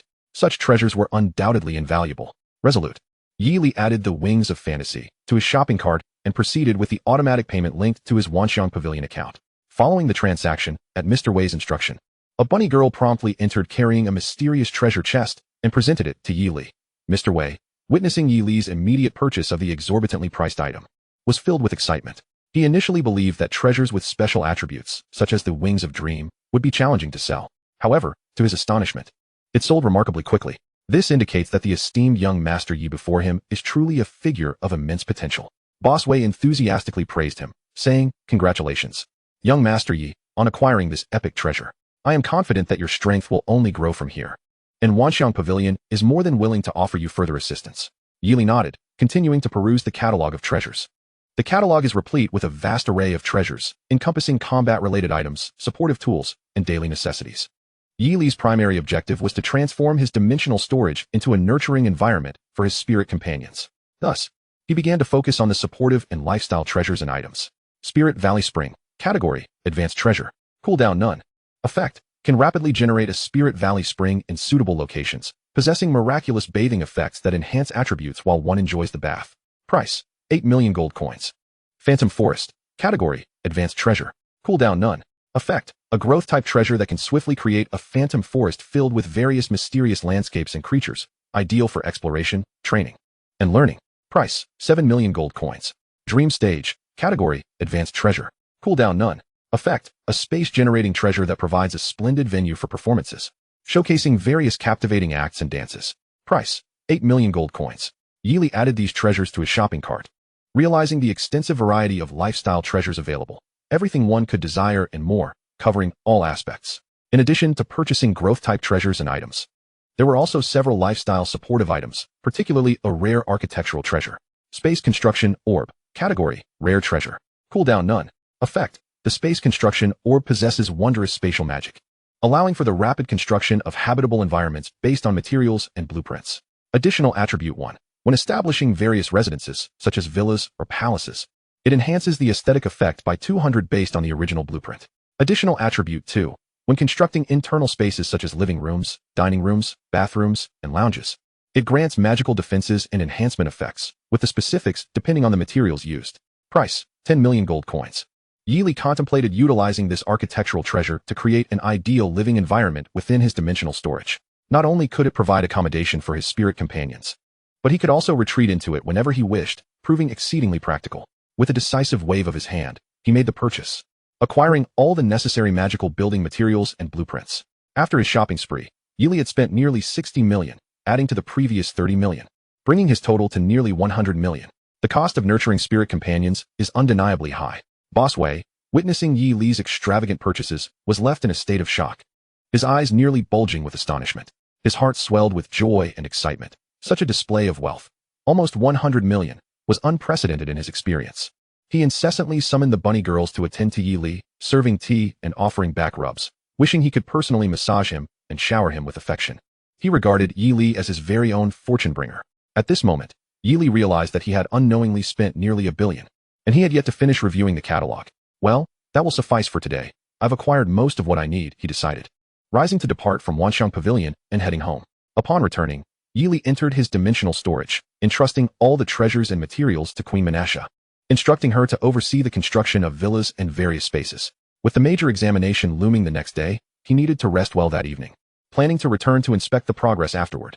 That night, Yili continued his meditation, filled with anticipation for the upcoming examination, which had garnered unprecedented attention across the Great Xia Kingdom due to the influx of talented students and the rare additional tests. Chapter 73. The appearance of the Annihilation Mage and second transition candidates. The following morning, Yili awakened promptly from his meditation, his mental and physical energies fully restored. He found himself in peak condition. Presently, he had amassed 120 superpowered mechs in his dimensional storage, standing ready for his summons. Adorned in a complete set of exquisite golden armor, a magnificent diamond necklace, and legendary skins, he exuded confidence bolstered by an array of formidable skills and effects. After enjoying a breakfast meticulously prepared by Yi Sijing, Yili stepped out of his home, making his way to school. Along the way, he sensed an exhilarating atmosphere enveloping the city of Emperor River, with magical banners and celebratory decorations creating a vibrant spectacle. The streets buzzed with discussions about the upcoming professional examination.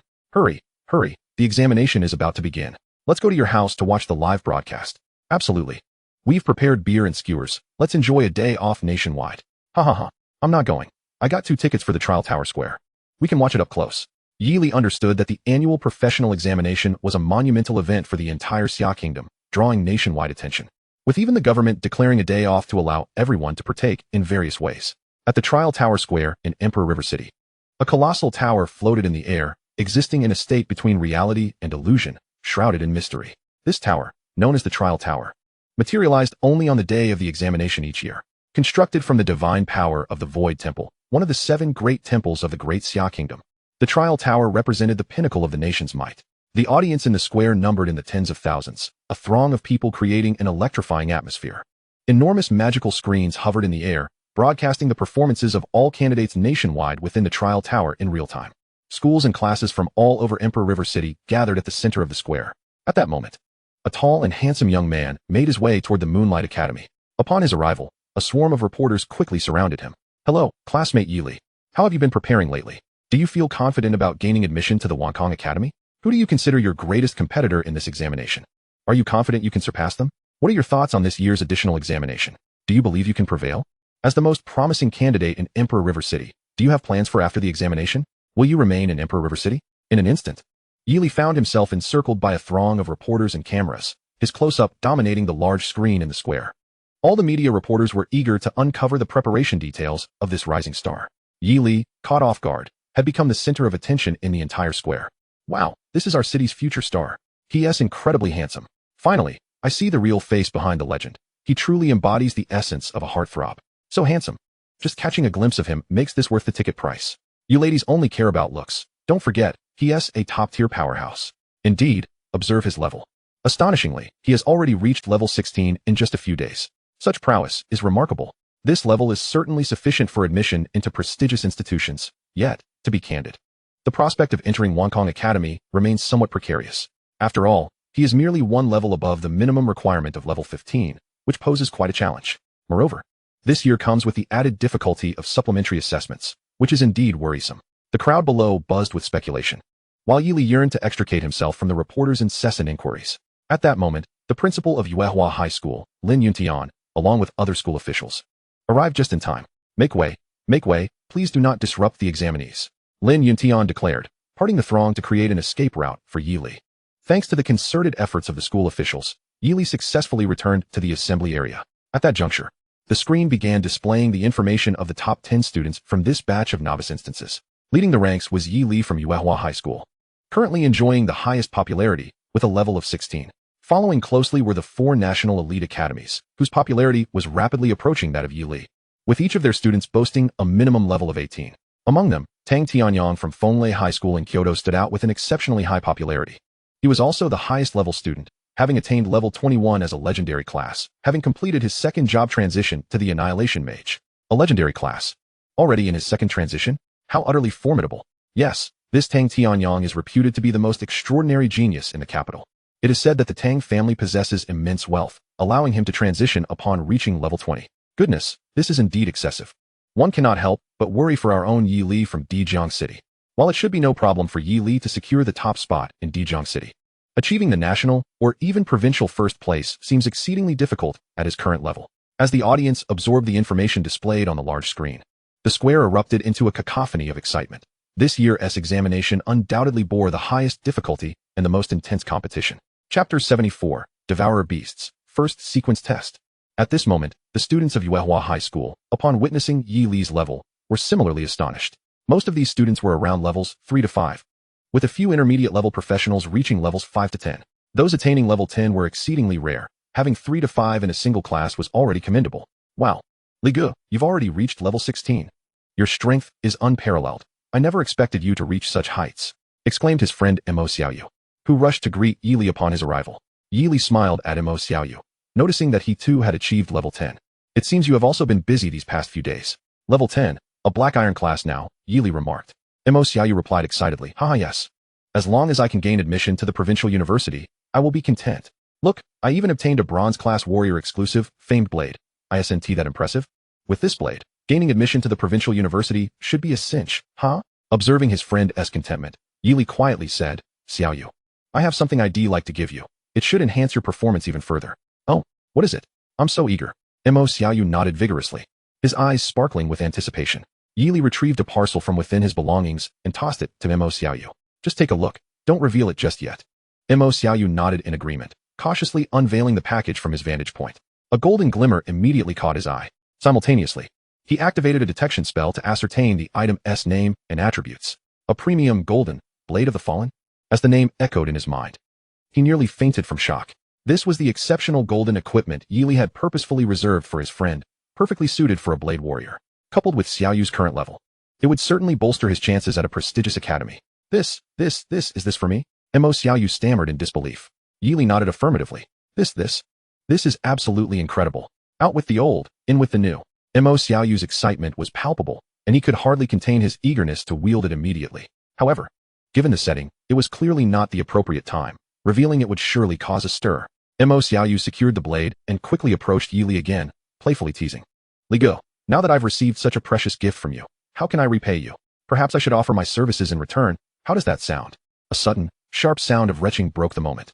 Both Mo Xiaoyu and Yi Li turned in surprise to find Gu Mingyao approaching. Upon witnessing Mo Xiaoyu's flirtation with Yi Li, she nearly lost her composure. Clearing her throat, she remarked, ah, lovebirds, so sweet. Mo Xiaoyu, caught off guard, awkwardly chuckled and promptly stepped aside. You two continue. Gu Mingyao shot him a glare before turning to Yi Li and saying, Yi Li, I wish you all the best in the upcoming examination. I hope to see you at Wong Kong Academy. Having gained experience from the Abyssal expedition, Gu Mingyao had also reached level 15, bolstered by her family's provision of exclusive equipment, instilling her with great confidence. All right, Yi Li replied. Gu Mingyao flashed him a sweet smile before departing. The male students around Yi Li cast envious glances in his direction. Li Ge, my brother, I also wish you a resounding success in the examination. Seize that spot at Wong Kong. Mo Xiaoyu bellowed, sending forth his boisterous blessings. At that moment, the horns signaling the completion of assembly finally sounded. Except for a few unfortunate adventurers who encountered mishaps, all examinees were present. A number of adventurers had faced unforeseen incidents during their outdoor training. The dignitaries on the podium, including Bai Changfeng, the head of the Job Transition Temple, City Lord He Xiaofeng, and Deputy City Lord Wei Yunlan, were all in attendance. The grand examination of Dijiang City was officially underway. A commanding voice reverberated throughout the square. The trial tower is about to open. All examinees were commanded to silence, urging them to attentively listen to the examination rules, which would be conveyed only once. The first sequence of the examination comprises two parts, a combat power test and a challenge within the trial tower. Within the first sequence of the trial tower, there exist testing scenarios of varying difficulties and professions. Successful completion of the combat power test will transport you to areas of different challenges. The examination adopts a point system. The score is contingent upon the difficulty and quantity of combat encountered. Only by passing the first sequence can you advance to the subsequent series of tests within the trial tower. Each sequence presents entirely different challenges, with increasing difficulty as one progresses. Finally, a reminder regarding examination rules. All equipment you wear is permissible for use. However, any items are strictly prohibited. Violations will result in immediate disqualification from the examination. The tests within the trial tower will be broadcast nationwide, ensuring transparency. So please adhere strictly to the regulations and refrain from any clever tricks. Now, let the grand examination commence. After articulating the rules with authority, the trial tower began to shimmer with radiant light, a spectacle of brilliance. The gates at the base of the floating tower slowly opened, revealing dozens of colossal frog-shaped spirit beasts cascading down from above, landing in unison upon the transmission zone of the trial square. The scene was truly magnificent. These devourer beasts emerging from the trial tower were designated for the first sequence of combat power assessment. Chapter 75, The chilling power of ice. These energy devourers are a unique type of auxiliary spirit beast, classified at level 40, equivalent to a human who has just entered the ranks of gold-tier professionals. Combat-oriented practitioners. Upon striking, an energy devourer can accurately gauge their own combat prowess through the beast's innate ability. Subsequently, based on the practitioner's strength, they are transported to an appropriately challenging zone within the trial tower. The creature is equipped with specialized sensors that relay the practitioner's combat power onto a large display screen. A commanding voice resonates once more.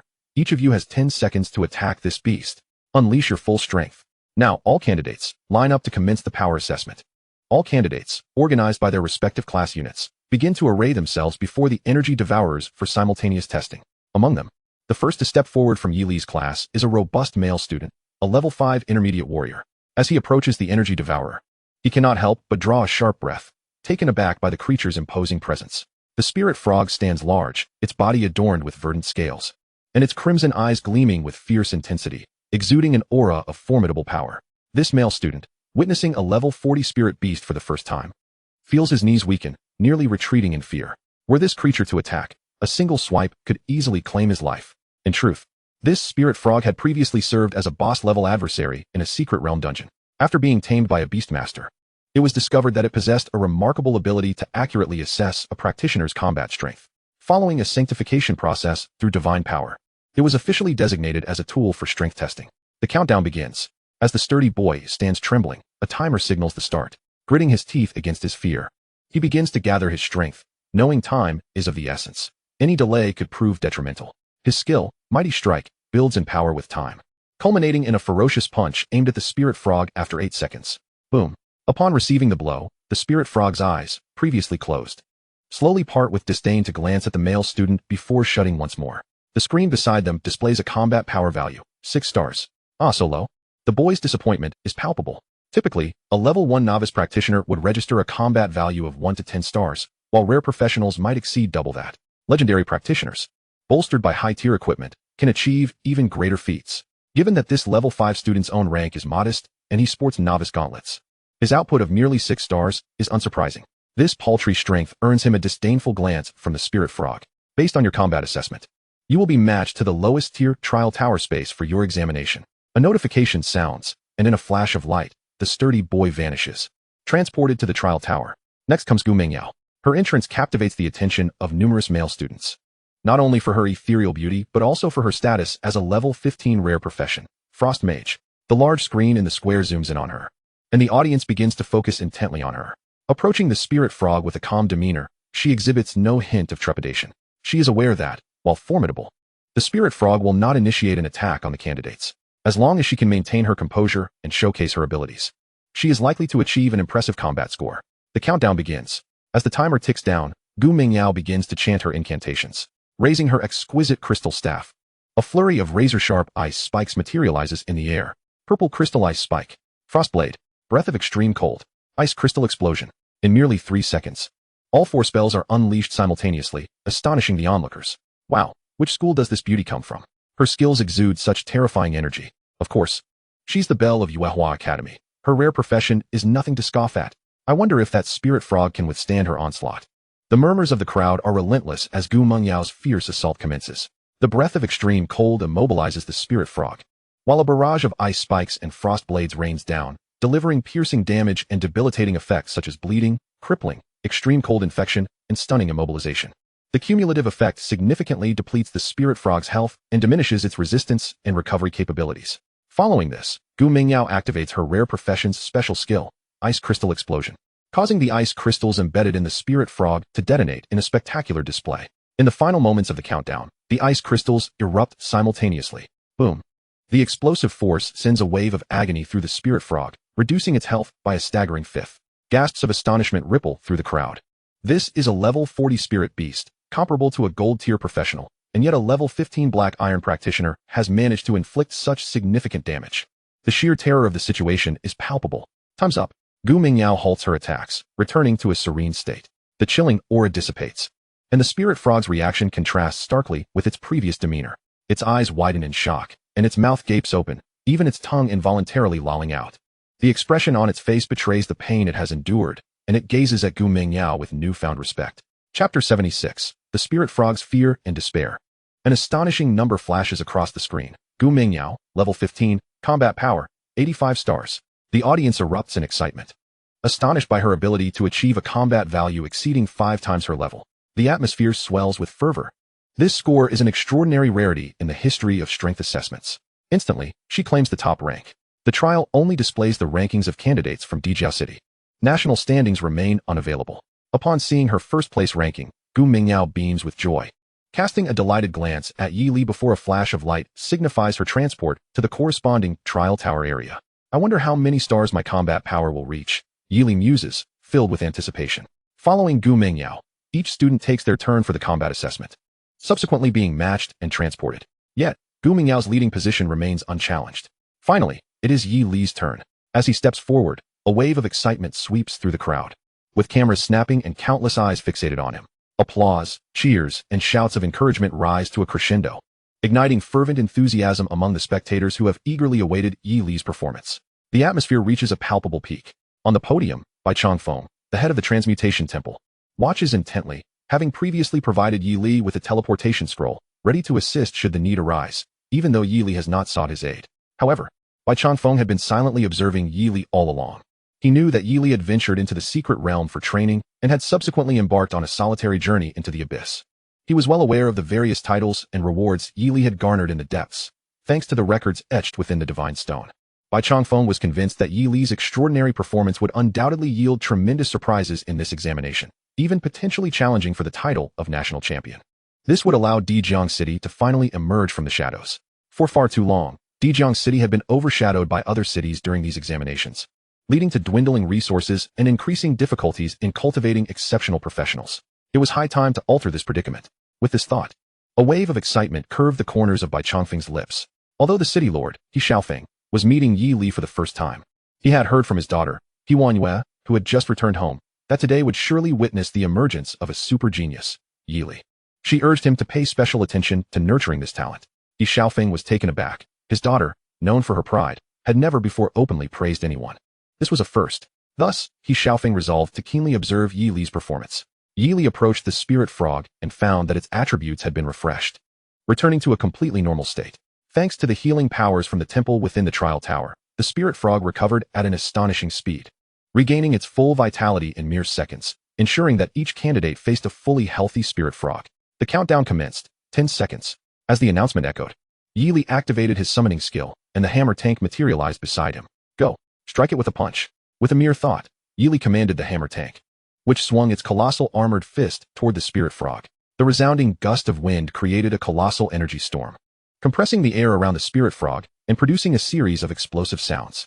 The deafening sound of sonic booms filled the air, causing all nearby spectators to instinctively cover their ears in a reflexive response to the overwhelming noise. The crisp sound of shattering glass ensued, marking the destruction of several nearby camera lenses. The spirit frog, sensing an unprecedented threat, instinctively froze, unable to move as the force of the iron fist descended upon it like an insurmountable mountain. It could only gaze in terror and despair, its eyes widening in fright. Only the distant slow-motion cameras captured this moment, freezing the spirit frog's expression of hopelessness on the large screen. Boom. In the next instant, the iron fist finally struck the spirit frog's body. A surge of overwhelming force radiated outward, generating a scorching wave of heat. Quack, quack, quack. As the energy dissipated, the spirit frog emitted a heart-wrenching wail. Its once fierce and commanding gaze had vanished, replaced by sheer terror. Its mouth was twisted, tongue lolling out, and the once formidable scales on its surface had been completely shattered, leaving a scattering of tiny scales on the ground. The timer displayed that only a second had passed, while the screen indicating combat power continued to escalate wildly. A crackling sound erupted from the screen, followed by a plume of black smoke as it malfunctioned. Meanwhile, after letting out its final, mournful cry, the spirit frog's head drooped to the ground, its limbs limp, devoid of any signs of life. The entire square fell into a profound silence. Chapter 77. A golden space, rare in a century. The square was enveloped in an eerie hush. Even the nearby competitors were compelled to halt their tests. The terrifying aura had frightened the surrounding spirit frogs and candidates into a state of paralyzing fear, rendering them incapable of continuing their evaluations. Everyone was left dumbfounded by the astonishing scene unfolding before them. The large screen replayed the recent events, the slow-motion effect allowing the audience to discern more details. They witnessed the spirit frog's scales being pierced by the iron fist, the layers of its armor shattering, and the transformation of its expression from fear to despair. They observed the entire process of a level 40 spirit frog, comparable to a golden professional, being felled in a single blow. Heavens, what just transpired? Did that spirit frog truly perish? No way. It was struck down with just one punch. A level 40 spirit frog, defeated in a mere second? Am I dreaming? Could it be possible that this spirit frog was already weakened from the previous round of testing? Perhaps that is indeed a possibility. Look, the combat power screen is damaged. It hasn't displayed Yi-Li's combat power. Foolish mortals, it's because the numbers have exceeded the limit. This means Yi-Li's combat power has surpassed what the spirit frog can endure. Oh, let us see what the examiners have to say. Yes. Let us await the final verdict. As the audience in the square regained their composure, they erupted into a flurry of discussions. Clearly, this unbelievable spectacle had transcended their understanding. Meanwhile, Yi-Li stood still, somewhat astonished.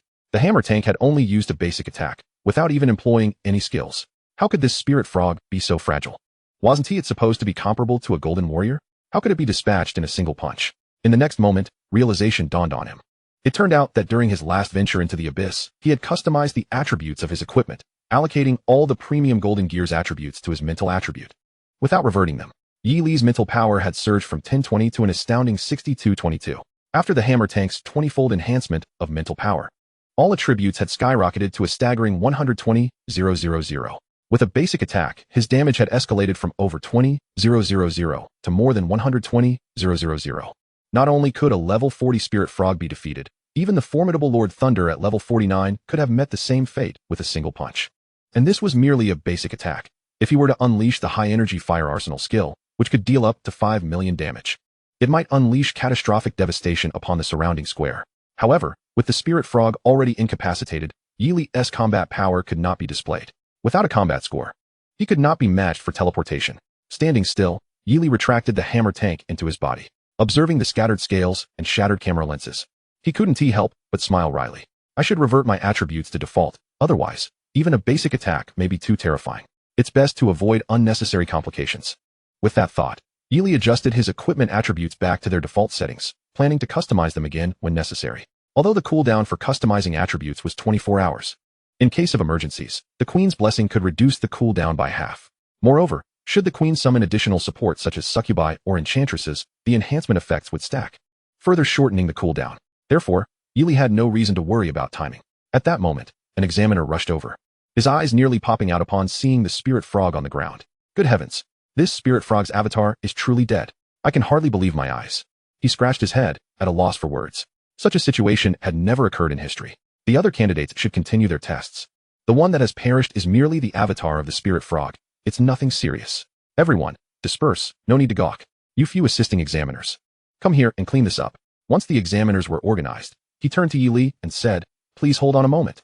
After issuing the command, the examiners swiftly ran toward the judging panel to report the situation. Meanwhile, the distinguished individuals seated at the judging panel were already in a state of shock. They had recognized that Yi-Li had indeed slain the spirit frog's avatar with a single punch, and furthermore, that his combat power had exceeded all limits. Oh my goodness, it has been years since a practitioner in our Imperial River City has emerged who could make the spirit frogs cry out in agony. Indeed, not only did he inflict deep suffering upon the spirit frogs, but he also obliterated them outright. How is this even possible? He is merely a level 16 black iron practitioner. To think that in the twilight of my years, I could witness such a prodigious youth. Truly, I have no regrets in death. Sob, sob, sob. Indeed, this is a miracle, and it opens up possibilities for elevating the limits of our practitioners. He has only just begun, and his future holds boundless potential. Let him inscribe a glorious legend. I feel a tingling sensation all over, akin to goosebumps. How exhilarating this feels. It has been far too long since I experienced such a thrill. The dignitaries at the podium were all aflame with excitement, with one elderly gentleman rising from his seat, applauding fervently. How could one not be stirred by witnessing such a once-in-a-millennium genius? At that moment, the examiner approached and conferred with the chief examiner of Imperial River City at the podium. What shall we do? The chief examiner, a plump, middle-aged man, pondered for a moment and replied, since Yi-Li has reached the upper limit of the combat power assessment, let us proceed with the highest difficulty area for the teleportation match. What say you? He looked toward Bai Changfeng, the head of the Job Transition Temple, and the city lord, He Xiaofeng, seeking their opinions. This setting has been in place for many years without issue. Now we must discuss an emergency plan. Agreed. Let us make an exception for this occasion. Several of them nodded in unison, expressing their approval. Moreover, they were all eager to witness Yi-Li's performance in the highest difficulty area, particularly by Changfeng, whose inner convictions were validated. At this moment, His heart brimmed with astonishment and delight. Thus, the chief examiner instructed the on-site examiner, "You go activate the emergency teleportation." Yes, the on-site examiner promptly took his leave. He then led Yi Li to the special emergency teleportation zone. This examiner located a golden button on the teleportation panel and pressed it. Instantly, Yi Li vanished from his spot and was transported to the highest difficulty area within the trial tower, the golden space. The examination difficulty levels are categorized into 5 tiers, from lowest to highest: white, green, blue, purple, and gold. Each practitioner entering the trial tower will be teleported to a different space depending on their job type, with varying scenarios for task completion. Gold signifies the highest difficulty within the first sequence, indicating that the combat power assessment is at least 100 stars. In contrast, white is the lowest, below 10 stars. Previously, Gu Mingyao's combat power was assessed at 85 stars, landing her in the purple space, just shy of gold, where she undertook a mage-type task. For over a century, no practitioner has undergone assessment in the gold space. Whoosh! Yi Li's figure materialized, revealing a sealed, independent space. The walls surrounding him radiated a faint golden glow. Chapter 78. The Enigmatic and Mesmerizing Golden Behemoth.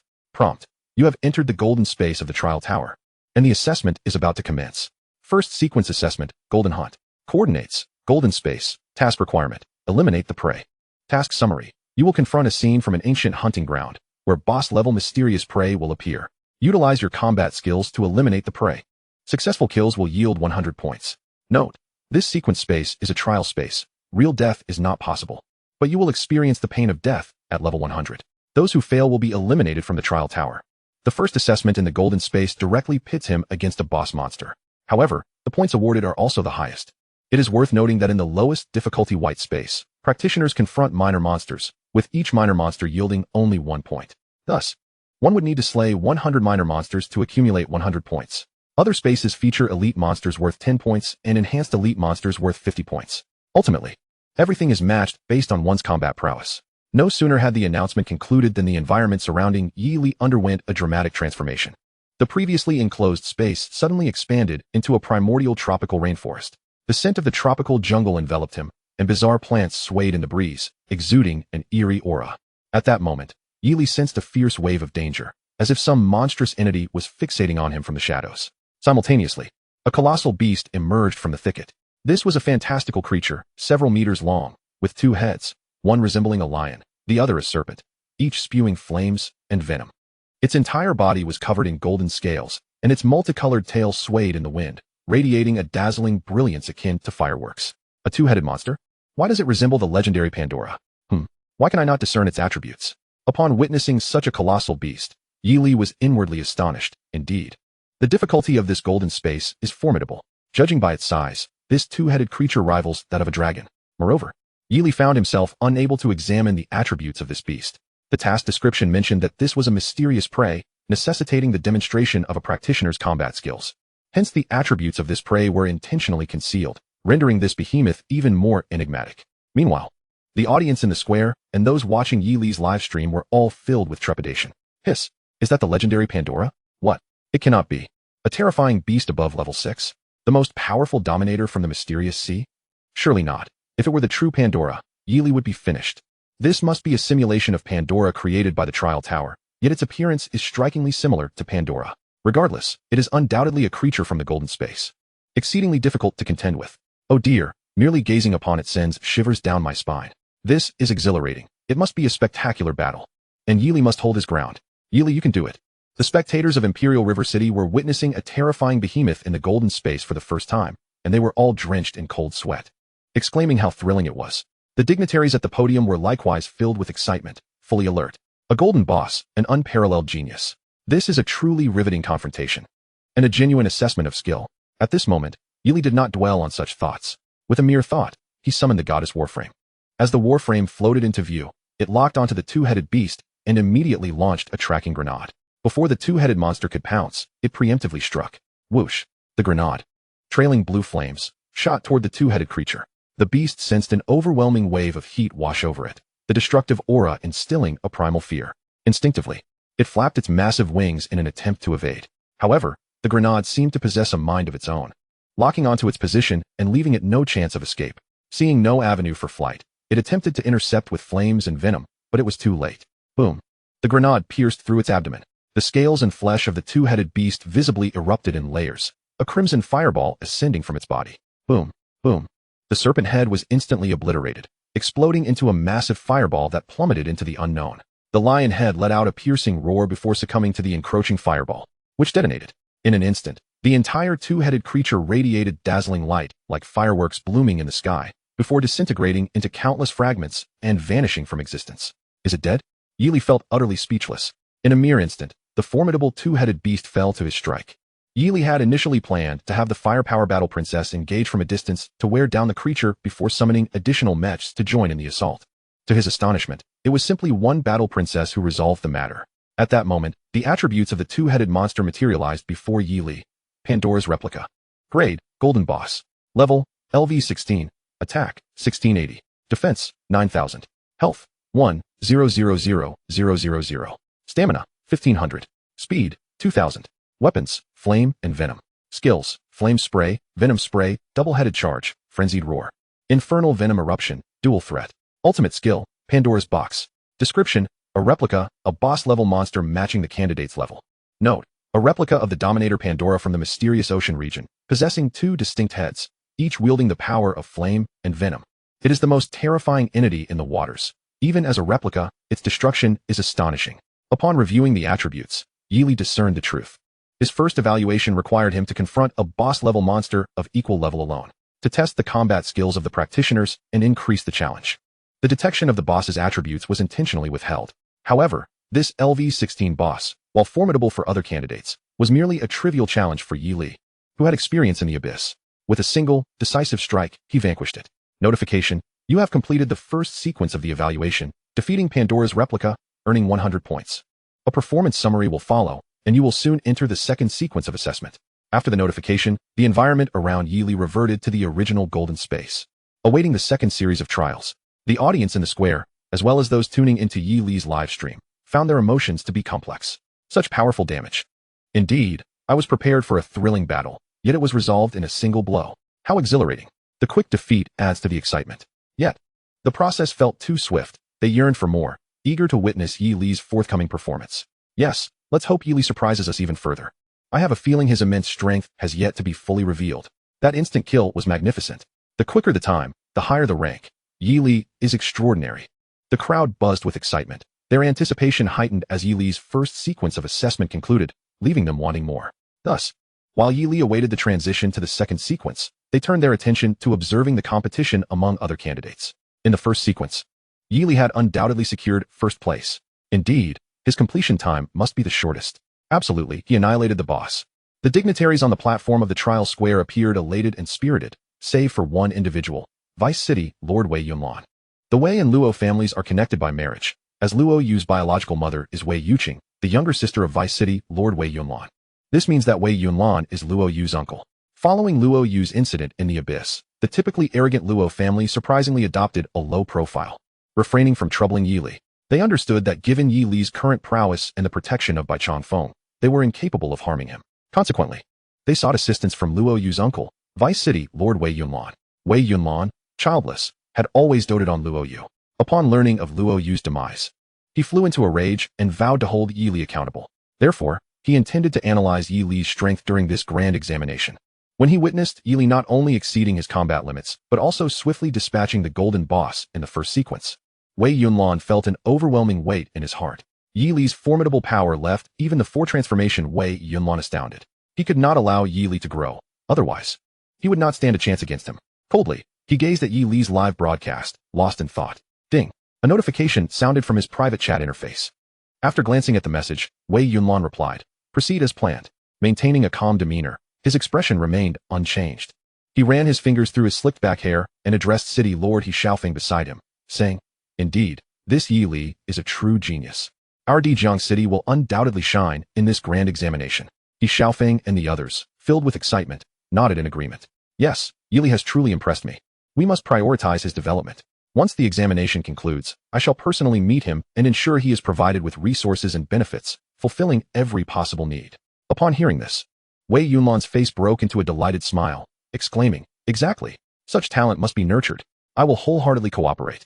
As Vice City Lord, Wei Yunlan was deeply cunning and adept at concealing his true intentions. Over the years, countless individuals had fallen victim to his schemes, yet none suspected him. He was the quintessential double-faced fox, insidiously crafty. Meanwhile, Yili awaited the refresh of the second sequence. The audience began to watch the live streams of other candidates. Aside from Yili's broadcast, Tang Tianyang's stream from Wong Kong City attracted the most attention. Now in his second transformation, Tang Tianyang's combat power test reached 125 stars as he too faced the replica of Pandora, albeit a LV-21 golden boss of the same level. At this moment, his battle was nearing its conclusion, showcasing the terrifying prowess of the legendary class Oblivion Mage. Suspended in midair, Tang Tianyang utilized a flickering void chain to firmly bind Pandora, preventing any erratic flight. Enraged, Pandora unleashed a torrent of flames and venom, only to have it wholly absorbed by a massive black shield conjured by Tang Tianyang. A smirk graced Tang Tianyang's lips. Oblivion Slash. Instantly, a colossal blade of energy, extending several dozen meters, descended upon the beast with overwhelming destructive force. Boom. The serpent's head and body were cleaved apart in an instant. Oblivion Drain. Tang Tianyang swiftly conjured a floating magical sphere, siphoning life from the roaring Pandora. The absorbed life force transformed into his own mana and mental energy. Oblivion Erasure. As Pandora's vitality waned, Tang Tianyang unleashed the unique skill of his legendary class, effectively erasing her existence. In an instant, Pandora was reduced to nothingness. As the battle concluded, Tang Tianyang gracefully descended to the ground, wearing a confident smile. Bang! 98 points. The screen displayed Tang Tianyang's score for the first sequence. His ranking was instantly updated, placing him first in Wong Kong City and second nationally. Upon seeing his rank, Tang Tianyang furrowed his brow, appearing somewhat surprised, not by his score, but by his position. Achieving 98 points in the golden space was a formidable feat. In previous years, such a score would guarantee first place. Could there be someone who surpassed him to achieve 99 points? Who could it be? Doubts began to swirl in Tang Tianyang's mind. As the only second transformation candidate in this grand examination, he struggled to fathom who could possibly outshine him. On the platform of the trial square in Dijiang City, Bai Changfeng and the others reflected on Tang Tianyang's performance, expressing their admiration. What an exhilarating duel. Regardless of combat skills or explosive power, he demonstrated remarkable prowess, ending the battle with but a singular special skill. Indeed, he has already undergone his second advancement, possessing at least 3 unique skills. This young man is no ordinary talent. Were it not for Yili this year, he would undoubtedly be securing the top position. The competition ahead promises to be fierce. It remains to be seen if Yili can maintain his resolve. Subsequently, they turned their attention to the live broadcasts of other popular candidates. They soon realized that the professionals participating in this year's grand examination far surpassed those of previous years. In addition to the commonly seen rare professions such as Thunder Mages, Darkmoon Hunters, Dragon Knights, and Crimson Flame Mages, numerous new professions showcased equally impressive performances. Among them was the Berserker Mage, wielding a special skill known as Soul Reaping Execution, ruthlessly ravaging enhanced elite monsters within the purple dimension. There was also the Chainsaw Warrior, utilizing a blood saw to engage in frenzied combat amidst the purple space. Even more astonishing was a rare profession, the Martial Saint, who employed techniques like the Golden Bell Shield, Iron Cloth, and Seven Injuries Fist. His movements were as graceful as a gentle breeze, captivating and vigorous, leaving spectators in awe. Of course, one could not overlook Gu Mingyao, the Frost Mage from Unveiling Academy. Within the purple dimension, she effortlessly battled 2 enhanced elite monsters, showcasing her impressive combat skills as she dispatched both foes with ease. Each space awarded a total of 100 points for monster eliminations. The purple space featured 2 enhanced elite monsters, each worth 50 points, while the white space consisted of 100 minor creatures. Scores would be calculated based on the number of kills, the quality of completion, and the duration taken. Finally, the scores for the first sequence were released. Yili achieved a perfect score, ranking first with 100 points, receiving an SSS rating and 2 golden treasure chests as rewards. Tang Tianyang placed second with 98 points and an SS rating, earning 1 golden treasure chest. Xiao Muron secured third place with 95 points and an S rating, receiving 2 purple treasure chests. Gu Mingyao ranked 7th with 91 points and an S rating, earning 1 purple treasure chest. Indeed, Yili claimed the top spot in the first round of assessments. Upon seeing these rankings, Bai Changfeng and He Xiaofeng from Dijiang City were overjoyed. Lin Yintian, the principal of Unveiling Academy, was so overwhelmed with emotion that he was rendered speechless, tears of joy welling in his eyes. He never anticipated that 2 students from Unveiling Academy would break into the national top 10. This left the principals of other schools filled with envy. However, just then, a surge of energy rippled through the space of the podium. Boom. An oval-shaped spatial rift materialized midair. From this rift emerged 4 spirited elders. Old Bai, what is going on in Dijiang City? One elder bellowed, directing his ire towards Bai Changfeng at the podium. Bai Changfeng squinted, Recognizing that these four were none other than the heads of the transmutation temples in the cities of the four prestigious academies. The speaker was Zhuqiu, the head of the transmutation temple in Wong Kong City, a formidable figure at the pinnacle of the 6th advancement as a mage. Haha, old Zhua, you arrived just in time. Are you here to watch the grand examination live broadcast with me? Bai Changfeng greeted with a smile. Although Bai Changfeng had not yet reached the pinnacle of his 6th advancement, his strength was equally formidable. As fellow temple heads, their status and power were comparable. Watch the live broadcast. I have no interest in such frivolities, Zhuqiu scoffed, pointing at the trial tower behind Bai Changfeng. Why can't I see the combat results for that candidate, named Yi Li from Dijiang City? The others echoed his sentiments, questioning. How can someone enter the trial tower without displaying combat results? Is Dijiang City attempting to undermine the rules? Indeed, all entering the trial tower must undergo a combat assessment. How can one be allowed to bypass the rules? The crowd buzzed with indignation. In previous examinations, the top positions had always been dominated by the four prestigious academies. Who would have thought that this year a candidate from Dijiang City would emerge unexpectedly, claiming first place in the trial tower's first sequence? The astonishing speed at which he dispatched his opponents left these temple heads astounded and incredulous. They quickly checked the candidate's information, only to discover that Yi Li had no combat assessment results. Thus, they felt compelled to confront him. Bai Changfeng shook his head, dismissively stating, I did not violate any rules. It's merely before he could finish, he was interrupted by the others. Merely what? Don't tell me it's because the spirit frog was insufficient for his assessment. At this, Bai Changfeng raised an eyebrow and replied, you are correct. The spirit frog indeed could not meet the standards for my candidate Yi Li. For Yi Li obliterated the spirit frog's combat assessment. As soon as these words escaped his lips, the elders fell silent, their eyes wide with astonishment as they scrutinized Bai Changfeng's expression, trying to discern whether he spoke in jest or earnest. What? Is that true? Bai Changfeng calmly retorted. Have someone show the video replay and log records to the esteemed heads. An official promptly stepped forward to present the previous footage of Yi Li to the elders, followed by the display of the obliterated spirit frog, clone numbered 9529. Hiss. Gasps of astonishment filled the air as they realized the implications far exceeded their expectations.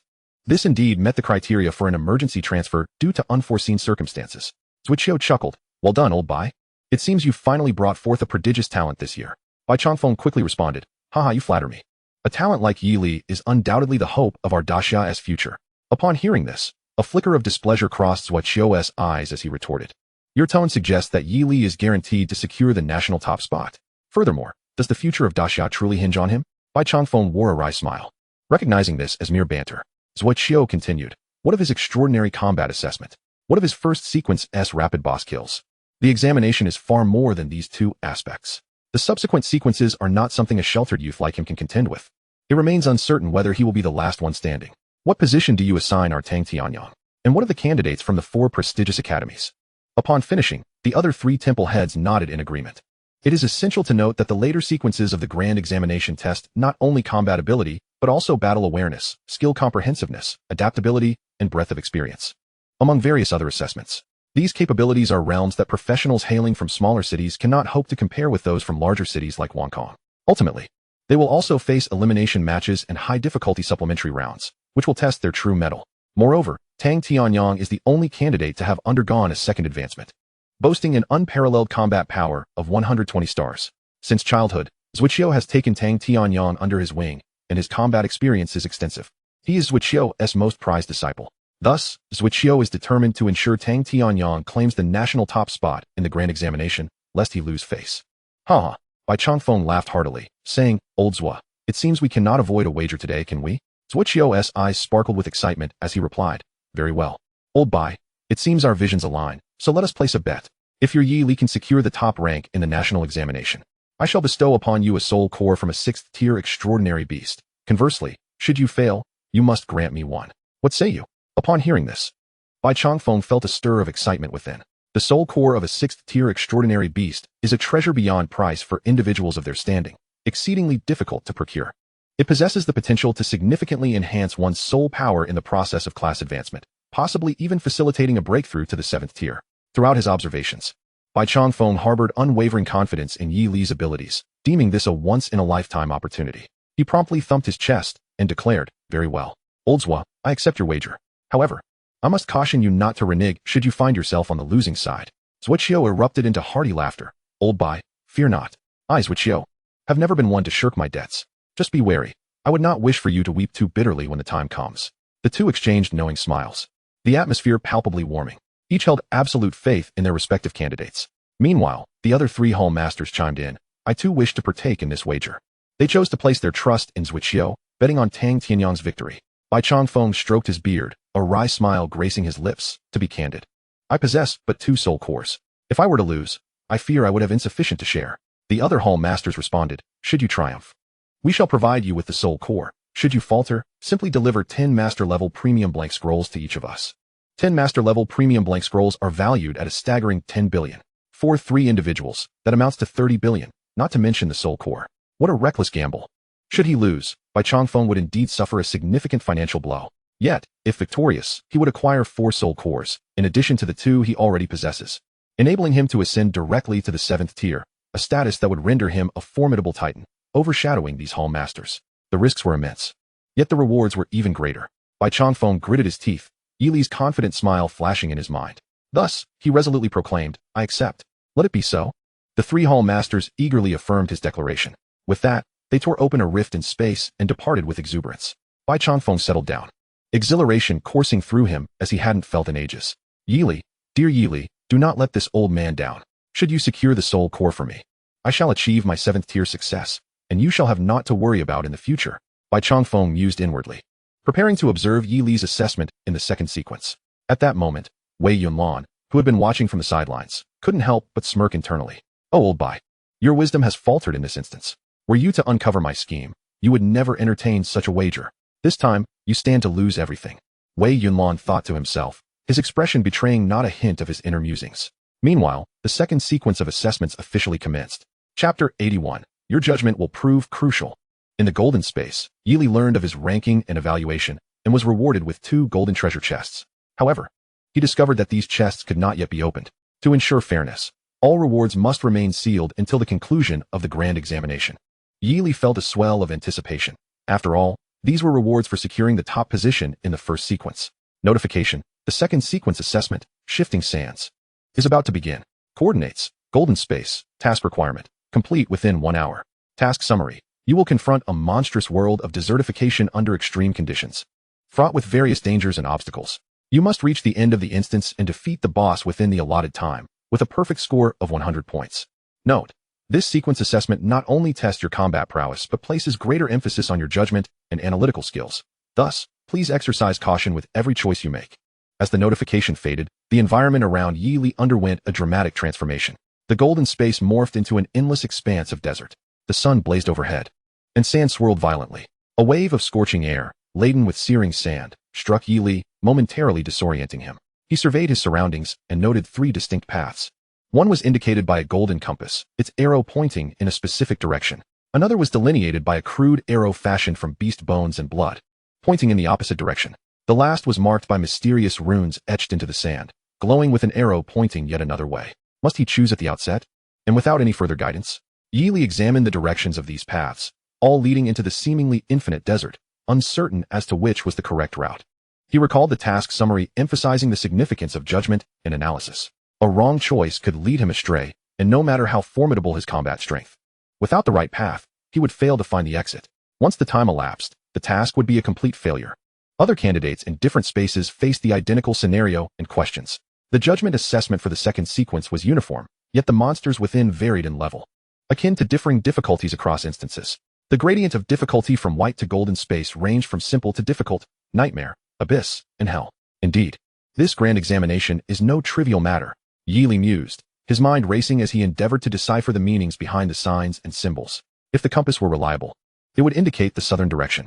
Yet, knowing the cardinal directions without further clues was of little utility. Quite the conundrum.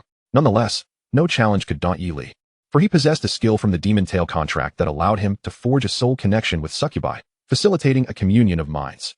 Such dilemmas would be trivial for the astute and cunning succubi. Thus, Yili invoked his skill, closing his eyes to attune to the resonance of their souls. Moments later, he opened his eyes, excitement brimming within them. Indeed, this direction was correct. With that, Yili advanced towards the path marked by beast bones and blood. Upon entering a meditative state, he recalled a phrase from the task prompt. Task summary. You will confront a monstrous world of desertification under extreme conditions. The keyword was extreme conditions. Given the nature of this decertified monster world, human tools should be absent, with only monsters present. Clearly, The compass and runes were human artifacts. Thus, the rightful path could only be indicated by the bones and blood of monsters. With this analysis, the answer became evident.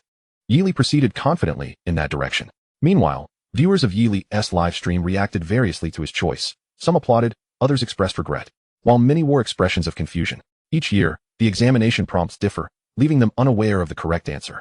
Right or wrong, they could only proceed step by step. At this juncture, other candidates found themselves at an impasse, uncertain how to proceed. Some glanced around, seeking clues to analyze, while others swiftly discerned the correct direction and pressed on resolutely. Candidates from prestigious institutions, like Tang Tianyang, enjoyed a pronounced advantage in this non-combat assessment. Gu Mingyao, after a calm analysis, also opted for the path marked by beast bones, moving forward. Meanwhile, Yili delved deeper into the desert, where he began to observe transformations in the landscape as bizarre plants emerged from the sands. Their forms were grotesque, adorned with sharp spines and dripping with a verdant liquid, as if these fiends were birthed from the very void of a desolate desert. Concurrently, a multitude of monsters emerged from the sands: sand scorpions, dust crocodiles, venomous sand serpents, stone beasts, and poisonous centipedes, instantly coalescing into an army of countless abominations. Each bore the fierce and frenzied nature peculiar to the desert, charging madly towards Yili. Dozens of Valkyrie battle maidens had already been summoned by Yili. With a thunderous roar, an abundance of shells erupted from their chambers, exploding amidst the horde of monsters. As towering flames rampaged across the desert, in an instant, vast swathes of monsters were reduced to ashes, preventing them from closing in on Yili. It turned out they were merely minor creatures. Yili discovered that he could not ascertain the attributes of these monsters. Thus, initially, he was unaware of their levels. To err on the side of caution, he commanded the Valkyries to employ high-energy artillery strikes. However, it felt akin to using cannon fire to swat at mosquitoes. Consequently, Yili instructed the Valkyries to revert to standard attacks. Rat-a-tat-tat. Countless bullets sliced through the air, and without a hint of suspense, each shot claimed a monster's life, annihilating all the desert beasts in mere moments. Yet, with each kill, the number of monsters did not diminish. Rather, it seemed to multiply. Moreover, slaying these creatures yielded no experience points, nor did they drop any equipment. The monsters in the trial tower were merely simulations for assessment. Thus, defeating them would not yield genuine experience. Yili furrowed his brow, pondering, if this continued, would it not be an extravagant waste of resources? Most crucially, he felt an unsettling illusion that these monsters would only proliferate. After vanquishing one wave, more would inevitably arise. Yet these minions obstructed the path forward. Without eradicating them, passage was impossible. At that moment, a voice from his soul resonated. This stage is not merely a test of monster-slaying ability. It is a trial of adaptability. Shift your perspective. Yili closed his eyes in contemplation, meticulously recalling the events he had just experienced. Upon his arrival, he first encountered the eerie flora, followed by the emergence of swarms of monsters. Perhaps the issue lay with those peculiar plants. It was those plants that incessantly summoned these beasts. Unless the aberrant vegetation was destroyed, the monsters would continue to surface. With this realization, Yili's gaze shifted towards the plants, and he discovered that numerous monsters indeed guarded them. I was correct. Yili swiftly commanded the Valkyries to target one of the plants and fire a tracking missile. Chapter 82. Stubbornness leads to elimination. The ancient divine temple emerges. Whoosh. The tracking missile traced an audacious arc through the air, hurtling towards the bizarre plant. The monsters surrounding the plant seemed to sense the impending danger, rushing towards the missile in an attempt to intercept it. However, the missile's speed was simply too swift for them to thwart. Crack. Boom. The missile struck the plant with a resounding explosion. A violent wave of energy rippled through the desert, as the abnormal plant was obliterated into countless fragments, with green sap splattering in all directions. With the destruction of this peculiar flora, the monsters nearby were instantly transformed into mere particles of sand, cascading to the ground. Witnessing this, a smile crept across Yili's lips. Indeed, as long as the aberrant plants were eradicated, the monsters would be vanquished as well. Thus, Yili promptly altered his strategy, instructing the Valkyries to concentrate their fire on the bizarre plants. Whoosh, whoosh, whoosh. A barrage of rockets soared through the air, striking at the peculiar vegetation. Boom, boom, boom. Before long, the anomalous plants in the desert were entirely annihilated, and the monsters completely dissipated. Yili smiled lightly and continued onward. Meanwhile, the audience watching the live broadcast in the plaza was filled with exhilaration. Yili is incredible. Those aberrant plants are the source of the monsters. Destroy them, and the rest will follow. Brilliant. Yes, yes. If you don't eliminate the source, you could fight endlessly. Yili, you're amazing. Wait, I timidly ask. Is Yili's chosen path truly the correct one? Indeed, I also wish to know. Well, that's simple. If you don't mind, you can check the live stream of the candidates who chose different directions, with cheers for Yili echoing. Some were also concerned whether his chosen path was indeed right. If the initial direction was incorrect, then the farther one strayed, the further away they would be from clearing the trial. Thus, many took a moment to glance at the status of other candidates. Upon doing so, they were taken aback. They observed a classmate who had chosen the compass direction, and as they walked, the environment drastically transformed. The once arid desert gradually morphed into steep glaciers. The frigid breath of ice caused their breath to freeze in the air, accompanied by an intense cold front. Even these professionals began to shiver uncontrollably. Some of the more astute individuals promptly turned back, realizing they had chosen the wrong path. They understood that the second sequence of trial questions involved navigating the desert. Thus, the transition from desert to glacier was obviously incorrect. They quickly returned to the starting point to select anew. Although this would waste some time, it prevented them from making a catastrophic error. However, many in this direction remained oblivious. They endured the cold, pressing onward while muttering, "This must be a test of my willpower." But as they continued, the chill only intensified. One warrior clad in leather armor found his snot frozen stiff, swinging precariously, his entire body resembling a giant ice pop. Another assassin, with white hair and beard, had fingers frozen rigid, unable to grasp his dagger. Ding! The dagger clattered to the ground, and the assassin awkwardly bent down to retrieve it, only to find his body stiff as ice, flipping over onto his back and unable to right himself. Seeing this scene, the audience couldn't help but burst into laughter. Ha ha! Forgive my lack of decorum, but I can't help it. It's just too amusing. This direction was clearly wrong. Poor classmates, why persist in such stubbornness? So stubborn. So stubborn. It's like they won't turn back until they hit a wall. Indeed, why do people sometimes cling so desperately to their choices? They remained unaware that the biting cold was urging them to turn back. Yet, paradoxically, the colder it became, the more resolute they seemed to grow. Ha ha! Simultaneously, numerous viewers were observing candidates who had chosen the rune indicator direction. Here, the environment similarly underwent a transformation. However, the desert scene gradually shifted into a volcanic region. Torrents of volcanic stones rained down from the sky, with rivers of molten lava covering the ground, leaving no safe ground to stand upon. Yet, the majority did not retreat. Each one activated their skills to dodge the eruptions of lava, enduring the searing heat as they pressed forward. The viewers were left in a state of bemusement, unsure whether to admire their tenacity or feel exasperated by their stubbornness. However, all spectators understood which direction was correct. Yet, what did it matter if the direction was right? This stage was not merely a mindless monster-slaying exercise. Many were relentlessly attacking the ever-replenishing desert monsters. Their stamina, mental strength, and magical energy began to visibly dwindle at an alarming rate, while the monsters only multiplied. At this juncture, most began to realize something was amiss.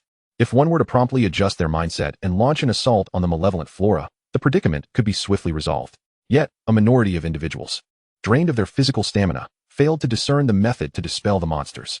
Depleted by the creatures, they found themselves bereft of strength, ultimately encircled and relentlessly torn apart by the fiends, collapsing into the yellow sands. Naturally, the trial space does not equate to true death. However, they endure the excruciating agony of 100 deaths. Ultimately, they are eliminated. Those who are ousted in this round, if their performance in the first sequence is mediocre, will not qualify for any practitioner academies and will be sent home immediately. Conversely, if their first sequence results are extraordinary, they may be admitted to specialized practitioner universities. The spectators, observing this outcome, express their dismay. Such individuals have essentially eliminated themselves. How regrettable. What is there to lament? They lack even a modicum of crisis management skills. They deserve their fate. Indeed, the practitioner universities bear the weight of our humanity's future mission and should select only the elite. Just look at their performances. It infuriates me. Do they possess no basic observational skills or intellect? Sigh, it truly tugs at the heartstrings. Perhaps I should turn my attention to Yi Li's livestream. I can no longer bear this distress. Yes, let us watch Yi Li. They collectively shifted their focus, honing in on Yi Li's streaming room. Meanwhile, after traversing the desert for a while, Yi Li beheld the emergence of a colossal temple. This temple, grand and ancient, was adorned with massive, albeit weathered, stone columns, intricately etched with enigmatic, interwoven patterns that added an air of mystery. The setting sun over the desert seemed to bestow a golden sheen upon it. Desert, sunset, temple. What assessments could these keywords conjure? Yi Li found himself compelled to analyze the situation, heightening his alertness in anticipation of any unforeseen challenges.